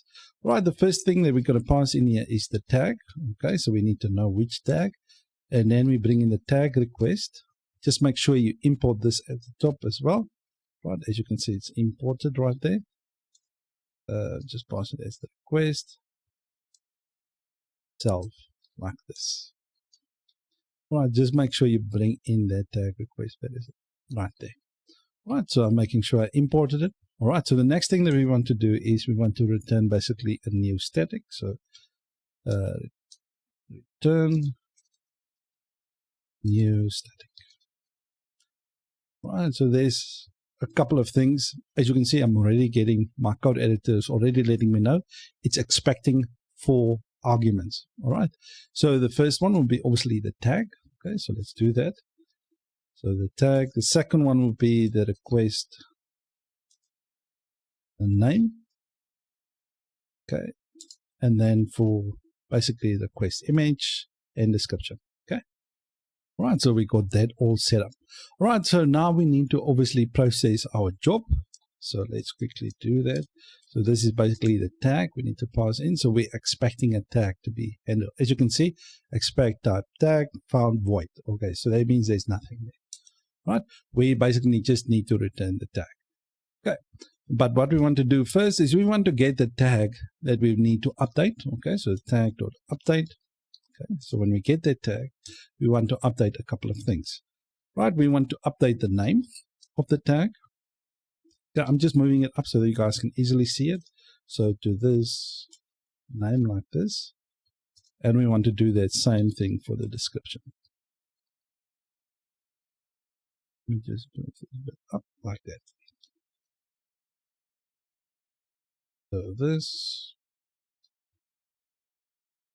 the description. Okay.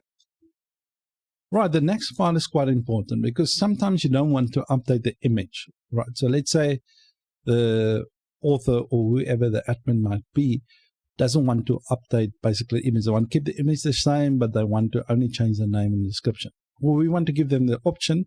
Otherwise, when we update the image, we might get an error to say the image is null. Right? So in order to fix that, what we will do is we will check if the image is not null. Okay, so is null, is not null, right? And we just pass in this image. Like that. So now we're checking if the image is not null. Okay, so if the image is not null, so it means there is a file to check. Listen, I want to actually update the image. So what I want to do is I want to delete basically the old image. All right, let me just, if I can type. All right, so I'm going to call a file delete. Now the file delete will basically delete an image. This is just a facade helper to be able to delete files. Right, now let me explain to you first. Let's go to the storage app public tags. You will see there is the old image that's being stored by the previous tag. All right, so when we actually want updated, I want to delete this old file first. Or you can delete it afterwards, but it's totally up to you. But what I want to do, I want to delete this file first, and then I want to save the new file right here. Okay, so let's do that. So file delete. So what I want to do, I want to go to the storage path. Okay, in the storage path, I want to go to the app / and basically concatenate this tag image. Just remember, we don't actually save the image in the database. We only save the path to that image in the database. All right, so that's why I want to concatenate the app plus this tag image, because when we save the tag in the database, we save it as app, actually as public tags and this name. So that's basically how we save it in the database. If you only save basically this part right here, you need to actually provide that storage path right here and then that right there. Okay, so it's totally up to you how you want to do it. But if you're following how I did it, you can just do this. Right, so now we're deleting that, but let me just make sure I bring in the facade as well for that image. So the image eliminate support facade file. Just make sure we bring that file in as well. Otherwise, we're going to get that error. Right. So then after that, basically what I want to do, I want to bring in my save image service provider. Okay, the service that I created, and upload the image. Then I want to pass in this image. Okay, so that means the new image that I got in, all right, and this tag to know which model, okay, and then I want to just basically do the tag table like that. All right, so we save that basically. So this is basically the facade and just the service provider, but just make sure you bring it in right here. So as you can see, my services is included right there. Right, so we delete the file. So if it's null, we skip this part. All right, if it's not null, then we delete the file, then we save the image. All right, so after that, what we want to do is basically just return this tag like that. All right, but there's things, as you can see, we don't do tag save in this one. Okay, the reason for that is because we update the tag right there, okay, in one shot. All right, so we don't need to do that. All right, so that means I just want to update my service save image service as well. All right, so let's quickly go there. So in our save image service, I basically just want to do a model save like this. So that means if any model, so let's say this is a post model, it will just save it before it goes anyway. Right? If we don't do that, basically it will set the path, but it won't actually save that path of that image. All right, so let's just do that as well. So let's just save it. All right, so let's close this off. All right, so now when we create basically a tag, it will set the name, description. If the image is there, delete the old file, set the new one, and return the tag. Okay, now there's another thing. As you can see, there's no slugs in here. So let's quickly go to the app observers, our tag observer right here, and let's go to the updated right here, and I'm just going to copy this down to here as well. So basically when the tag is updated, get that tag and set the new slug to that slug name, and then save the tag as well. All right, so let's close this off. All right, so now we got that all done. Okay, since we updated this part right here to save it in there, we can actually go to our create tag and we can actually delete this right here, because you can leave it there, no problem. All right, but it will save the tag and save it again. This will really not necessary, so we can just delete it right there. And this can be lowercase like that. All right, so now that is basically the create tag. So now basically our tag can update. So let's test that to make sure that we can actually delete this image as well in our public folder right here when we update the tag.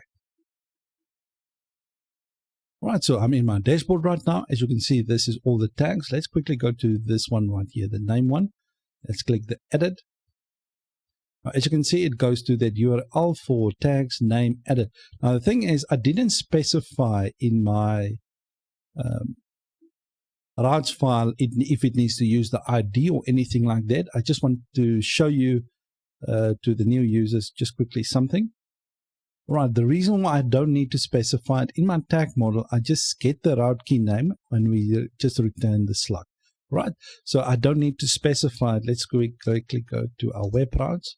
I don't need to come here, or actually in this case, let's go to the admin routes.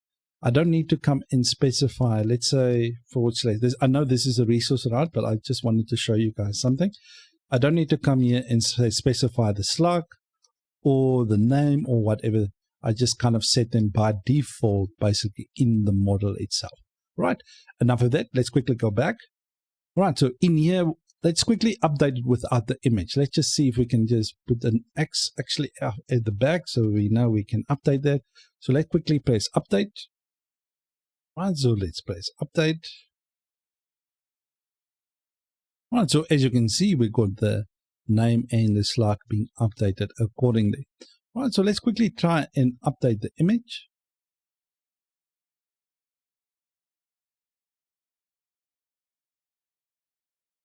Right, so let's quickly change this to any image. Let's go to image here. So let's just quickly get that image. Right, so let's update that and see if we actually delete the old one. So, all right, so as you can see, the old one is this one right here with the ZK2. one of my actually templates for YouTube. All right, so let's quickly see if we actually delete that one and update it. All right, the tag has been updated, so let's quickly see if the image is updated as well. All right, so let's go to app, public, tags. You'll see the Z1 is deleted, and we will see our new image right there. So we finished up our update job in the previous episode. So what we're going to do in this one is we're going to actually create a dispatch job to delete an actual tag, right? But before we do that, we need to actually, in our index view right here, we need to actually create a form that will submit a request to this one right here to actually delete the tag. Right, so let's do that.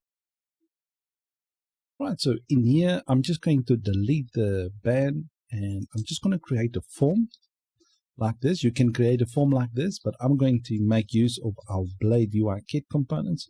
So the form like this. All right. Now inside this one, it's already have a CRS field and a post field, but I just want to basically need to do an action. And the action will be basically to which route, and the route will basically be admin.tags.destroy, and we need to pass in the tag to know which tag we need to delete, and the method that we need to pass in here is going to equal to delete. Like this. Right, now the question that you might ask, let me just give us some room so you can see. So that's the one way, that's the Blade UI Kit way. Let me just show you the form way. Right, obviously you need to add the relevant right in there, and we just need to add a method in here of post like that. Right, now what you need to do, you need to add a CSRF field like this, and an add method, and then you just put in here delete like that. Okay, so basically what we're doing is we just spoof a delete method, all right, in here. All right, so that's with a normal one. So I'm just using the Blade UI Kit way. Okay, so in here. All right, so in this one, we're going to basically now we need to add basically a class. Actually, let's do a button, submit button. Okay. Submit. I'm going to do a submit button. I'm just going to call this one delete. Right, so in the next episode, what I will do is I will basically create links or buttons, components, so that we can easily need to style them in the component itself instead of having to do all the styling and things in here. So things stay consistent so that we can reuse it later as well. All right, so now we got that right there. So if we click this button, we need to go to this method right here. And what I want to do, I just want to return the tag like this. Okay, so let's quickly check if we actually get to this part right here. Right, so this is how it looks like, and I don't like it. I just want to give it basically displayed flags and give it spacing between them. Right, so what I'm doing basically in the whole div, it encapsulates basically the edit tag and this one right here. I just call them flags, item center, justify center, and space X or 4, or whatever you want. So let's quickly see what this looks like. All right, so you can see we got our edit and we got our delete. So if I press the delete, I need to actually just see the tag. So let's press that. So as you can see, it shows me the tag. It gives me the ID. And just zoom in a bit. As you can see, it gives me the ID, the name, the slug, and the description. As you can see, the image is null, and they created and updated that. Quite nice. All right, so we get the relevant stuff. Okay, so let's just do it like this. All right, so the next thing is obviously to create a job to actually delete the tag. So let's do that. Now, before I do that, I just want to mention this to anybody watching right now. Okay. You don't have to create jobs to do this, all right? Now, the thing for me is this, like I said, it's just personal preference. You can actually do everything inside your store method. If you feel that's the best way to do it for you, you can do that. There's no correct way, but there's better ways to do things, okay? So what I'm just want to mention, and as well, so that you can learn a different perspective, so that you can see if this works for you, use it. If it doesn't work for you, use your old way until you might find that this way would have been better or your way is still better. Right. The reason why I'm saying this, because if you come here, you can actually just do basically delete the tag from here. So basically just do a tag, delete like this, and redirect and stuff. You can do it all from here, but what I want to do, just to keep things for me organized, how I'm doing things, I'm actually going to create a method, a job actually, to delete the tag. All right, so let me do that. All right, so let's open our terminal. So let's create a new job. So PHP artisan make job, and we're going to call this one delete tag. Okay, so let's quickly do that. As you can see, the job is created. So let's go there. Tag. Okay, so we got that job open right there. Now this one will be easy to do, as there's not too much to actually mention in here. So we just need to create a private variable, and we're going to do that for the tag. Okay, and then we just pass in the tag like this, and we just basically this tag is equal to the tag, and we just need to make sure we import everything at the top. So as you can see, I bring in my tag model right there, right? And then in here, just want to make sure that we don't need to return this, so we can leave it right there. And what we're doing is basically saying this dot tag delete like this. All right, so basically we'll just get the tag and it will delete it. But there's another thing, like I mentioned before, since this tag, let me just go up here, storage app public. Since this tag is basically having an image in there, I just want to make sure that that is deleted as well. So if you guys remember from the previous episode, when we update the tag, so let's go there quickly. In our tag controller, let's go in here.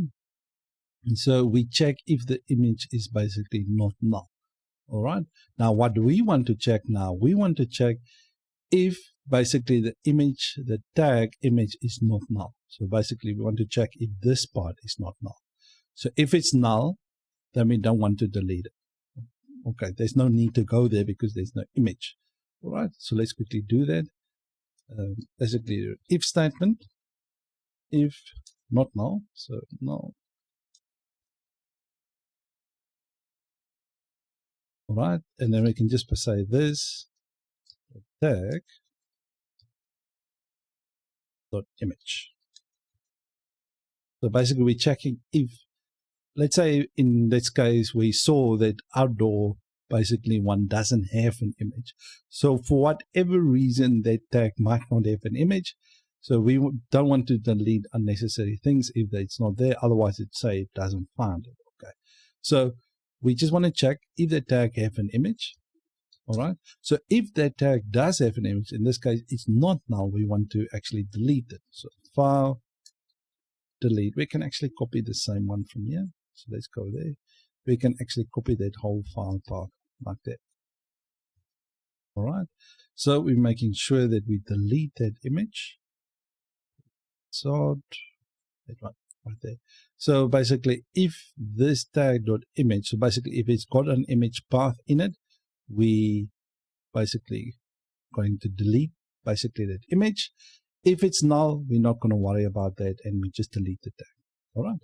So that's basically our job all set up. So let's go to our controller. So we're going to do this dispatch sync like this, and then we just pass in a new delete tag, and then just pass in the tag like that. All right. So very descriptive. So we know like dispatch basically the job, new delete tag, and we delete the tag, and we basically redirect the user back to the index page of the tags. Okay, and then obviously with a success message written with says tag deleted. Awesome stuff. All right, so basically, if the user click the button, it will get here. It will dispatch basically this job right here. We just need to make sure we import that as well. So as you can see, it's already imported that job, the lead job. Just move it up there. Okay, so it will dispatch the job, delete the tag inside here, check if it has a file. If it has, delete that basically that file, and then delete the tag.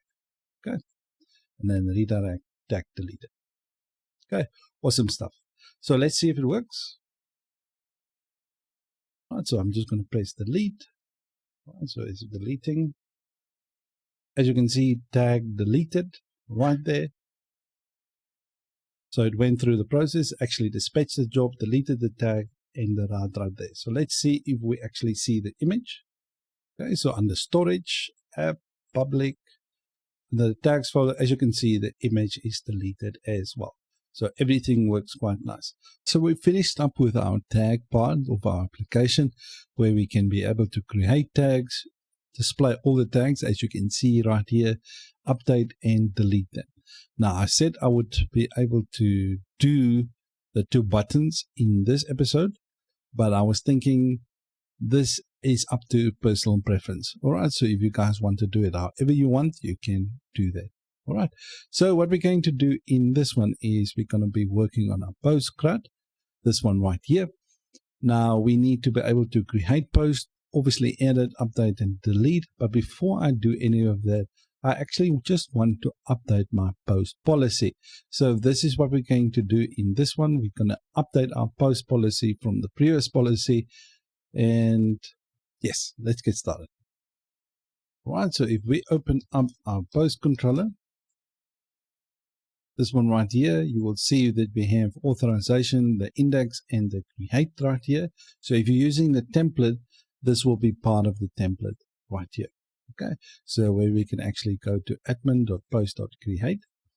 So I don't want to be working on the view as yet. I will do that in the next episode because there's quite a number of things we need to do in here.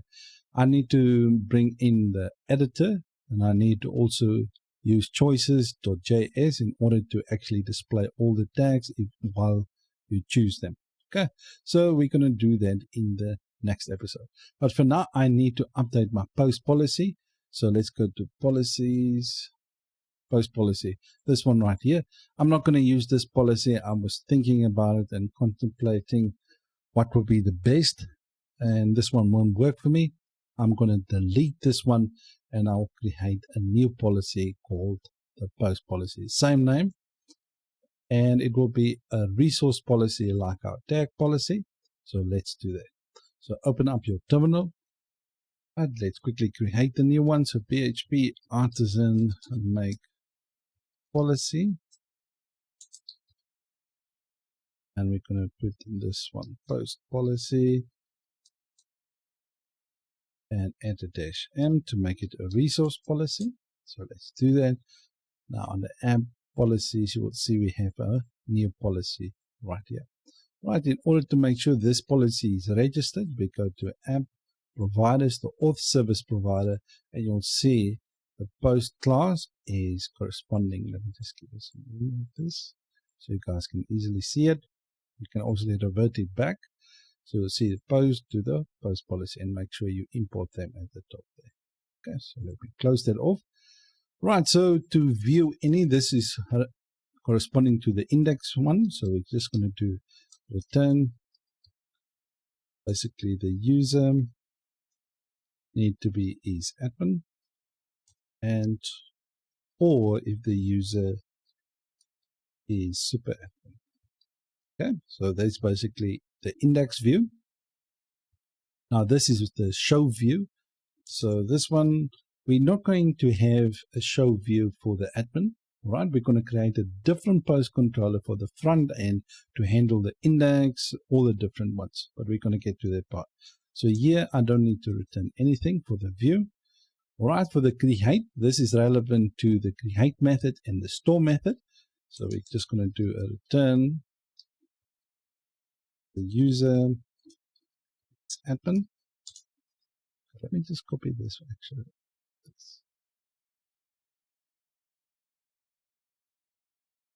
all right, or if the user is a writer. Okay, so in order to create, they need to be the admin, super admin, or a writer. Now we've got the create.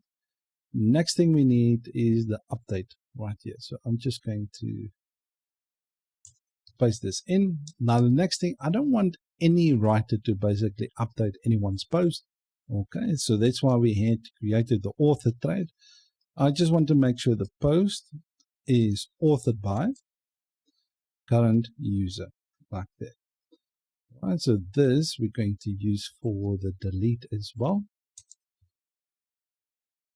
Okay, and for the restore, it needs to be only the admin and super admin,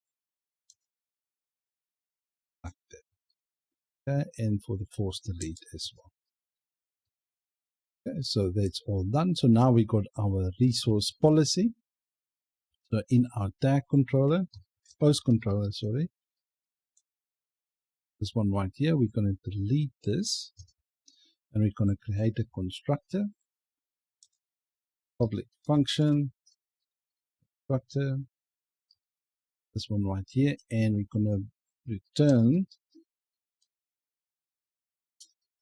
this authorize resource, post class, and post.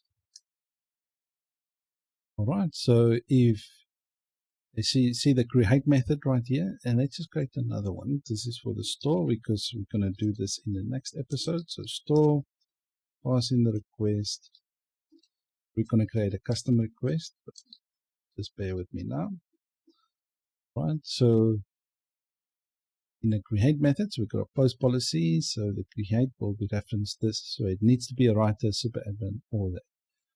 Okay, so we logged in as an admin user. Let's see if we can get to this one. Okay, so I can get to this right here. So admin post.create. So I'm an admin, as you can see, I'm an admin user right there. And so let's open up our admin routes. This one right here, you would see this also comes with a template. So you have the prefix post create because we encapsulate the whole group with prefix with admin. So it's admin.post.create. All right, so in the next episode, we're going to be dealing with the create method. All right, this one right here, because there's a couple of things we need to do there and fix. So that will become in the next one. So we finished up with the post policy in the previous episode. And in this one, what I want to do is, since we're going to create a post, I need to able to have a multi-select field where we can select the different tags. Okay, so let's install the JavaScript library to make this a lot easier for us. So let's get started. All right, so this is our post controller where we have our resource policy right there, and this is our create method. So in admin post.create, this is basically the view that we're going to have. So, all right, so let's quickly install choices.js. So open up your terminal. To install it, we do npm install choices.js. All right, let me just show you where I'm getting this from. All right, choices.js is a JavaScript library by Joshua Johnson. All right, so this is the library in order to actually create little tags.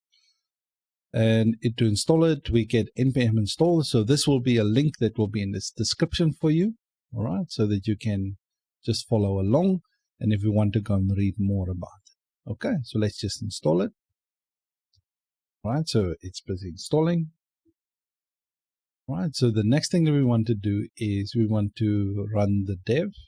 Okay, but before we do that, we need to go to resources.js app.js. This one right here. Right in there, we're just going to import choices. All right, so we import the choices.js. The next thing we want to do is we want to window.choices. We want to create an arrow function. And I'm just going to call this one element. And right, so there's a couple of things that we need to do in here. Right, and we're going to do a return new choices. pass in the element.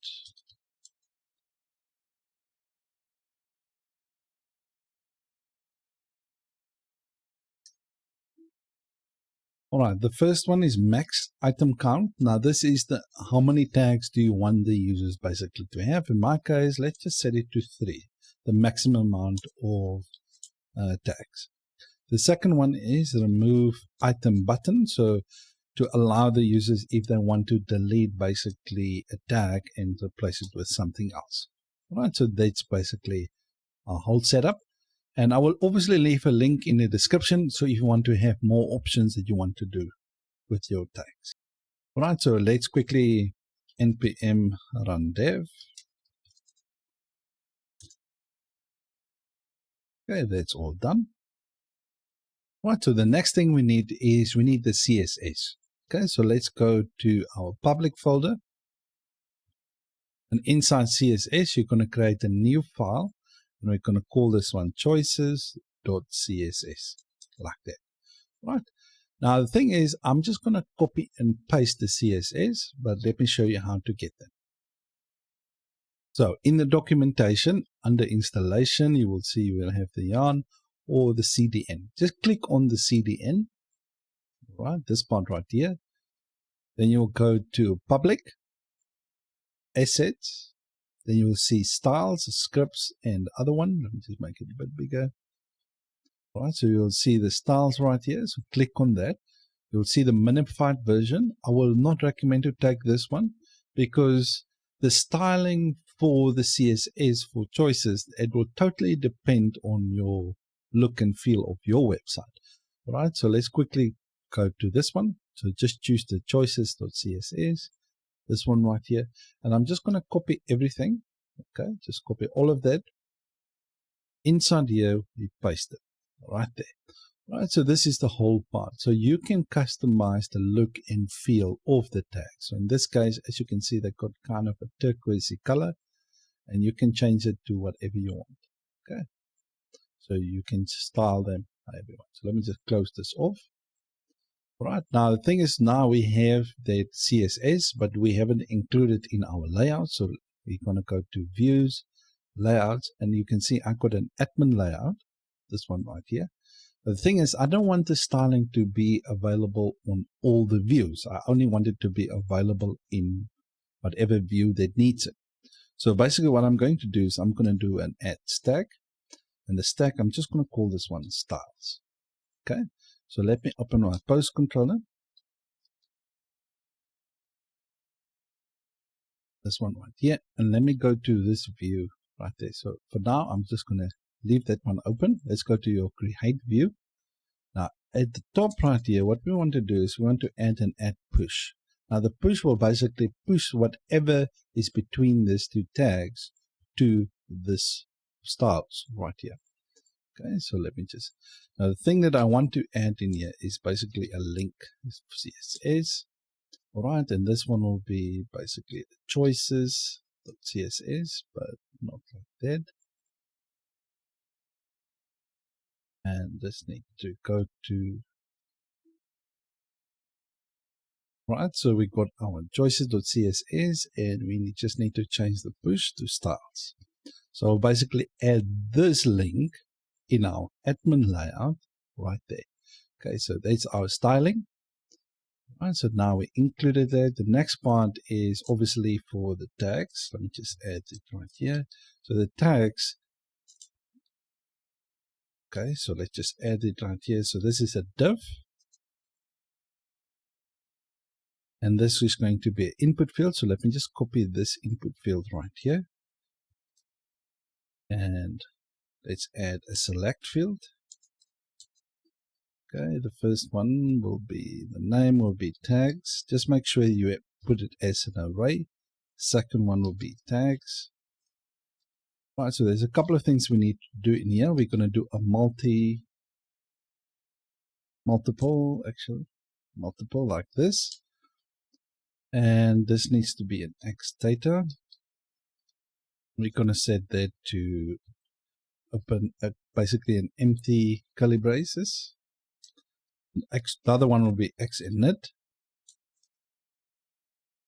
That's going to equal to function. And that's going to call on the choices. And just pass in the element like that. Right, and then obviously we're going to have options like this. And we're going to do a for each loop, but we're going to get to that part in the next episode. But I just wanted us to bring in with Alpine.js, the X in it, the choices right there in the data. Just set it to an empty curly braces like that. All right. So now our choices library is installed. And what we're going to do in the next episode is we're going to update this view for our create. I wanted to do all of this actually in one episode, but there's too much to do for just one. So it will be a very long video. So I'm just going to break it up in two, just install the choices to get to the tags. And from there, we're going to do the rest. So finished installing our choices library in the previous episode, and we actually created this div right here for our tags. So we bring in a form for tags, and then the name is tags. Then we have a select input field, this one right here. And then for the name tags, just make sure you set it to an array because there's be multiple tags that the author might select. Then we have set it an ID of tags, just make sure that multiple. Then the X data, you just set to an empty curly braces, then X init, the function that basically just call on the choices library. Okay.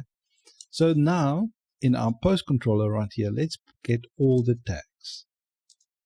Okay, so let's just get all of them, all the tags, and we pass that to tag, and we're just going to get all of them. All right, just make sure you import that tag at the top right here. Okay, so we got that tag, and we pass all the tags in here. And inside our tags right here, we're going to do a for each loop. All right, for each tags, as tag, and just bring in this. All right, so the first one will be the tag ID. All right, so we're getting the tag ID. The second one, tag name. All right, I'm not calling on the property, I'm calling on the methods. All right, because I create, let's just open our tag model. I just created these fields that returns the property right there. Okay, so that's why. So let's see if we can actually view all the tags. So if we get here, you can see we get all of it. So if I select any of them, you can see I set it to be a maximum only of 3. So in our app.js, you will see the max item count. We set it to 3. You can change it to whatever quantity you want. So you can change it to 4, 2, or just maybe just 1. I don't know. It's totally up to you. All right, and the remove item button, we set it to true. And what that allows us to do, you'll see we got a little X mark on the button right there. It will allow the author to be able just to delete the tag like that. Okay. Right, so anyway, that's now our tags included, so we need to include all the other fields as well. Right, so let's quickly open up our post model. All right, you will see we need a title, body, cover image, publish ad, type, and obviously the credit links, and then the author and the commentable. All right, so let's quickly do that. So the first one, this is a name field. We're going to change this to be a title. So right, so just make sure you put the input for title, ID title, type of tags, name title, and the old value is for the title as well, like that. All right, the other one that we need is for we got the title, the cover image. So let's do that one. Let's put it in here, cover image. Okay, I'm going to copy this one and just paste it up top.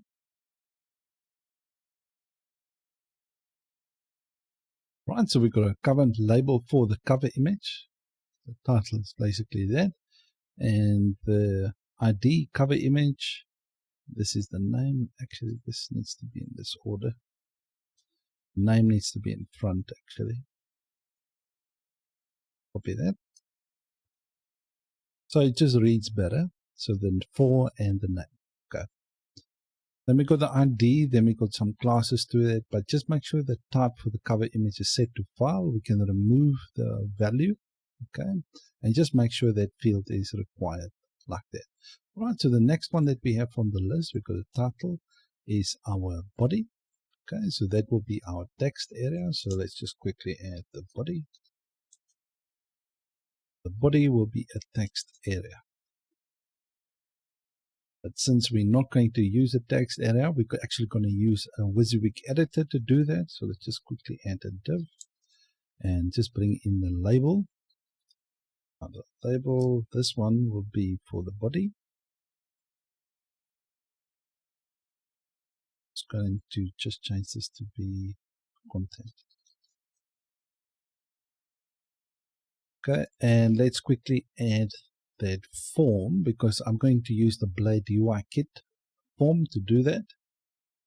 And so if we go to the Blade UI kit, the documentation, I'll leave a link for you guys in the description. And if we go down, you will see we have editors. You can use the Easy MDE or the Tricks. I'm going to use the Tricks editor to do that. So I'm just going to copy this part. So the output is basically going to be an input of this values and a Tricks editor like that. Okay. Right, then we paste it in here. So that's Tricks about, but we're going to change this to be the body. Right, in order to make use of this, you need to have in your layout, your main layout, you need to have the box styles true. So basically this means just Blade UI kit. So this what it stands for, Blade UI kit styles. Okay, you just set it to true. And you need to make sure the BUK scripts, you also set that to true, and just put it above your Livewire scripts as well. Right, so you just need to include that in your main layout. So let's quickly see how all this looks like. All right, so as you can see, we've got our cover image, we've got our title, we've got our content with our WYSIWYG editor right there. So all good. All right, so we obviously need the error one as well. So let's just quickly do this. The error, I'm just going to set that to the body. Right, so we got our body title cover image. So let's go to our post model quickly. Right, so we got the title there, the next cover image. The next field is the published at. So when do the author actually want this post to be published? Right, so I'm just going to copy the title actually. So let's just copy that one down and put it underneath the body. And this is going to be the published like that. Right, so we're going to do a title here of published at, and we're going to do the same. Right, so the input field like here, right, the input field that we're going to have here, this is also going to make use of pick a day. That's part of the Blade UI kit, so we're going to do that. So I'm going to delete this one, and let's quickly get that. Right, so at Blade UI kit, if we go down, you will see we have pick a day. Okay, this one right here. So this one, all right. So what we want to do, we just want to copy that basically. All right, then we're going to paste it in here. All right, so we got that, we got the title. This needs to be published at as well for the error. And for this field, we're going to do published. Right, so but the thing is, you might wonder, how do you want, can you change the format of the date? Okay, let me just show you in the documentation. Right, so what you can do, you can just include the format right here, and if you want to change the format of the dates to whatever you want it to be, you can do it right here. Okay, so I'm going to leave the default. So let me just copy actually this and include it. Right, so let's go back here. So this is how our format date can look like. So a person can basically choose whatever time they want the post to be published. So if they want it only to be published on Wednesday, they can click the date right there.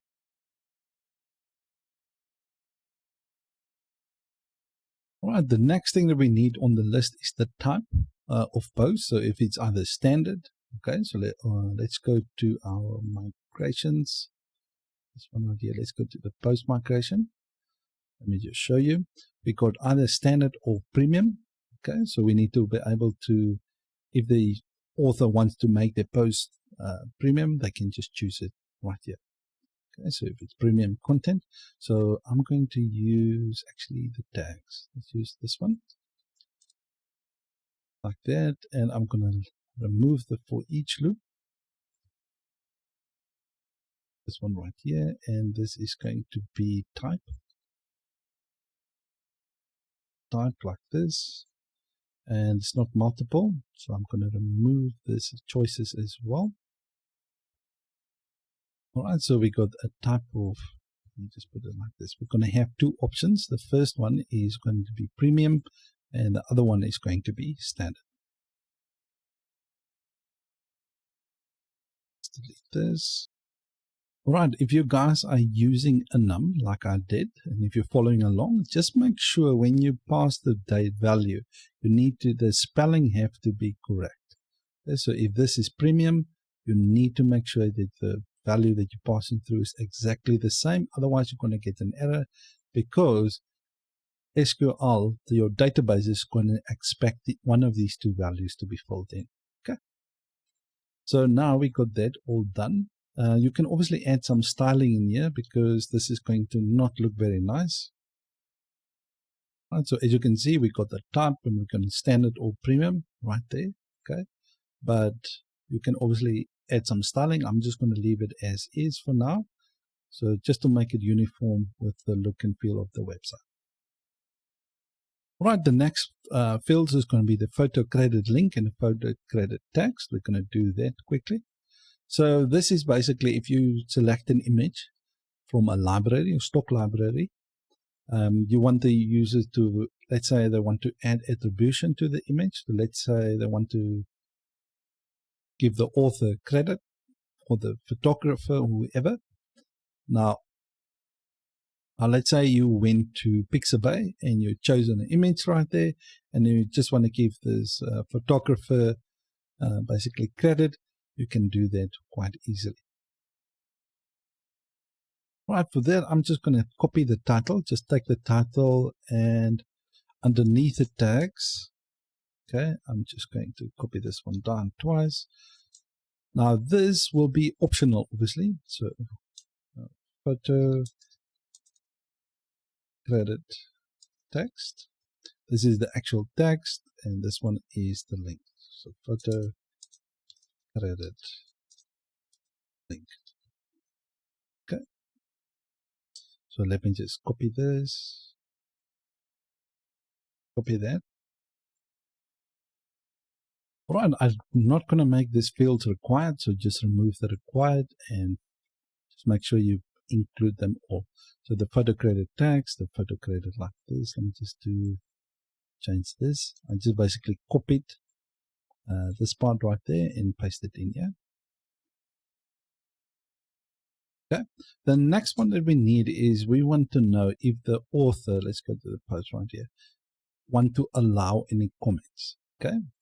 So let's just quickly add that field in there. So allow comments.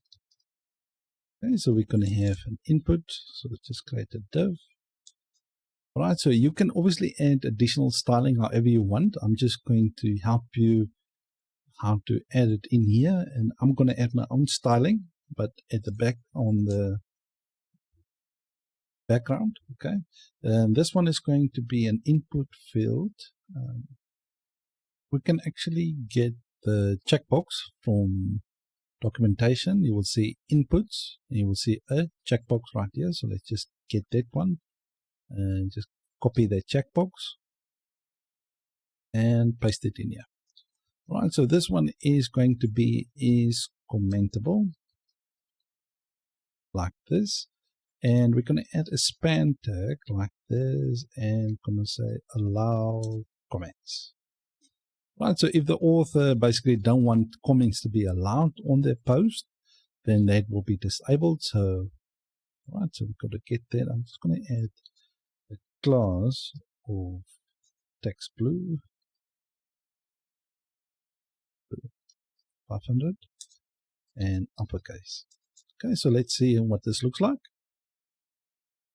Okay, so let me just close this off. All right, so as you can see, we've got our tags, so we can choose any tag we want. As you can see, the styling, you can add them to be more or less the same as your theme. Right, and as you can see, we've got allow comments right here. So if you want to allow comments or disable comments. Okay. So if this field is not checked, we're not going to be able to allow comments, or what we can do is we can do the opposite. So if we can say disallow comments to make it kind of easier, but I'm going to do it like this to allow comments like that. All right, so we've got an image, our title, let's go content, window, so when they can publish. All right, we can standard post or premium. Then we give our tags and our photo credit text and link and allow comments. Okay. The next thing we need to do is we need to create a route where we're going to add this thing. It's going to be admin.post create.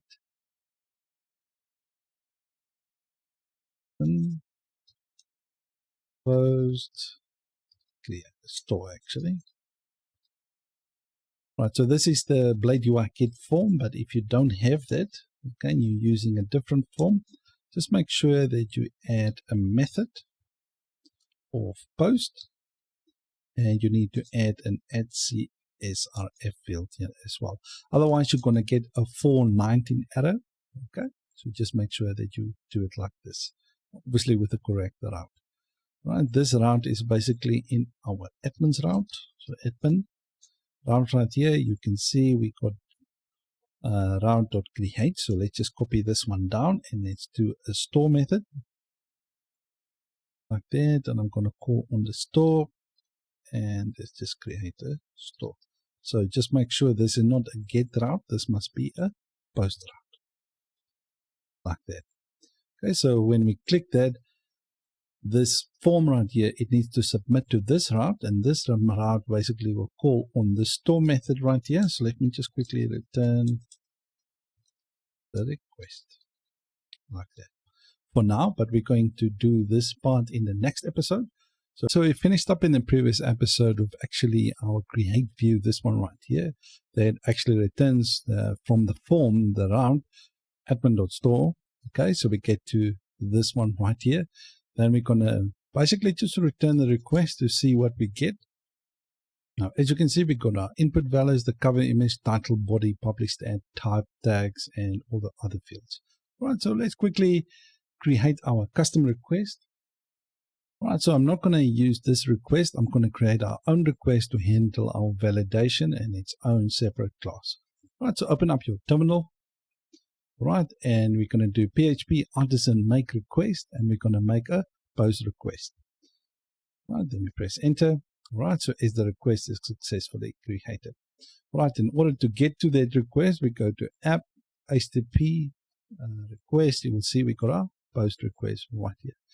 So the first thing we need to change is the authorize. We're going to set this one just to true.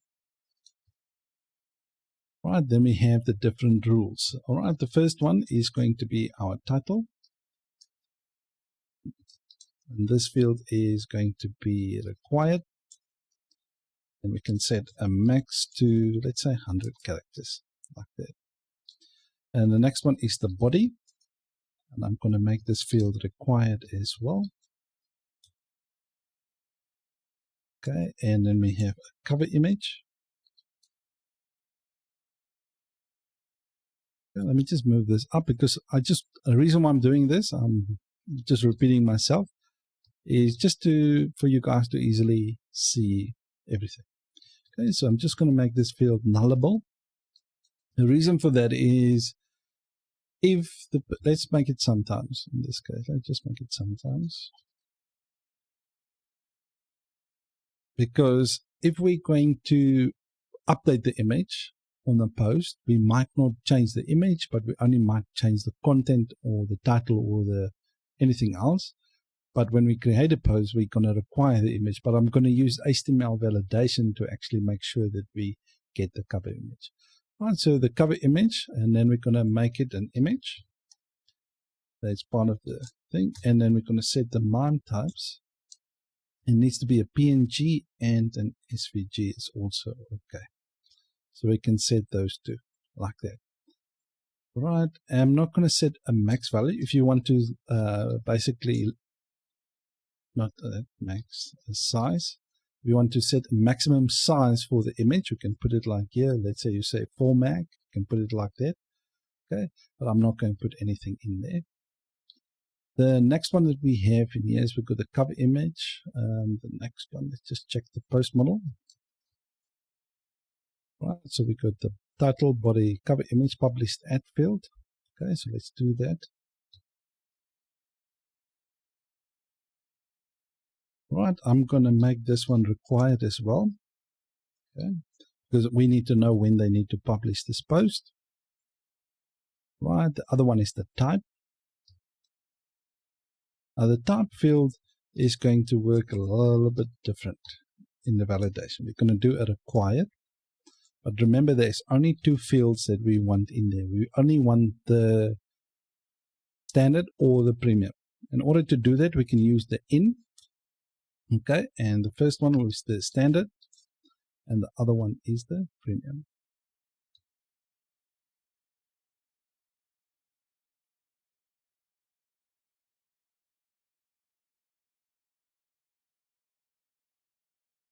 Okay.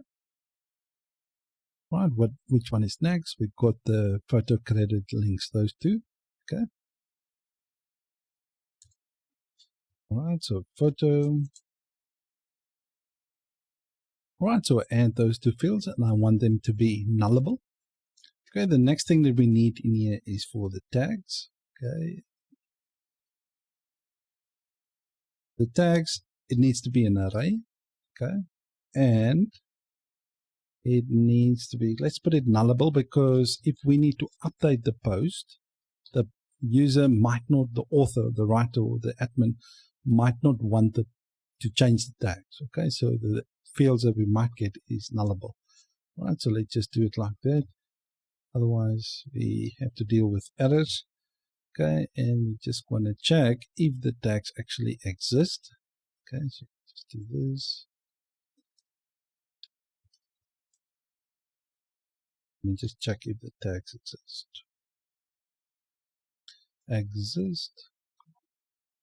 Right, and which table do they exist? We want to check the tags table, and we just want to check the ID. All right, so that's the only things we're going to check in here. And obviously the last one is the commentable. This one right here. Let's just do that, is commentable. Okay, and this is going to be a Boolean value. Okay, we need to make sure that this must be required, and it needs to be a Boolean.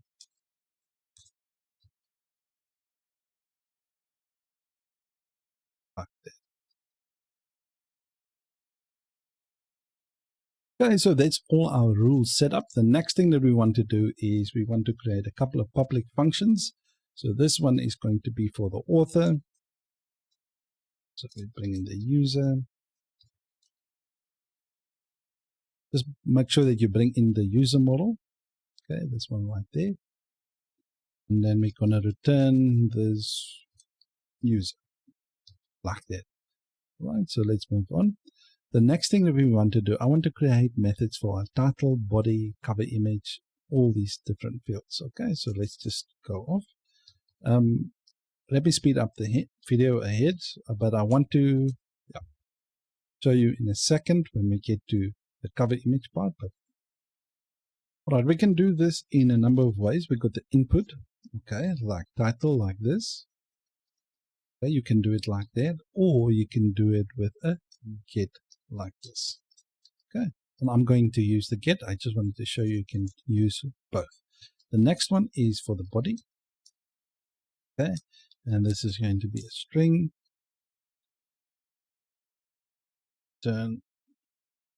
All right, for the cover image, just make the string optional because it might be a nullable field. Okay, and then instead of returning this .get, okay, I'm just going to do a return this cover image because it's a file and not input as per se value. Okay, just make sure you return it like that. The next one that we want to work with, we got the cover image, is the published ad. Right, so we got our photo credit tags and our photo credit link and our published ad field. Right, so we got all of that. The next one, we got the author. The other one is the type right here. Add that. Right, just make sure you include the type. And the last one that we have on the list is commentable. Okay, that's going to be a Boolean. Actually, we need to do the tags as well. So public function, let's do the tags actually first. This needs to be an array and return this get the tags. All right, if there's nothing, just return an empty array like that. Okay, so the next thing is the Boolean for the is commentable. Function is commentable, and we're going to set this to a bool for Boolean, and then we return Boolean. The value needs to be is.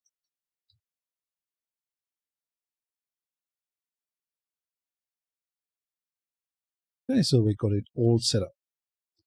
And so we got an author, title, body, cover image, type, published ad. So just pause the video and just make sure and check if they're all are the same. Just make sure for the photo credit, because this fields can be nullable, so just make the optional string. And then we got an array for the tags, and is commentable, just return a Boolean, is commentable like that. Right, so the next thing we need to do is we need to bring it in our store method right here. We need to bring in that post request like that. Okay, just make sure you import it. As you can see, mine is already imported right here. Where is it? Okay, right there. So in this lesson, what we're going to do is we're going to do some updates and fixes. Right, but I just got an announcement to make as well. So expect these kind of videos during the duration of this course as well. Some of our viewers might request additional content. As one of the viewers asked if they create a post, that the post can actually be sent to Twitter or wherever they might need it to. Right, so obviously with that kind of things, we need to update some structures as well in our database and things. Right, so expect these kind of videos going forward. All right, so let's quickly make some changes to our code. The first thing I want to do is I want to update my post model in our database. Okay, so let's go to the migrations right here, and let's go to our post migration, this one right here. Right, there's a couple of things I want to change. Just for consistency, I want to change the image. All right, I want that to be a nullable field. You will understand later why. Okay. Make the slug field also nullable, because I'm going to use an observer to actually generate the unique slug for the post. All right. There is commentable, everything all fine here. So there's the only changes I want to make. Just change this one, the slug to be nullable, the image to be nullable. And the previous one, it was cover image. Okay, like this. Just change it to an image, just for consistency, because we're going to use the same servers that we use for the tags to actually store the image. Okay, so that's the one. All right, the next thing we need to do is we need to update our post request. Okay, so just close this. Let's open up our post request.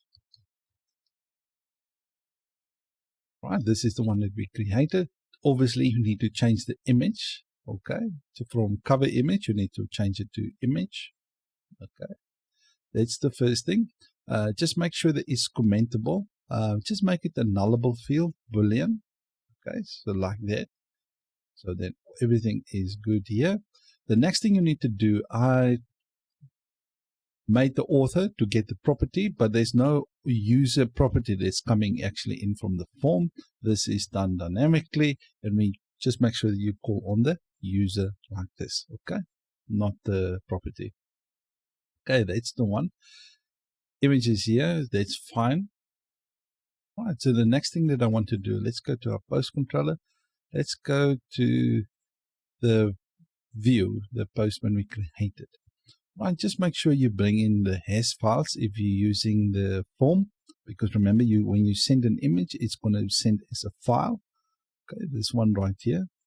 Okay, that's the first thing, because what this is actually do it type multi-part form data. Okay, so if you're not using the Blade UI Kit forms, let me just show you. Okay, so all this does is it will add an type like this and equal to multi-part. Right, so all right, like that. And you need to add a method here for post, and obviously just make sure you add the CSRF field in here as well. So if you're not using this, just make sure you add that like that. Right, so let me delete that. Right, so obviously we changed our database to expect the image. Just make sure you have the image, change the cover image to image like this. Right, so we got our title, everything is good right here. Next thing I want to change is if you go to the checkbox. All right, so what I changed it to, I'm just going to make it to disable comments and not allow comments. Okay, so when I check the checkbox, all right, is it commentable? We just send through a value of 1. Okay, so if you don't add this in, it will send through a value of on or off. And I wanted true or false value being sent. And if the user click disable comments, they will send a value of 1. And we're going to handle this when we actually get to the job part of the application. All right, so don't worry about that. Just make sure that the checkbox, you make it disable comments, and you just make this part right here to disable comments, and you put the value of 1 right there. So if they click it, they will send a value of 1 to the job request. All right, so that's it. Just a small update and fixes. So otherwise the next video will be a bit long, because there's quite a lot of things that we have to do when we create the job. And some of these things kind of give me problems that I just kind of don't want to create anything new. And I kind of want to stick to the principle of don't repeat yourself, the dry principle in coding. So that's kind of why I made some of the changes. And there's a couple of things that I want to add in the future as well, because some of our users made some requests that I want to implement. So I kind of want to make it now and not later. So what we're going to do in this episode is we're going to receive the form that we get from the create method right there, right? And then we're going to process in our store right here. Now we're going to create a job in order to actually create a post. All right, so open up your terminal, and we're going to create the job as PHP artisan make job, and we're going to call this one create post. All right, so it's kind of descriptive, so you'll know what this job will do. So press enter. As we can see, job created. So let's quickly go there. So add post. All right, so let's go there to this job. All right, so there's a couple of things we need to do, as we can just open our post model as well. Right, as you can see, title, body, cover image. This needs to be an image. Publish, add, type, and all the rest. So let's quickly do that in here. All right, so let's quickly go here. So we're going to create a private variable, and we're going to do this one is for the title. Then we're going to do another one for the body. Okay, so that I'm quickly going to type them out. Right, so we've got a body, image, published, add, type, photo created link, author is commentable, and the tags right there. Right, so now the next thing we need to do is we need to add that in our constructor. Right, so the first one, this one is going to be, so let me quickly show you. Because there's so many, I will actually put them underneath each other, but it's the same thing as doing it like this. So string title, okay, title like this. The next one is for the body. string body. Okay, so instead of putting them in one line, all right, so what I'm going to do, I'm going to put them underneath each other like that. Okay, so I'll see you after this. All right, so I got my title, body, image. Just make the image because sometimes the value is going to be nullable. Okay, and then the published ad, then we got the type, and this field is going to be nullable as well. Then for the string, nullable, and then we user for the author. Then boolean for the is commentable, and an array for the tags, like that. Right, so that's basically how we're going to do that. The next thing, and then we're going to set the values like this. Dot title is equal to title. And we're going to do this the same for the rest. So this body equals to body. Okay. And this must be a comma. Like that. Also, when you do it, kind of stay consistent. So if you made the title first, just kind of keep them in the same order as well when you created the variables right there. And when you add them in your constructor, just keep it the same order as this as well. Okay. So we got our title, body, image, published ad, type, photo credit, the author is commentable, and the tags. Right, the next thing that we want to do is we want to create a public static function. Right, and this one is going to be called from request. Right, if you guys remember from when we actually created the job for the tag, we used the same thing, but in this one, let's bring in our post request. Call that one request, and we're going to do self. Right, just make sure you import the post request, this one right there. That one, just make sure you import it right there. And just make sure you bring in the user as well.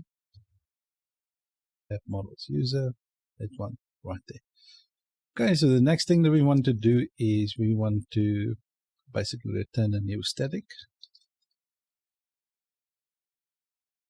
Okay, now this is very important what I'm going to say.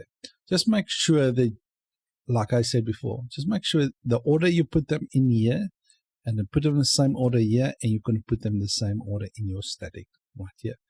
Right, so the first one is the request title. Then we do a request body.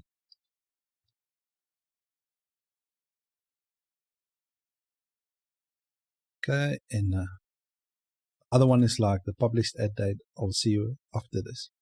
Right, so as you can see, the title, I make them the same. The body, kind of in the same order like that. Right, so just make sure you image, published ad, type, photo credit, and photo credit link, author, commentable. Now you might wonder, where do I get this from? So let's go to our post request. Let me show you. Those fields I'm calling from here. All right, the title I'm calling from here, body from here, the request image, the type, published ad, and all that kind of stuff. Calling it from here. All right, so let's go to the create post. The next thing that we need to do is we need to actually create a post. So let's go there, just add the post like this. And let's create a new post, and it's going to equal to new post.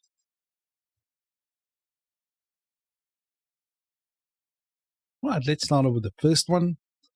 And this is going to be the title. And this is going to equal to this title. The next one is the body. That's going to equal to this body. Right, I'm going to do this one for the type.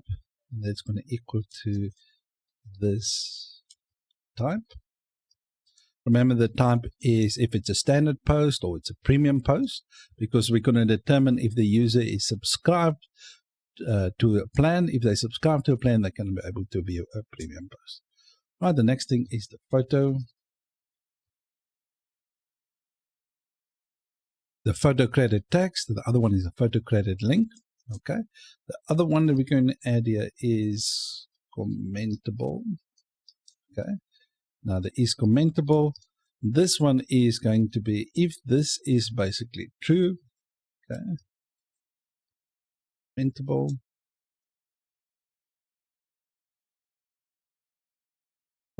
Now, the thing is, what I will do is I'll do a ternary operator. Now, if this is commentable, right, so what will happen is it will send a value of 1. Okay, so let's quickly go to our post controller. Let me just show you from the previous episode. I've asked if we can add the value of 1. So 1 actually means true. Okay, so if the person selects that field, right, so a true will come to here. So this will basically show that there is a value. If there is a value, what we're going to do is we're going to set the is commentable to false. Okay, and if there's nothing, we're going to leave it as true. Okay, so that's basically how we're going to do that. Because let's quickly open the migrations. Let me just show you why, because I don't want to lose anybody. But let's go to the post. Okay. When we actually, by default, we're going to allow comments with a default value of 1. All right. That's a default state of that Boolean field. Okay. True. Okay. So if we get a value of 1, that means there is something. So the person wants to disable the comment. So what we will do is we will set the value to 0. All right. So if the person wants to disable the comments, we set it the is commentable to 0. And if there's nothing there, we set it to true. Okay, so that's what we're going to do there. All right, so the next thing that we want to do is we want to let this post be authored by somebody. Don't use this is authored by. All right, this just returns a Boolean, right, true or false. We use this for our, basically our policies. Don't use that one, okay? The one that we need to use, make sure that you put authored by. So this just assign an author, okay, to this author, like that. All right. The next thing we want to do is we want to sync the tags. All right. So remember, we created a sync tags method inside our HasTags trait. Okay. Then we just want to set it to this tags, like that. All right. The next thing on the list is we're going to save image service provider. Okay. And then we're going to upload the image. Okay. So let me just make sure I import this at the top. Right. So as you can see, it's already imported right here. Okay. This service. So we're going to upload the image. The first part is the image. So this image. Okay. The next part, as you can see, it's the model. Which model? We're going to put in the post model. This model right here. All right. The next part is basically under which folder are we going to save it? And we're going to use the table of posts. Okay. So as you can see, the folder is post right there. So that's all done. And then let me just show you actually why. Let me just go here. So if we go to the storage, app public, you will see we've got a post folder. So that's why that folder is post folder. Okay. So after that, what we want to do is we just want to return the post. Okay, so everything should work quite nicely now for us. All right, so just pause the video. Make sure you have all the relevant fields. If you have any questions regarding this, please ask them for me in the comment section. All right, so let's quickly go to our post controller. All right, so now what we want to do is we want to dispatch this job. So dispatch, sync, and then we bring in create post, right? We're going to create the post from the request, and then we pass in the request like this. Okay. Now the request is our custom post request, the one that we created. All right. So it validates everything in there. We get that request, put it in here, send it through to the request, and it handles it all right here. Okay, so let's go to our post controller. So after we've done that, we're going to return redirect to a route, and it's going to be admin post.index with a message of success, and it's just going to do post created like that. Right, you can obviously put anything in the message right here, but I'm just going to keep it short and sweet. Obviously, just make sure you import the create post job. As you can see, I've got it in right here, so all good. All right, so let's quickly see if we can create a post. So the browse the image. Okay, so just select an image. right? And then we're going to add a title, just some gibberish, just choose a date, any date actually, get some tags and photo credit, and we want to disable the comments. All right, let's quickly see if we can actually create this post. All right, so as you can see, post created. So let's go to the end right there. All right, so as you can see, we created that post. Okay, all good. All right, so let's quickly see if we can get that image. So we go to app, public, post, and we got our image right here. So everything works quite nice. We got our image. All right, so let's go to our database and see if we get the post. All right, so as you can see, we got our title, we got our basically our body in here, and we got our image. All right, so obviously the next thing is we need to create a slug as well from this post. So we need to use an observer to create a slug. So as you can see, the comment is disabled right here. That's exactly what we were looking for. All good. All right, so let's quickly create an observer. So to do that, PHP artisan make observer, and we're going to call this one the post observer. Like this. Okay, then we press enter. Unable to find. Right, I created a class before, that's why it's giving me error. So let's quickly do that again. Right, we got our post observer created. So let me close this off. So let's go to app observers and a post observer right here. Please enter -m for post, because what it will do is it will create a resource observer, and I don't want to type in all the methods, so it kind of gives you everything out of the box. Okay, so let me do that. All right, so let's go to that observer, app observers, post observers. As you can see, it gives us all the necessary methods.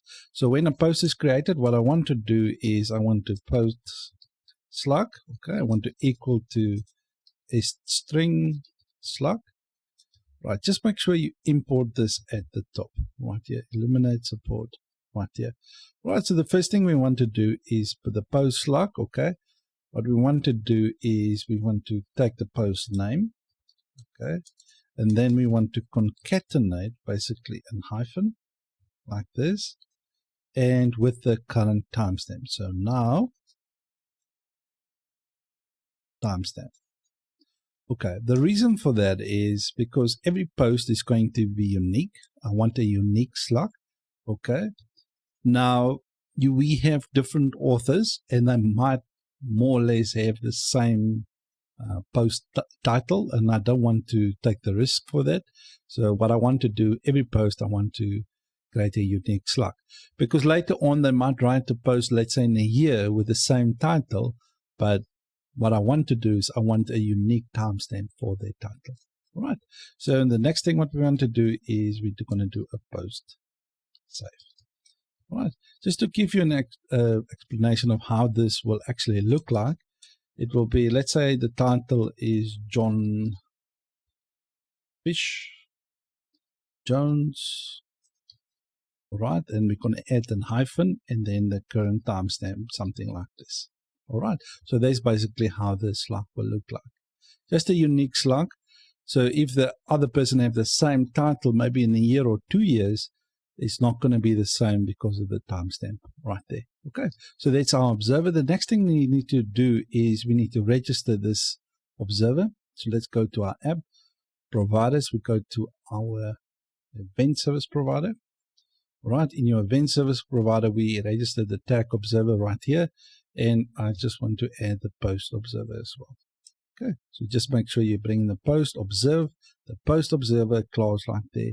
Just make sure you import the necessary ones on top. All right, so that's it. Now we're all done. So now we can create a unique post, and it will create a unique tag as well. So we finished up with creating a post job in the previous episode. So what we're going to do in this one is we're going to create an edit method that returns an edit view in order for us to actually edit a post. And then we're going to create an update method as well. Right, but before we do that, we need to update our routes in order to actually handle that. So let's quickly do this. So we can do a route. And this one is going to be a get route. And let's do it like this. We're going to add a post, and then we're going to do an edit. Then we can do a post controller. Let me just copy this part right there.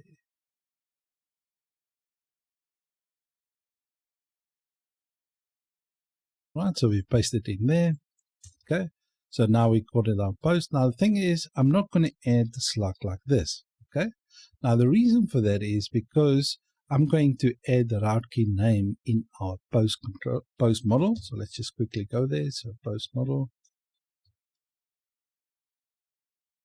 All right, so what we're going to do is we're going to do a public function, and we're going to do this one, get route key name. Okay, and we can just going to return this must be a slug. All right, now the reason for this is because by default Laravel if you do it like this, the route model binding right there, it will use the ID for that. So if you want to specify anything else, you can specify it like this, title, or you can use the slug or whatever the case may be. All right, for me, I just want to use the slug. So if I specify it like this, it will use the slug as the default route key name. All right, so I just want to make sure the route here is added and the method inside our post controller is added. All right, so the next thing I need to do post as well. So let's just do a post. The post route, so I'm going to remove the edit, and this is going to go to the update like this. Okay, so in order for us to update a post like that. All right, so let's copy this one down and actually create a delete route as well, so we don't have to do that in the future one. So delete like this, and then we're going to go to a destroy method like this. Destroy method, and I'm going to call the route just delete. All right, so now that's all done. Okay, so let's quickly go to our post controller. In our post controller right here, we're going to create those methods. So public function. All right, the first one, this is the edit route, and it's going to take in the parameter of post. Okay, that's the first one, and let's quickly do the update and delete as well. Right, so I got the edit method with the post model route model binding, and I got my update. Just remember, I'm making use of our custom request and not the standard one like this.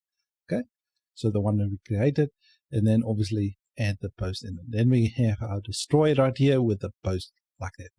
All right, so let's quickly go to this one. So in our edit view, so this is the one we're going to be working on now. We're going to return the admin.post.edit. All right, so there's a couple of things we need to pass in as parameters right here. All right, so the first thing is the post. Okay, that post is going to equal to post like this. Right, so that's this post that we're passing through the view right there. The second one, this one is the tags. Okay, so we need to pass in the tags as well. So tag, it's going to get all the tags. Okay, so as you can see, the tags right there. The next thing that we want to do is we want to pass in selected tags. Let me just paste this up so that you guys can easily see it. Right, now the thing with this one, we're going to pass in the old. Okay, now the thing is we're going to pass in the tags like this, the old tags, and then we're going to get the post. Okay, then we're going to get basically the tags of that post. Okay, and then we want to plug the ID, and then we want to set that to an array,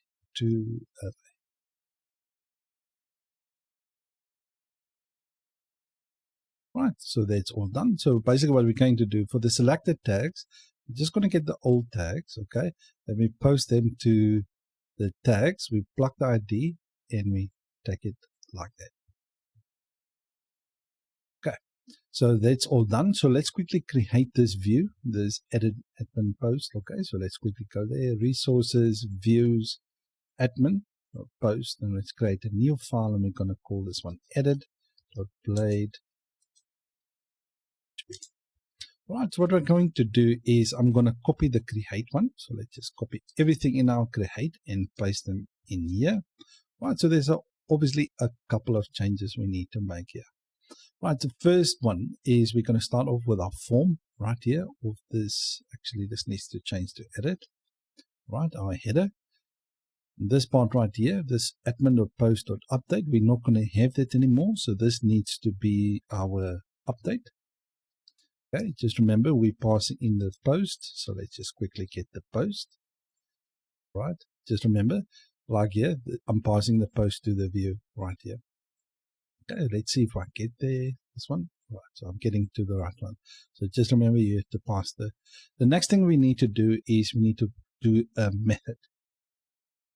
And we're going to put the method as a put method like that. So if you use the form, it's like this. And if the Blade UI Kit form, if you use the different form, the standard the HTML one, okay, you're going to have a method like this of post. Okay, and obviously the eng type. I'm not going to type it out actually. So that's just, I just wanted to show for anyone, you add the CSRF field like this and you do an add method like this and you do a put here.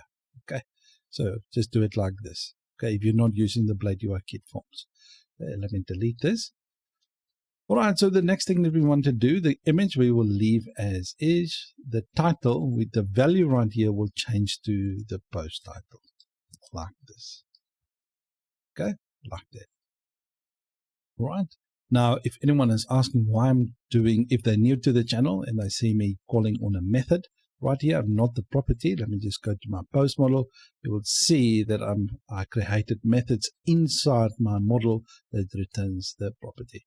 Okay. So we got our title and our tricks, this one right here. Right, with the tricks, this will work a little bit differently. So what I will do is I will add basically tricks like this.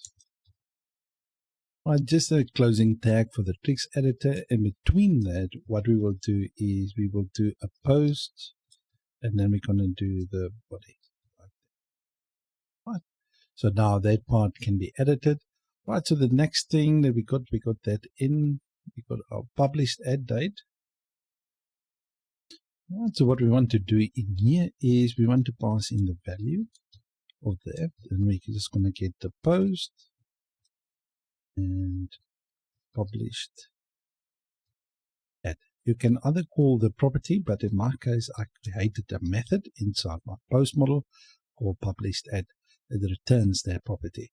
Right, so the next thing is the type right here. So this will be a little bit different.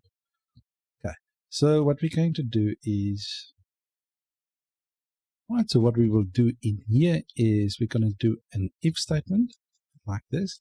Now we're going to check the post and we're going to check the type. You can do the property or the method. I created a method, so let's just quickly, we're going to check if the post is equal to standard. This, okay, let me just bring this up. Okay, so if the post is standard, we're going to do selected like this.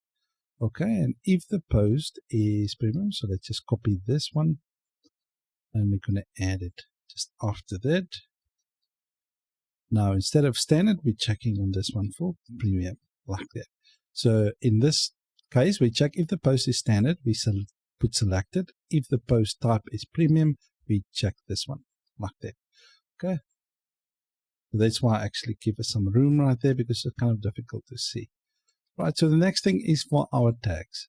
Remember, in our post controller, what we're doing right here is we're passing the selected tags as well. Okay, so that makes it quite easier for us to actually check the selected tags. Right, so in this one, so for the tags, what we're going to do is, let me just give us some room right here. So what we're going to do is we're going to do an if statement again.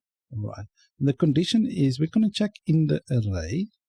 Okay, what we're going to do is we're going to check if the tag ID, this one that we're passing right here, this tag ID, okay, we're going to check if that tag ID in there is one of the selected tags.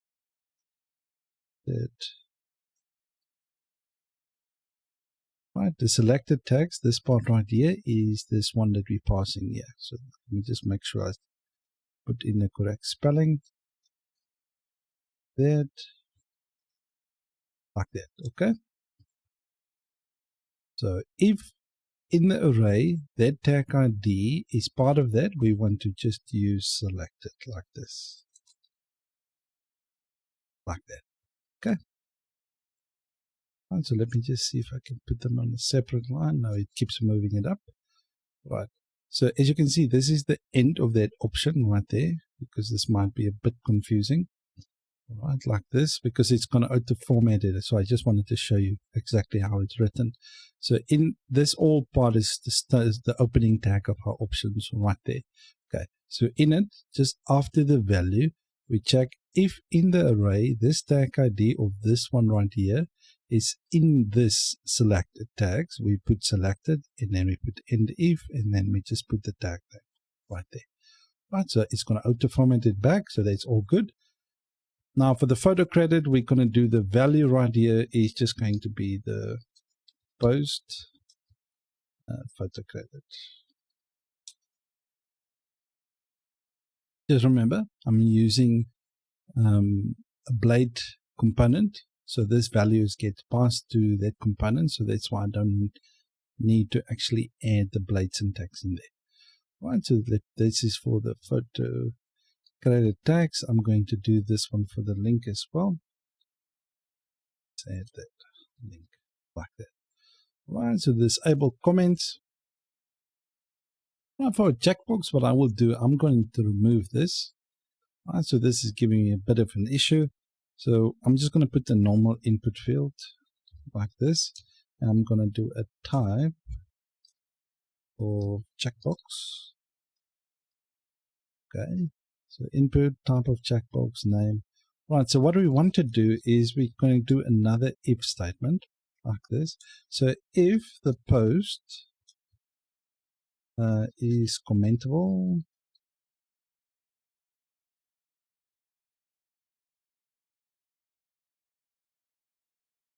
okay, but what we want to do is we want to check if it's not commentable.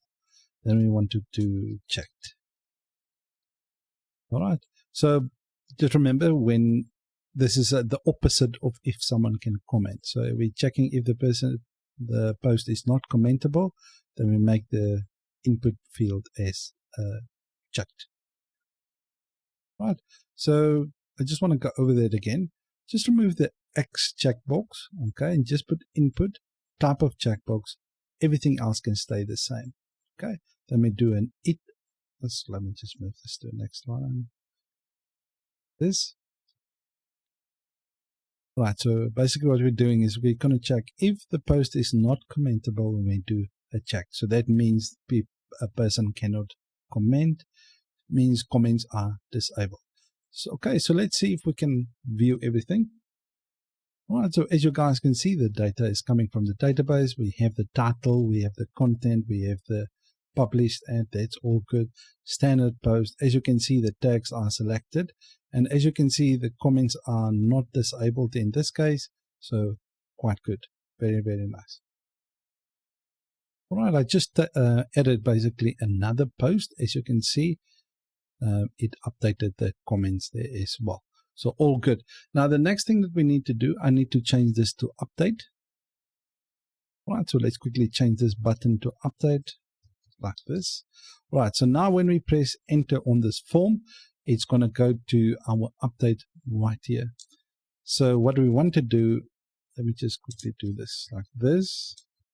Dispatch sync, okay, and we're going to do update post. We're going to create this in the next episode, and we're going to do from the request, and then we're going to pass in the post and the request like this. Okay, so after that we're going to do a return, redirect to a route. Right, so route admin post.index with a success post updated. Right, so we're obviously going to create the job in the next episode. So as of now, the jobs cannot be processed because we haven't created the update post job yet. So we finished up our edit and the update method in the previous episode. So what we're going to be dealing in this episode is we're going to create an update post and actually dispatch it. Right, so open up your terminal, and in order, let's quickly create this job. So PHP artisan make a job. We're going to call this one update post. All right, and let's press enter. As you can see, job successfully created. In order to go to the job, we go to app jobs. You will see we got the update post right here. All right, so the first thing we need to do is we need to bring in or create a private variable, and we're going to call this one post, like that. Right, and let me just, when we create the post, let me just open that up. Right, this is going to be the same thing. So we're going to update the title and all that kind of stuff. So what you can do, you can literally copy everything there and paste them underneath your post, like that. Right, so let's, in a constructor, what we're going to do, I'm going to put them all underneath each other. So I'm just going to bring in the post class, okay? And I'm going to set that to be the post. And then what I will do is I will paste everything again underneath that post. Right, so let's just go up here, copy everything, and paste it in there. All right, so now we got all of that in there. Just make sure we import, obviously, the post in the user. So let me just make sure I import that. Right, the post is imported, and let's import the user as well. Right here, just make sure they're imported there.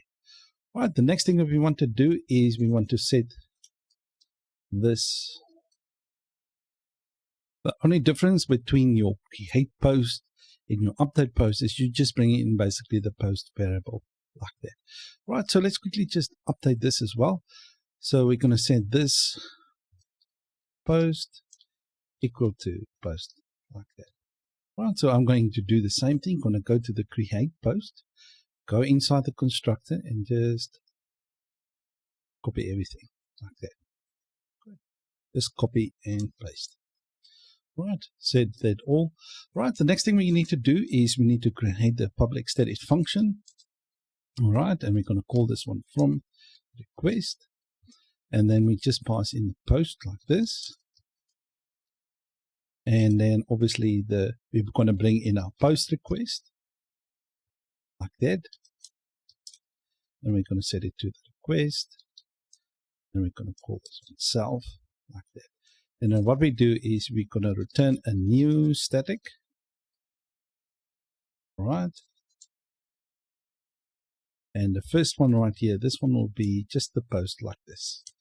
Actually, not like that. Not a string. Right. And the rest, we're going to do the request title. Okay. Right. Just make sure you import this. Otherwise, it's not recognizing it. Like that. Just bring in that our custom request like that. Right, so let me quickly add the other ones as well. So I can just copy everything in here and paste it in here.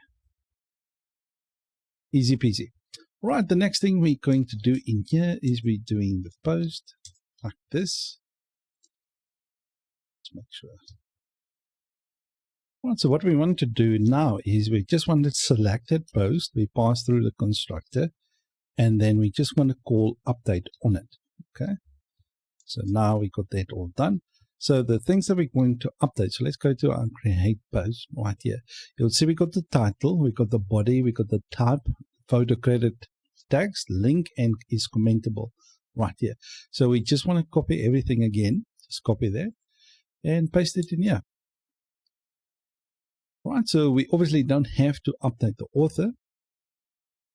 Right, so we don't have to, if you remember when we create a post, we got the post and we author that post right there. Right, now we're not going to do that in this episode, right? Because what we're going to do is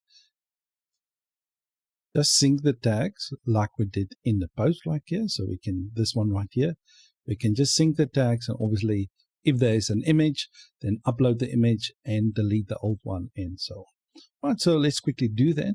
So what we're going to do is this post, Okay. Then we're going to call on sync tags. Tags like this.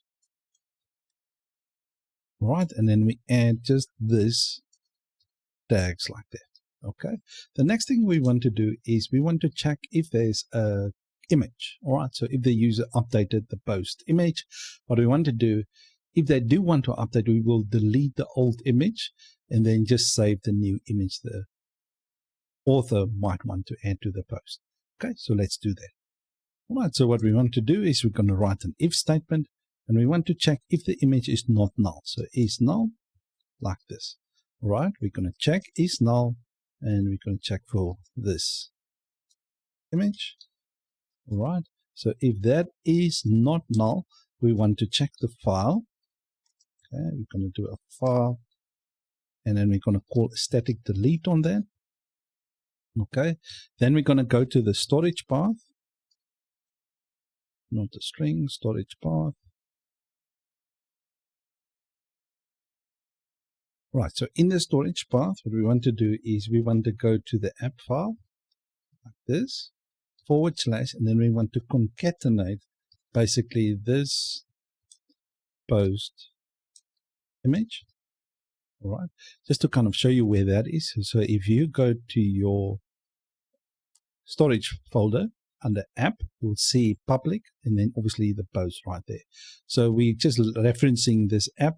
Because when we store it inside the database, the path, we store it as public, post, and then the image, basically the image name right there. Okay, so that's why we're going to concatenate the app to that path. Okay. So we delete that. So after we finish that, we're going to basically save the new image. Okay, so we're going to call on our save image service. Right.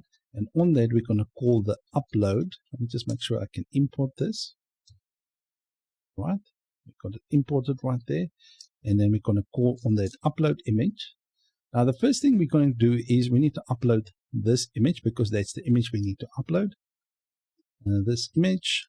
And after that, basically this post. And after that, obviously, the folder, and the folder is basically the post table, like that. All right, so that's all done. And then what we do is we're just going to return this post. All right, so we're going to do a return this post. All right, so now our job is all done. Quite easy, since you see we did a lot of hard work in the previous episodes when we actually create the post. When we update it, we can just basically copy and paste a lot from the previous information. So we don't have to type all of that information again. Right. So I just want to mention this for anyone. So if you type in this order, kind of keep them in the same order. So if someone is looking through your code, they can actually go and easily find, let's say, the property title. So we'll kind of know it will be on the second position, and here is in the second position, and here in the second position, and here as well. So just kind of keep your code consistent, organizable, and stuff like that. Okay. So now what we're going to do in our post controller, you just make sure you import your job, this update post job, from the request. We pass the post through to the job and the request like that, and we redirect. So we finished up with the update post in the previous episode. For anyone that might be wondering, I just want to give a little bit of nugget of knowledge. You could have created one job for update or create a post, or update a post, just one file, instead of having to do 2 different files. And when you in the handle method, you can do either create or update right there. It's totally dependent on you, but I like to keep my files separate, as you can see right here. So in the jobs, I like to keep things separate. So if I have to come to something, I'll know this is where I updated, this is where I created. Just my personal preference, but you can obviously design it however you want. Right, so let's quickly go to our destroy method right here and just open up your terminal, and let's quickly create our delete job. So PHP artisan make a job, and why it's quite handy, so you can just call it delete post job like that. All right, so I'll know what this job will do. So I press enter, just like that. So as you can see, if we go to the jobs, you will see we got our delete post right here. So if I have to go and check where's the job that handles the delete post, kind of easy to see what it does. All right, so open that up. There's a couple of things we're going to do in here is we're just going to create a private variable again. And this one, we're just going to call post, just like that. All right. And in our constructor, we're just going to bring in a post. All right. Just make sure the post model, just like this. All right. Because we're going to be dealing with the post itself. And then we're going to set this post, we're going to equal to post. All right. Our handle method is quite easy. So the only thing we're going to do in here is we're going to call this post, all right, this post, and on that post, we're just going to call the delete. Now, I just want to mention this. This delete is not the one that you're creating in your controller. Let's quickly go to the controller. Normally, what you will do is you will do like post delete. All right. Now, we created a delete method in our post, okay, when we actually going to deal with tags. Okay, so let me just quickly show you where that is. Now this one, it will just delete the post as is. Okay, let's quickly go to our post model. Just want to show you this, the delete method we're calling on there. So let's quickly go to our post model. So in our post model, we got a HasTags right here. Okay, so right in our HasTags right there, we got a method that we created. Just like the sync tags that syncs the tags, and then we got a method that basically removes the tags, and we just detach basically all the tags when we delete it. Right, so in our post model right here, we created a method called delete. So we're not calling on the Laravel helper delete method, we're calling on our own delete method right there. Right, and that will basically remove the tags, and then it will delete the post. All right, so quite nice. Right, so that's the method we're calling on here. All right, so in the delete method itself, it will remove the tag. So if anyone have any questions why I have the delete method like that and not this post detach and remove the tags and things like that, it's all included in the method I created for my post model. All right, so now our job is all done. Okay, so let's go to our post controller and let's quickly dispatch that job. So like we're going to do like this.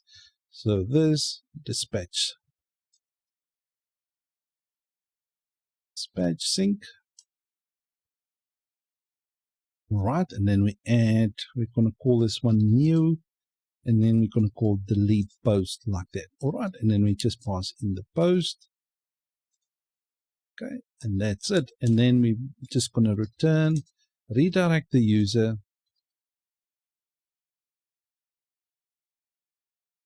My IntelliSenses keep on indexing. I don't know why. Just that's why my helpers are not popping up. All right, so admin.post.index, and we're just going to add a width right there, and we're going to call this one success and post deleted. Awesome stuff. All right, so that's all done. So just make sure you bring in your post, this delete post job right there. Where is it? Yeah, right here. Right, just make sure you bring it in right there. So now we got our post all set up. There's still one thing that I forgot to do. Let's quickly fix that. Let's go to our delete post. The only thing, if we delete a post, we need to remember a post to have an image.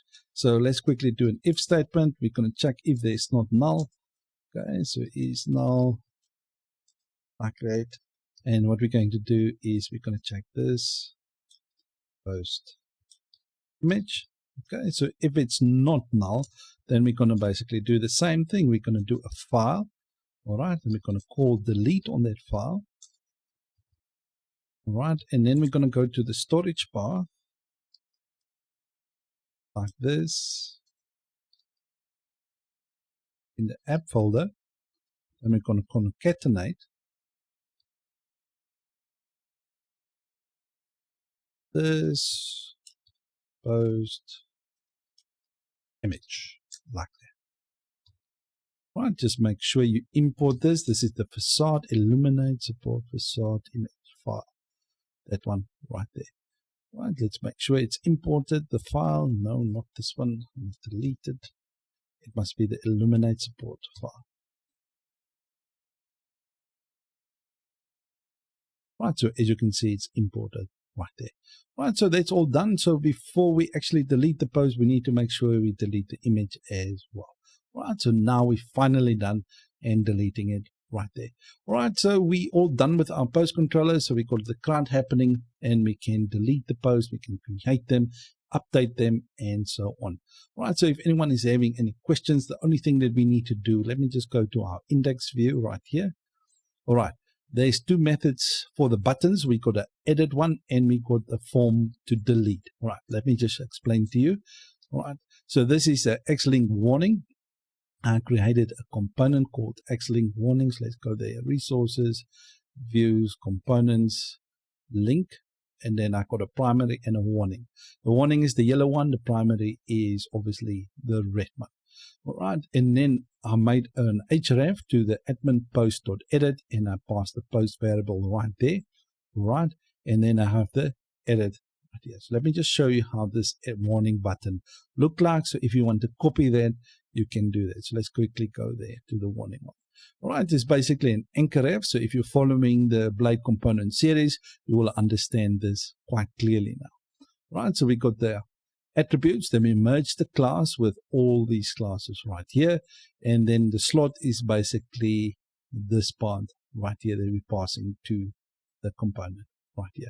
All right, the next one that we have is we got an X form with the action, and the route is basically the admin post.destroy route, and we add the post variable right there, and we add a method of delete in here, and then we have an X buttons danger. Let me just show you what that looks like.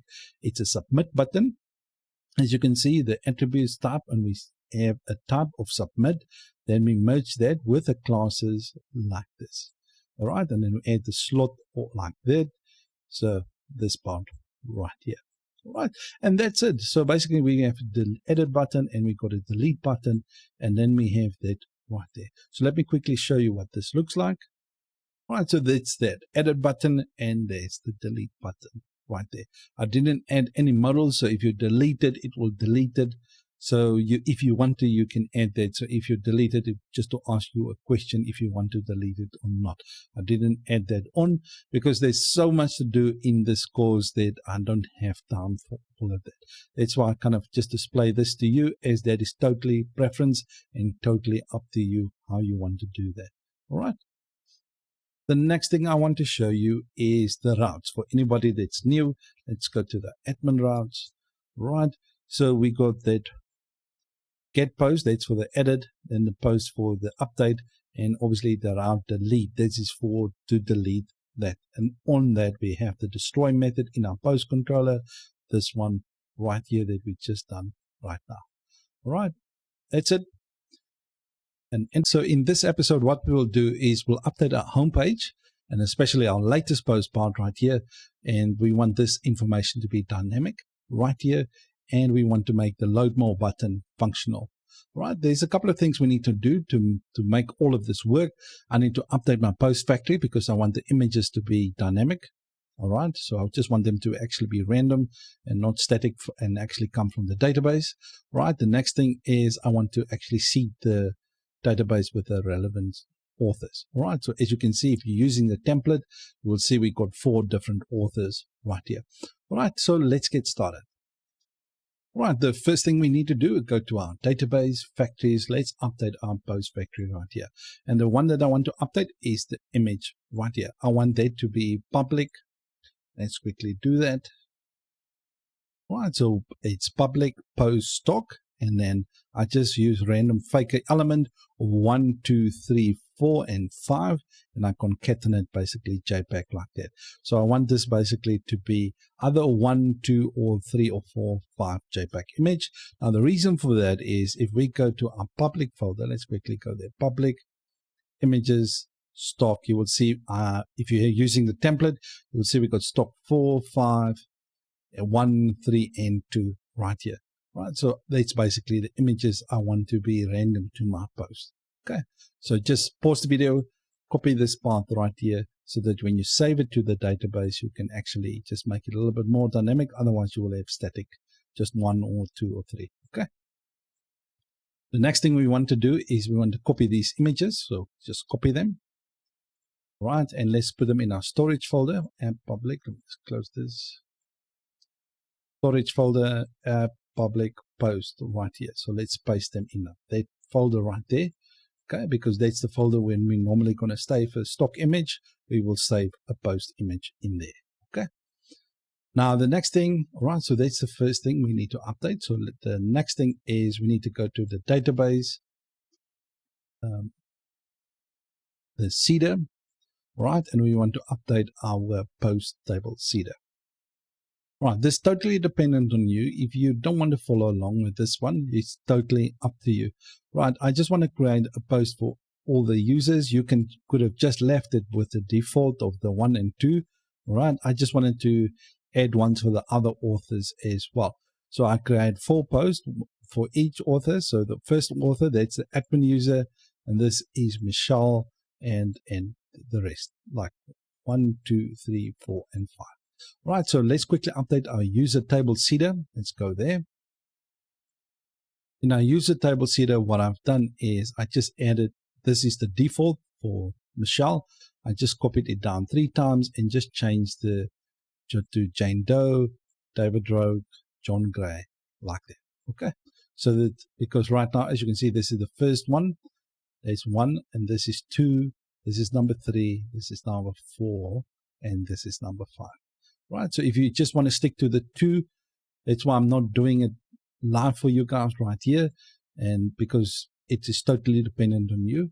Right, so if you just stick with this 2, that's completely fine. I just wanted to show to if someone else wants to do the same as I've done. Right, so that's it.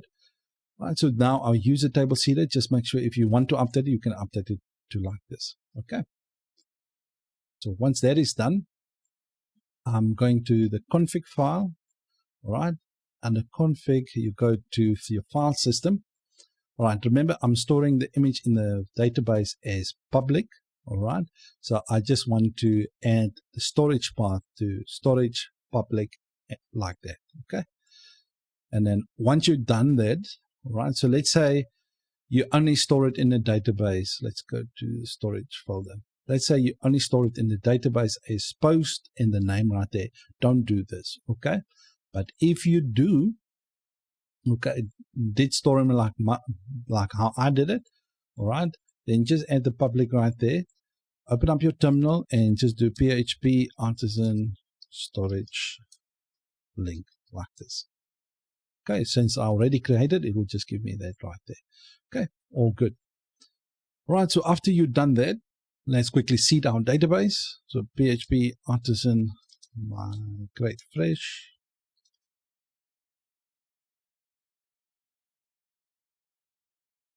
Right, let's do that. Okay, so all good. Right, so if you go to the database, you'll see it's public post stock 1, public post stock 4, stock 2, random, like that. Okay, so that's kind of why I wanted to update the image so that they can be a little bit more dynamic. So when I get the image from the post, I can actually get it like that. Okay, like I would get it if I actually save the image. Right, if you're using the template, go to resources, views, pages, home.index. This is our home page. Right, you can, if you're not using the template, you can go to your own home page. Right, what I want to do is the information that we have in our post container right here, this one right here is all the different articles, and there are 4 different articles right here, and I want to change that to be a bit more dynamic. All right, so let's open up your terminal. Let's create a Livewire component. So PHP artisan make Livewire. All right, we're going to create inside the Livewire component, we're going to create a folder called home. And inside that, we're going to create a class called latest post. All right, let's create it. I already start the Livewire repo, so no need to do that. Right, let's close that off. Let's go to the Livewire component and app HTTP Livewire. You'll see we got a latest post right there. All right, so let's quickly copy everything in here, plus the load more button. Okay, so just the post container, and the load more button, just copy everything right there. Actually, the whole div as well, like that. Copy that and paste it inside this view right here. Just make sure the div encapsulates the whole thing, even if it's just an empty div. Okay, like that. Right, let's quickly render our livewire component right here. Livewire home.latest post. Livewire home latest post, like that. Right, so now we've got our livewire component. Let me just quickly comment. Right, I deleted all the other articles, so they just make sure that you only have one. Right, so what I want to do, I want to actually create a blade component now inside my livewire component called posts. Inside that, I'm just going to call latest, like that. Okay. Obviously, I haven't created this anonymous component, so let's quickly go there. So under resources views, we're going to go to components and let's create a new folder called posts. Inside that, we're just going to create a new blade view called latest. Blade.php. Right, this one right here. So copy that single article, cut it out, all right, and paste it in here. Okay, so we're going to get to that part soon. All right, so this is our latest post. All right, so we're obviously going to get to this in a second. Now, another thing, just make sure the X button right here, you add a wire click and a method called load more. Okay, that one right there. And let's go and create this method quickly inside our livewire component. So in there, we're going to create a public method called load more. All right, and let's quickly create a public variable. We're going to call this one count, and we're going to set it by default to be 4 posts. Okay, so load more. Then we're going to do this. All right, so count. Okay, and then we want to do is we just want to do like that. And then we add just another 4.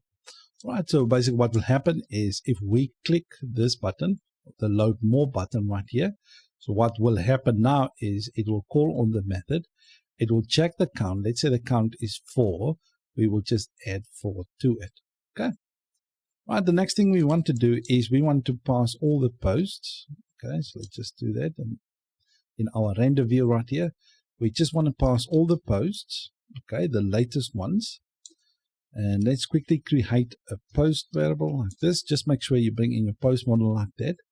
We're going to create a method inside our post model called load. Let's say load latest. Actually, just latest post. Naming load latest. Let's call it load latest. All right. And then we just want to add this count like that. All right, so we haven't created this method yet inside our post model. Okay, so there's actually a scope. So let's quickly do that. All right, so let's open up our post model. All right, so our post model right here. Let's quickly create that method. So public function, and we're going to call this one a scope. All right, and this is going to be called a load latest, like this. Right, and the parameter right here, this will be the builder. This is the Laravel Eloquent builder. Right, and we're just going to do a query.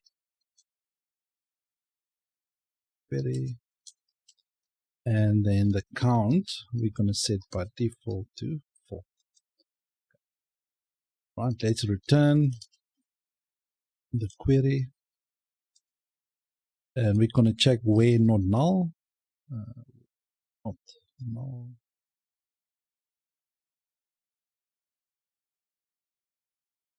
Null, and we're going to add that for published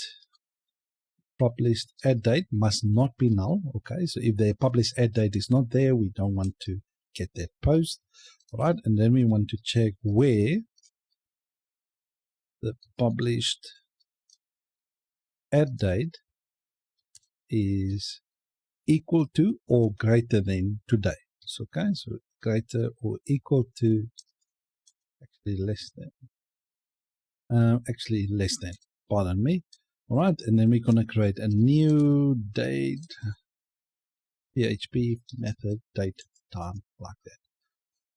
All right, and what we want to do is we want to get the latest one, make it latest, and we want to paginate. Paginate how many? The count. Like that. Okay, so we're going to pass this right through. So as you can see in the latest post, we passed it to that right there. Right, so let's quickly see if this actually works. Right, undefined variable post. All right, I know why. Let's quickly fix that. All right, so what we want to do in here is we need to create a for each loop. Right, for each post as post. Right, and then we're going to loop over our blade component. Okay. Then we want to pass the post variable. Okay, we want to pass that to the view post like that. Okay, so let's quickly see if we can actually view this post. Right, so as you can see, we actually viewing the post right here. So all of this is hard coded. So if I click the load more right here, it loads 4 more. All right, so all good. And let's load more. Let's click 4 more. As you can see, it loads for us 4 more right there. Okay, so all good. But as you can see, it all is hard coded information. Right. So let's quickly update that. I think we have done well to get this far. All right, so what I will do in the next episode, because we still need to create a route for all of these, and the video might get a little bit too long. So we finished up with our Livewire component in the previous episode, and in this episode, we're going to work on our blade component. All right, so as you can see, we get the latest post from our Livewire component. Then we pass that single post basically to the blade view right here. All right, so there's a couple of things we need to do to update this view. All right, so let's quickly do that. The first one will be the route. So let's quickly open up our web routes. Okay, if you're using the template, you will see there's many routes right there. And just go for the one that looks like post, this one right here. Okay, so what we want to do is the show route right here. We want it to be more dynamic. As you can see, the title is kind of hard-coded. I just want to model bind basically the post like that. By default, I would have normally add the slug like this. But since in my post model, let me just open it quickly. I get the route key name, we return the slug. Okay, so we don't need to add it in there. So by default, Laravel use the ID, but we just change the route key name to the slug. Okay, so put it in like this. The next thing you need to do, you need to update your nav. Okay, so just go to the partials nav. So components, partial nav. You see the post single right there. It's going to expect a parameter of post. Right, this was just to kind of easily view the blade views. Okay, so let's just delete that because we don't need it anymore. We still need it, but not in the navigation. Okay. All right, let's go to the latest post. And in our anchor tag for our image, what we're going to do is we're going to add a route. The route that we just created, post.show, and then we pass in the post like that. All right, the image, I'm going to delete that. The image is basically going to go to the storage folder. And inside the storage folder, we're going to concatenate post image like this. Okay, and then the post. Okay, it's quite important to also for your alt. So if your image doesn't display, what else will it display? You can change it right here to post title or whatever you want it to be. So I'm just going to use the title for now. Right. The next thing is this is the tags. Okay, we're going to get to the tag part in a second because we're going to loop over the tags. Right, this is the H2. This one right here, the title of the post. Let me just add a going to be the title. Okay, so in order to get the title, what we do is we do a post title like that.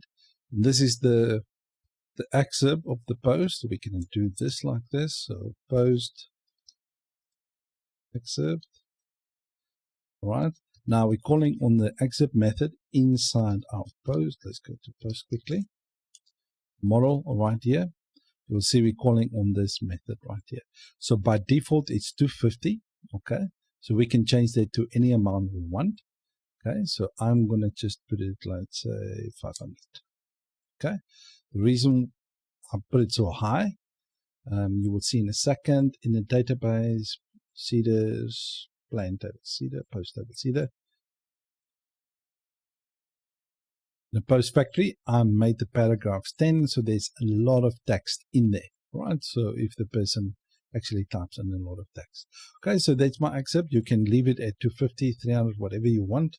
Okay, totally up to you. The next thing, this is the author. Okay, so the image, I'm going to deal with it in a different episode, but for here, I'm just going to add the name of the post, author. Like this. Right, I'm going to deal with the images in its own separate episode because there's quite a bit we have to do right there.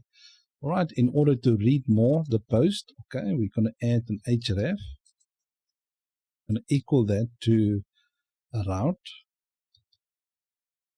And the route in here is post.show, and then we pass in the post. Like that.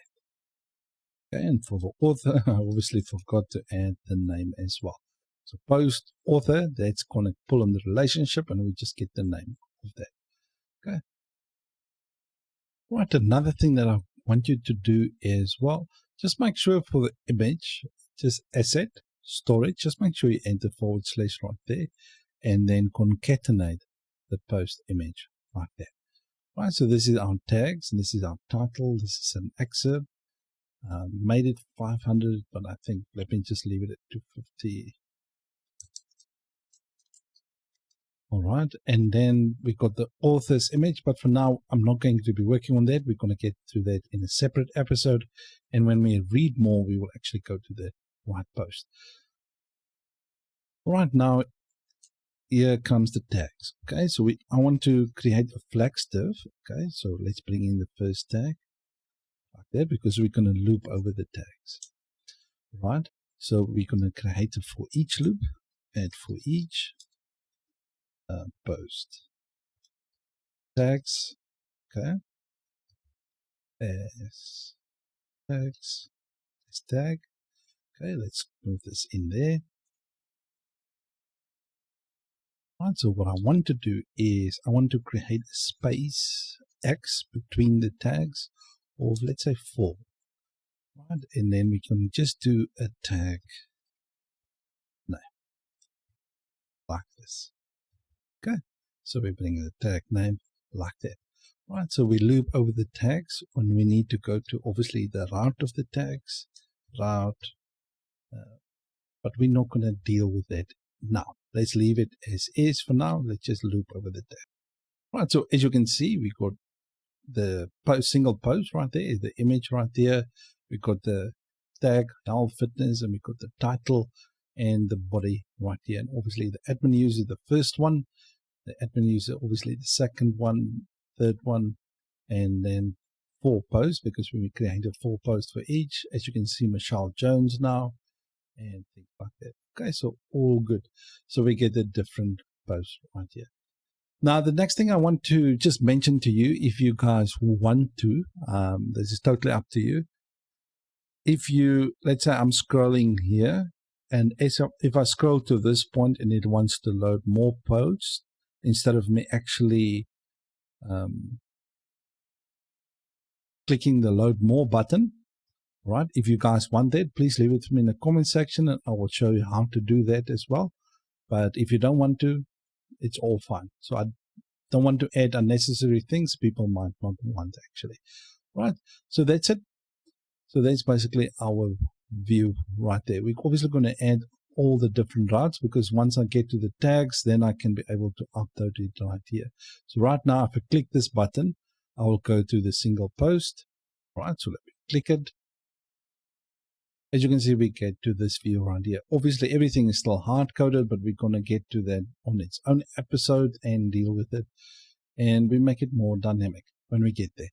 Right, so that's it. So at the moment, what we can do is we got all our posts right here that's coming dynamically from the database with their tags. So we're going to make this also clickable when we get to the tag part, and we can click the read more and actually go there. Right, so if we load more, we actually load more posts. So we finished up with our Livewire component and our Blade component in the previous episodes, right? And we can be able to paginate with the load more button right here. But now there's an issue that you might be running into. Now let's say you have only 10 posts. Let's click more and we load some more. Now I think we have finished the loading and we will get to a white page right here. Now this is not an issue. It looked like an issue, but it's not an issue. It's something we can easily fix. And I wanted to leave it in there for you guys maybe to see if you can solve it yourself. All right. So that's what we're going to be doing in this episode. Now let's say you have only 20 posts. You don't want this button to show. I will quickly show you how to fix that. And another thing that I also want to show you is if you seed the database and you want to create a unique slug from the timestamp, I want to show you a fix for that as well. So that's what this channel is all about learning. Hopefully you guys make enough mistakes so that you can learn from them, because I promise you, you're going to run into some of those same things in the future. All right, so let's quickly fix this and hopefully you'll learn something new. Let's get started. All right, so this is our Livewire component called latest post. All right, so what we do is we increment. So this is an increment operator right here. So we increment this our post pagination with a count, whatever the load more button is clicked. All right, so let's quickly go to the view right here. Now there's a couple of things we can do, but this is my option, so I'm only going to show you this one.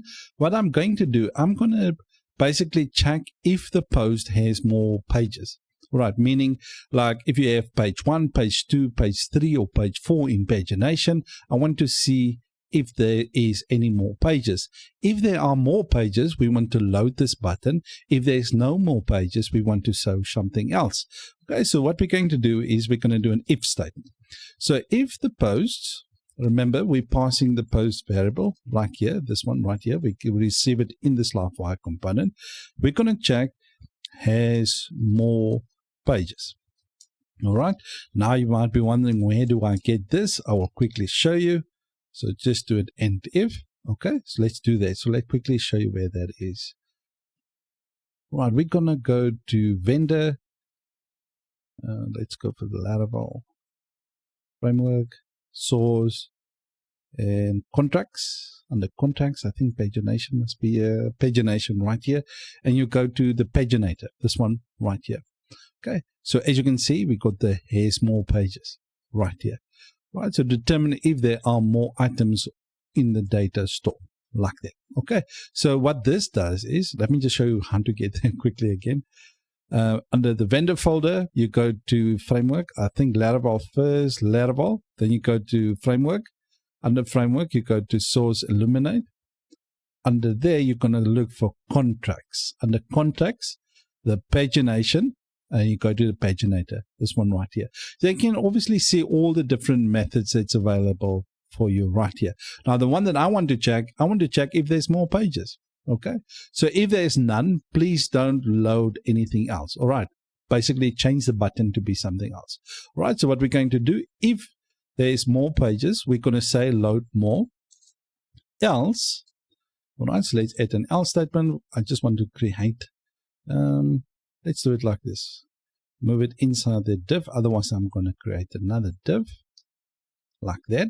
All right. So just keep the same div.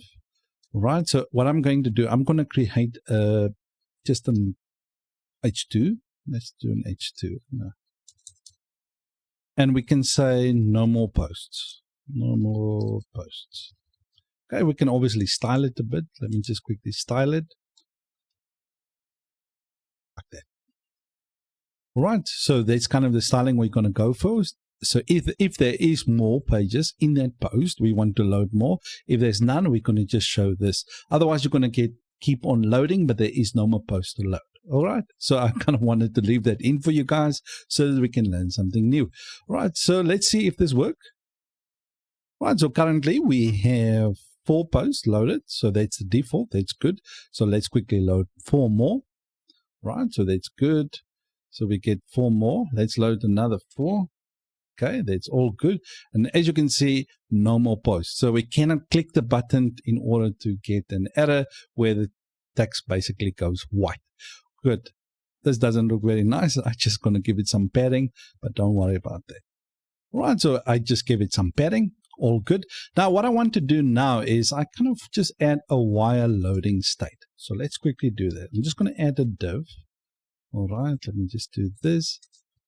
So I'm not going to do any classes in there. So let me just, I can remove that. What I'm going to do, I'm going to do a while loading state. All right. So if we load the page, okay, let me just move this up there. You can add a spinner. You can do anything you want in here. All right. Now, what I'm going to do, I'm going to remove the 3 dots and I'm going to add it in here. Okay. So if we click the button while it's loading the data, it needs to while loading, just to kind of give an indication to the customer something is happening, or to the viewer or whoever. You just want to kind of give them a better user experience to say, like, listen, something is happening with your button. All right. So as you can see, we got the load more. So if they click while that is busy loading, it will just add the 3 dots like this. Okay. So let's see if that works. Right, so we got this all done. So if we click the load more, as you can see, it adds the 3 dots, giving the customer or the viewer a better user experience to say, like, hey, listen, something is happening. All right, so as you can see, if we click again, it loads it. Once it finishes load, it goes on to the next. As you can see, no more post. All right, so it's all good. So we got this part done so we don't get that error. Let me show you the other thing that you guys can do as well.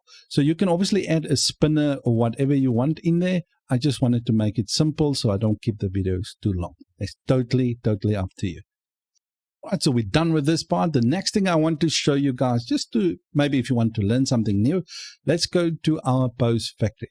All right, so in here, what I want to do, I want to create this unique slug, but not like this. I wanted to create it from the title. All right, so what I'm going to do, I'm going to add a title in here. Okay, I'm going to set that to this fake it sentence. All right, like that. Okay, so let me just put it like this. Then I'm going to change this to be the title, like this. Right, so the title will be this one right there. Okay, then we want to create a unique slug, so string slug. All right, we want to create that from the title, and then we want to concatenate a hyphen. Okay, like this with the current timestamp. So now, okay,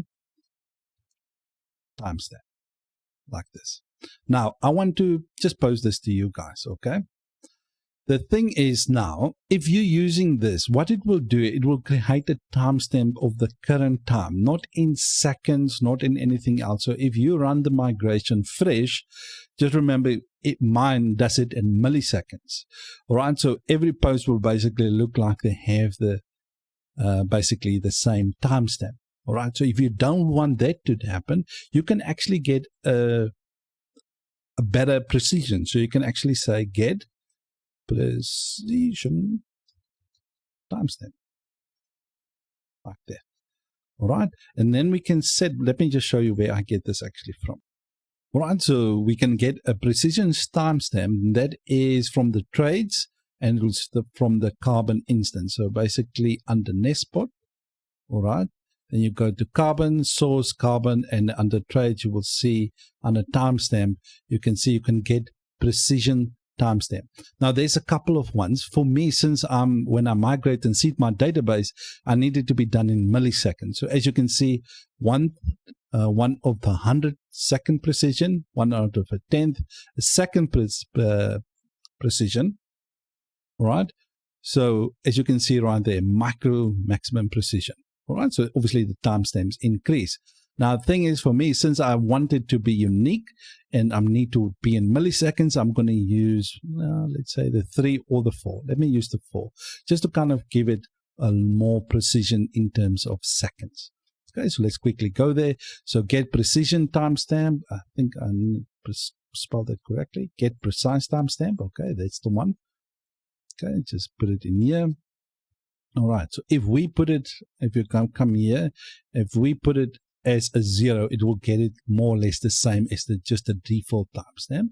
Right? So if we put it to 3 or 4, in my case, let me just make it 4, it will create a unique timestamp of the current time, but just in milliseconds, precise. Okay, so that's what we can do right there. Now, the reason for that is if you use just a timestamp, you will see all your timestamps are the same. And if you don't want that to happen, because remember, the timestamp currently, it will just use, let's say your time is 10 o'clock, it will just use 10 o'clock as the time and not in terms of the seconds. All right, like that. Okay, so if you want to make a very unique slug, just add it like this. But remember, when I'm using the observer, let's go there to app observers, tag observer. This one right, let the post observer. When I use the timestamp like this, because there's 4 authors, the likelihood of some of them actually at the same time creating the same slug of a timestamp, that's going to be a little bit, that must be a real by chance. So that's why I'm using it here like this, okay, and not in the post factory. In the post factory, I just need it to be, if you want a very unique slug, just to get the precise timestamp, because you're going to create like 100 posts, 10 posts in a couple of milliseconds. All right, so that's it. Right, now another thing that I just want to mention, if you see your database like this, just remember you've got observers running. They're going to look for whenever a post is created, and you will run into a memory issue.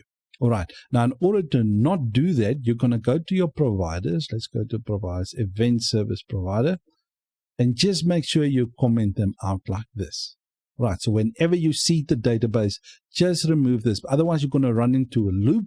When a post is created, it's going to create a unique slug, and then you will run into memory issues. Just uncomment this. So after you finish that, you can comment them back like that. Okay, like this. Okay, so just wanted to mention that for anybody. All right, so if you run into any issues, this is a solution for if you want to really create a unique timestamp. And the other way is if you're running into memory issues, just remember the observer is listening to, even though the post is created from the factory or anything like that, it's still listening for that. Okay, so just make sure you uncomment in your providers class that under event service provider, just comment them out so they don't interfere. Right, so let's quickly migrate our database and seed them with the factory right here. We're going to be working on our post.show view, this one right here. Everything is hard-coded right here. So if we go to the home page and the person clicks the read more button right here, they will get to this view right here. Okay, so there's a couple of things we have to do. Obviously, the site nav, we need to update that, but it's not going to be all done in this episode. The social share, and we need to add the comments. So there's quite a lot of things that we have to do. But just a side note, as you can see, I'm not logged in and I can view this page. I don't want this to be the case. I want the person that actually come to this part right here, they need to be authenticated, basically logged in. Okay, so if we go to the home page right here, so if they come here, they can view this page, no problem. As soon as they click the read more, they need to be authenticated. All right, and against that, we will check if the person is subscribed or not, if the post is premium or not, and all that kind of stuff. We're going to do all of that in the coming episodes. All right, so let's get started. Let's start off with the first one. So this is our post controller. We got an index method and our show method in there. And this controller comes from our app, HTTP, controllers, pages, post controller right there. Okay, so that's the controller. Okay, so let me just show you the route as well. So web routes, let's go in there. You will see we got a post route right here for our index and our show, which we have updated in the previous episodes. Okay. So just make sure you have this route in there. So let's go to our post controller. The first thing we need to do is we need to create our constructor. Okay. All right. In our constructor, we need to return middleware. So return this middleware. All right. Now the middleware in this case will be authenticated, and I want the emails to be verified. Now the thing is, I only want this middleware to apply to our show method at the moment, like this. Okay, so that's what we're going to do. So in our constructor, they need to be authenticated and the email have to be verified, and only for the show method, this one right here. Okay, and in our show method right here, we need to pass in the post variable via the compact method to the view like this. Okay, so you can pass it with a compact, or you can pass it in an array like this. Okay, totally up to you. But I like the compact method, so I'm going to leave it as is. Right, so let's quickly go to the view. We need to update quite a lot of things in here. Right, so we're not going to do everything. All right, but let's start off with the first thing. This is the cover image. So let's give it some room here. So the cover image, we're going to go to the storage folder, and inside the storage folder, we're just going to concatenate the post image. Just remember, the image is not saved in the database. It's actually just the path to that image that's saved. So that's why we can go to the assets, storage, and basically that like that. Right, the alt right here, the alt is basically, let's say the image is broken, the alt is the one that will be displayed instead of the image. Okay, so if the image is not available or whatever might have happened. Okay, in that case, I just want to display the post title. All right, you could have created another field in your database for the alt. It's totally up to you, but I'm just going to use the title. All right, let's quickly go to our tags right here. All right, so for each tag we want to display, I'm just going to create a div so that they will be displayed flags with a space x of 2 between the tags. Okay, so let's move this one up. Okay, like that. And what we're going to do is we're going to loop over each tag. So for each, like this, for each post, tags, like that, as tag. Right, and then we're going to move the anchor tag in there. And what we're going to do is we're not going to do anything with the route right there because we haven't created any routes for our tags yet. Right, so we only got the index. Okay, so let's just go here, tag name. We're still going to get to work on the tag part. So let me just open our web routes just to show you. So right now we've got our tags like this. If you're using the template, you will see we got a route get. In our tag controller, we're just going to the index like that. Okay, so we're obviously still going to create a show view. There's quite a lot of things we need to do. That's why I want to do it in its own episode. Otherwise, I'm going to go too fast through things, and I want you guys to kind of understand what I'm doing. Okay, so that's the title, the tags, so pardon me. The next thing is our title. So let's quickly do that. So post title like this. Okay. The next thing is we've got the author. Just remember, we haven't worked on the image for the authors yet. We're still going to get to that also in its own episodes because there's quite a lot I want to explain to you guys. So we're going to get there. Right, let's quickly get the author's name. That's what we can do. Right, so post, author, and the name, like that. Okay, so there's, let me just move this on to its own lines like this. Okay. Like that. So that's our H3. The next thing that I have is for our posted date. So when this post was actually posted. Now, things I want to explain here. The created date. So let's say the person wants to publish the post today as well. So the published add date and the created add date will be the same. Now, let's say today is Thursday or Friday, let's say, and they want the post only to be displayed on Monday. Okay. Now, the date that you're going to display here is not when the post was created. You actually only want to display the date that the post was actually published. Right? So we're not going to do a post created add date right here. We're not going to do that. We're going to display the published add date. Okay. But I'm not going to display the property. I created a date because I will have to do this like format. And I'm not going to do any format in here. I want to do that in my model because if I want to change anything, I don't have to go through every single view that the format is a little bit different. Okay. So I created a method inside my post model called published add date like this. Okay. Let's quickly go there. So let's open our post model. In here, I've got a published add date. So we've got the published add date property that returns this, okay? Then we have the published add date like this, okay? And that we just want to format to this, okay? Good stuff. Right, so if you want to change them to this, you can do it however you want. Right, let's move on to the paragraphs. Right, so these paragraphs are hard-coded information. So let's quickly can delete that. You know what I will do is I'll just copy this part right here. Let me just cut that out and delete all of this. All right, what I want to do is I will create a div. Okay, and I'll just paste these classes in there. Right, that's going to be default. All right, but the thing is, you need to remember all the styling and everything is going to be basically saved in the database. All right. So if a person creates a post, it will save in the database actually with the paragraph tags, the div tags, the H tags, the H1, H2, all that kind of stuff in the database. Now, the problem with that is if you're going to use the blade syntax like this, what it will do is it will escape those tags. Okay, so it will not render them. Now, in order to prevent this from happening, we use this, okay, in order to actually render it from the database. Okay, like that. Like this.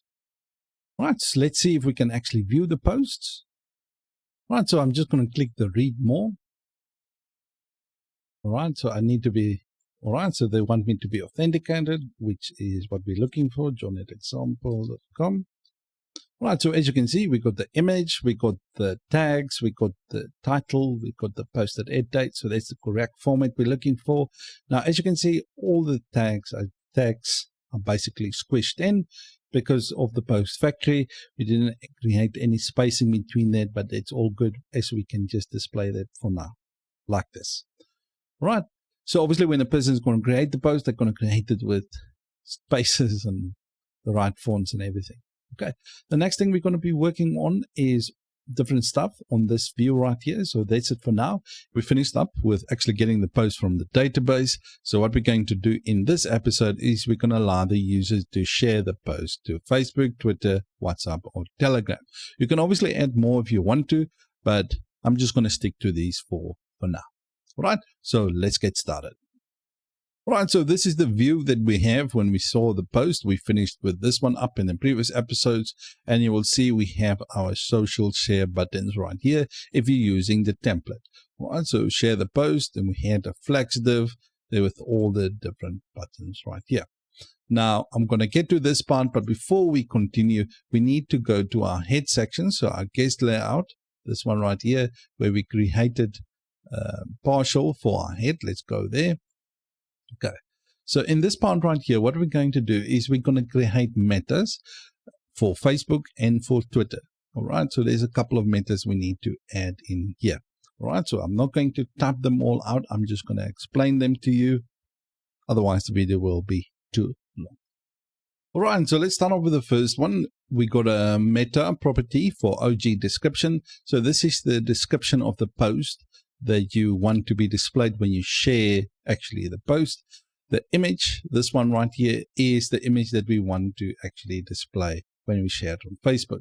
Now, the thing about this with Facebook is the image needs to be a certain size. So that's why when we actually create a post, let it be sized accordingly. So let me quickly show you where that.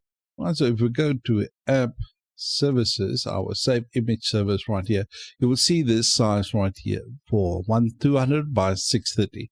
Now what this allows us to do is when we share the Facebook image, it will actually create the big thumbnail instead of the small thumbnail, right? So that part right there. Right, the next thing is for Twitter. So Twitter is the summary large image, so obviously also nice little big block because it catches nice the attention of the users.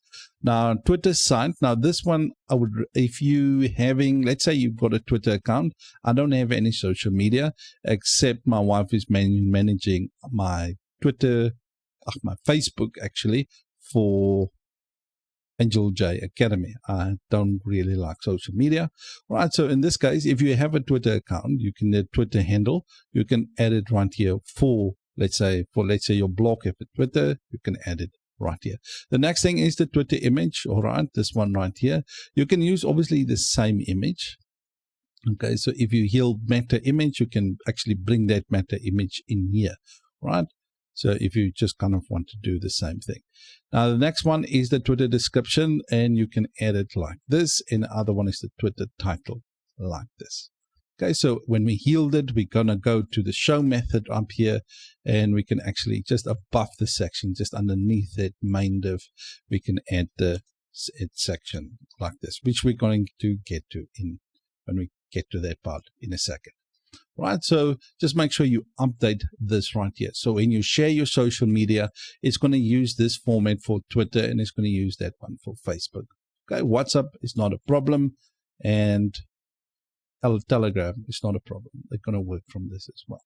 All right, so just make sure you add this in your head section. Right, so let's quickly go to the show right here and go down to the social media buttons. This one's all right, so what we're going to do, I'm going to create a class-based Blade component. So open up your terminal. All right, so PHP artisan make component. All right, and we're going to call this one in a social folder because I might add a little bit more, and I'm just going to add links like this. All right, so just create that component. So let's quickly go there, app, view. You will see we have a new folder called links. Right there, social links. All right, now let's quickly, now what we're going to do is we're going to cut this out, all these buttons.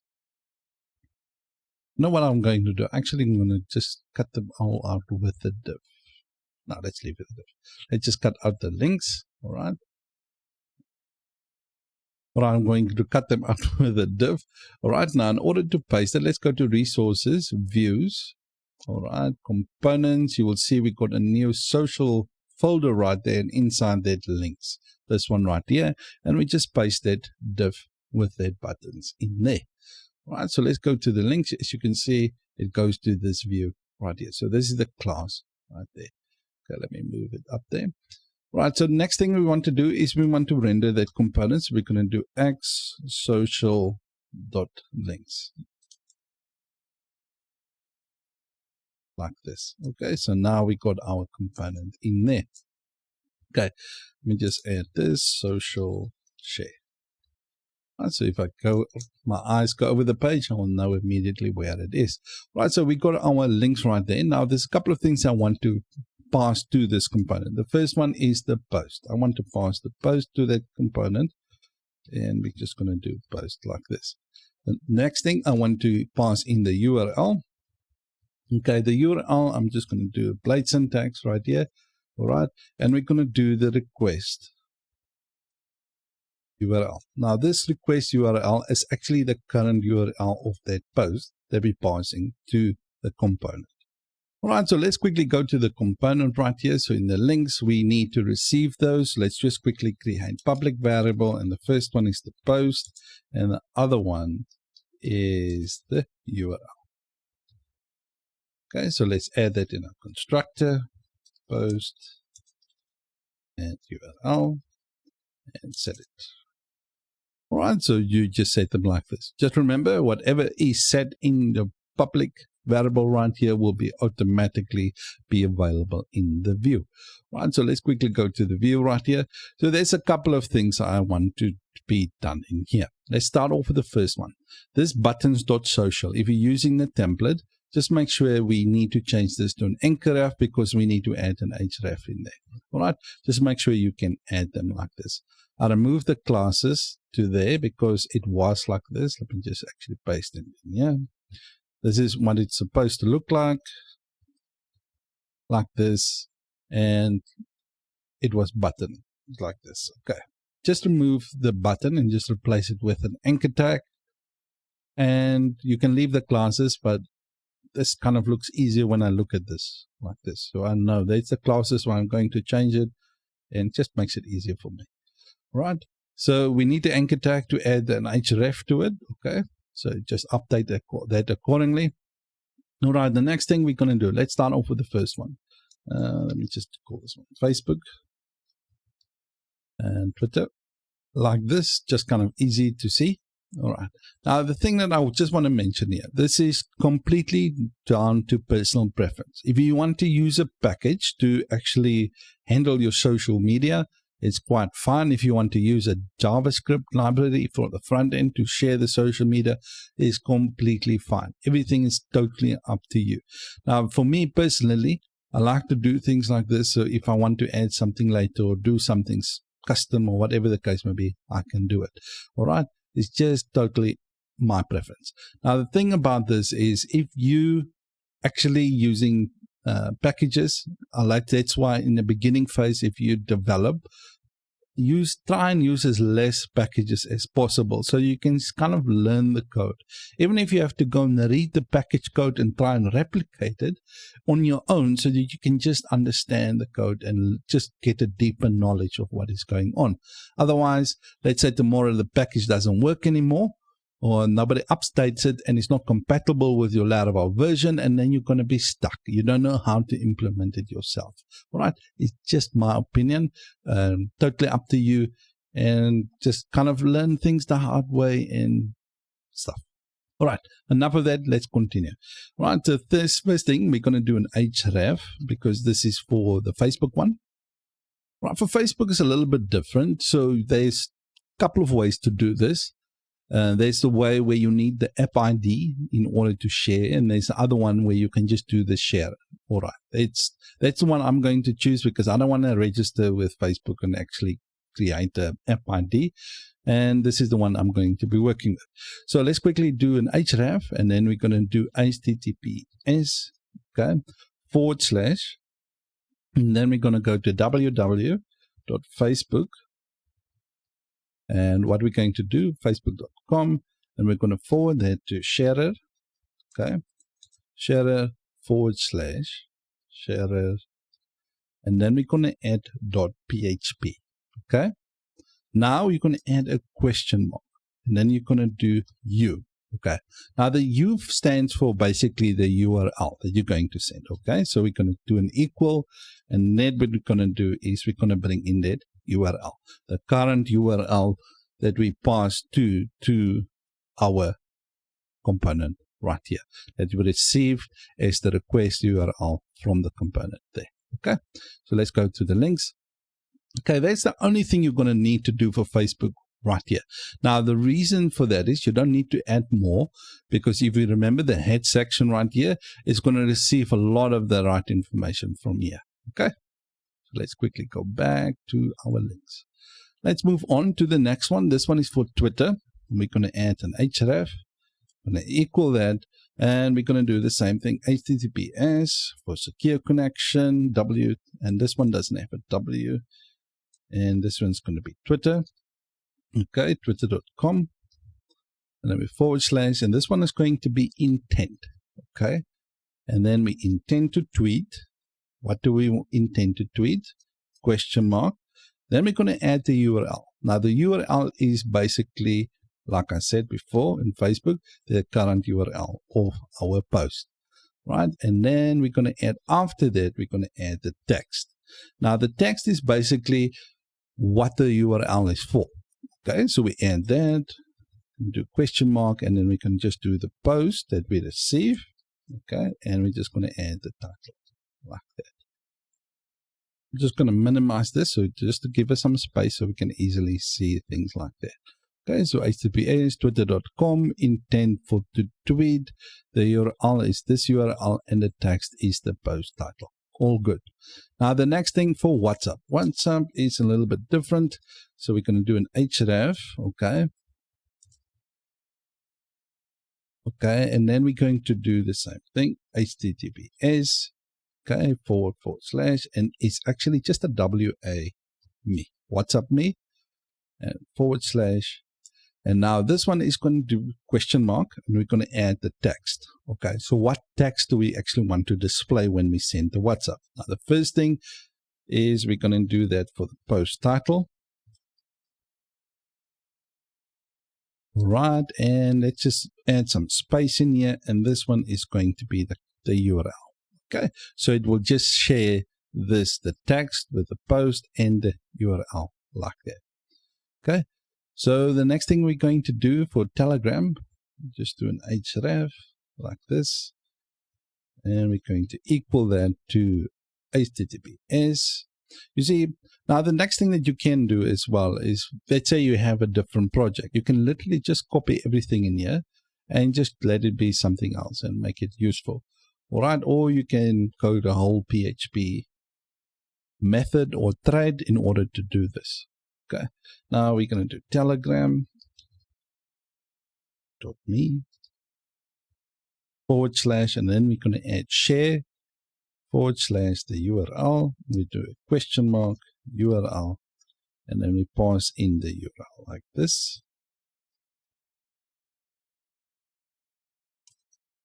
And then we're going to put an end sign like this and the text. Okay, and then we're going to equal that to basically our post title like that. Right, so now we got it all set up. Just make sure you pause the video so in order just to kind of add the right things in here. Right, there's another thing that I want to add. I actually don't, if they click the button, I don't actually want them to, in the same window, to actually change from my website to Facebook or whatever. I want that to be on its own separate page. What I'm going to do, I'm just going to do a target and equal that. It's just an HTML, and we're going to equal that to blank.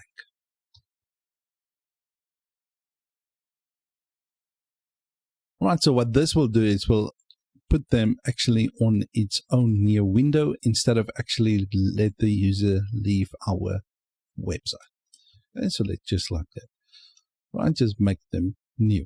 Right, so let's quickly go and see if we can actually go to the relevant social medias and actually share the post, but I'm just going to mention this up front. All right, I'm not registered with any of them, so I cannot be able to actually go there to share my post. I'm actually with WhatsApp, but I'm not with the rest. All right. And so if I click on Facebook, I need to go to the new tab and actually see that. All right, so let me click that. So we go to the next page. As you can see, it requires my login details. All good. Let's go to the next one, Twitter. Okay, Twitter. Right, Twitter is asking me to log in again. No problem. And the other one is Telegram and WhatsApp. Right, just make sure you add your semicolons in there. I forgot to add, actually not semicolon, colons in there. Forgot to do that. Okay, so let's click on WhatsApp. As you can see, share on WhatsApp and it opened the link. I'm not going to do anything in there. As you can see, we've got the preview also right there. This is the text and there's the link for that text. Okay, all good stuff. Right, the next thing is Telegram. Okay, so let's click it. As you can see, we're going to share the link right there and there's the text. And we can just click share. I don't have any accounts there, so all good. So in the previous episode, we finished up with our social share, where we can share the post to Facebook, Twitter, WhatsApp, and Telegram. So what we're going to be working on in this episode is actually working on our meta tags. All right, so let's get started. All right, so this is the show view that we'll be working on. So if we go to resources, views, pages, post.show, this one right here. Okay, now the thing is, we finished up with that share, like I explained before. This is the social share. Now, what parts that we're going to be working on is our meta tags. All right, so as you can see, we're using the guest layout. So in our guest layout, we created the partials for the head. So let's move there, and we got this one right here. Now, what we want to do is we want to update a couple of things in this one. Right, the first ones, let's add the meta tags for the descriptions. All right, the description and the content is going to be yield. All right, and this is going to be for the description. All right, so I'm going to use the description for Facebook and for Twitter. We're going to use the same one. So instead of actually creating 3 different descriptions, we're going to use the same one. Okay, so just keep it like that, just simple. Right, let's use the next meta. And this one is the keywords. All right, and this one we're going to yield the keywords.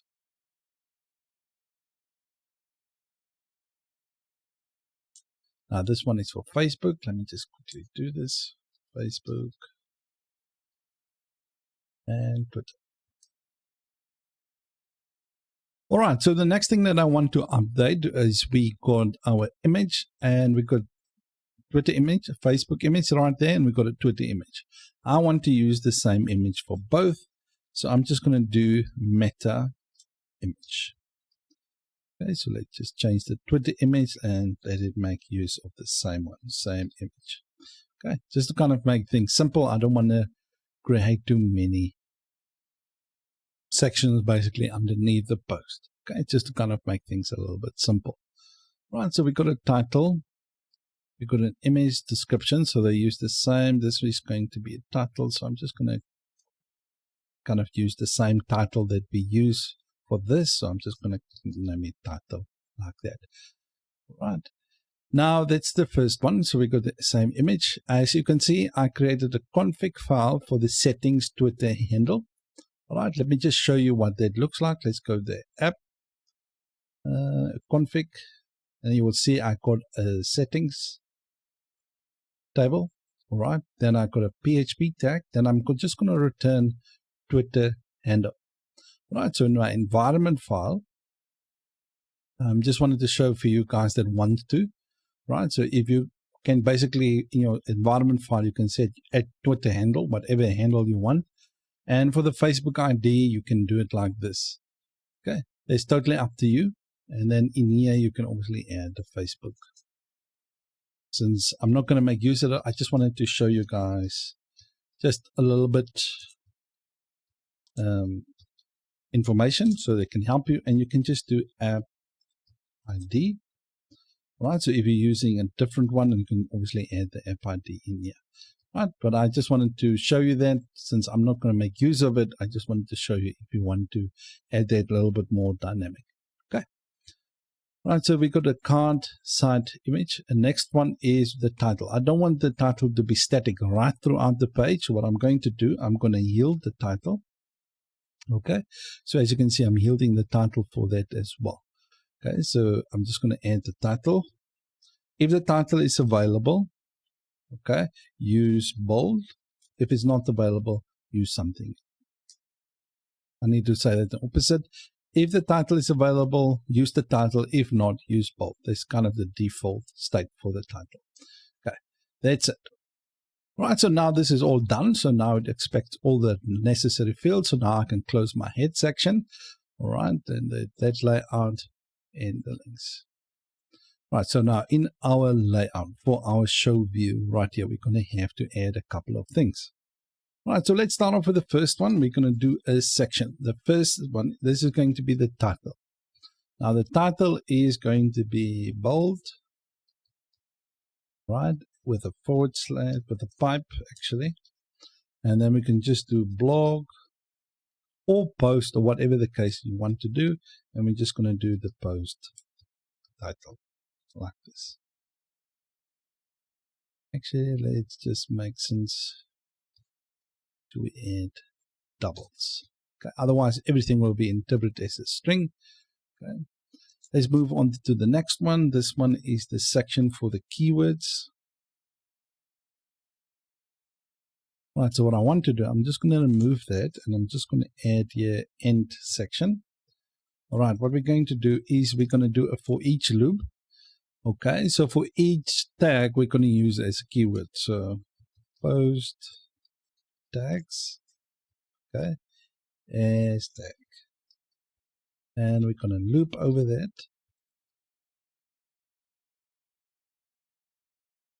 I'm just going to add the name, right? And I'm just going to add a comma there just to separate the different keywords via comma. Right. The next thing that we want to add in here is basically, let me just go to open that head section. Right. As you can see, the description. So we need to do that. So let's add section. This is going to be for the description. Now, I just want to mention this. If you want to basically add keywords, all right, and descriptions and title and meta tags, basically, you can go to your post and you can add those fields. So when a user creates a post, they can actually add the keywords, the meta tags as well. But since I don't want to spend too much time, I'm just going to use whatever I have. Okay, so in this case, in section, I'm just going to use the post title as the description as well. Post title. Okay, that's the description. Let's move on to the next part right here. This is the image, so we're going to do add section. All right, and this one is going to be for the meta image. Okay, this one, where is it? This one right here, that's for Twitter and for Facebook. Let's close this off. So for that, we're going to use, actually we can use the same one, this asset for the image. You can just paste it in there. So whenever an image is shared for Twitter or Facebook, it will use that image. Okay. The next one, that's it, I think. All right, so we've got the title, we've got the keywords, description, and the image. Let's see, we've got the description, keywords, image, and title. Everything is sorted. All right, so that's it. So in the previous episode, we created a tag called premium just to give a user better experience to indicate to them if a post is premium or not. All right, and what we have done as well, so we restrict access to the post that's premium if the user subscribed to a plan or not. So in this case, I'm John Doe. I'm subscribed to a monthly plan or the yearly plan. I can be able to view this post. All right, if we go down, and this is what we're going to do in this episode, if the author allowed the user to leave comments, we want to display this part if they did, and if not, we don't want to display this. All right, so let's get started. All right, so what we're going to do, we're going to go to that view. So under pages, post.show, this one right here. So this is the view that we've been working on in the previous episode. This is the articles that we minimized like this, just to kind of display it if the person is subscribed to a plan, if the post is premium or not. All right, so what I'm going to do, I'm just going to, under resources, views, under the component section, I'm just under the post, I'm just going to create a new anonymous component called comments.blade.php. All right, now what we're going to do now is, if we're going to go to the article, if you're using the template, okay, just follow along. You will see that we have a div with a space Y of 6. Now this part is for posting a comment and kind of indicate how many comments, and please leave a comment right here. Okay, we're going to cut out this div, okay, like this. Okay, so let's cut it out, and we're going to paste it in the comments. Okay, so instead of actually repeating the code twice, I'm just going to use one blade comment so that I can just use it for both. Okay, so what I want to do now is I'm just going to reference that anonymous component, post.comments, like this. Okay, and I'm just going to leave a note right here, comments, like that. Okay, so this is referencing that anonymous component, this one right here. Okay, and we got the same thing in the article. So let's go down to the article. Now that space Y6, we're going to delete that because we're not going to need it anymore. And we're going to use the comments, post comments, like this. All right. Now we might because I'm going to ask your guys feedback or suggestions in a second, but where we're either going to use a blade component, but for now I just want to use just the anonymous component, because we can either create a class-based component or a Laravel component to do the comments. But for now, I just want to display the comments. If the post can actually do that, we're going to implement the comment section, the comments CRUD, in the coming episodes. All right. Now the thing is, what we want to do now, let's start off with the first one. Okay, so this is the first article. If the post, let's just minimize it, so I don't want anybody to get lost. All right. So the first single post, we check if the user if the post is premium and then they subscribe. The first one, what we're going to do there. All right, let's go to the comments right here. We're going to check an if statement. Okay, so we're going to check if the post is commentable, like this. Okay, so we created a method like that. Let me just quickly do an end if. We created this method, if you guys remember from a whole lot of episodes back. We created this method. Let's just quickly open up our post model. All right, so in our post model, you guys will remember, you see, we cast the is commentable as a boolean. So what will happen now is, if it's a 1, it will return 2. Okay, so it will cast it to true. If it's a 0, it will cast it as false. All right, and then we created a method inside our basically our model called isCommentable. This one right here, and it will return a boolean, and then we just return that property that we casted to be a boolean. Okay, just like that. Okay, so let me just go there. So just make sure you have this method. If you're new to the channel, just make sure you created the isCommentable like this, and then obviously inside our database migrations right here, and we go to the post migration, you would see, where is it? We create a boolean like this, and by default we set it to 1, meaning we allow comments. Okay, so if they don't want to allow comments and stuff. Okay, so let's go back to the post model. Just make sure that you will have this in there, and you can cast it to a boolean in protected cast like that. Okay, let's close this off. Okay, so now what will happen is we will check if the post is commentable, then we're going to show the comments. If it's not, then we're not going to do that. So that's the first one. Okay, so let's go up and minimize this so we don't get lost. Then we go to the second else statement. Okay, so if the post is not premium, we also want to check that as well. So we're going to do if the post is commentable. Okay, and then we're just going to do an end if.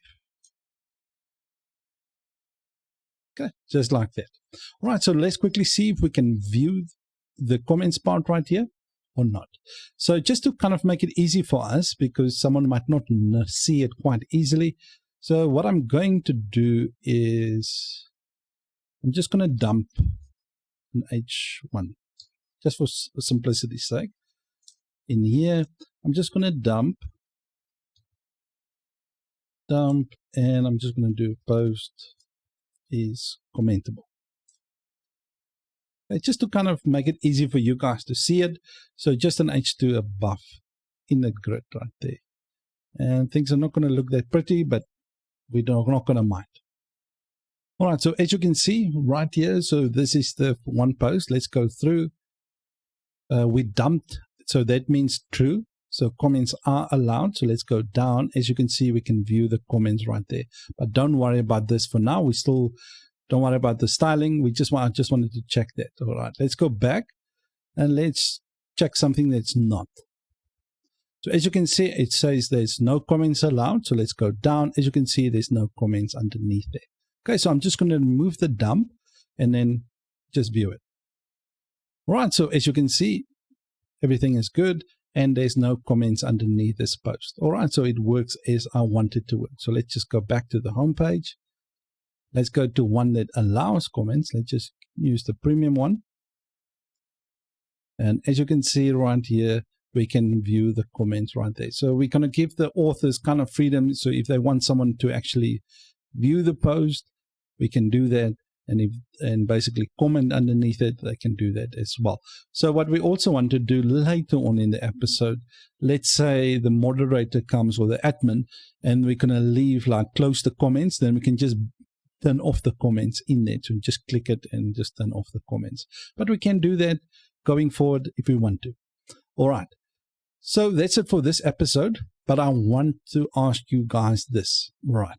Now, if we do the comments, because we're going to do a comments cut, it will all depends what you guys want to do. All right. If you want to leave a comment, let's say you leave a comment and reply. All right.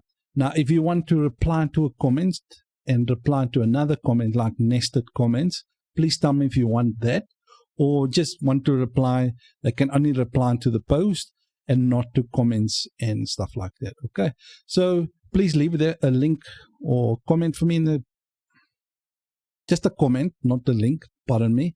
Just leave a comment if you guys want nested comments or just a comment, basically a reply to the post. Okay, so I really appreciate that, so that I will know how to structure this, because nested comments going to work a little bit different than just comments to the article, because that will be just a relationship as we have already set up like it is between this. So if we need to actually create nested comments, we need to create a parent ID, change the structure of the database, all that kind of stuff. So if you guys want to do that, I have to do it from the start. And otherwise, if I have to do it later, I have to change the database and things like that in order to do that. So I kind of want your feedback on this, right? So I'm going to leave it open until I get enough feedback on that. And what we're going to do in the next one is we're going to work on the tags. So we're going to be implementing our comments section. So what we're going to do is nested comments, right? As some of our viewers requested that we do nested or recursive comments, right? I will just quickly show an example right here that we're going to do. Just don't mind the borders. It's just to kind of indicate the different levels, right? John R requested that we need to implement a max number of 3 levels, right? So as you can see, I got 1 level, 2 level, and 3 levels right here. So as you can see, the green right there with its 2, and that's one way to do it. I will show you quickly another way. Right, so the other way right here. So we got a border, just don't mind the border. We got kind of the infinite max number of 3. So as soon as 3 comments are underneath the post, it will not show the reply button right there. As you can see, I cannot reply anymore because there's 3 max underneath a post. Right, that's not the ideal way to implement this. I prefer the first one, but I will show you guys both. And there's another way as well where you don't actually have any maxer and you can just leave as many comments as you want. So let's quickly implement this nested comment section for us. And yes, let's get started. Right, so the first thing we need to do is we need to set up our database, because our database, we didn't make any provision for basically recursive nested comments. Right, let's go to our comment section right here and our comments migration. Right, and the first thing I need to do, I'm just going to actually combine these two to be just a morphs table. So morphs, and I'm just going to make it commentable. Okay, what that will do is we'll create the 2 tables for us. The next thing is we need to do another table right here, and we need to add a foreign ID, and this is going to be for the parent ID. Right, the parent ID, we're going to make this field nullable, and we want it to be constrained to this comments table like this. Right, so the next thing we're going to do is we need to set up our comments model. So let's go there, app model, comment model right here. Now what we're going to do is we need to update our fillable fields. So parent ID, okay. Right, so as you can see, every comment is basically going to have an author. So I just want to do a protected with to eager load the relationships. Okay, so what I've done is, let me just quickly show you as well. So under app providers, app service provider, I got a model prevent lazy loading to prevent the n+1 problem. So just kind of did that so I eager load all my relationships. Right, so let's quickly do that.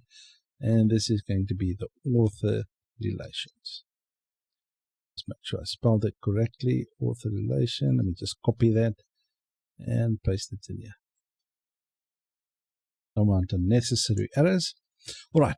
Now the next thing we want to do is for that parent ID, I'm just quickly going to create a method in here. So parent ID like this, and it's going to be a string, and we're going to return a property. So this parent ID. All right, the next thing we want to do is a comment. A post can basically have a comment, and a comment can have a reply. Right, so we need to set up a reply relationship to a comment, and a comment can basically have many replies. So let's quickly do that. So public function, and we're going to do a replies relation, and this is going to be a has many. Okay, and then we just return this as many. Okay, and what we add in here is, let me just actually this a comment clause, and we add the parent ID. Okay, because we're going to determine what is a reply based on their parent ID. So if the parent ID is null, it's basically a root comment, all right? So at the root level, all right? And if it has a parent ID, it's basically a reply to a comment. All right, let's quickly add a public function, and I'm going to reference the replies actually that will reference this replies relation, not the method, just like that. Okay, so we're going to call it like this. There's another thing that we need to add in here. Now the thing is, in order, what we're going to do is we're going to check how many counts of the parents are there. If the parents are 3, then we want to disable the reply button. Okay, so that's basically how we're going to do that. All right, so let's do that. We're going to create a method, so public function, and we're going to call this parent level, just to check how many levels there are.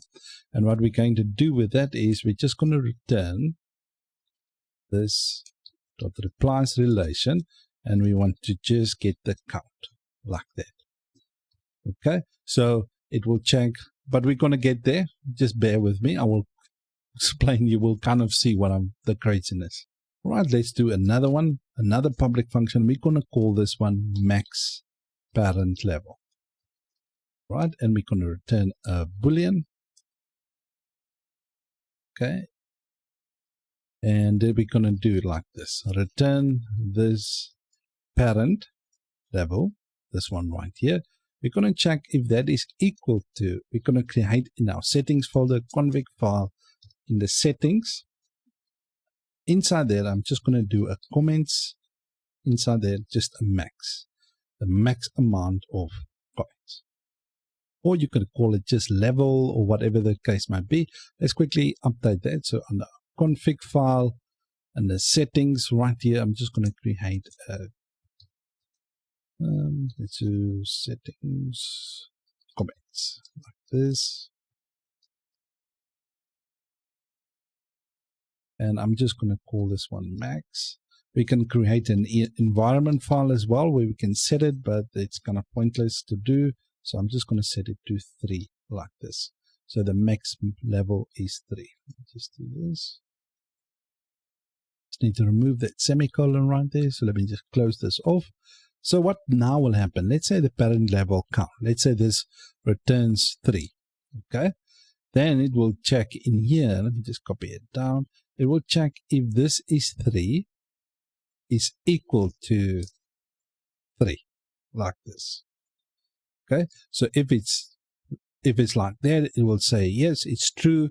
Then we will just disable the reply button so there's no more replies on that. Okay. So let me just delete this like that. Since we're eager loading the relationships, I just want to add here in here as well. So we're going to do replies relation like this. Awesome stuff. All right, we're done with our migrations.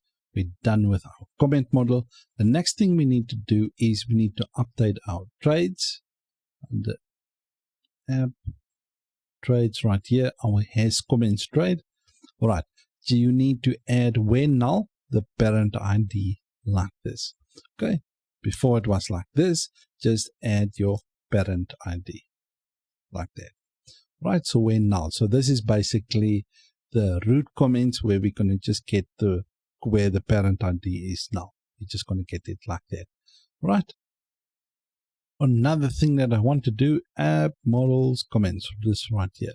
Just another method underneath the commentable I want to add as well, because this is going to be handy when we actually do our jobs to create comments. So let me just add the commentable like this. Commentable.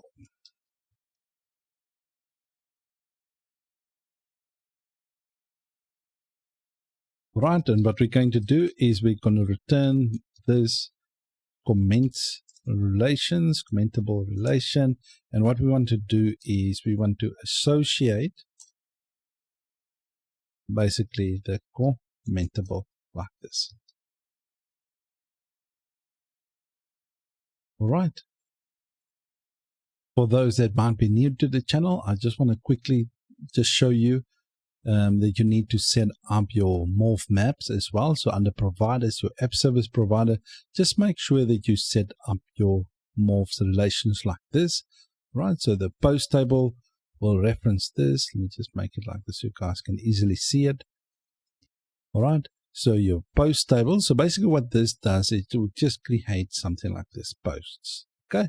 So if you don't use the table like that, just make sure that you write it as post like that, okay? Or comments or users or tags, okay? Just like that. Just make sure you map it like this because it's going to be useful later when we're going to actually update our jobs. Okay. Thank you for your feedback on the previous episode. Really appreciate it. So what we're going to do in this one is we're going to create the controllers and the routes in order to actually create a comment and a reply. All right, for those that might be new to the channel, I just want to show you that we're using a folder structure to put our comments in. So under app, HTTP, controllers, you will see we've got an admin, dashboard, pages, Stripe, and etc. folders right here. So you can use the same structure if you want to, but I prefer that because it's quite easy if you know where everything is. Okay, so we're going to create our two controllers in our pages folder right here. So open up your terminal and let's quickly create them. So PHP artisan make controller, and we're going to put that inside the pages folder. And we're going to call this one first one comment controller, and this will be a resource controller. So I'll add a -m for a model flag, and we're going to call the model the comment. Okay, so just like that. Then let's create the other one. This one will be the reply controller, but it's not going to be a resource controller. So reply controller, it's just going to return one method, which is the store method. So you can obviously make it -invocable, but I'm not going to do that. I'm just going to create a store method inside that. Okay, so press enter. All right, so we got our two controllers right there. So to view them, we're going to go to app, HTTP controllers. Under pages, you will see we got our comment controller right here, and we got a reply controller. The comment controller looks like this. As you can see, it's got a resource controller. It's got all the 7 methods in them, and it's got all the model binding happening in there. So all good. So I don't need to touch this for now. The next one that we're going to actually touch now is the reply controller. So we just need to create a store method in here. So let's quickly do that. The store with a request. All right. And in here, what we're going to do is just going to return the request for now. We're going to create jobs to actually be dispatched in order to actually create the reply. But I'm just going to return the request for now. You can leave it empty or if you want to. Right. So the next thing we're going to do, let's quickly open our web routes like this. Okay. And in our web routes, if anybody want to know where they are, so you go have your folder structure like this. You go to your routes folder, and inside your routes folder, you will see you have, if you're new to the channel, we created a route for admins. Okay. But this is the web route we're talking about, this one right here. So if you click on it, you will get it here. So there's a whole bunch of routes at the moment in there. If you're using a template, you will have most of this in there. And if you've been following along. Right, let's quickly create a route group for our comments. Okay. And let's create this one. All right, and we're going to call this one comments. All right, and then we're going to, inside here, we're going to create a post route basically for our comment controller. So let's quickly do that. So route, and we're just going to do a post route. Since we're already using the prefix of comments, we can just do a / right there, and we're going to go to the comment controller. Just make sure you import this, and this is going to go to the store like that. Okay, so then we're going to create another route here. We can actually create a route group, but I'm not going to create that. Just totally dependent on you. But what we can do is we can just do a route. Okay, a post route. This one is going to be for our reply controller that we created. Okay, so let's just do this. Post route, and this one will be / replies. Okay, and this one will be the reply controller. Just make sure you import that. Okay, and this one is going to go to the store. and I just want to update this one to be the replies.store. So what will happen now is it will create a comments.store round, and it will create a comments.replies.store. Okay, awesome stuff. Right, so this videos will be a little bit shorter because I want to kind of be precise to the point with every episode going forward, because there's a lot of different views that we're going to create, and I want to kind of keep the episodes to those views because there's a lot of to code, and I will actually have to do the tailwind in them. So for those that might not want to see the tailwind, I'm sorry, but you're going to have to see that going forward, because there's a couple of views that we're going to create with tailwind and stuff like that. Okay. So we're going to be working on our comments index view, this one right here. Now, this is option 1, just remember. So if I say option 1, this is the one I'm referring to, and I will show you option 2. Right, and this one is option 2. So if I'm saying option 1, just remember it's the first one, and option 2 is this one. So if you don't want to do option 2, then don't do it. I prefer option 1, but I just wanted to show you guys this one as well. All right, so let's get started. All right, there's a couple of things we need to do. If you open up your post controller right here and your post.show, so if you go to the view right there, you will see we check premium, check if they subscribe to a monthly or yearly plan. Then we show one article, and then we show another article, because remember, we have to update them both. Okay, so let's quickly start off with option 1. Okay, let's go down to the comment section where we actually check if the author basically allowed comments, and I just want to add a .index right here. But before I do that, let's go to our components. So views, components right here.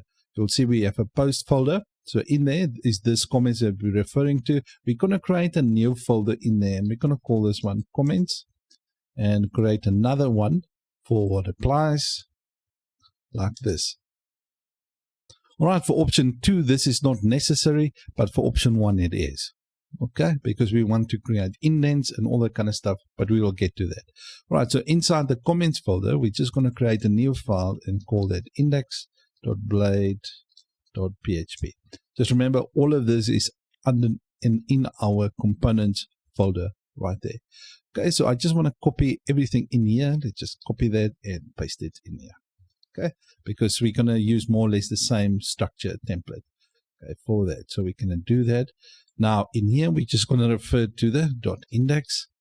Let's do the same for the other article, because if it's not, we just want to do that as well. So .index like this. Okay, so let's quickly update this view. Okay, so there's a couple of things we need to do. So we can leave that part right here, but we can actually let's just put a margin bottom of 32. Okay. All right, so we're working on option 1 right now. All right, so let's just quickly do this. This is create a comment form like this. Okay. So what we're going to do, just remember, this is the Blade UI kit form. If you don't use that, you can use that if you're using the standard form, because I know some people don't want to use that. So I just want to show you, you need to do this, a method of post, and just make sure you add the add CSRF field right there. Okay, if you want to follow along. Right, so we got our form right there. Let's quickly go to the route that we just created in the previous episode, and this one will be for the comments.store one. Okay, the text area right here, I'm going to use one that I created myself. So basically the X form. Let me just do this. Form.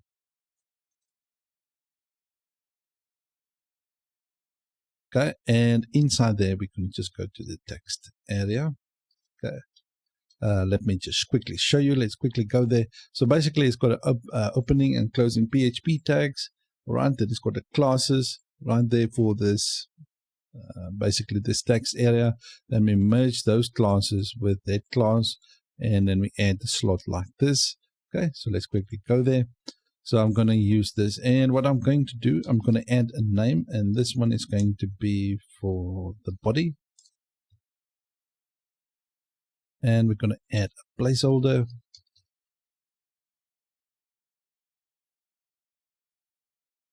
All right, and then we just want to add the old body.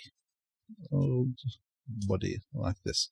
Right, so if the browser does refresh, basically the viewer don't lose whatever they put into that field.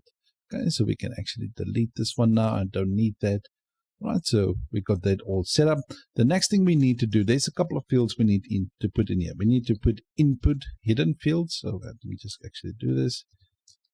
Hidden. Okay, the first one, this one will be for the commentable ID. Okay, now with the value is going to equal to post ID. Okay, so that's basically the first one. The other one is another field, and this one is for the type, and we're just going to put in the value of posts like this. Okay, just like that. Right, the next field is basically our input error, so let's do that. So x form dot error. So this is the one that we created as well, and we're just going to do a for body. So for those that might be new to the channel, let me just quickly show you. On the components form, you'll see we got an error right here, and that's just a paragraph tag with this class right here. Okay, and the message obviously like that. Okay, so let's just close this off. So if there is an error, they can get the error right there. I can actually put this above, just underneath the text error, like that. So this is the hidden input field that we're going to send, right? We need to receive this post variable right here from the component. So let's quickly go up. So this is the bottom one. We just need to pass in the post to that component. So let's quickly do that. So post is going to equal to post like this. Right, otherwise you're going to get an error. Just pass that this post that we receive basically in the post view, we just pass it to that. So let's quickly go to the top one as well. We need to pass that in as well. Otherwise you're going to have undefined variable post. Okay, let's just do this post like this. Okay, so we receive it in here. Then this is the form if they want to create a reply. This is the form that gets submitted to create a reply. Now the next thing we want to do underneath this, we need to actually display all the comments. Okay, so let's quickly create a section. All right, and this section is going to, let's just do like this. All right, a section with a class of flags, with a class of flags call. All right, with a class of gap of 4, and with a class of padding 2. And a class of space Y or 4. Right, so that's the section. And what we're going to do is we're going to create that variable. Right, that'd be for x posts dot comments dot show. Right, so that's for individual one. And then what we're going to do is we're going to pass in the comment. Okay. And that is going to be, the post variable that we just passed through, we're just going to get the post, and then we're going to get all that post comments, okay, like that. And then we just want to pass in the post as well. Post equals to post, like this. All right, this one we will do in the next episode, but just create this as so long. So what we're going to do in here, let's just comment this one. Display all comments like that. All right, so this is the option 1. Let's quickly do option 2. Before we do that, this one needs a button. Let's just quickly X buttons. This is a component that we created, and inside that we just got a default like this. You can just do an anchor tag or just a button with a submit. Let me just show you where this is. Everything takes longer, so but bear with me. All right, resources, views, components. You will see that we created buttons right here, and you will see we got a default button with the default type of submit. Then we got a danger button, primary, and a social right here. Okay, So if you're having the template, you will have that in there. Okay. So this one, you can do a create, or you can do submit, or whatever you want to do. Right. Let's go to the option 2. Option 2, we're still going to have the same, basically the form right here. All right. Let's quickly add the route in there. So route comments.store. Right, we have the same route. I'm just going to use the same text area as well. So X form, let's just do it like this. And then we're just going to add the dot text area. And we can actually copy this from here. So let me just actually do everything, copy all of this stuff with the submit button and paste it in here. Okay, so I don't have to type all of this out. Okay, but there is kind of differences, but we're going to get to the difference in a second. So this is the difference right here. So if we go down and we're going to create a section, okay, then we're just going to do the same thing. Right, so instead of post comments.show, we're going to do post replies. Okay, this will be a little bit of a different way, so how we do things. Right, so this is the option 2. If you guys want to use this one, if you guys don't even want to see option 2, please let me know in the comment section and I can just work on the one. But I want to show both for you. So, because the thing is, what's going to happen is as soon as they start looping over the comments, they're going to use the different replies, and you will see when we get there.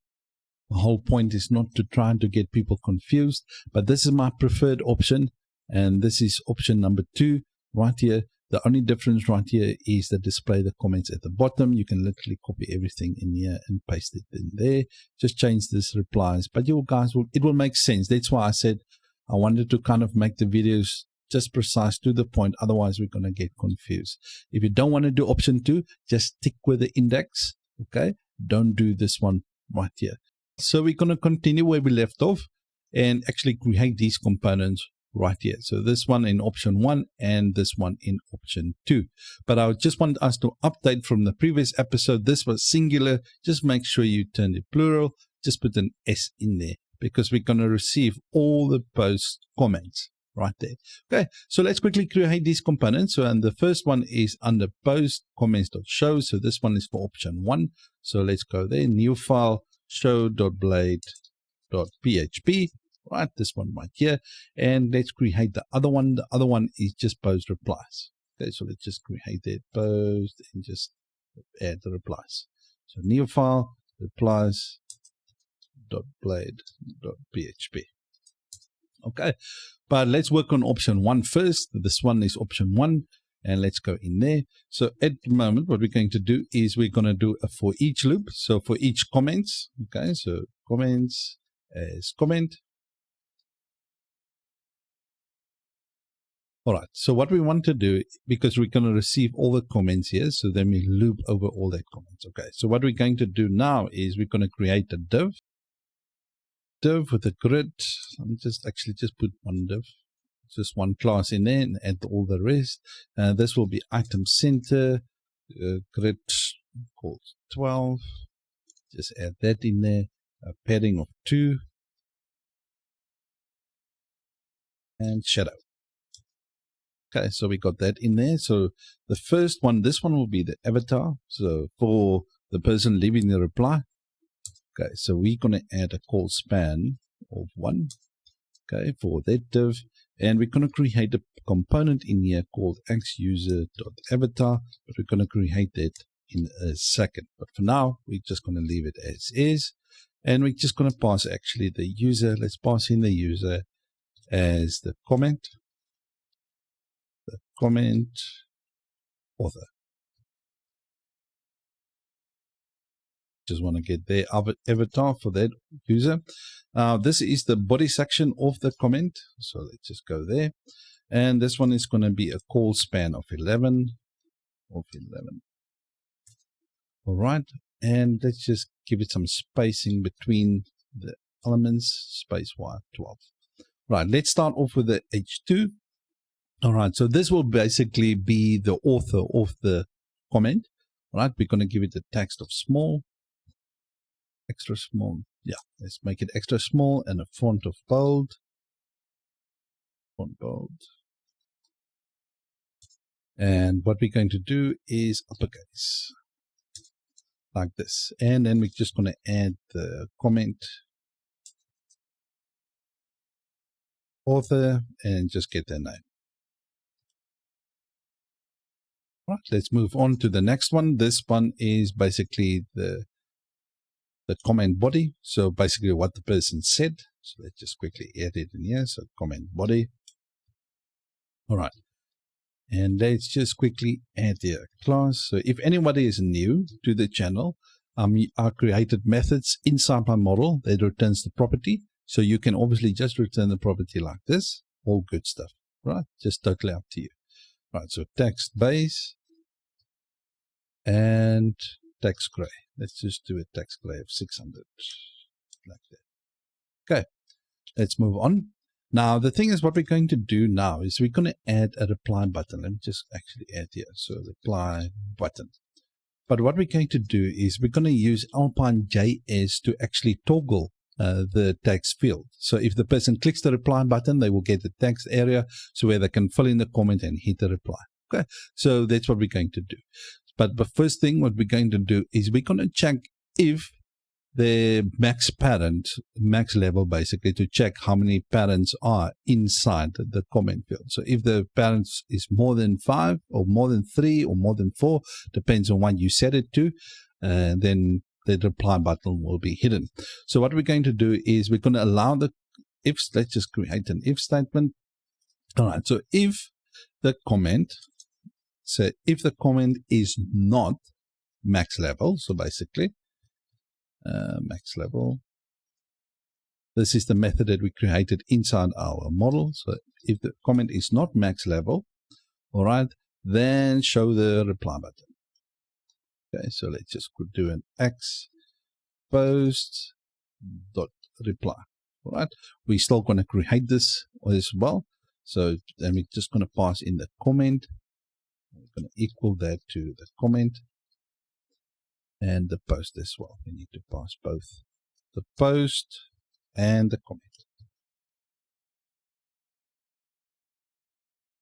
All right, so we're still going to, let's quickly create this component as well. So let's, under the post, just remember where I'm now is under the components, post, and we're just going to create a new file, and we're going to call this one the reply.blade.php. All right, so if you're following along this series, you're getting a lot of practice with Blade components. All right, so let's quickly go inside this component and actually create the reply button with its form. All right. And so what we're going to do is let's just create a div for now, and we're going to create an Alpine.js. We're going to use that to actually display and hide the form. All right, so let's just open that with curly braces, and this is going to be a show, and we're going to set it to false by default. Okay, and then inside here we're going to create a button, just a standard button, and we're going to use Alpine.js. If we click the button, it will toggle the show. Okay, so it will display or not display. Okay, so what we're going to do is we're going to do a click. All right, so we're going to set that to equal to show. All right, and not show. Okay, so it's basically to toggle this right here. And what we're going to do is we're going to do an area expand, and we're going to set to a ternary operator there. If it's show, okay, just send true, else false, like this. And what we're going to do is we're just going to do a clause, and we're going to set that to active show.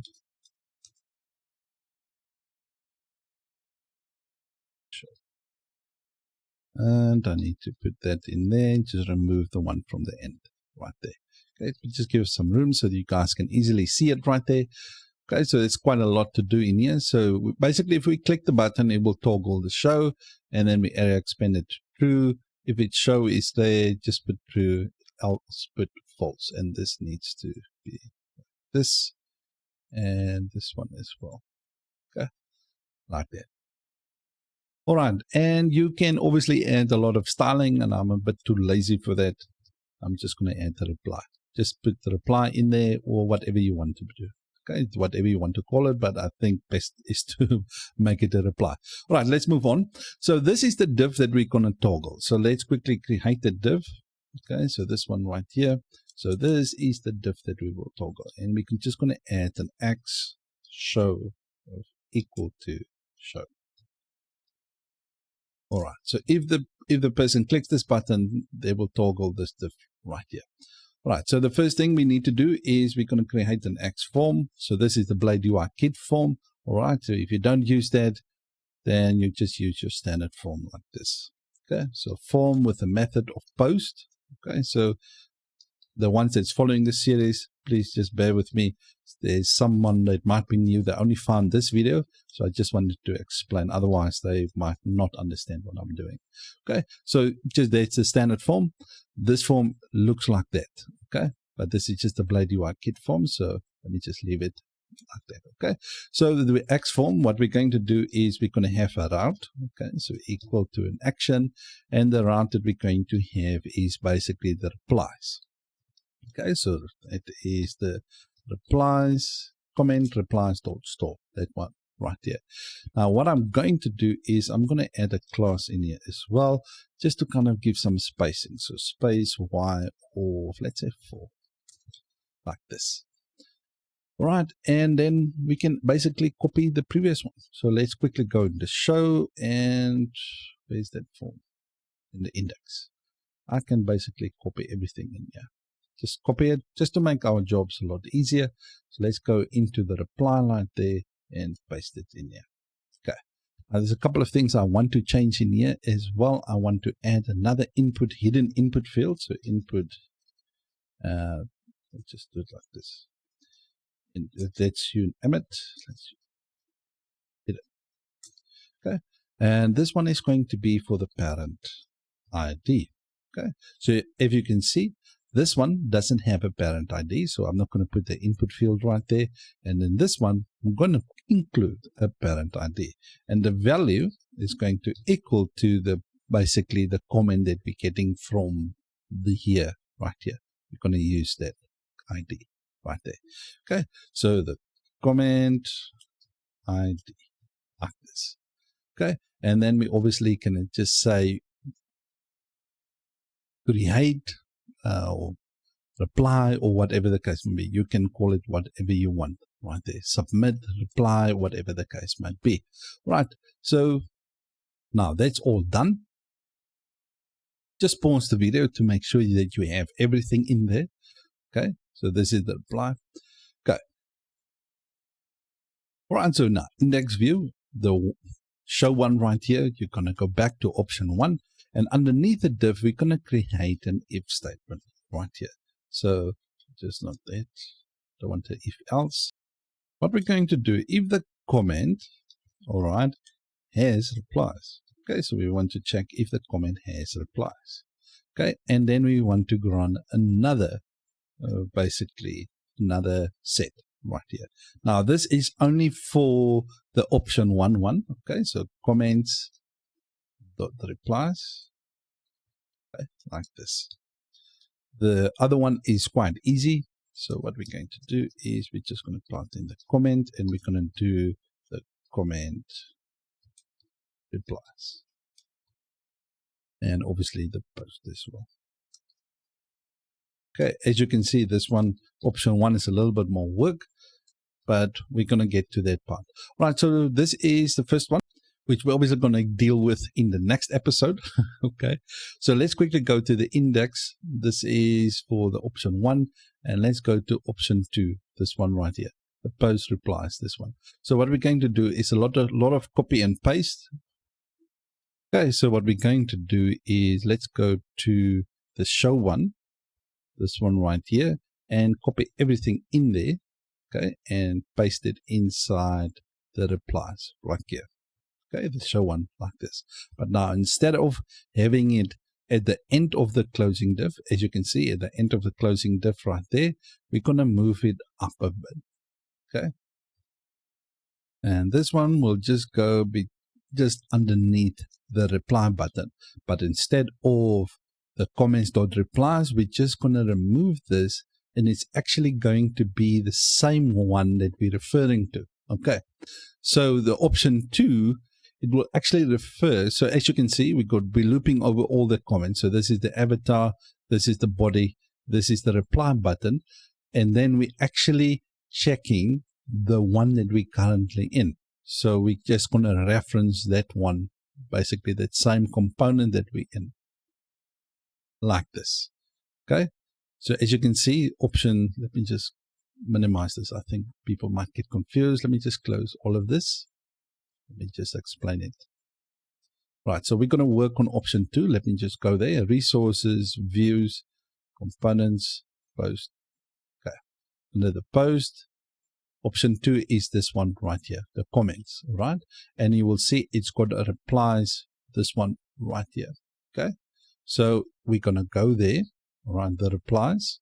Okay, now we're going to loop over the replies, the one that we're in right here, and it's going to reference actually the replies, the one that it's in. So it's kind of bring in underneath here the same that we're working on, like this. Okay, so just copy this one. This is for option 2. Okay, so this we finish with option 2 if we do that. Okay, so just like this.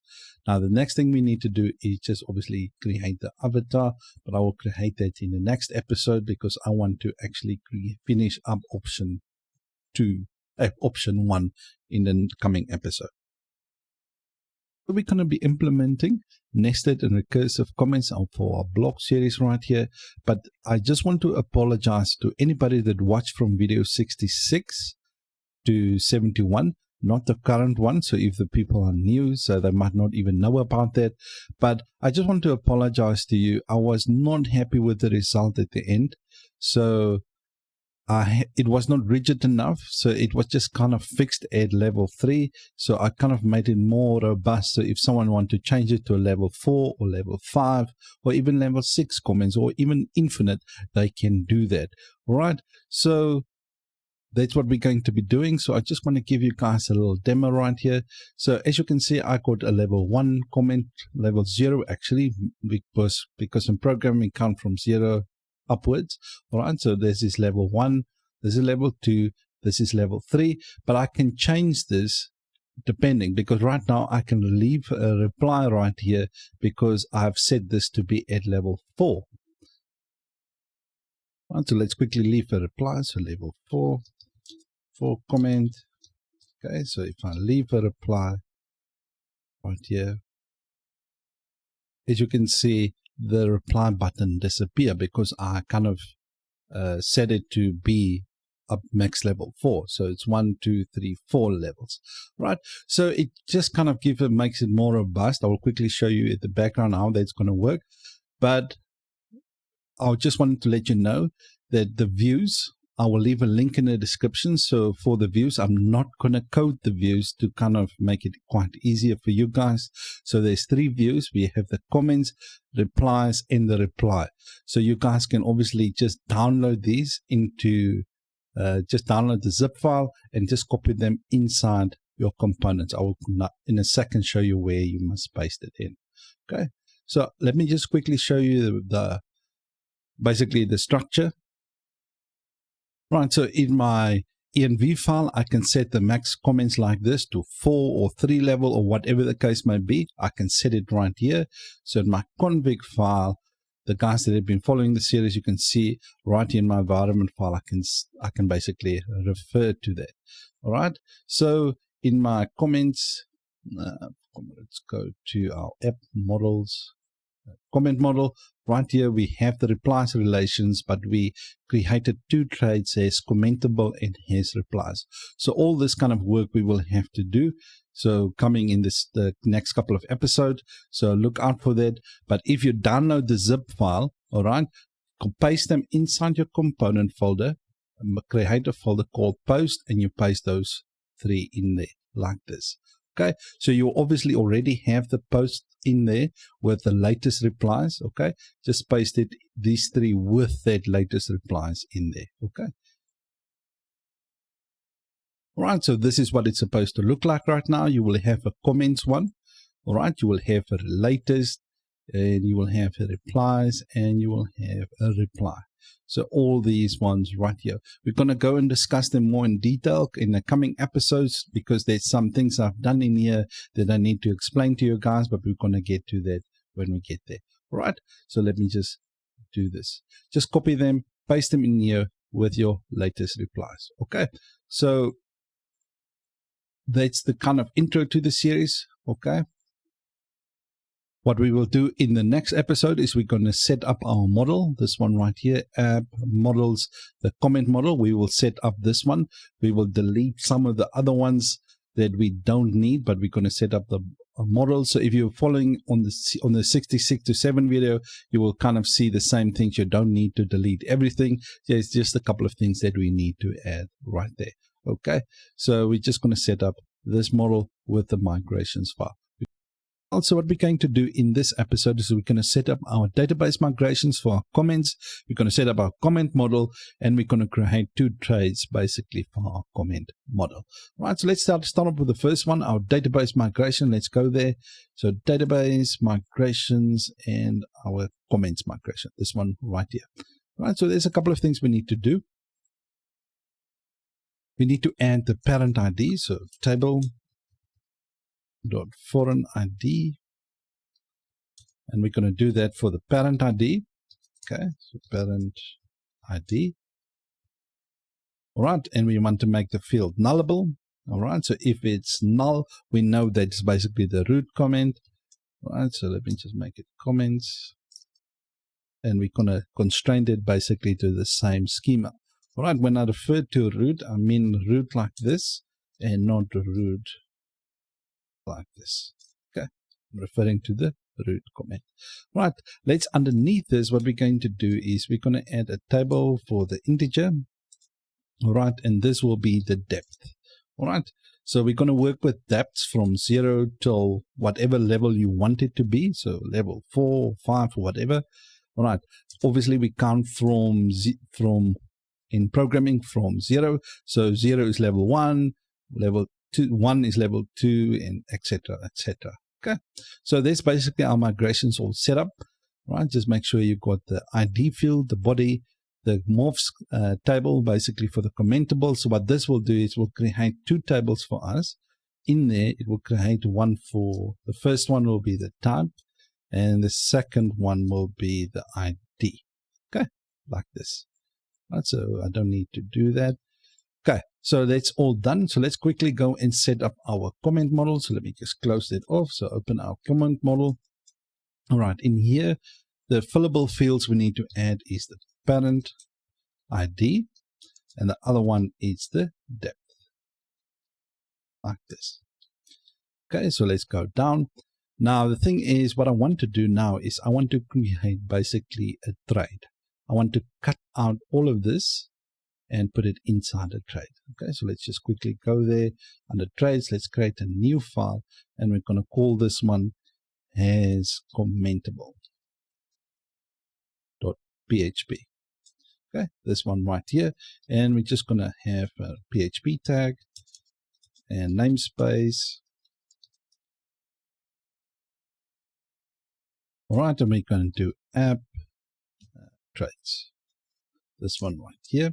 And what we're going to do is we're going to create a trade, and we're going to call this one. All right, we're going to call this one HasCommentable. Let me just actually go there. HasCommentable, like this. All right, so let's go to our comment model. As you can see, the commentable relations, the commentable, and the 2 right here. Just cut out all 3. Okay, and then we're just going to paste them in here. Now, for anyone that's new that haven't seen this being created, so I just want to explain that to you. So basically what we're going to do, you probably have only these 2 right here. So the commentable with the morph to the relationship. Just make sure you add the type in first and then the ID second, or like third in this column in this case. So just add the type, because the data migration will add the type first and then the ID. Okay. So just the commentable like this, the interface, just make sure we import this at the top as well. As you can see, we brought that in right there. Now the thing is, when we do a to, we're creating this. Now what will happen is when we reference this, this is basically, this comment is reference to this commentable. Then what we will do is they will associate this comment relation to that commentable. So if it's a post, it will be associated to a post. If it's an article or whatever the case may be, just make sure you have this in there as well. Right. So the next thing that we're going to do is let's go up and we're going to bring that in. So use as commentable like this. Okay. Let's put that in. The next thing we're going to do is we're going to do create a replies one. So let's go to that trades. Under trades, we're going to create a new one as replies right there. Okay, and we're going to do the same thing, PHP and namespace. All right, so then we have a has replies. And now the thing is, what we're going to do is we need to remember a post has many comments and a comments has many replies. Okay, that's the kind of a relationship we want to set up. Right, so let's quickly start off with the replies. So public function, this one is just going to be replies. Okay, and then we're going to do is return this replies relation. Okay, like that. All right, so let's quickly create that replies relation. So public function replies relation. All right, and this is going to be a has many relationship. All right, because a comment have many replies. Okay, so that's the kind of relationship we're going to set up, and then we're just going to return this as many. All right, and what we're going to do is we're going to add a self class, because the self class will basically be the comment class right there. And then we're just going to add as reference the parent ID like this. Okay, so let's just bring another one down and we're going to create another public function. This one is going to be the depth. Okay, the depth of the replies. Okay, so we're going to return this depth. Okay, not the method, the property, and we're going to check if that is greater than or equal to the config file that we're going to create. Inside there, the settings. Okay, .comments. Okay, we haven't created it yet. .max. Right, and then we just want to subtract 1. The reason for that is because we're going to basically just remember the depth count from 0 to 1. So if we at level, when we save it in a database, we basically save it as level 0, 1, 2, 3. And in the config settings, if it's level 3, then we just mean a depth 2. Okay, so that's why I'm just subtracting 1 from there. Okay, let's quickly set this up. So in our environment file, let's go there. In our environment file, right here, let's go up and actually in here. What we're going to do is we can just add comments, and we can just do max level comments like this, and we can set it to whatever amount we want. So in my case, let's just set it to 3. Okay, so let's go to our config file under settings. All right, as you can see, we got the comments max, and we're just going to do environment file, and we're just going to go to max level comments like this, but I need to put that in a string like this. Okay, just make sure you add it like that.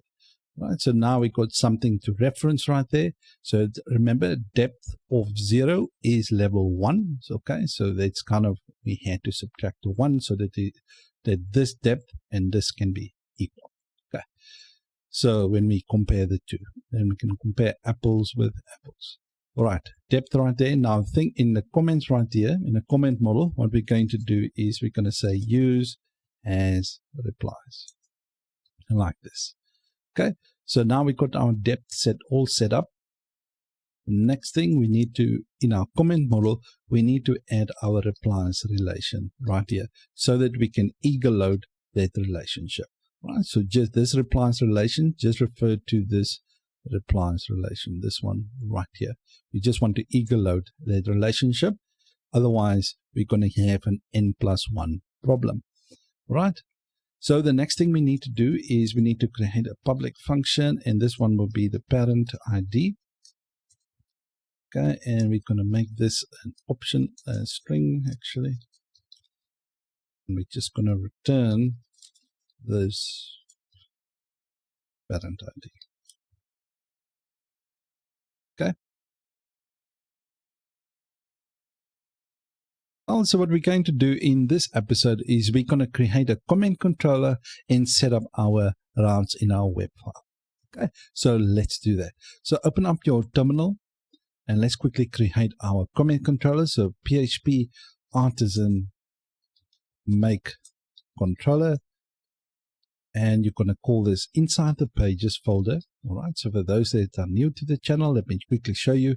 Under app ACP controllers, you will see we have a pages folder right here. So that's basically where we're going to put it in. All right, so in there, we're just going to call this one comment controller. Controller. We add a -m flag for our model, and we can just add the comment model. Now we're going to use the same comment controller to do the replies and to do the comments. Okay, so we're going to use that. So press enter.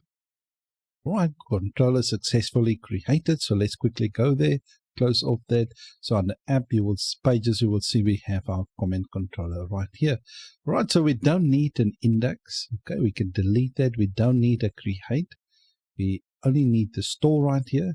And obviously the show we can delete. The edit we can delete as well. And we can just leave the update for now. Okay, so let's quickly add our middleware right here. So we're going to do a public function. And we're going to do a constructor. Okay, construct. And then we're going to do this dot middleware, and then we can just add the auth middleware and obviously the verified. Okay, so before someone can leave a comment, they need to be authenticated and their email needs to be verified.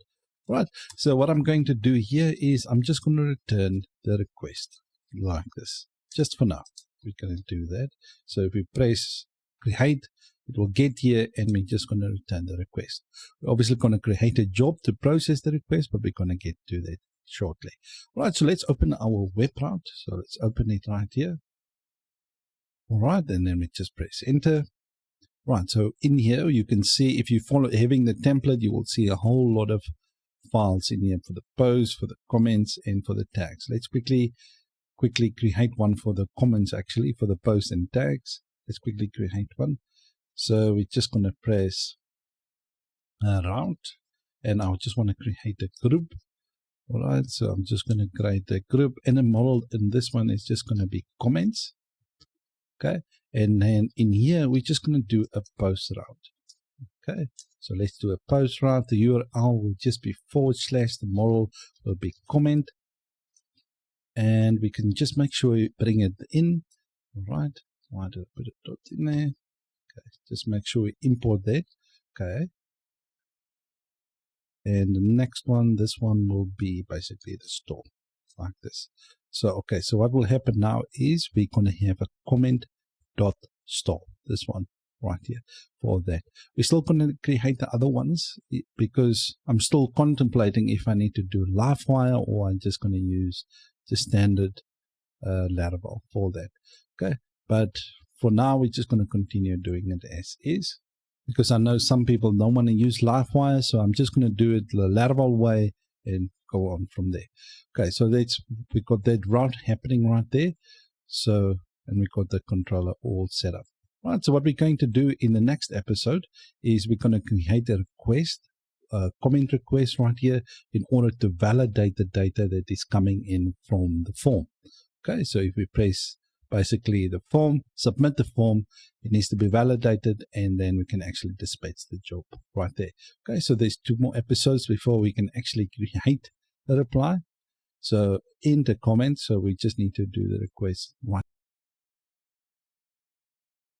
Well, so we finished up creating our controller and our route in the previous episode. So what we're going to do in this one is we're going to create the request. So under app, HTTP controllers, pages controller, we're going to go to the comment controller right here. So what we're going to do now is we're going to create our own request in order to validate the data that's coming from the form. Right, so open up your terminal, right, and we're going to make a request. So it's PHP artisan make.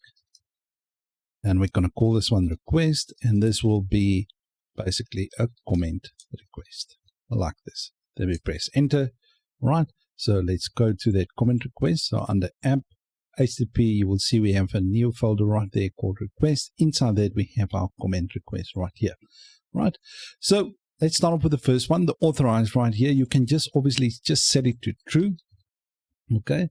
Now, the thing is, since we already do authentication, we're checking if the person is authenticated or not. We can actually, in here, we can do an auth. Just wanted to show for someone extra, you can do an auth check, okay? And we can do that. If the person is authenticated, we return true, else we return false. We can do it like that. And obviously, you need to make sure you import it at the top right there. All right, so let's quickly go down to the rules. Right here, there's a couple of things we need to add in here because we have the parent ID, we have the depth, and we have the body and a commentable ID and a commentable type. So let's start with the body.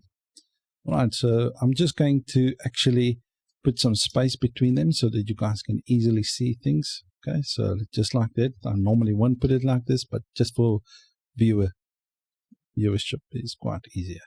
Right, so let's go in the body field. I need that to be required, and I'm just going to do a max, and just comment like max of, let's say 200, let's say 250. Okay, totally up to you. The next one is the parent ID.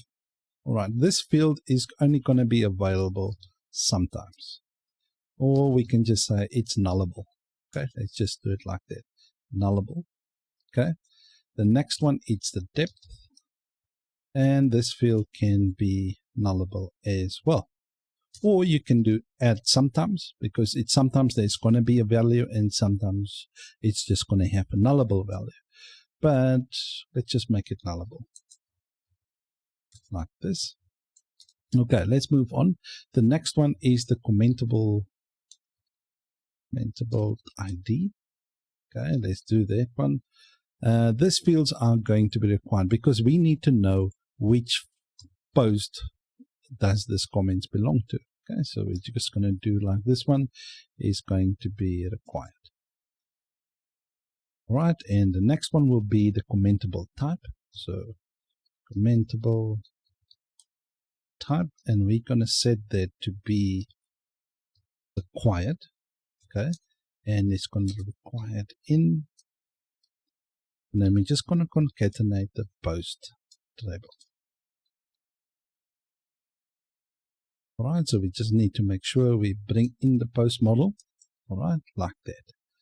All right, so there's a couple of extra things we need to add in here. Just underneath your rules, just create a couple of methods. The first one will be for the author. All right, and the author will be in the user. Just make sure you import the user as well. That one. All right, and then what we're going to do is we're going to return this user. Okay, like this. Let's move on. The next one is for the body, so public function. It's the body. All right, this is going to be a string. And we're going to return this body. All right, actually we need to get the body from the input fields. All right, so we can do it like this, body. Okay. Or you can do the input. So let me just go here. Right, so we can do a get or we can do an input like this. Okay, so I like the get, so that's quite works well for me. Right, so next one is the parent ID. So let's just quickly do that. Parent ID. All right, and this is going to be an optional because it's going to have a nullable field. So it's not always going to have a value. Okay, so we want this to be an optional integer. Okay, so then we're just going to return this dot get parent ID like that. All right, let me just put a comma right there. All right, the next thing that we need in here is basically the depth.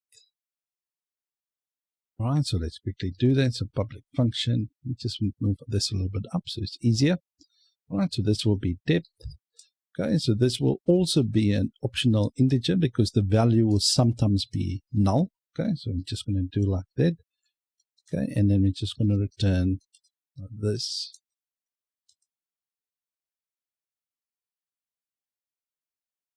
Get, and then we just put in depth like this. All right, now the next thing that we're going to need is we need to basically, when we create a job, we need to determine the commentable. We need to know if it's a post or article or anything like that. So that's what we're going to need to do. So we're just going to do a public function, and this one will be the commentable. Okay, and we're going to set that to commentable. All right, just make sure we bring that in. Commentable, as you can see, it's imported right there. Now we're just going to return, let me just give us some room like this. We're just going to return this find commentable. We haven't created the method yet, but we're going to get to that in a second. So find a commentable. All right, we're going to pass in the ID. So the commentable, actually not this, commentable, and we just need to pass in the ID. Right, we need to do a get, put a comma right there, apostrophe actually, like this. Right, so we need to get the ID. So that's the first one, the get the ID. The second one is we need to get the, basically the type. So this get commentable like that. Right, so let me just close that off. So the thing is, we're going to create this method in a second. So find commentable, we pass in the ID and we pass in the type. So let's quickly create that method. So public function, and we're going to just say find commentable. All right, and this is going to have a couple of parameters. The first one will be the ID. The second one will be a string of type. Okay, so that we can easily find the commentable. So let me just, this one is screaming right now because it needs the commentable back. So that's good. Commentable like that. Okay, so now it's quiet. Now this one is screaming. All right, so let's quickly fix him. All right, so what we're going to do is we're going to create a switch statement. So switch. All right, we're going to pass in the type. So if the type is post, we're going to obviously go to the right place. So if the type is post, so let's put in the case. All right, and then we're just going to do post. Just make sure we bring in the post model, and then we just want to find the table. All right, and then we're going to add that in there. So basically what this looks like, so if you're not using the table, it just basically looks like this, posts, okay, with a comma right, with this double colon right there, okay, with a colon actually. All right, anyways, let's return post, okay, and then we just want to find the post with this ID that we're passing in right there. And if we don't find the post, okay, then we just want to do an abort. And we just want to say 4. We can obviously add a message, and I'm just going to say like the message can be post not found, comma, or exclamation mark, or whatever the case may be. Okay, so let me just do like that.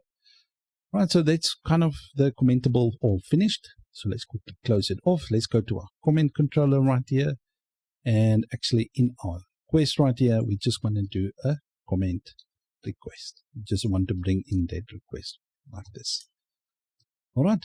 So what we're going to do in the next episode, I'm just going to go through over the views. So under resources, views, components, post, the one that we just copied down. There's a link in the description for these views right here. The comments one, the replies, and the reply. These views right here. I'm just going to go through them individually. Then after that, we're just going to create a job to actually handle that request. All right.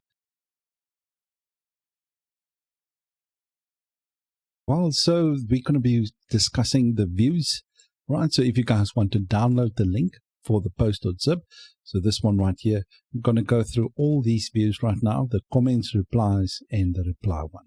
I'm just going to go through all three views, explain what I've done in them. So just to kind of make sense, otherwise you might get lost in that.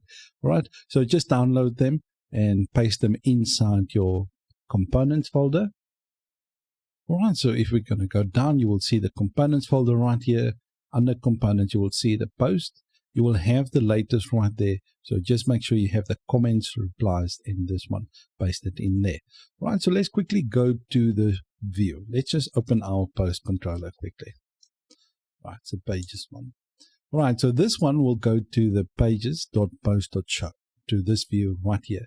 Then you will see, we will check if the post is premium. Then we check the subscriber, if they subscribe to a monthly plan or a yearly plan. All right. And then we will display this article if they are, and if not, we display this obviously if they're not subscribed. So that's the article if it's premium. This is the article if it's basically not premium. Okay, so let's quickly open up the first one.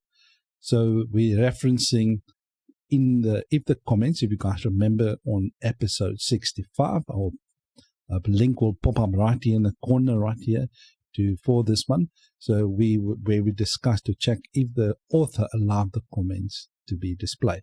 Right, so then we will have this part right here. So this comments is the one that we're referencing right here. So let me quickly go through everything in here. Okay, so what I've done is I've just add the comment count like that. We haven't, it's just hard coded. Right, the form right here, the comment form, we use the Blade UI kit form with an action of a route of comments.store. Then we have the created basically a text area field inside. Let me just quickly go there. Under resources, views, comments, under form, you will see we created the text area, this one right here, okay, with the classes and with a slot like this. Okay, so that part right there. So if you guys want to copy this, pause the video, make sure that you guys copy this right there. So you can obviously style them however you want. I just want to give it also a width of full, the text area.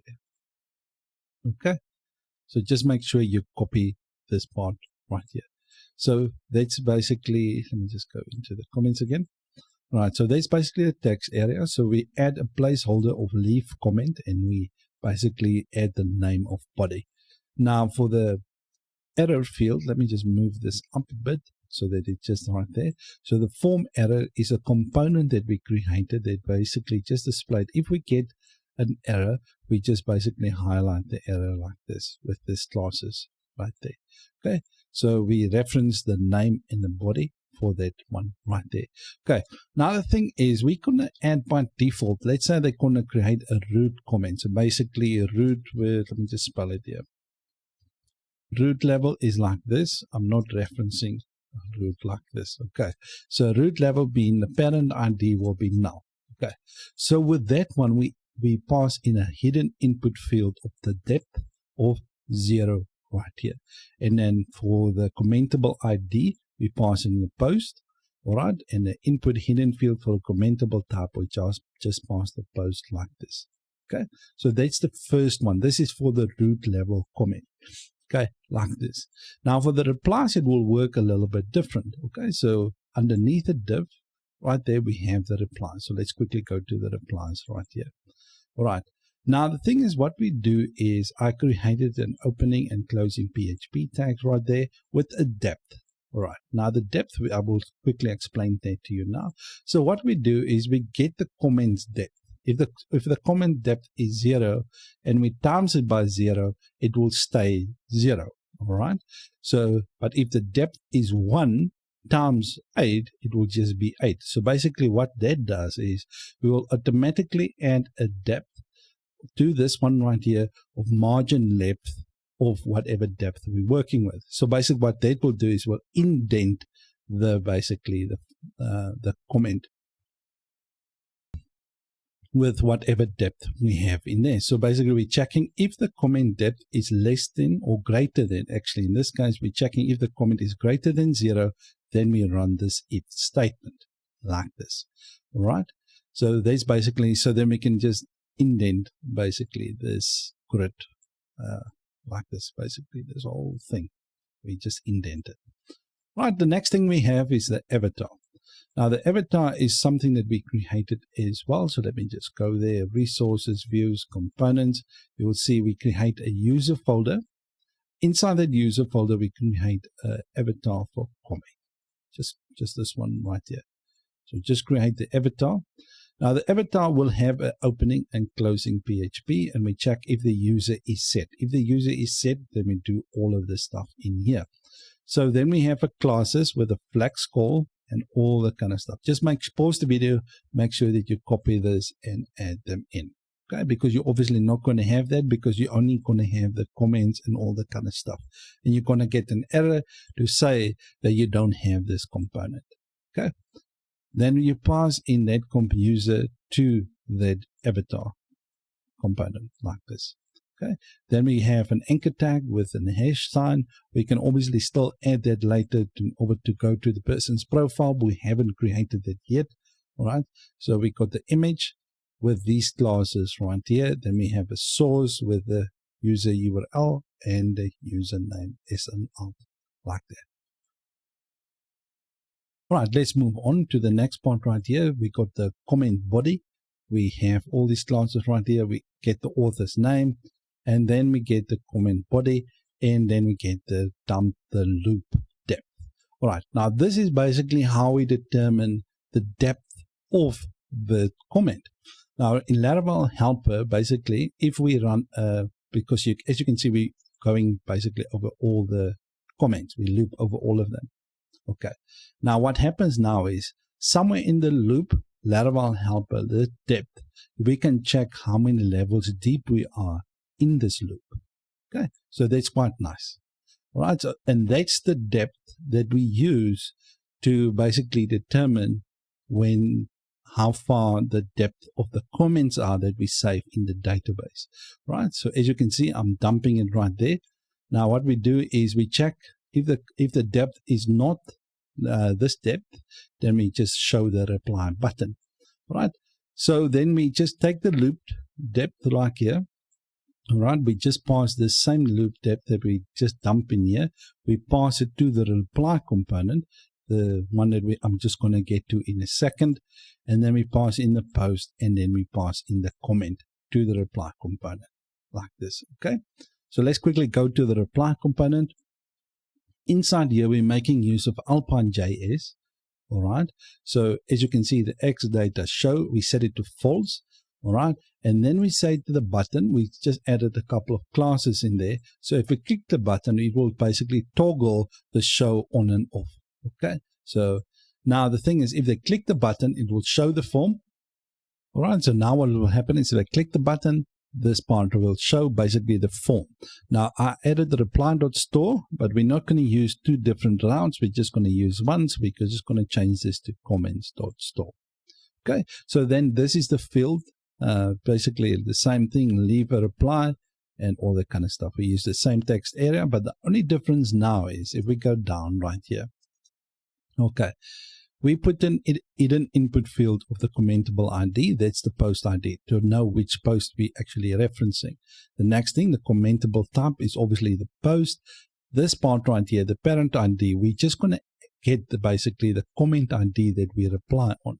So the root one will have 0 or 1 or 2 or 3. We're going to have that. So this will either be null or it will have a value. Now the other one that we're passing through, it's the input hidden field of the depth. Now the depth will basically be the loop value. So how far in the loop we are. All right. So you can obviously experiment. So as you can see, I'm dumping it out here for you guys so that you can see how nice that works. Okay. Now the thing is, then the form error input field, we can just move that up as well. So that will be for the text area right there. And then we submit the button. Okay. So in the replies right here, so if we loop over at the replies, you can see we're referencing that same reply. So we're referencing the one that we're basically in so that it keeps on looping over one another. So what we're going to do in this episode is we're going to create a job to actually handle and process our comment and our reply. So we will use the same job to be able to create a comment and to create a reply. So let's get started.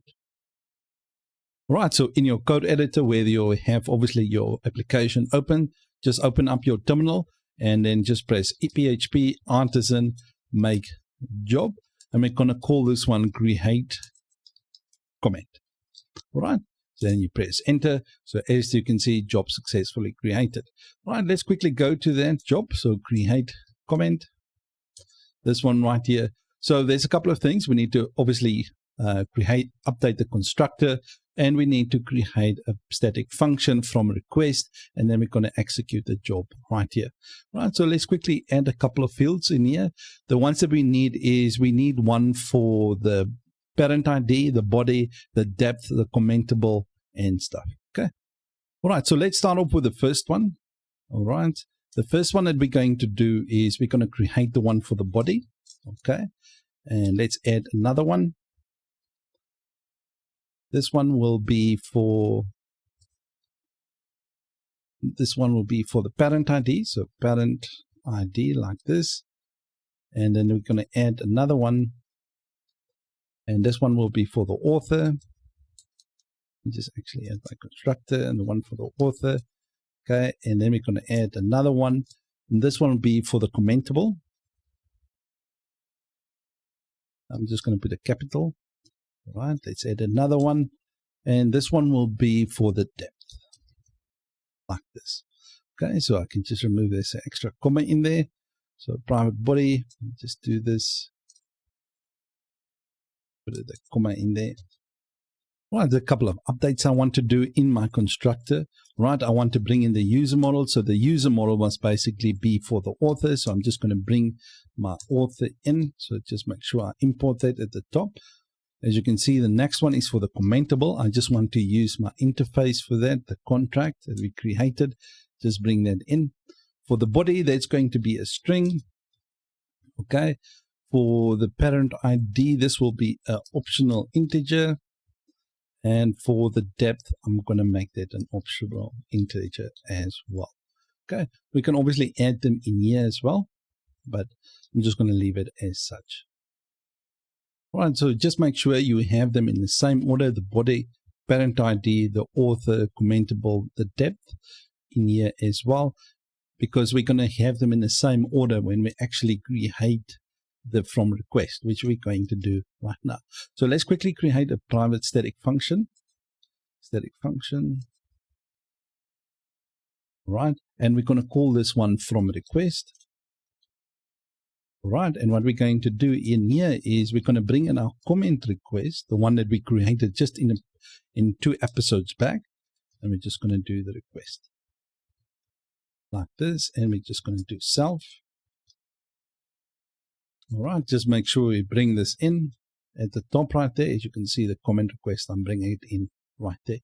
Right, so let's return the new static. So just do new static.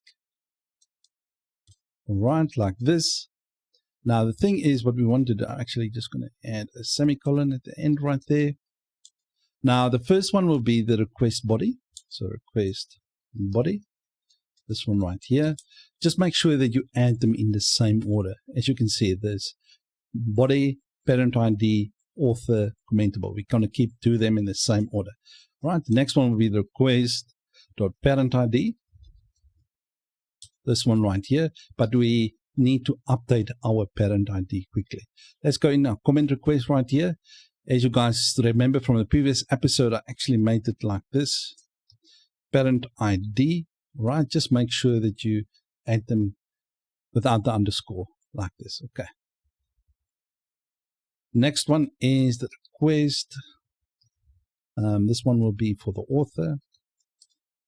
Okay, and after the author is the commentable, so request commentable. And the last one is the depth. All right, so just to make sure they're all in the same order. Now, the last part we're going to do is actually executing the job from here. So let's quickly do that. We're going to do a comment like this. Just make sure we bring it in. App models comment. Right, so as you can see, it's imported. And what we're going to do is we're going to set a comment equal to new comment. right? And then we're just going to create an array. And then we're going to set the body is going to be equal to this body. And then what we're going, let me just move this up, down a bit so that you guys can easily see it. Right, and then we have the parent ID. Just move this up. The parent ID, we're going to just send it to this parent ID. Right, and then we have the depth, this one right here.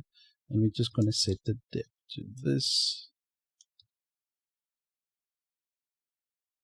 Right, so that's all done. Now what we're going to do now is we're going to say who actually created this comment. So we're just going to do an authored by. Now we're going to pass in the user. So this author, okay, that like this. Now the one that we created, remember, I'll show you in a second. We created a to method. Now, as you can see, it's indicating me the commentable and the commentable, obviously the variable right there.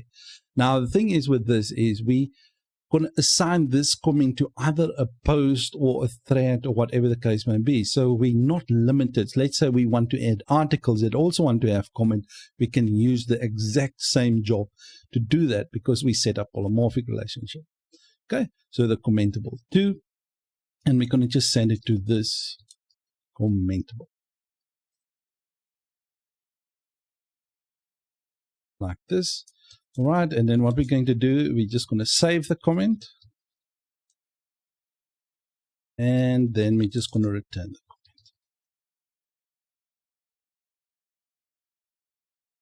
comment. Okay. And then we're all done. So hopefully no errors. So let's quickly create one and see if we can create it. But before we actually do that, we need to go to our comment controller. Let's quickly go there. Comment controller. As you can, guys, remember, we're returning the request right here. So what we need to do is we need to dispatch this job. So let's quickly do that. Dispatch sync, create comment. And this one right here. And we're going to use the static function, and we're just going to pass in the request. All right, and then we just want to return back. All right, there's a couple of things we can add, statuses and all that kind of things in here, but we're just going to just return back like this. Okay, so let's quickly create a comment and actually see if we can create one. So, all right, so hopefully no errors. Let's just say new comment. Let's quickly press submit.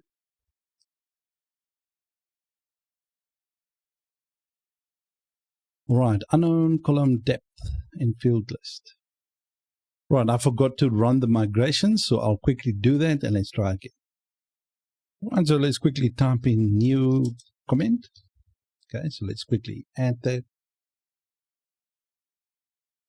Right, so as you can see, the comment is created. So let's quickly try and do a reply. But before I do that, I just want to set the maximum limit to 3. Right, so let's go to my env file. As you can see, the max level comment, so it's just 3 levels, so I mustn't go more than that. So let's see if it works. Hopefully with no errors. So let's quickly try here. Say reply comment level 1. Reply comment to level 1. Let me just do it like this. Submit. Right, let's see. All right, so as you can see, there is level 1. This is level 2, so all good stuff. So let's try again. Now 1, 2, so I can do one more, and then after that, the reply button mustn't exist. So reply comment to level 2. After that, the reply button should disappear. Right, so as you can see, the reply button is gone and it indented it quite nicely. So I can keep on replying to this post. Let me just say second reply to level 1. Submit. Quickly see. So as you can see, I can reply to that one, no problemo. But as you can see, I cannot reply to these 2 comments. So there's the maximum depth I'm allowed to go in because of the setting that we set. So if I change it to 4, you will see that this will create a reply right there. Okay, so let's quickly do that. So let's go to my env file, and I'm just going to change this to 4, and hopefully it works.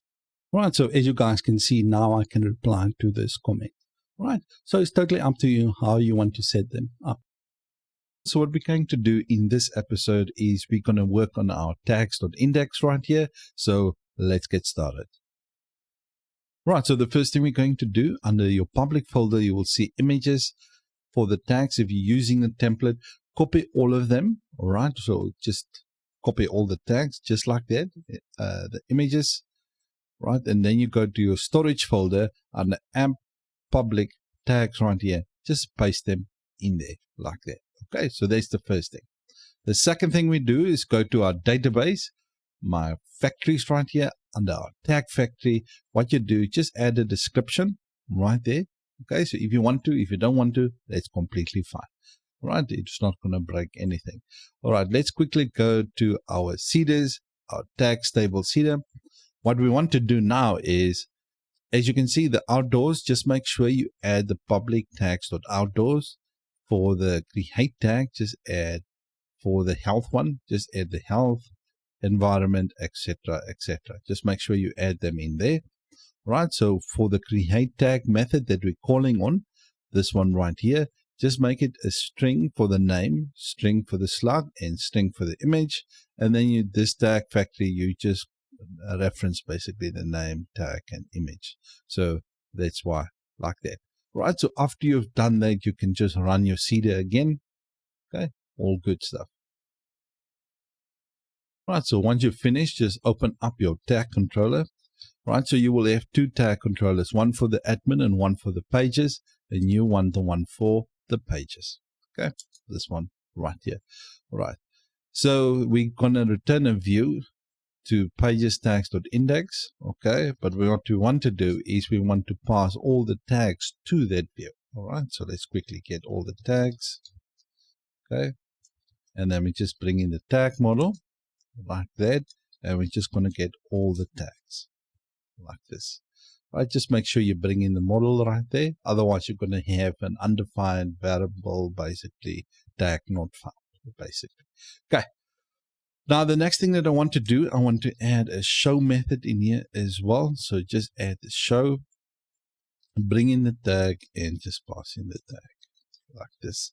And I'm just, for the moment, because we're going to work on this one in the next episode, we're just going to pass the return the tag. So if we click on it, all right. So the next thing we need to do is update our web routes. So just do that. So web routes, right? In here, you're going to go to your tags one, right? And what we want to do is we want to create a route, a get route. And this one will be for the tag. Okay, so just pass in the tag variable. Okay, the tag controller, and this one will be for the show. So the show method that we just created right here. Okay, so that's what we're going to do. So we're going to pass the tag right here, but just remember, I'm not going to pass in the slug like this because by default, let me just open my tag model quickly. So as you can see right here, the route key name, by default, I'm setting it to slug, so I don't need to specify it right there. Okay, so that's the first thing. So let's quickly go into our tag controller, this one, and let's go to that pages.tags.index. This one right here. So if you're going to go to, if you want to go there manually, under resources, views, pages, tags.index, this one right here. Okay, so now if you're using the template, you will obviously have this. If you don't, you need to create one yourself. All right, so what we want to do now, we can delete all of the rest right here. So all of the other anchor tags except just the one. Okay, so what we want to do now is we want to loop over them. So let's just create a for each loop. Just do a for each. All right, so for each tags as tag. Okay, because we're passing all the tags in here. So that's why this tags variable, we're just looping over there. Okay, so just move this up in there. Okay, So just remember, we created in our web route right here, we got a this one right here, we got a tags.show. So that's the route we're going to reference right here. So let's do that. So route, this one will be tags.show. And remember, it's expecting a tag. So we just have to pass in the tag like that. Okay, so let me just give us some room so we can easily see it, because there's quite a lot of styling happening here. So I'm just doing this for readability sake so that you guys don't get confused. Right, so this is the anchor tag with the route right there. The next thing that we want to do is we want to go to the image. All right, so let's just quickly do that. The image will be basically just storage, all right, / and then we just want to concatenate the image. So basically post, not post, tag image path. Right, the image path is the one that we created. Let's go to our tag model, right, in here. So we put image path, or you can just make it image. Totally up to you. Okay, totally up to you. Right, I'm just putting it image. So basically now we need to get to that image right there. And this one, the alt is just going to be the tag name. Right, and obviously the name right here, we can just set that to be tag. Right, so we have our tag name right here. We got our image and we got our tag name for the alt. So in case the image is broken and cannot find it, it will display the tag name right there. And here we got basically the route to that tag right there. So let's quickly see if we can display all the tags. All right, so nothing changed. All right, so all of them look like it was hard-coded, but if we go and hover over image, and let's click on the outdoors one, you remember in the show method, we're just returning the request. As you can see, let me just zoom in this a bit for you guys. Right, so as you can see, it will actually get to that route right there. So I'm just going to minimize this to 100 again. So let's go back and go to the beauty one. As you can see, we're seeing the same thing. So everything, all good stuff. Right, so that's an end of this episode. So what we're going to work on next is we're going to work on the show one. So if we need to display all the posts basically off that tag. All right, so that's what we're going to do next. So what we're going to do in this episode is if we click a tag right here, we will get all the posts related to that tag. All right, so let's get started. Right, so here's where we left off. We got the show method right there, and we received the tag in the route model binding. And in here, what we're going to do is we're going to return a view. And the view will basically go to pages.tags.show. This one, like here. Right, and then we're going to pass in, obviously, the tag. Just put it like this, the tag for now. But we're still going to get there. And the next one will be obviously for the post. But before I do that, I need to create a scope to get all the tags related to basically all the posts related to this tag right there. So let's quickly go to our post model right here. Okay, so in our post model, this is the latest scope that we created in a couple of episodes back. So let's quickly create another two. The first one will be for scope published. Okay, because I don't want to have to type this out every time. So just put in a builder, and we're just going to accept the builder, and we're just going to do the query. All right, so what I want to do now is I'm just going to do the query where actually let's copy this and paste it in there. It's just kind of easier. Right, so this is our scope for published. Right, I forgot to add the return the query where published is there. So what we can do, instead of actually referencing it like that, what we can do is now we can do published like this. That's the first thing. Okay, so because we're referencing that scope. All right, now the next thing, this is actually what we want to do, is we want to create a scope for the tag. Okay, so we're going to receive two parameters. We're going to do the builder and a query. And then we want to get a string for the tag. Okay, so we're going to pass the tag in here. So the builder. Right, so we're going to return the query. So basically what we want to do now is we just want to check if the post is published first. Okay, that's the first most important one. All right, that's the first scope. We're going to check that scope. The next scope that we're going to check if the post has any tag relation. So we're going to do a where has a tags relation. All right, and then inside there, we just want to create a method, a function, and we're just going to run a query. So basically check if this post have any of these tags that we're passing through. Okay, so we can just do a query and we use this tag like that. Right, and now we're just going to pass in the query. Just remember the query now that I'm referencing, I'm not referencing this one, I'm referencing the method, the function right there. Okay, so query, and we're just going to check where the tags dot slug is equal to the tag, like that. Awesome stuff. Right, so now we got our two scopes. We got a scope for published, and we just updated our load latest in there, scope for the tag as well. So we're going to check if the post is published and where it has the tag relation, and inside there we just check where the tag slug is equal to that. Right, so let's go back to our tag controller, this one right here, and we're just going to get all that posts. So post, right, and we just want to get the post. Just make sure you bring in your post model right here. Okay, so post for tag, the one that we just created, that scope right here, for tag. Okay, and then we want to check for the tag, and we just need to remember the scope is expecting a slug, so we just need to pass in that slug like that. Okay, and we just want to paginate. Now the thing is, you can paginate 8, 12 or 10, doesn't matter.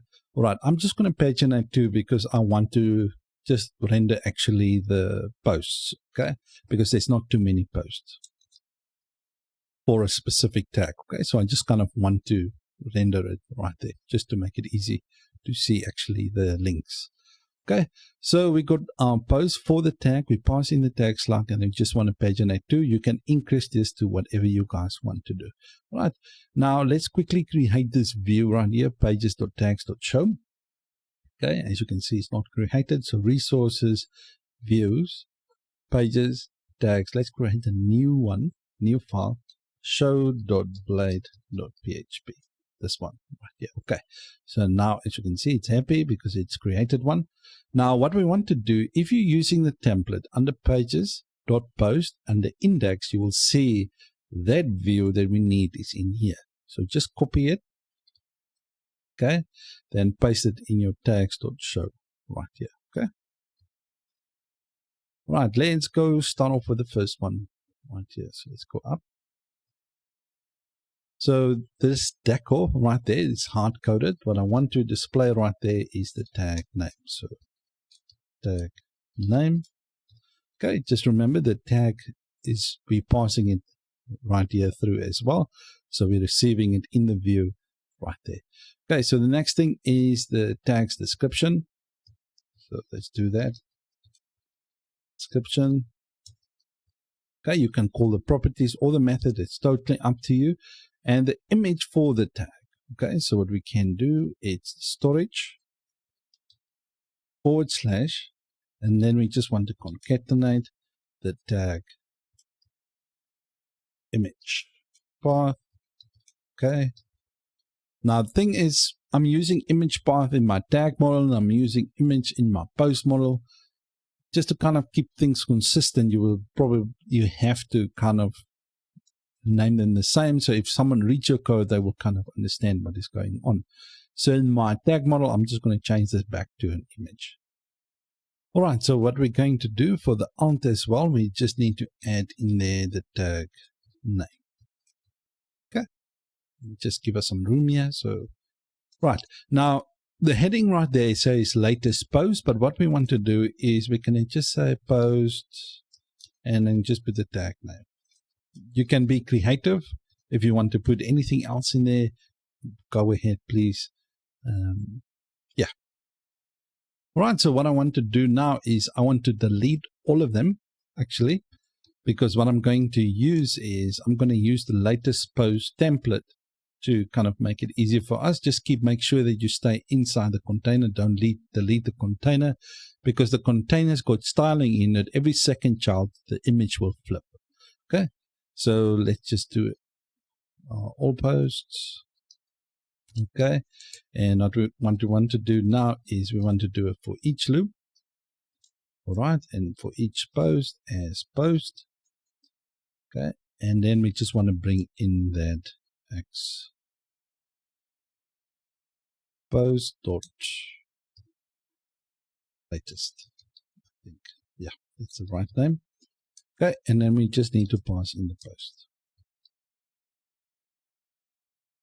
The better name would have been post.show, but I just don't want to do too many things, so I can use that same one to kind of display all the posts. Right, so that's the first thing. The second thing, inside the container, not actually inside the container, underneath the container, we just want to create another div. This div is going to be for the pagination. Okay, so I'm just going to add a padding of 2. Let's make it 4. And then we're just going to do MY, so margin top and bottom. We're just going to do 20, and we're just going to do a background of gray of 100. And the rounded borders. Everything is sharp, so let's leave it as shots. Okay. Now, in order to render the pagination, we can do it in 2 ways. We can do posts, links like this, or we can do render like this. It's totally up to you. Both does the same thing, but links is more understandable. So if someone looks at the code, they will kind of understand what this do. Okay, so delete that one. So I'm just going to put here pagination. Right, let's quickly see. As you can see, my spelling right there is gone. Right, so let's quickly see if we can display the post. Right, so let's quickly click on the environment one. Let's see if we get all the post environment, as you can see, with its description and the image.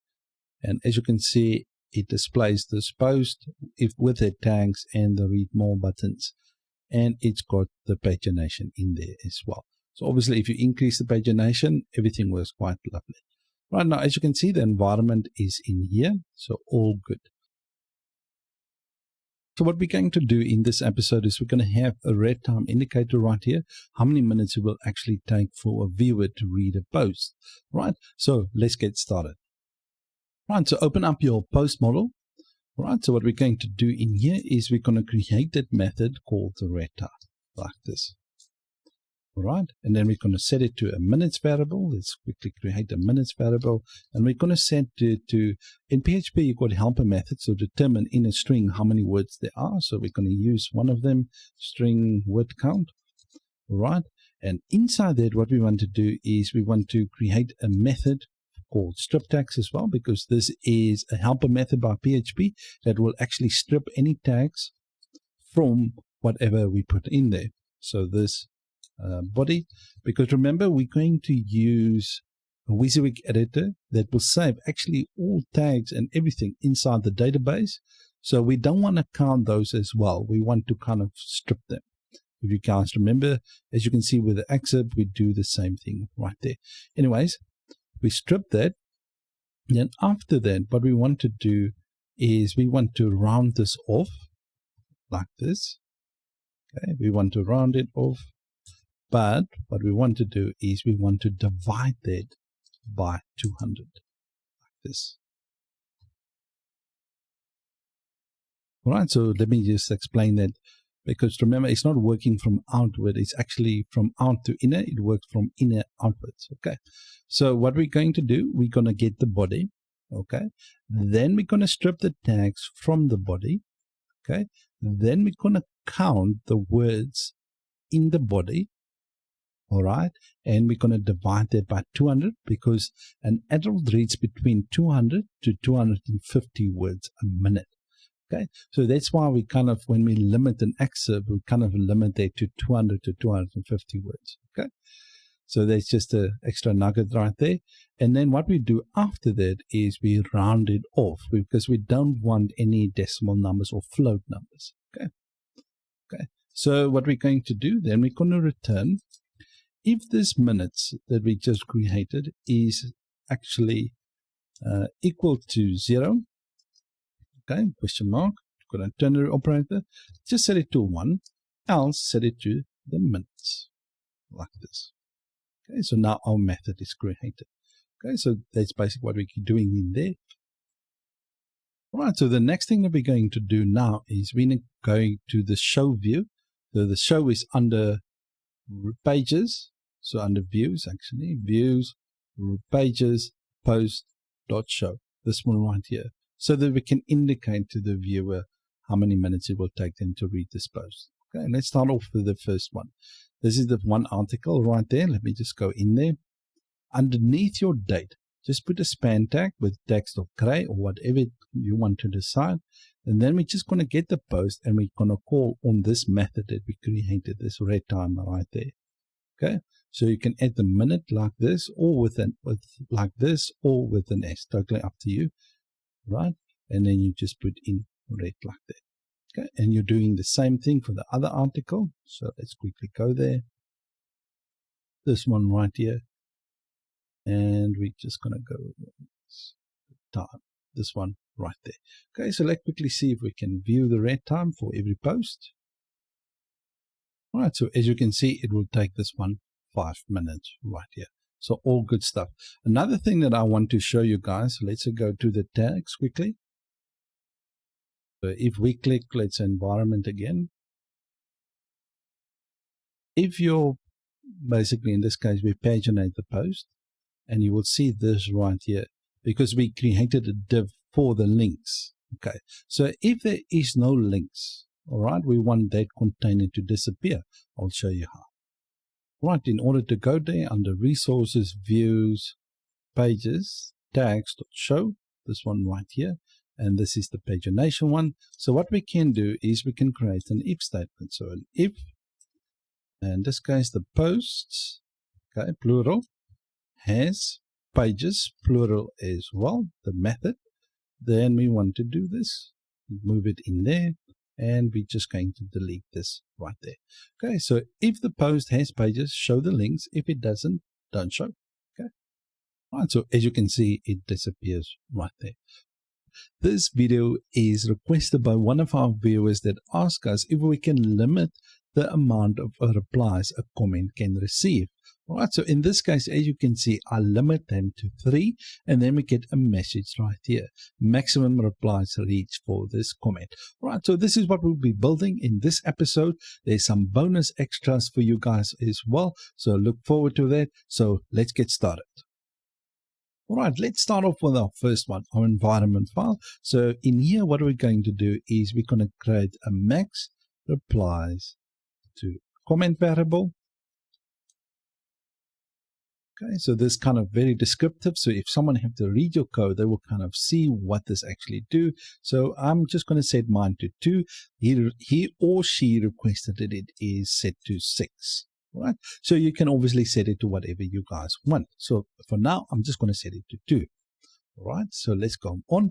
The next thing that I want to do in my settings file, so if we go to config, you will see that we have a settings right here, and then you're going to create a variable called replies like this. Just copy this one down and just set the max to environment file max replies to comment.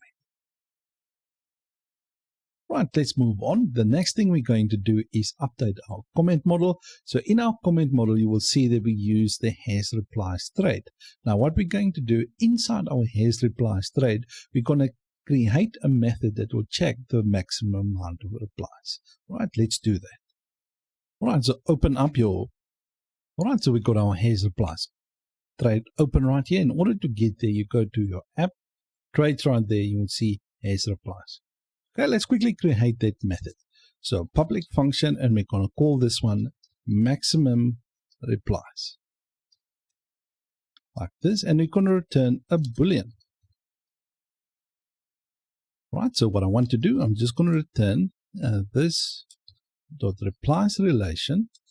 Okay, we want to get the count.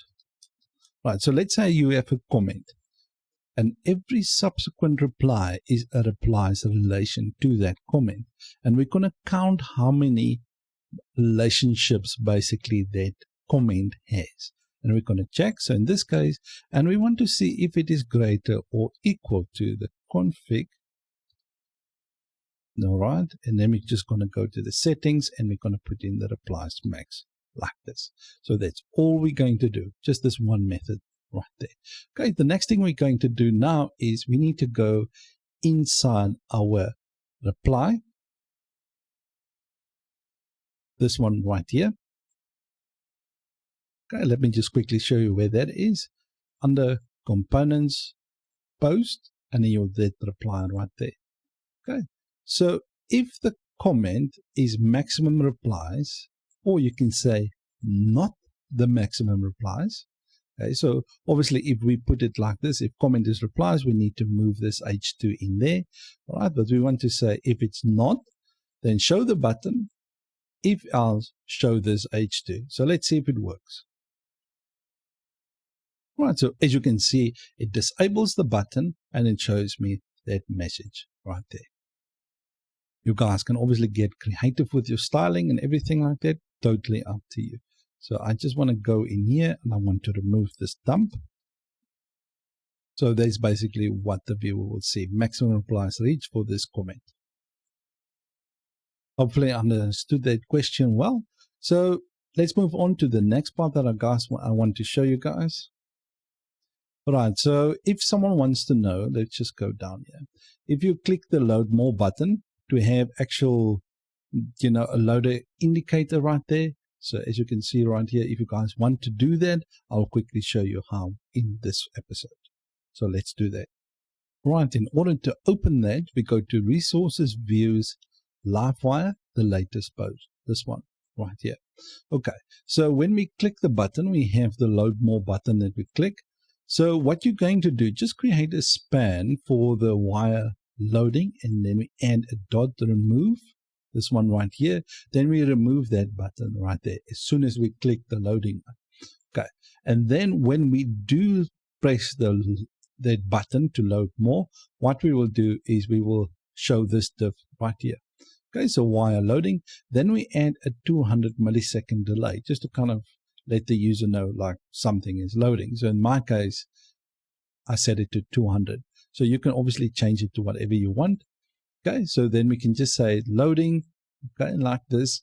And then we add tailwind styling to a span tag. Just a width of 6, a height of 6, a border of 2, and the border must be white.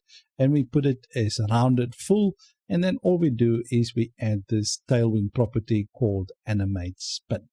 Okay, that's all we do to create that right there. So basically what happens now is if we click the load more button, it will remove this, then it will create this. Okay, so we need to start working on our authors page right here. So if someone clicks on their page, they can actually view all the posts of that author. But as you can see, we need the different images as well. So that's what we're going to be working on. So we need to get that all set up first. And then other thing as well, that I want the authors to be able to update their social media links.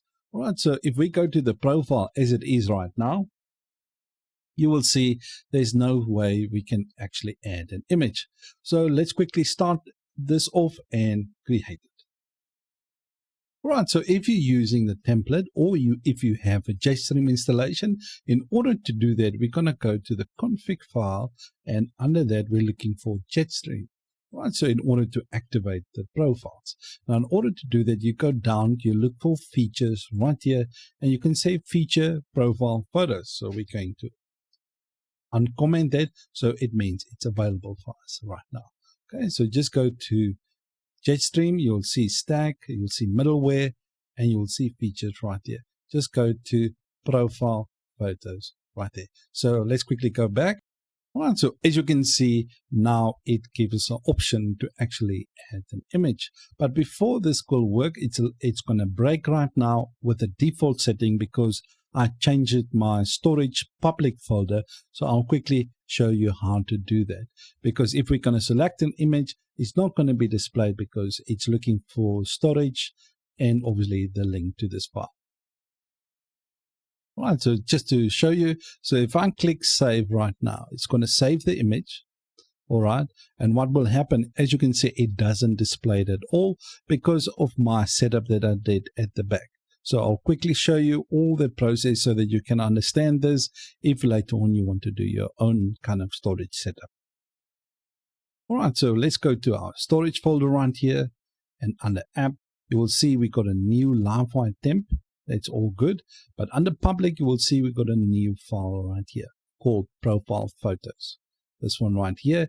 And as you can see, we got the image right there. So everything is good. But let me just show you to those that might be new, how my system is set up at the moment. If we go to config, the file system, right here, you will see the link for the public path is for storage public to app public. Okay, so that's kind of how it keeps it. So basically what that means, if we go to, let's go to the public folder in the storage, you will see we've got a public in there, and then we have the rest. Now with Jetstream out of the box is not going to go look inside the public. It's just going to go to storage profile photos. So it's not going to work out of the box for us because I changed how the path needs to be set right here.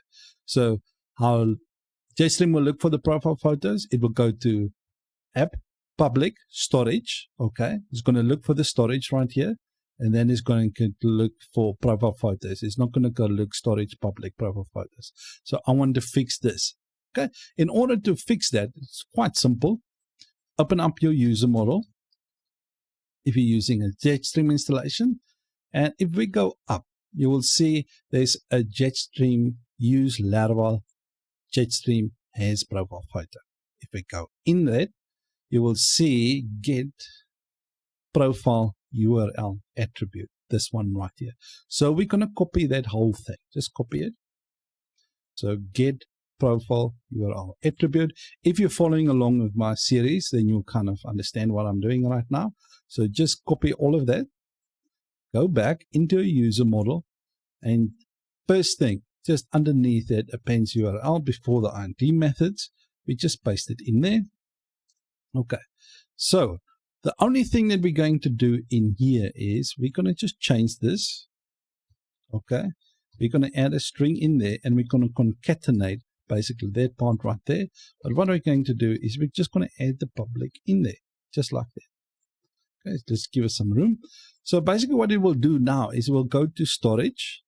Okay, then it's going to add the public, and then it's going to go to that path. Awesome stuff. So let's just close it off.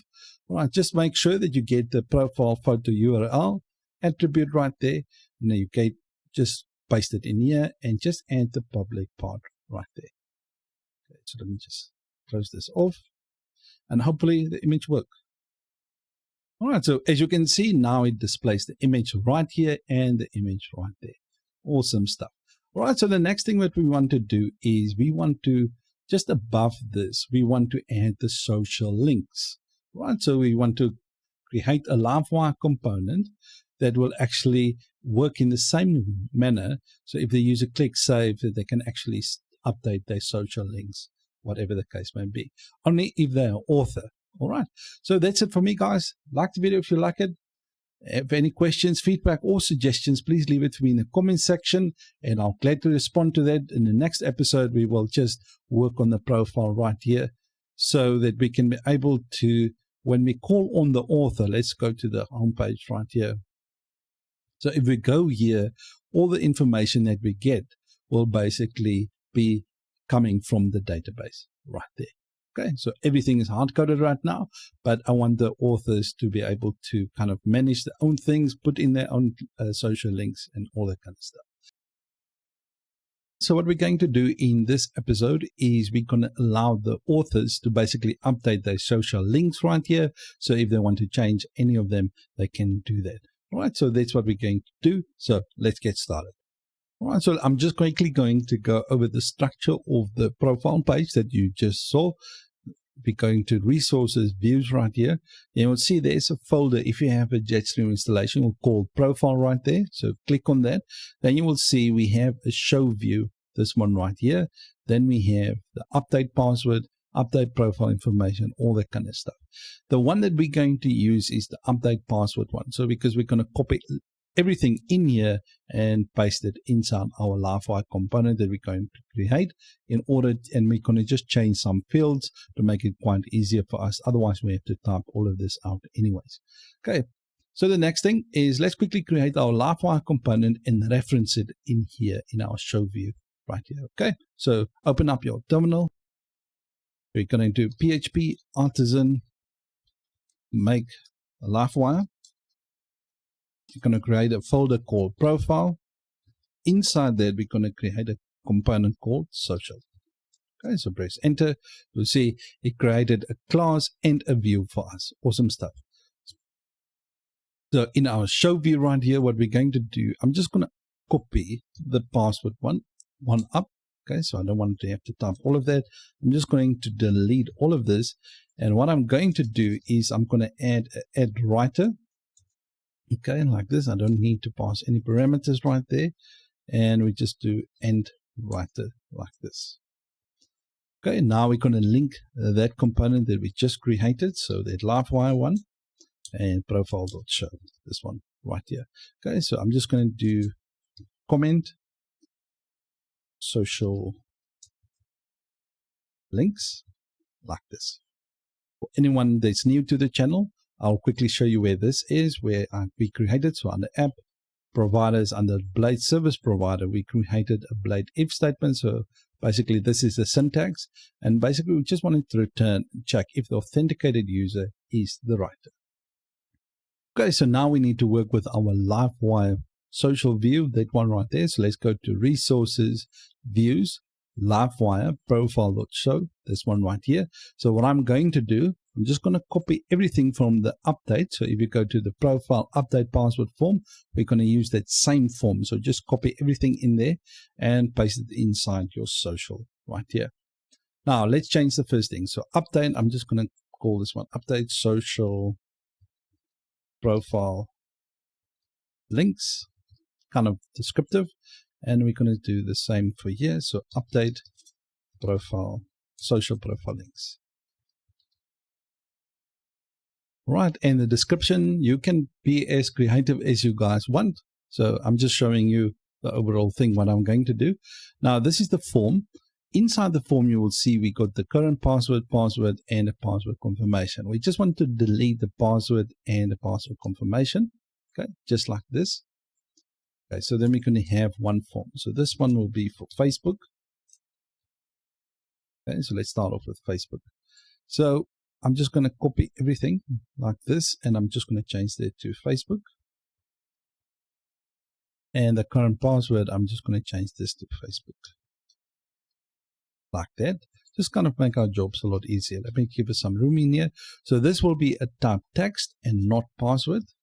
Okay, so text right there.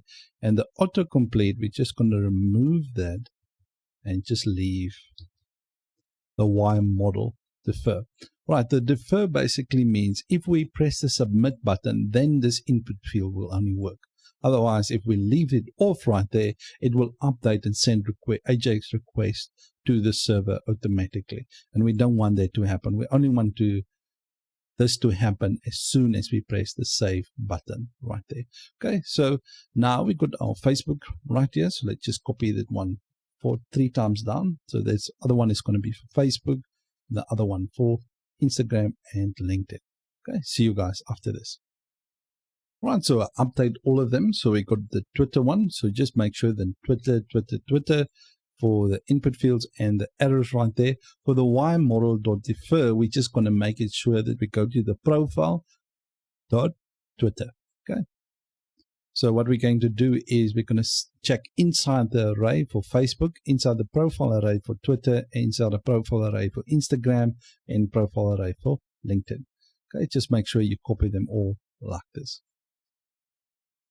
Right, so let's quickly move down. So now that's basically our form part right done. Now the next part is the action right here. So what we want to do is do the message. I'm just going to change this to be updated social links like this. Okay, now the on right here is the event that we're going to listen to. So we're going to listen for either the saved event or anything that we want. So we're going to do, I'm just going to listen for updated event that we're going to fire off inside our Livewire component, right? And I'm just going to leave it as saved right there. So we're going to listen for that event. So as soon as that event gets fired off, we're going to send this message. Okay, so all good stuff. So let's quickly go to our Livewire class.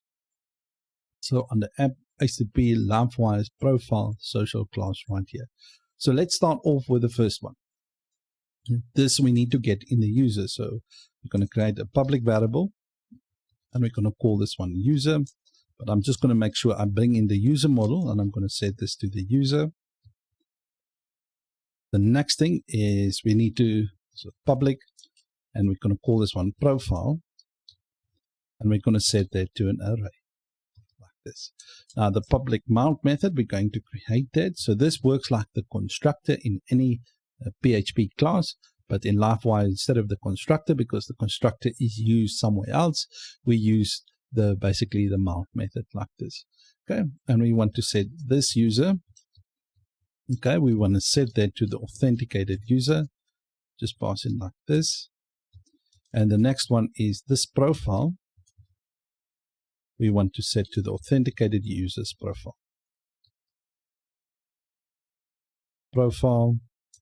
and we just want to basically set them to an array.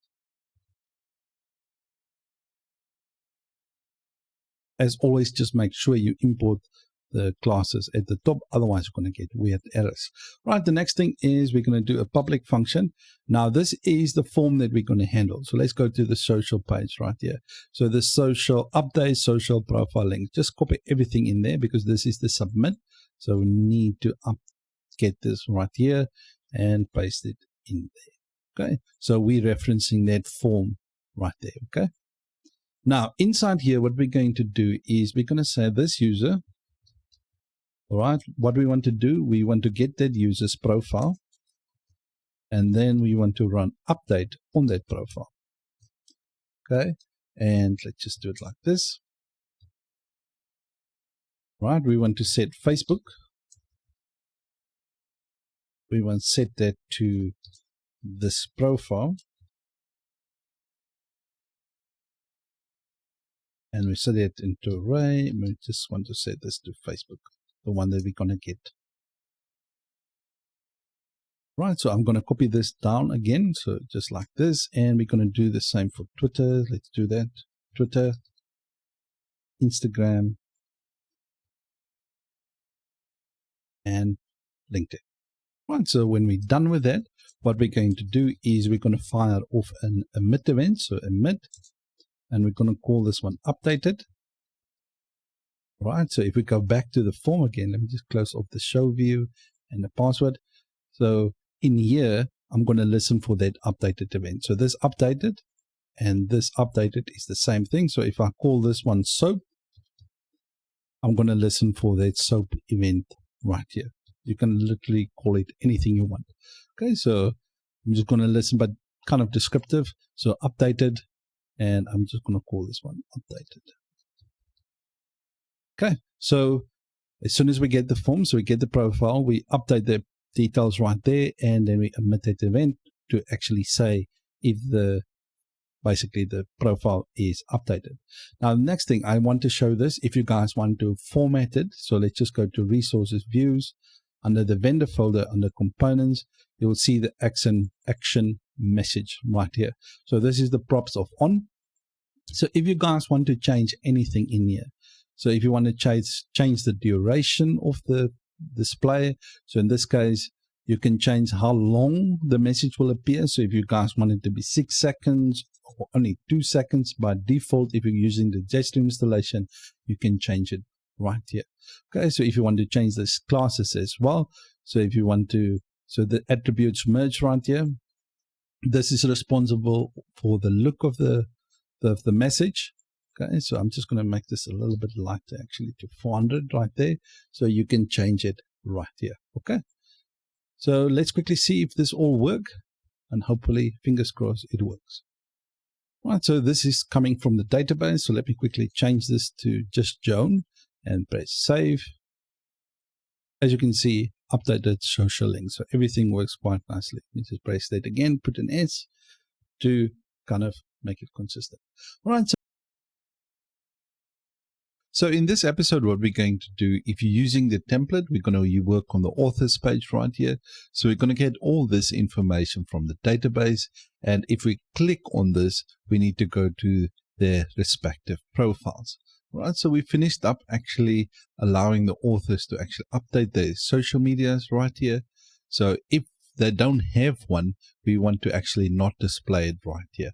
Okay, so anyway, that's what we're going to be doing this episode. So let's get started. All right, let's start off with the first thing. If we need to seed the database with authors, I want to seed it actually with their profile image. So let's go to public images. The authors, you will see author 1, 2, 3, and 4.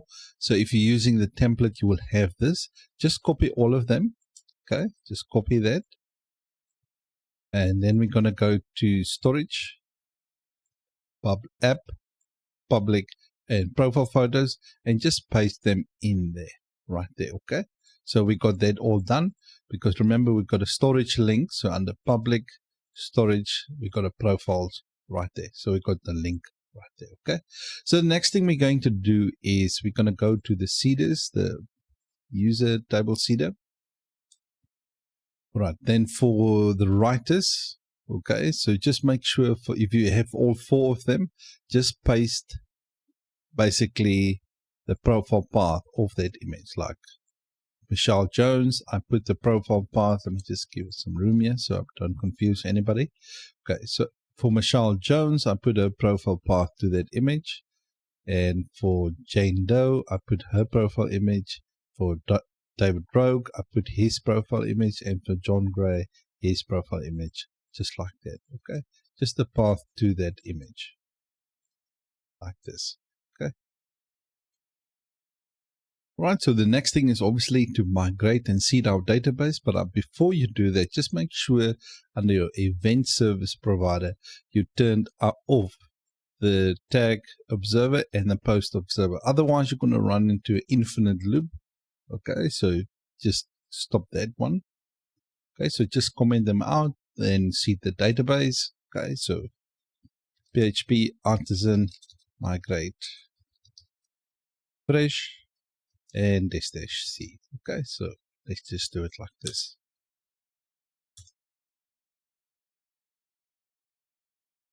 Okay, so now we finished with that. So the next thing we're going to do is we need to be able to go to our controller where we can actually show all the authors.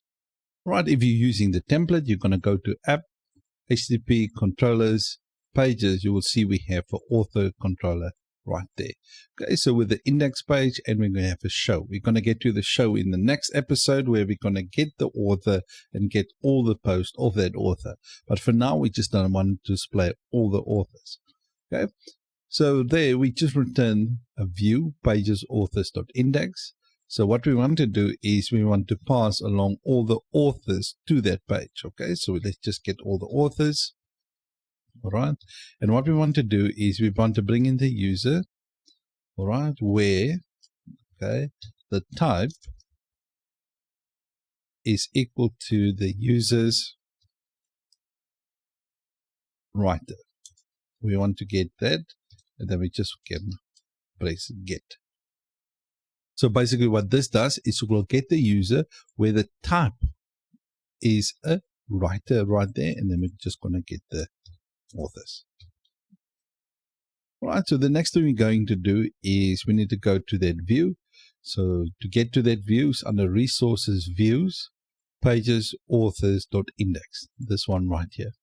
Okay, the one that we just seen right now.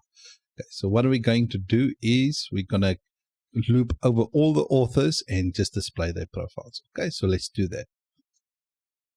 Right, so if you're using the template, there is 4 right there, and we want to delete 3 and only leave 1 because we're going to loop over just the 1. So I'm just going to delete all 3, and I'm just going to leave the 1. Okay, and then going to do now is we're going to do a for each loop, and we're going to loop over all the authors as author. All right, and then we put the div in there. Okay, but we're going to change this to an anchor tag very soon. Right, so let's start off with the image. Let me just actually call this one profile image. Okay, so that if someone have to look at the code, they can easily see it right there. Right, so the asset to get to the image, what we do is we're just going to get the author. Okay, let me just actually do this. We're just going to get the author. Let me just remove that right there. So we're going to get the author, and we're just going to go to their profile photo URL. Right, so that's one. The next thing we're going to do is we're going to get the author's name. So let me just put it in here. So this is the author's name.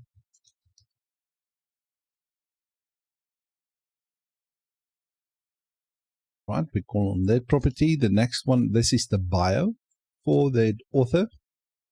But the thing is, I want to create an excerpt for the profile. So what we're going to do is we're going to update our user model.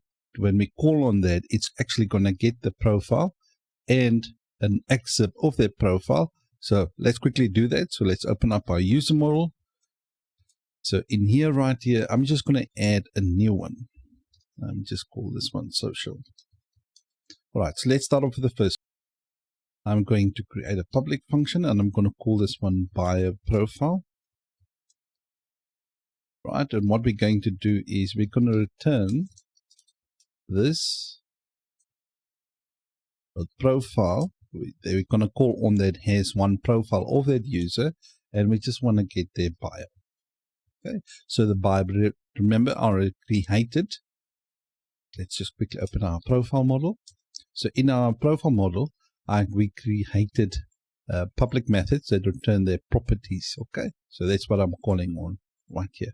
Okay, so the next thing we're going to do is we're going to create another one, and this one will be the bio profile excerpt.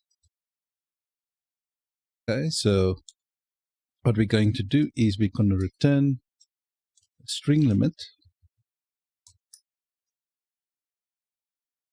and we're just going to use this profile. Okay, so this the bio profile. Okay, and what we want to do is we want to limit that to that limit. Let me just do this, and by default I'm going to set the limit to 80 like this. Okay, so let's do those 4 more, but we're going to do that for Facebook profile, Twitter profile, and the rest. So public function, Facebook profile. Okay, so we will call on this method. So we're just going to return this profile and Facebook, the method. Right, so I'm just going to do that for the rest as well. Okay, so we're going to say the author's Facebook profile, the author's Twitter profile, Instagram. It just kind of read quite nice. Okay, so instead of just calling this whole thing like this. Okay, so let's go to the view right there. So instead of just the lorem ipsum, we're just going to get the author, and we just want to get their bio profile excerpt. So bio profile excerpt. All right, so the next thing we're going to do is we need to allow if they click on any of these links, they need to be able to go to their respective social profiles. So the first thing we're going to do, we're going to write if statements for all of them. So if this profile is available, it needs to be displayed right there. Okay, so let's quickly do that. So let's start off with the first one. This is for Facebook. So if it's not empty, okay, so we're going to write an empty statement. So we're just going to get the authors, not this, the authors Facebook profile. Okay, so if this is not empty, so that's basically what that is. So we're just going to do an end if. And then we're just going to go to basically a link to that user's link. Okay, so if it's not empty, displayed right there. So we're just going to get to the author Facebook profile. I'm just going to copy this. Okay, the next thing we want to do is if they click on the link, we don't want our page to refresh. Okay, so that our page changes into Facebook. We want to leave the user on our page, but they need to go on a new tab to that link. Okay, so what we're going to do is we're just going to add a target, and we're going to set that to blank. So what that will do is we'll just send the user to a new page. Okay, so all awesome stuff. So I'm just going to do that for the same as well. All right, so if it's not empty, the Facebook profile, if it's not empty, the Twitter profile, Instagram profile, or no, LinkedIn profile right there. So let's quickly see if we can view the author's page. Right, so as you can see, the data is coming from the database. So if we hover over the link, you can see they can actually go to their respective links right there. We want to make this clickable, all right? So this whole tab right here. So if they click the link, they need to go to this author single page with all their posts, which we're going to work on the next episode. So let's quickly create that link right there. All right, so what I'm going to do between the two divs, I'm just going to add an anchor tag. And the route we're going to go to is authors.show. Right, this one right here. And we're going to pass in the author. We're just going to update our route in a second. So I'm just going to copy this and paste it underneath, just above the ending div right there. Okay, so now everything is in the anchor tag. So let's quickly update our web route. So let's go there for our authors. So as you can see, we got this hard-coded right now. So what I'm going to do is I'm going to actually just put a /. So as you can see, this is the authors. Just remember, this is going to go to the authors. So that's why right there. But what we want to do right now is we want to put in the user, and we just want to put their name. Right, so what we can as well do, instead of doing this, we can add the default in the user's model. We can add the get route key name, and we can change it by default to use the name. But for us, we can just leave it as such. Right, so in our author controller right here, we're going to expect to get that user like this. Okay, so we're going to route model bind it to that. So that's what we're going to use to get all these users posts right there. Okay, so let's quickly see what we're going to do. So basically the route will be authors / the user name right there. Okay, so let's go. Right, since we updated this route, what we need to do now is in our navigation, we need to remove that author single one right there, because it's going to expect to have this parameters, which it doesn't have. So let's quickly delete it. So let's go to our nav. Right, so if you're using the template, you will see the author single right here. We're going to delete it because it's going to expect an author right there. So I'm just going to delete this one. Okay, just like that. Right, so let's quickly see if everything works now. Right, so if I click on any of them, so let's go to John Gray. Remember, we haven't worked on this page. So as you can see right there, we get to that authors page right here. I don't like the URL of that user. So I think I have to update that because there's some spaces between the names, so that's not a good thing. So what I'm going to do, if you want to, you can leave it just the number of that user, so basically the ID. But what I'm going to do, I'm going to add a slug on my own at the background in order, because I don't like when there's spaces between the URLs like that. That's not a good thing. Right, so I'm just going to create a slug for all the users and stuff like that. Okay. So if we click on any of the author's profiles, we need to actually view their profile with all their posts. Right, so let's get started. Right, so the first thing we're going to do is we're going to open our author controller. So as you can see, we're receiving the author via route rule binding right here.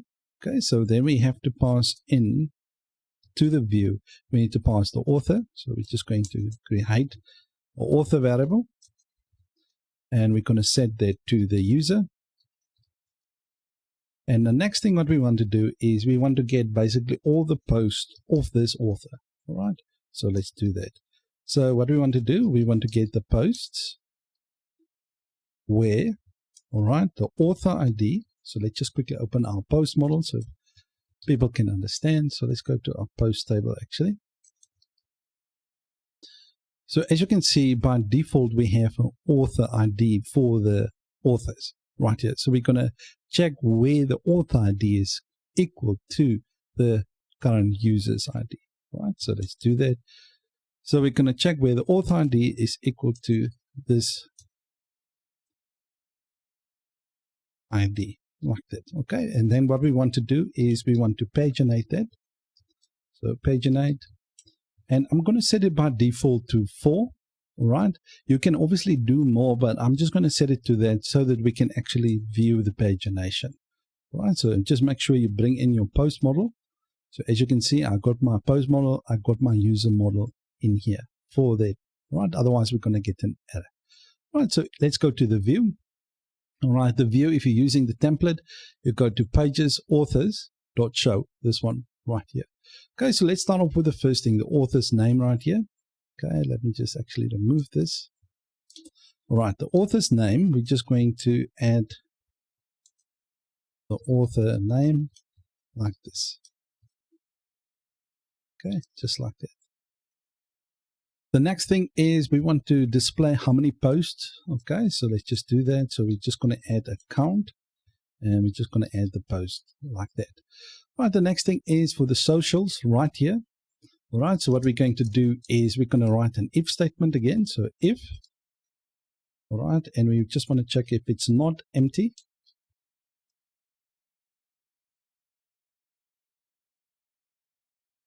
And we just want to get the author's basically Facebook profile. All right, so if that is not empty, let me just remove this. And I'm just going to move this one in there. All right, so if that's not empty, I'm just going to add Facebook like this.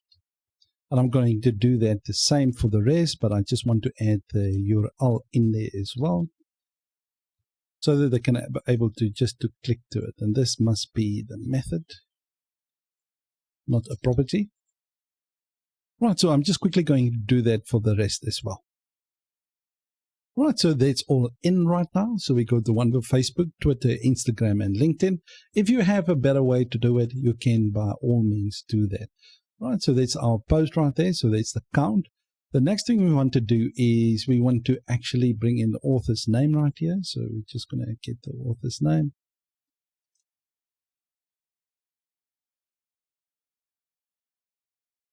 All right. So let me just delete this. So we're just going to put the author's name in there. I'm just going to give it some room like this. All right, so the next thing we're going to do is we're going to loop over all the posts. We're going to delete this one.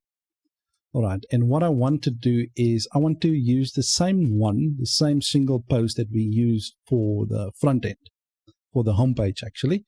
So if we go to resources, views, pages, the home one, .index, as you can see, we used the Livewire latest post, and in that we got under components post latest, this one right here. So I'm going to use this component right here because I want to check also if the post is premium, all that kind of stuff. I want to be able to show it. Okay, so let's quickly do that. So I'm going to delete this as well, and I'm just going to add for each loop, just quickly do that. So add for each. And we're going to do a post as post. Right. And I'm going to put the single post up there. And I'm going to reference that latest post. So post variable. So xpost dot latest. I think it's the right one. And then we just pass the post variable like this. So post equals to post. Right, so that way we don't have to type in anything. We can use the same one right there. Okay, so as you can see, it receives the post and will show the different posts with the images, so we don't have to recode all of this stuff. Okay, awesome stuff. So let's quickly go here under show view. Okay, so that's basically the container right there. The next thing we do is we're going to create a div. I'm going to make it gray. Say BG gray. Let's say 200. And I'm just going to give it some padding of 2.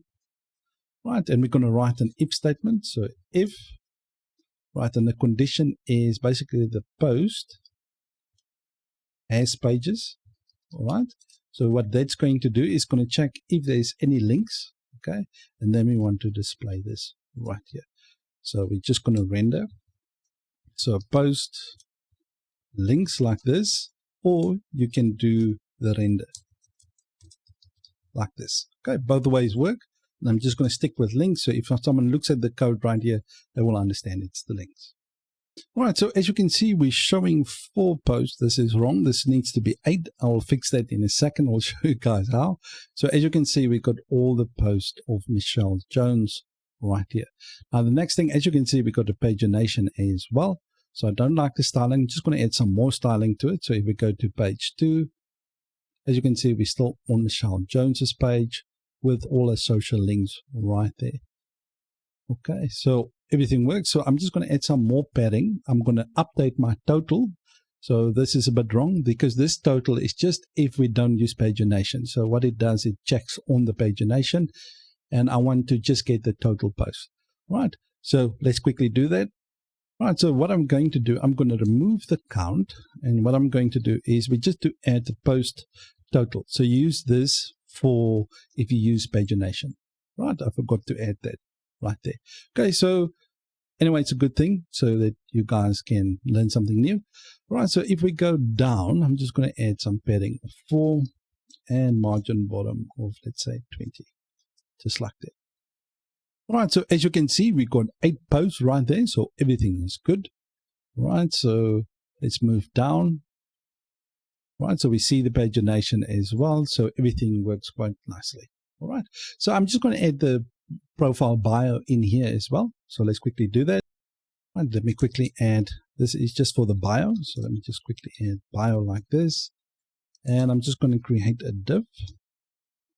Inside the div, I'm just going to add a paragraph. And the paragraph is just going to be the author's. Okay, so the author's bio. Okay, so let's quickly, actually profile. We can actually do this. We did bio profile. All right, just like that. Okay, so you can obviously add any styling you want, but everything works good.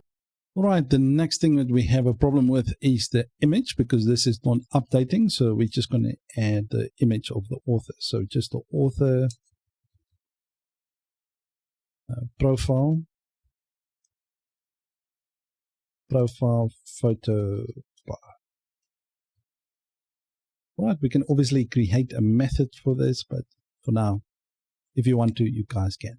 I'm just going to add here profile image. Profile image. Right, that's it. Just change this to from path to URL, my bad. Okay, so let's quickly see. All right, so we got the image right there. So let's go to one of the other authors. Hopefully everything works well. So let's go to David Rogue. As you can see, we got this image when we got all their posts as well. Awesome stuff. So the next thing I want to do, as you can see, we don't update the profile photo of the person inside the post view right there. So let's quickly do that. All right, so let's go to the latest post. Right, so this is the tags. This is to check if it's premium or not. And let's go to the authors page right here. And we just want to delete this. Okay, like that. And we just want to go to the author profile photo. Like that. Okay, so we can put just the author's name in here. So let me just do that. So author name. Awesome stuff. This needs to change to post author. Let me just copy this and just paste it for these two like that. All right, so now as you can see, the image updated right there. So let's quickly go to the home page. So as you can see, the admin user doesn't have a profile image. That's just all good. So it just kind of shows the default. Well, fine, let's go to the new one. The loading happens right there. Admin user has 8 posts. I need to get the post in random because they're getting the post in order of the author's name. So as you can see, Michelle's post right there and here. So what I'm going to do is I'm going to update this to actually get all the posts in random order right here, not in the author's, basically how we seeded the database. All right, so what I'm going to do is we're just going to quickly update our LiveWire components. So under LiveWire Home, latest, this one right here. So as you can see, we call on the latest post scope. So I'm just going to go to my post model, and inside my post model, I'm going to update that scope quickly. So the latest right there, as you can see, scope latest post. So what I'm going to do, instead of the latest, I'm just going to get them in random order. Okay, just like that. You can decide, obviously, however you guys want to do things. Totally up to you. I just want to get them in random order and paginate whatever comes there. So in this episode, we're working with the post.show view. So this will be the last page that we're going to be deal with, or the front end part. So the only thing we need to do here is the image update right here and the profile right here, indicating about the author that wrote this page right here. How many posts they have, their little bio right there, and their social links. And so if they click here, they will obviously go to their page right there.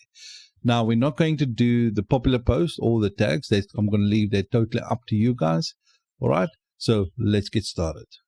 All right, to go to the view, we go to resources, views, pages, post.show. This one right here. Okay, so there's a couple of things. Let's start off with the image actually. Let's go down and look for the author. All right, so we've got our author right here. So what we're going to do is we need to go to their profile. So we're just going to go to post, author, and we're just going to go to their profile photo URL. Okay, we have that in 2 places. Let me just go for the other one as well. So let me add it in here, because remember, we're checking if the post is premium, we display it one way. If it's not, we display the other one. Okay, let me just do this like that. The easiest way would be if we actually take this out as a component. So that's what I normally would have done. So this will go to a blade component. Then I just change it once and it will be displayed twice.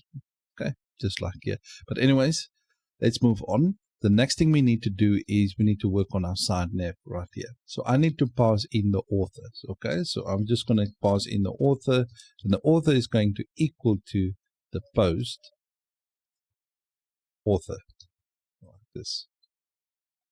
Right, so I'm passing the author to my site nav right there. Okay, so awesome stuff. So let's quickly go there. So in here, so what we're going to do for the author's image, we're going to display the same thing. So instead of the post author, we're just going to get the author variable, and we check their profile right there, because we're passing the author right here. Okay. So that's what we're working with. The next thing is, this is the author's bio. So I'm just going to get the author, and I'm just going to get their bio profile like this. All right, so the next thing is we need to display how many posts. So we're going to just get the author. Then we just want to get their posts, and then we're just going to call a count on that. Right, you can do it like this, or you can do it like the count, like this. Okay, totally up to you. Okay, so obviously without the count, if you put the count in front there. Okay, so the next thing is the socials right here. So let's quickly go to their profile. All right, so I don't want to basically create everything again. So let me just quickly go to the pages, author.show right here. So we're making use of the same socials right here. So what I'm going to do, I'm going to cut all of this out like this. And I'm going to create a new component just in there. You'll see new folder, and I'm going to call this one socials. And I'm just going to call this one inside there. Looks like I got already social links. Now, let me just delete this one. New file. And I'm going to call this one profile.blade.php. Okay, so then I'm just going to paste it in here without me having to type all of that. Okay, so let's quickly go back, and now we reference that. So X social, and then just profile like this. Now the thing is, it's expecting the author, so we need to pass in the author. So if I go in here, it's expecting the author right there. Okay, so we need to pass that author to that component. Right, so we're just going to get the author, and we're going to equal that to the post author like this. Okay, so we're passing that author to that, so it will not cause any issues. Right, so now I'm going to use that same one inside this one right here. So I'm just going to cut this out, and I'm just going to bring in that same one. So otherwise I have to do double work. Okay, so profile like this, and I'm going to pass the author as well. So we have the author, and we're going to say that to be the author like this. Awesome stuff. All right, so let's quickly add this in here. So we need to go to the round. Okay, the round will be authors.show, and we pass in the author like that. So if they click the button, they can go to their profile. So that's it for this one. So let's quickly see if we can view everything. Right, so as you can see, the image is updated right there. It will display how many posts. It shows the bio right there in the image, and the social links work right there. So if we click view their profile, we can actually define variable posts. Right, instead of the posts, we still have the author, so I can just pass in the author like that. I don't need to pass in the post author. Alrighty then, so everything works. So we got the 8 posts, we can still go to the social links, everything good stuff. Alright, so what we're going to do in this episode is we're going to give the users the option to cancel their subscription if they so desire. Right, so I'm currently logged in as John Doe, and John Doe is subscribed to the yearly plan, so we just want to add that button right there. Right, so let's get started. Right, so what we want to do, if we go to the membership controller, right, we passing all the plans to that view. Right, so let me just quickly show you where that is. Under app HTTP controllers, you will see under pages, we will have a membership controller right here. So this is the controller that handles the view that we just seen. Okay. So inside that view is this index view right here. We created a Blade helper method called subscribe to product that check if the authenticated user is actually subscribed to the product of that plan. Okay, so in this case, we check if the user is subscribed to product, we pass in the ID of the product, and we pass the name of the product right there. Okay, so if they are, let me just give us some room here. If they are, we give them, you are currently subscribed to this plan. Okay, else we ask them to basically sign up. So now what we're going to do is we're going to create an anchor tag basically with a route, which we're going to create in a second. And then we're just going to say cancel subscription. Right, so we can obviously add some classes in here. I'm just going to give a quick classes in here, just like this. So what I'm going to do, I'm just going to give, so if I'm seeing this, I'm just going to say cancel button. Right, and this is the message. Right, so obviously we could have created a link component right here, but I'm just going to do it on the fly right now. Right, so as you can see, I added some classes in there. So let's quickly see if we can view this button.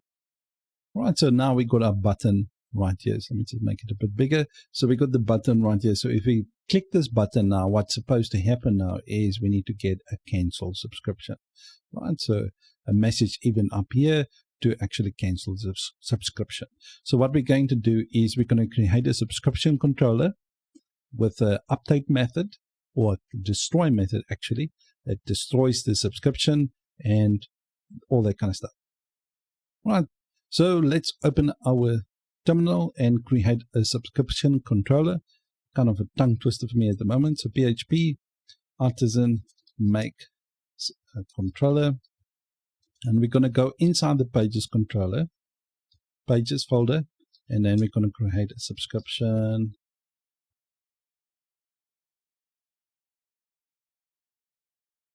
controller. Right, and then press enter. Right, so let's close this off. Let's quickly open update controller, subscription controller. Right, so in here we're going to create a couple of methods. So that the first one, this one is going to be the update, and it's going to expect a subscription parameter like this, okay? And then I'm just going to return the subscription, right, just to make sure that we hit this controller right here. But now that's going to be for the update. I'm just going to do actually one for the destroy right here. So let me just bring this down. And this one is going to be responsible for actually destroying a description. Right, we will use the update one for if we want to resume the subscription. So let's quickly open our web routes. All right, so now what I'm going to do is I'm going to create a route group. Let's quickly create a route group, and this will be for the subscriptions. All right, and inside our route group right here, what we're going to do is we're going to create a get route. All right, now the reason for this is I'm not going to create a post route, because for a post route, I need to create a form with a method of post, and I'm going to use a get route to actually get to the post route. Otherwise, you're going to get only the get route is supported for this, okay? So let me just quickly show you. So if I'm using an anchor tag right there, okay? So if I want to make my destroy one a post route, I need to create a form, okay, with a method or route and all that kind of stuff, and I add the method in here. So method equal to post. You guys know the drill already. And then I can add all the kind of stuff. So now it's expecting a post, okay? So in the route right here, I'm not going to do a get route, I'm going to do a post route. But since I'm sending it via a get route, right, I'm not using any methods or anything in here, okay? So I'm sending it like this. So when I send it like this, I need to expect it with a get route, okay? Otherwise, you're going to get an error. But you guys will see if you're trying to do that on your own, you will see why. All right, so now the thing is we're going to just go to subscriptions, and we're just going to call this one cancel. All right, remember the prefix is subscriptions / cancel. The method in here will be the subscription controller. And the method in there is basically the destroy method. Right, so basically we will go to the route subscriptions, destroy right there, okay? So let's quickly go to the view. So the route that we're expecting right here, so we're just going to go to the route, and we're going to go to subscriptions, destroy, and it's expecting a subscription. So I'm just going to pass in the plan, Stripe 9, okay, like that. Okay, so let me just make this. No, it will be too small for you guys. Okay, so basically it will be, for the route will be subscriptions.destroy. Then we pass in the Stripe name right there as the parameter for the subscription. So this will either be monthly or this will be yearly. All right, so let's quickly go to our subscription controller, and yeah, let's quickly return that subscription. But before we do that, we need to pass in the parameter of the subscription. So I'm just going to do the subscription like that and like this. All right, so let's click the cancel right here. So see what happens. As you can see, it returns yearly right there. So all good. So let's quickly carry on. All right, so what I want to do is I want to get the user is equal to the authenticated user. All right, so I want to get the auth user. And what I want to do now is I want to get this authenticated user subscription. All right, not subscriptions, just a subscription. And I want to check this subscription that we're passing through and we want to cancel. Just call the cancel method. Now the cancel method is part of Laravel Cashier, so it kind of sort that out for us. We don't have to do too much, right? And after we cancel the subscription, what we want to do is we want to return a redirect. All right, and what we want to do to a route. The route that we want to redirect to is basically the same route, that membership route, okay, with a message. All right, and the message will be a success message, and we're just going to say you successfully canceled your subscription. All right, so you successfully canceled your subscription. So now what will happen is if we click that button, it needs to get here and we get the message. Let's quickly go to that index view and let's see if we got the alerts up here. So I'm just going to bring the alert in.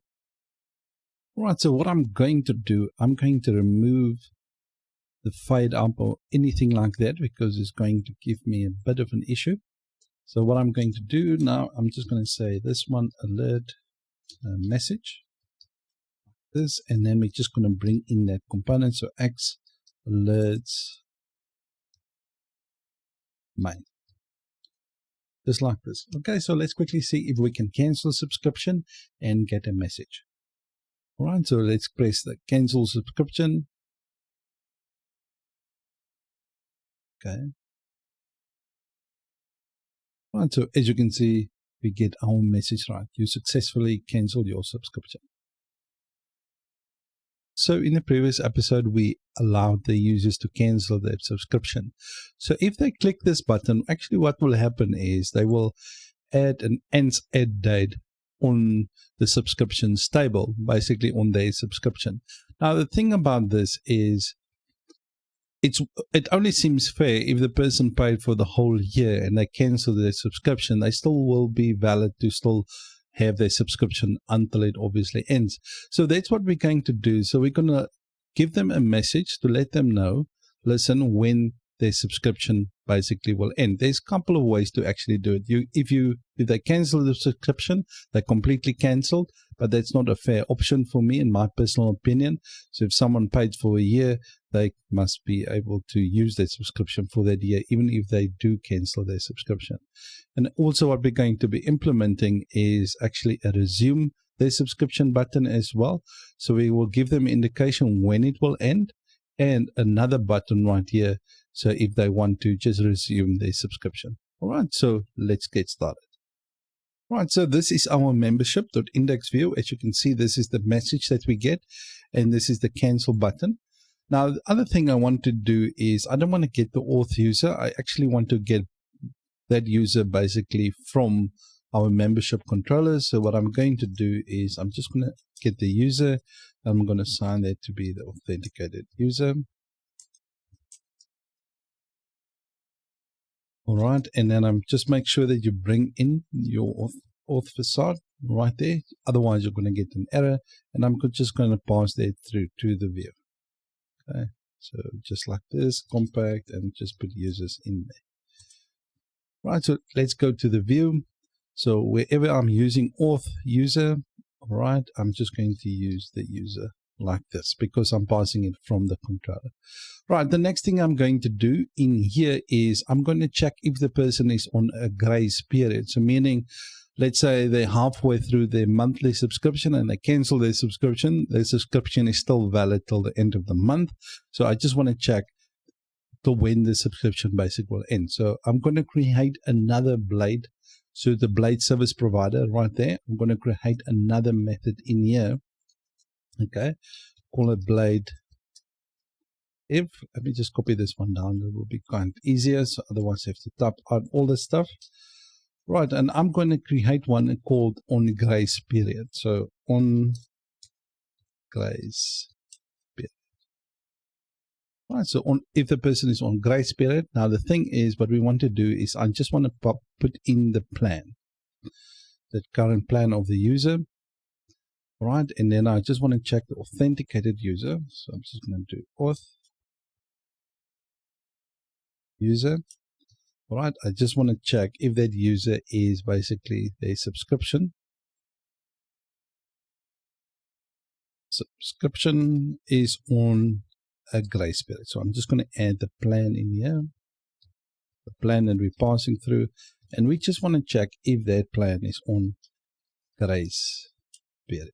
So this is a helper method that comes with Cashier to check if a person is still on grace period. So what it will do is it will check the ends add date in the column that I just showed you in the database. Let me just show you again.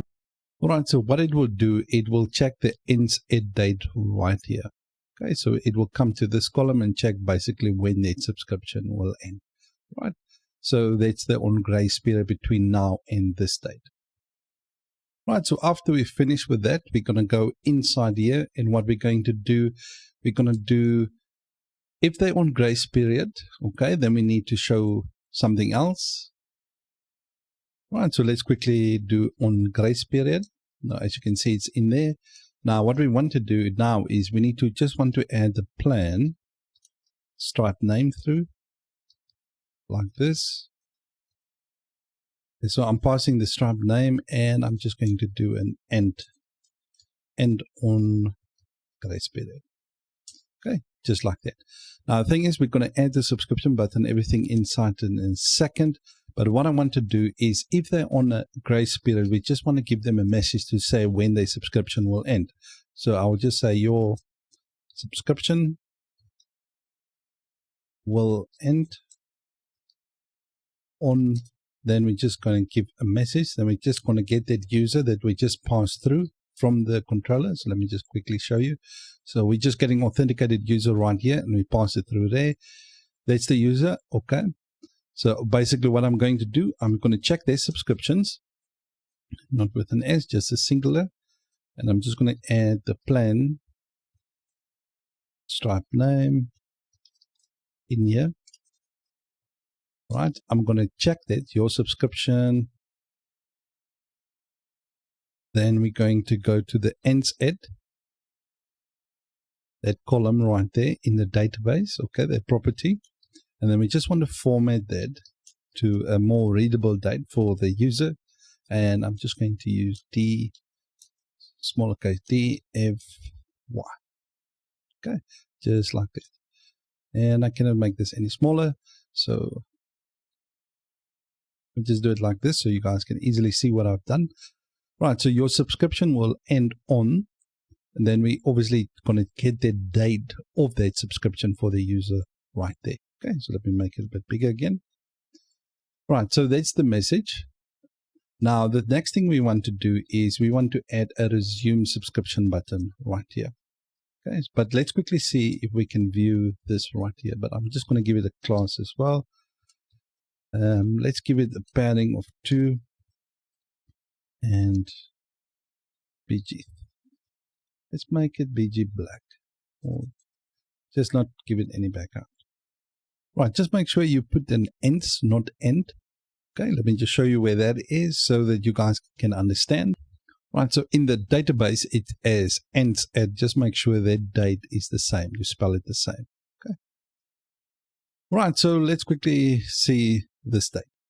Right, so as you can see, John Doe paid for the year, and the message they're getting right here is your subscription will end on 16 November 2022. Right, so all good stuff. So you can obviously style it, give it a little bit of green color or something. I'm just going to give it actually an indigo color. Let me do that. Right, so this is not a styling contest. So just so now the user can see your subscription will end on 6th of November. Now, another thing is now that cancel button mustn't be there anymore. Right, so what we're going to do, we're going to remove this button and then replace this button with the resume subscription. Okay, so that's what we're going to do now. Right, so I'm just going to add an else statement in here, and I'm going to move the cancel button up there. Okay, so let's just move this in there. Right, so just think of this on grace period as being inside the subscription product right there, and just above the else statement right here. Okay, so just this is actually on its own. Let me just do this like that. Okay, but my formatter will just push it back. Okay. Now the next thing above the else, we're going to add now the resume button right here. So let's just going to add the resume button. All right. So I'm going to copy the anchor tag one, and I'm just going to change it to a green button instead of blue. Instead of red, I'm just going to change it to green. All right. Now instead of subscription destroy, we're going to actually call this one subscriptions update. Okay, or create or store, whatever. Let's just actually do store. We're going to create this method in a second. All right, so we're going to resume the subscription because resume sounds like an update for me. So I'm just going to call this one update. Update. Like that. Okay, so this is our resume button. So let's quickly see if we can view. But before we can do that, because we're going to get an error to say the subscriptions.update route is not created. So let's quickly do that. So in here, what I'm going to do, I'm just going to copy this one up. And instead of that, I'm just going to call this one the resume. And then we're going to pass in the subscription. Then instead of the destroy right there, we're going to go to the update method inside that. So let's go to the subscription controller. Right here is the update method. So we're still going to get the authenticated user. So I'm just going to copy this one right there. And it's quite easy. We can literally copy everything in here and paste it in there. But instead of cancel, we can just call it resume. Just like that. Easy peasy. Right. And successfully subscribed, cancel. So we need to basically let the viewer know, like, listen, you are successfully subscribed. All right, so basically what I'm going to do, I'm just going to say you resumed your monthly or yearly subscription. All right, so because I'm just going to pass that subscription in there, but this needs to be double quotes, so it treats that as a variable. Okay, so that's basically our update. All right, so the message kind of like this now. So you currently subscribe to this plan, obviously, because they still on the grace period till the 16th November 2022, because they canceled their subscription right now. So now the next thing is, as you can see, resume your subscription button is in here. So if they click this button, they can be, this message should disappear, and then the cancel button should be there right now. So let's quickly try that. Hopefully no errors. Let's do that.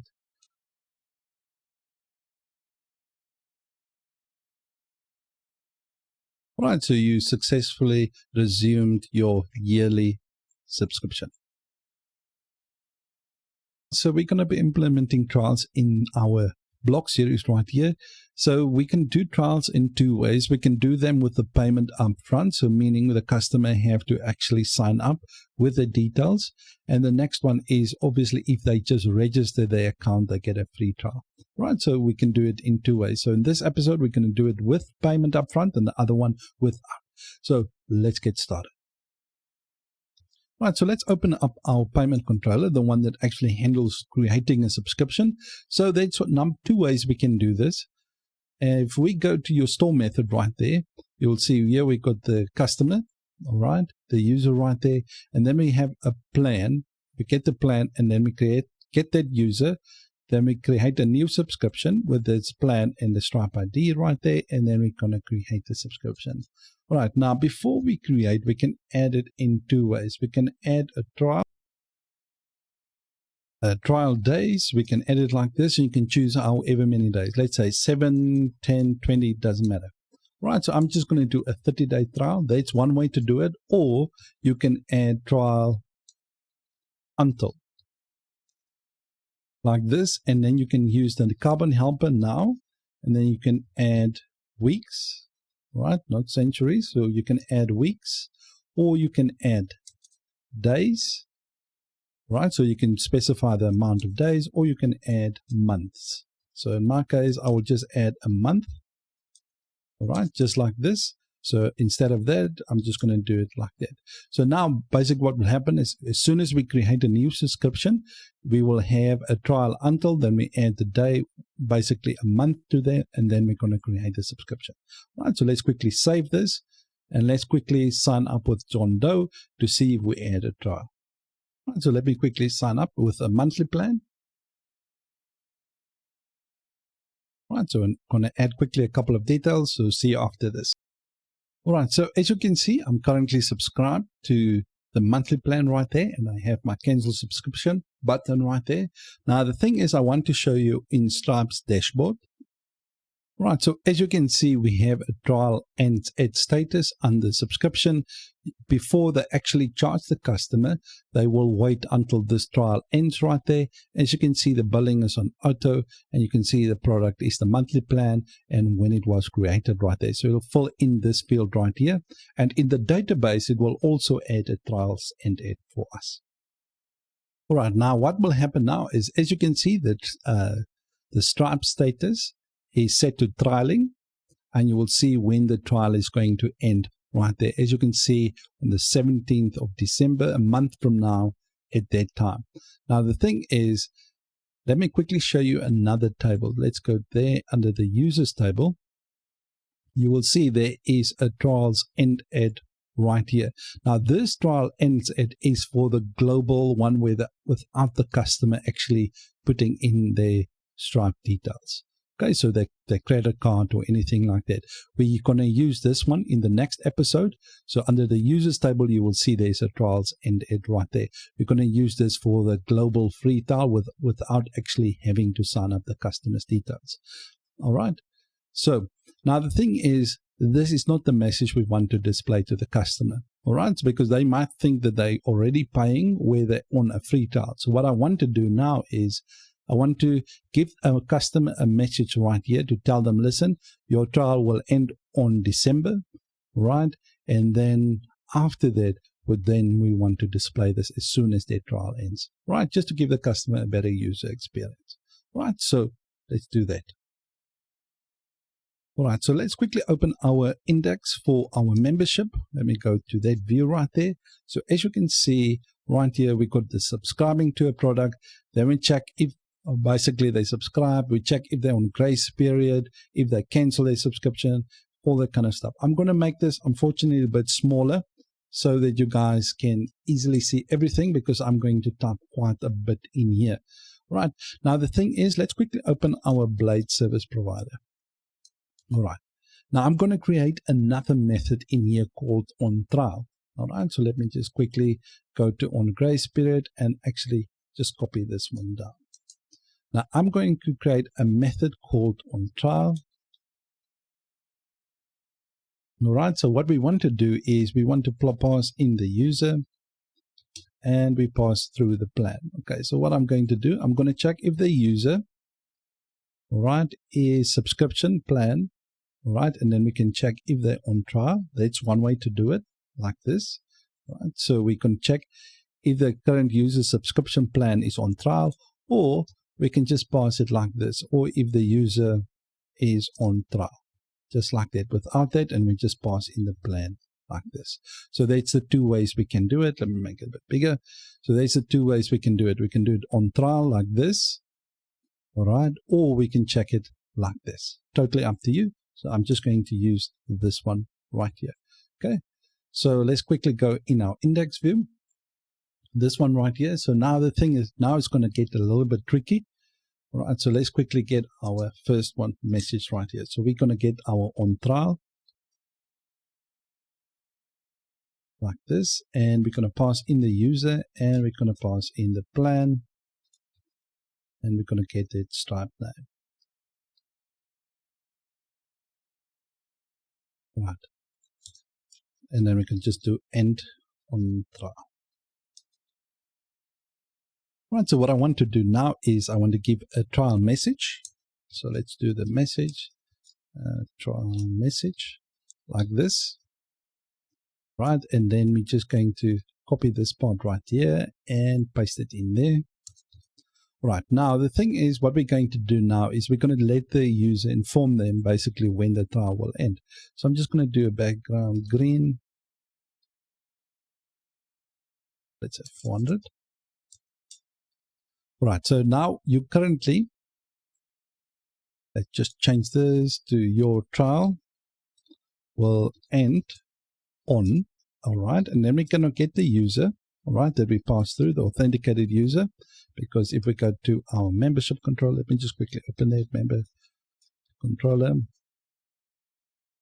Right, you will see we passed the authenticated user to the view right there. Okay, so now we're going to get that authenticated user, and then we want to call trial ends at a method. Okay, and then we're just going to pass in the plan, the Stripe name, and then we just want to format that. Okay, so let's just do that format, and then we can just format to obviously just a more readable format for the customer. So just like that. Okay, so basically we're going to tell the customer your trial will end on whatever this date gives us back. Okay, so at this moment it will be 17 December 2021.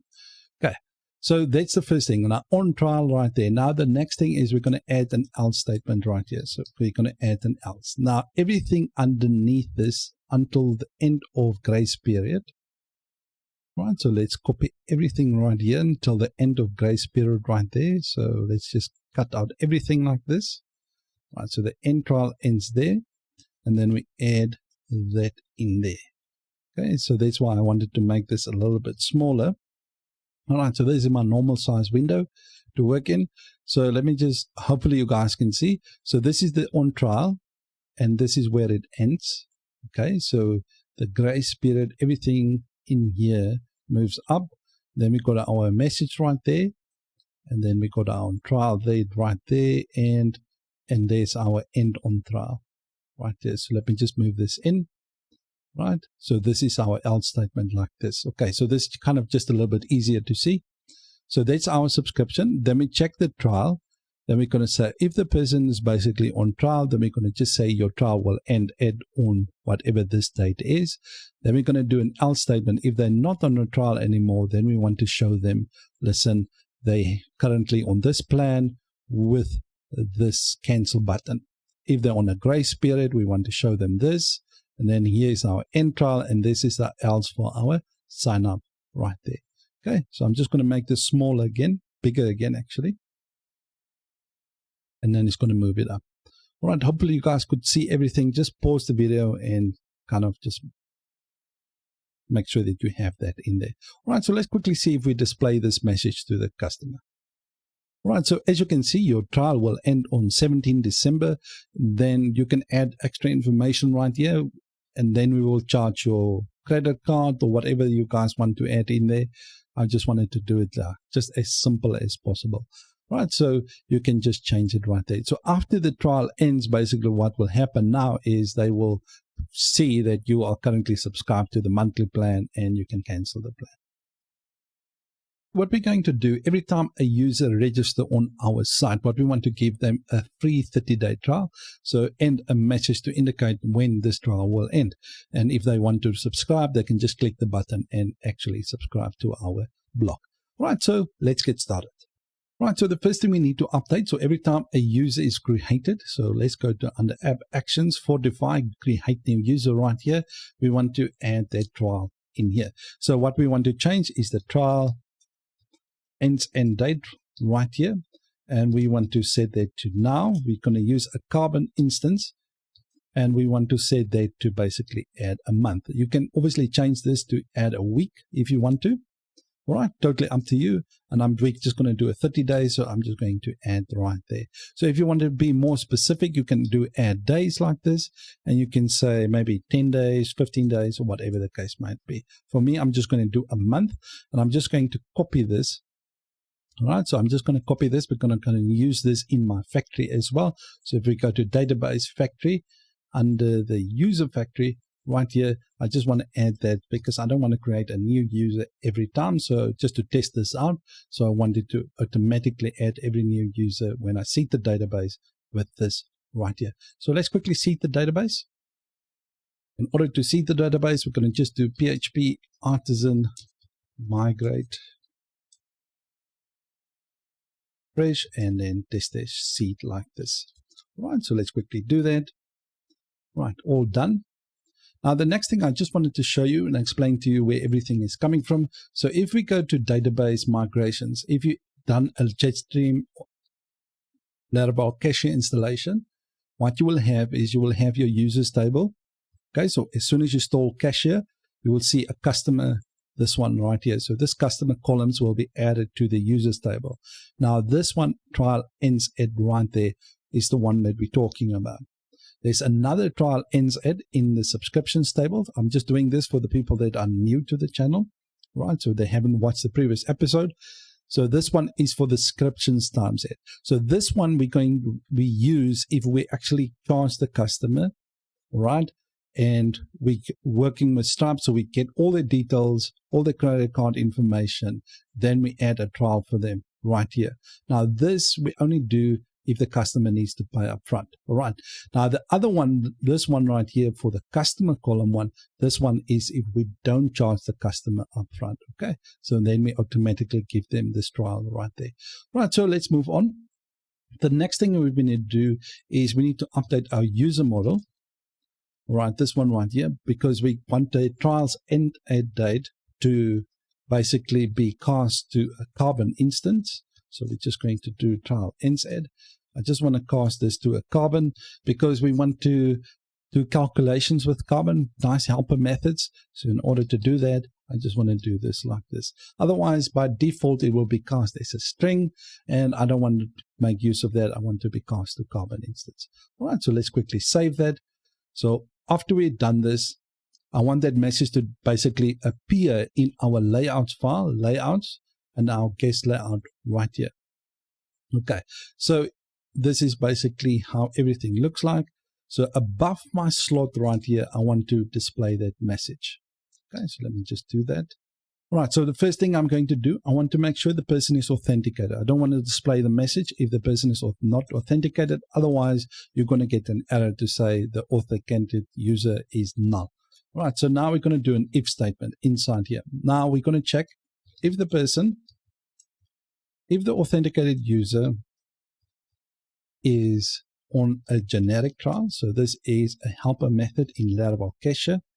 All right, so on that, so that's a method.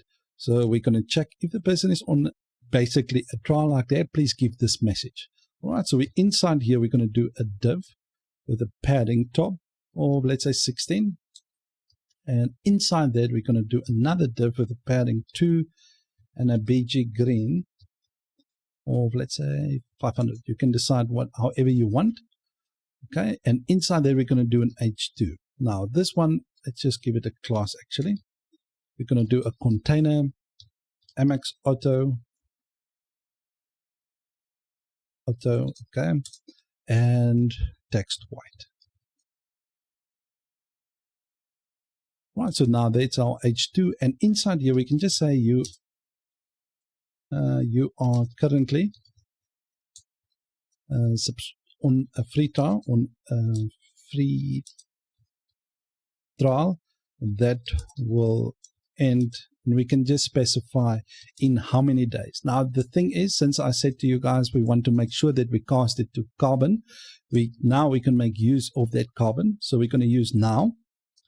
All right, and then we just want to check a div in days, plural. All right, so the difference in days, and we're just going to get this authenticated user. All right, and then we just want to check when their trial ends at. So basically trial ends at. All right, so that's a nice Carbon helper in order to us to determine between now and when this day, and then it will give us the how many days it is. All right, and then we just pass in the days like this. Okay, we can just put is like that. Right, the next thing I want to do is I want to basically give them an option to subscribe. Okay, so we can just do an if statement. So if the request is not, if the request route is, let's just put in the route, is not a membership, the membership route. Okay, so if it's not that, then we can display this. And let me just do an end if. Then we can just say, you can subscribe. Yeah. Okay, so we just do an anchor tag, and we're just going to do the route membership. And we can just put in here, yeah.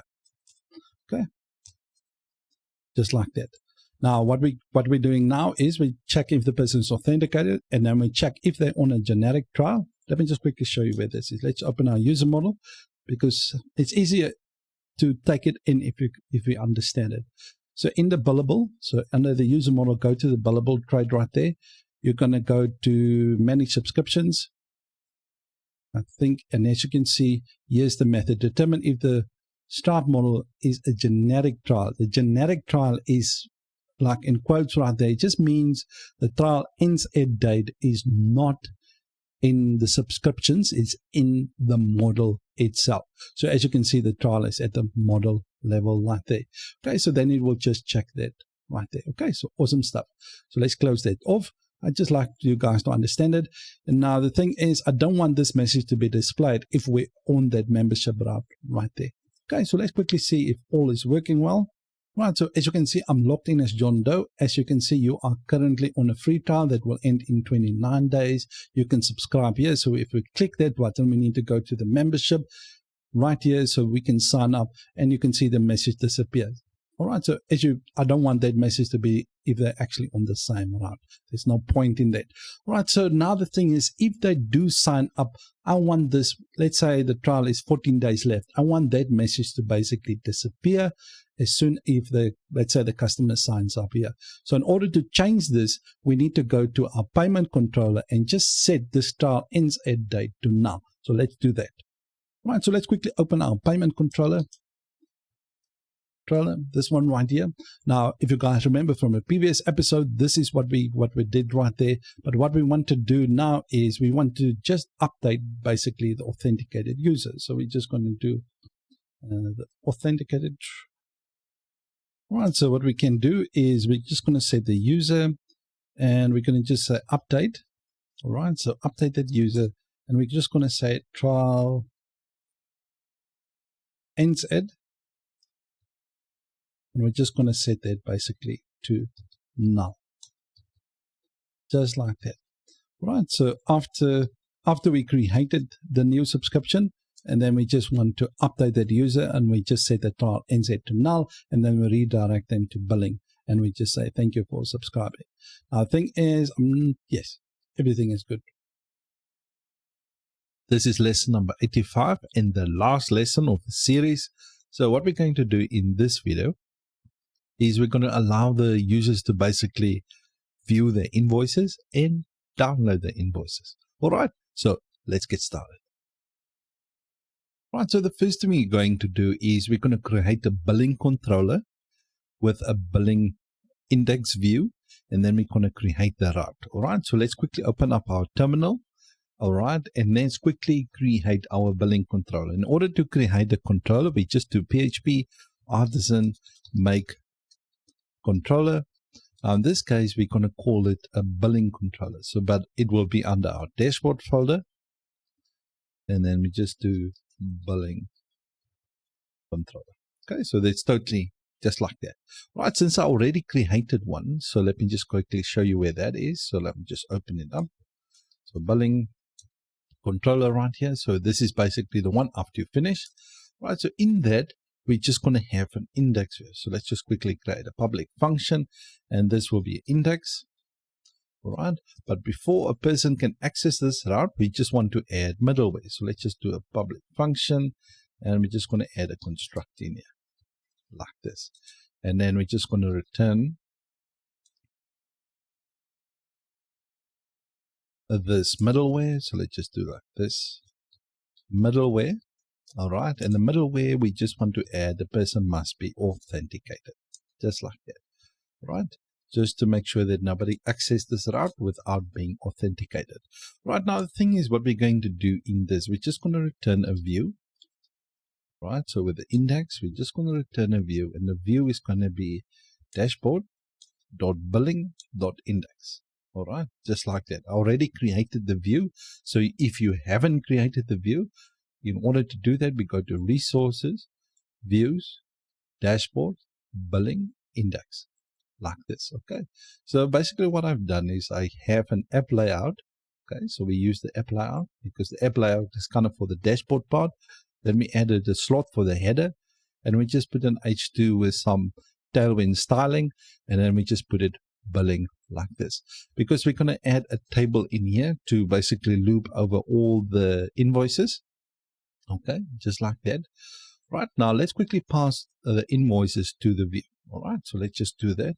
You can create it in two ways. You can create a variable like invoices, like here, okay? Do it like this. And then you can just get the authenticated user like this. So we get the authenticated user, and then we just want to get that authenticated user's invoices, just like that. So you can do it like this, and you pass it here with a compact method, and then you just say invoices. All right, so that's one way you can do it. But what I'm going to do, which I'm quite growing accustomed to doing, is I'm like to return it inside because of I'm getting used to doing things with Livewire, and I like to do it like this. So, and we just put it invoices like that, and just like this, and just remove the semicolon, just put a comma right there. But now, as always, just make sure you bring in the auth facade right there, that one right there, otherwise it's not going to work. Right, so now we're passing all the invoices to that view, all right, to the billing view. But let me just show you where this is coming from. So let's quickly open our user model. All right, you will see that we use a billable trait right there. So if we go in the billable trait, you will see manage invoices, right? This one right here. So if we go down, you will see there's a whole lot of options. So invoices for, then you can have a whole lot of things, but I'm just going to do it in a simplistic way. So let me just go down. Right, so you will see there's an invoices method in there that will basically get all the invoices for you from Stripe. Okay, so that's it. Right, so you can obviously go and explore that billable trait a little bit more to find out if you can do some additional stuff, or you can consult the documentation. Okay, it's awesome stuff. Right, so let me just close this off. So I'm getting all the invoices. I'm passing it to the view right here. So this one right here is now what I'm going to do is I need to create but I want a table so that I can loop over those invoices. Okay, so let's quickly do that. So under resources, views, I'm going to use the admin post index view, this one right here. Okay, so what I'm going to do, I'm going to leave that one open on the side right there because there's a couple of things I just want to basically copy over to this side, right? Because I want to use the same table. Right, so let's quickly do that. So we're just going to create a section, all right, a section, and we're just going to give it a class of px6, like it is there, and then I'm just going to do an overflow hidden border b. Okay, so let's just quickly do that. All right, so in that, we're just going to have a table and with a minimum width of full. So let's just do that. So table, and we just want to give it a minimum width of full. Now, just for all the Bootstrap lovers out there, I was a big fan of myself until I fall in love with Tailwind. And once you start getting used to Tailwind, there's no going back. All right, so the next thing is we just want to put in here a table head. All right, but before I do that, just put like this table head and just give it a BG gray of 500. Okay, so in that, we're just going to add a table row. All right, now the first thing we're going to do is we're going to need the invoice. Let me just put an X table like this. All right, and I'm just want to put the head. All right, so I'm using a blade component that I did create. So it's what this is for. So let me just do it like this. All right, so the first one here for the table head will be the date. The next one will be for the total, for the amount, and the last one will be for the action. Now the action, let me just put it here. That's just download instead of just action. Right, let me just do it like action. And it's like the date, total, and action. All right, so this action will basically, we will do a download button. Okay, so let me just do it like this. Okay, so then that's the next thing. All right, so let's move down. Underneath this, we're going to do the body. So we're just going to do table body, all right, like this. And I'm just going to give it a class. Okay, so class of divide y. Let me just copy all of this. Just like that and paste it in here. Right, and then we're going to do a for each loop. So let's do a for each loop. And what we're going to do is we're going to loop over all the invoices. Just remember, in the billing controller right here, we're passing all the invoices of that authenticated user. Okay, so just like invoices as invoice. like this, and then we're just going to loop over that. And let me just get this. The first one. All right, this will be a table row actually. Before we do that, let's just add a table row in here. All right, so then we're going to do X table, and let's do it like this. Then we just add the data like that. Right, so the first one, this one will be for the invoice date, the date right there. So, okay, so let's just do that. So we're just going to do the invoice, and then we just want to get the date of the invoice. All right. Just remember, all of this that I'm doing right now is in the billable trade. So if you want to go and explore more options, you can do it right there. Okay, so let me just do that again. So now user model. So in here, you just go to the billable trade. There's manage the invoices, and in there is a whole lot of methods. And then if you go to the invoice itself, you will see there's kind of a whole lot of things that you can do in here. So you can just go and explore them on your own. Right, so let me just do that. I just want to do the most simplest way so that it can work. Right, and we're just going to do formatted. And let's do like to formatted date string. Okay, I think that's the right thing. Right, so let's move on. The next one that we have, so X table. All right, and we just do dot data. Right, so this one will be for the invoice date or the invoice total. Sorry, that one was already created. So invoice, and this one will be the total. This. Right, let's move on. The next one, this one will be also, let's create an anchor point for the person actually to download the invoice. Let's create an anchor tag. All right, an anchor tag, and we're just going to do the target. And we're just going to set that to blank, meaning we just don't want it to open the PDF on this side. We just want to download it on the next window. Right, so it must create a new tab for that. And we're just going to say download, just like that. Now, the thing is, we need to create a route. Okay, so the route will be download. I'm going to call it download. Just do it like this. We're going to call a route download. We haven't created any of these routes yet, but we're going to create that in a second.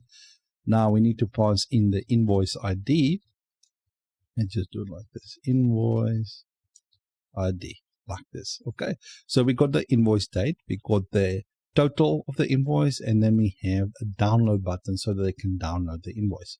Right, let's quickly open up our web routes.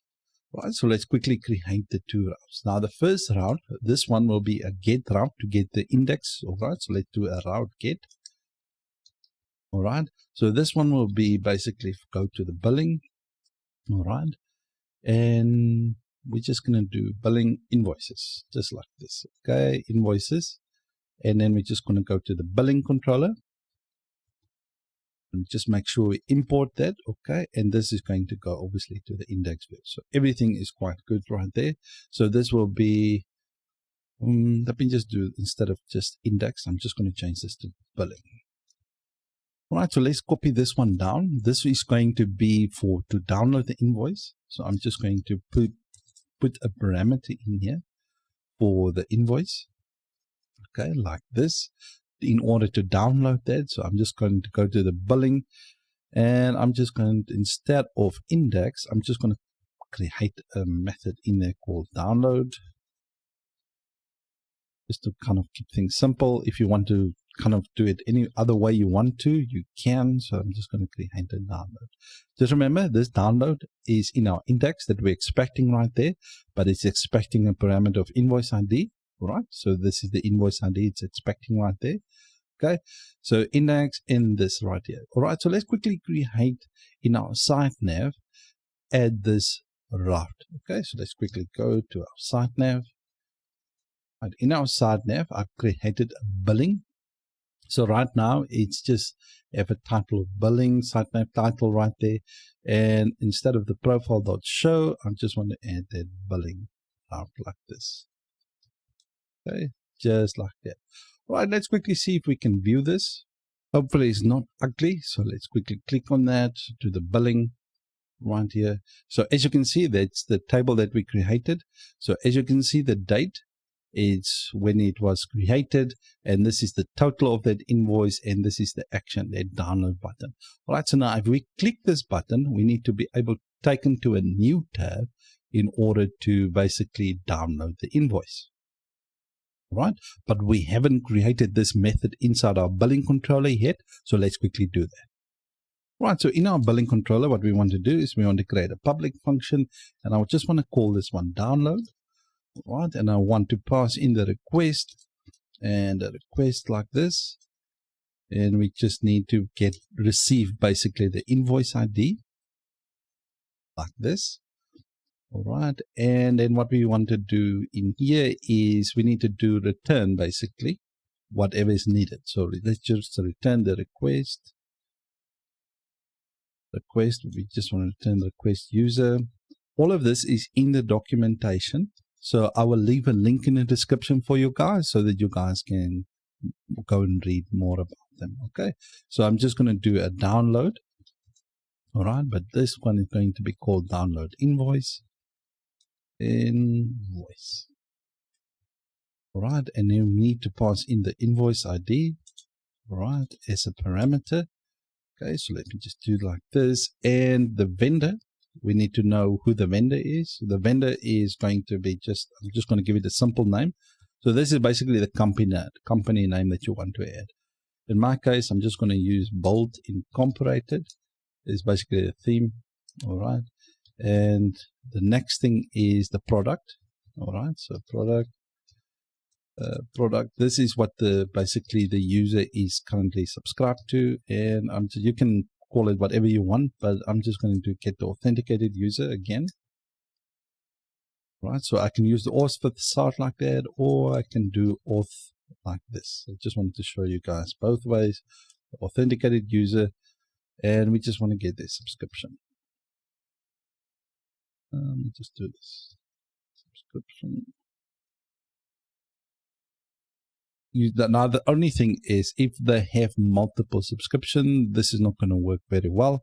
So you need to kind of think how you can basically pass the parameter of the current subscription of that product name in that invoice. You can pass it through to this invoice right here. You can do that.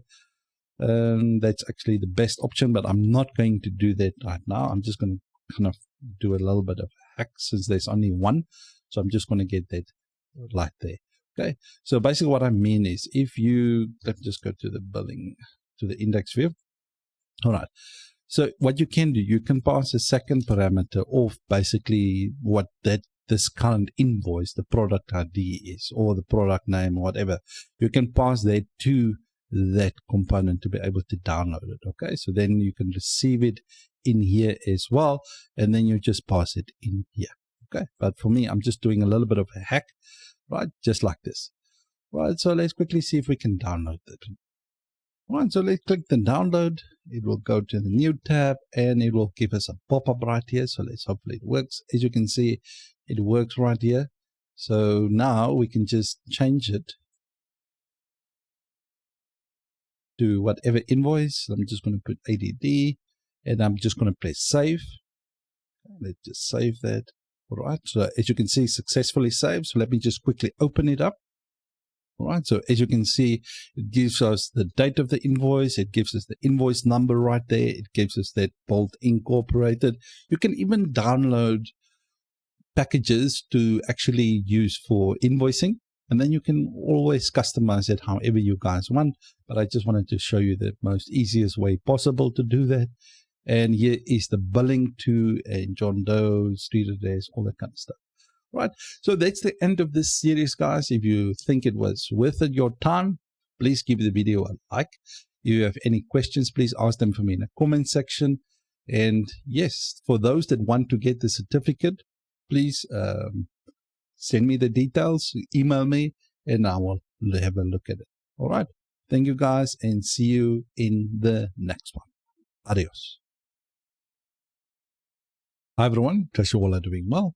So I just wanted to say to everyone, Happy New Year. I hope you guys gonna achieve everything that you set your mind to this year. I know it might be difficult sometimes, but just hang in there. All right, so on that note, the blog Stripe series that we did on our channel, this channel right here, Angel J Academy, we've done 85 video lessons on there. Now, I said we're going to do certificates for that one, but we're not going to do that anymore. I uploaded the finished the project as a repo on GitHub. So you will see it under Angel J Academy, blog Stripe finished. All right, there was actually no support. Nobody supported that. So kind of pointless. And there's many people that actually just ask, please, can I have the repo for the finished project? So that's what I've done. Uploaded it for you guys. I will leave a link in the description, and that's it. All right. So thank you guys, and look forward to the API series that we're going to do. I'm just waiting for the release of Laravel 9, and if that does not release in the next week or so, I will just continue that with Laravel 8, and then we're going to just probably upgrade, or might just wait for Laravel 9. I'm still 50-50 on that one, so expect that course to happen. And thank you guys for being here. Thank you guys for watching, and I'll see you in the next one. Adios.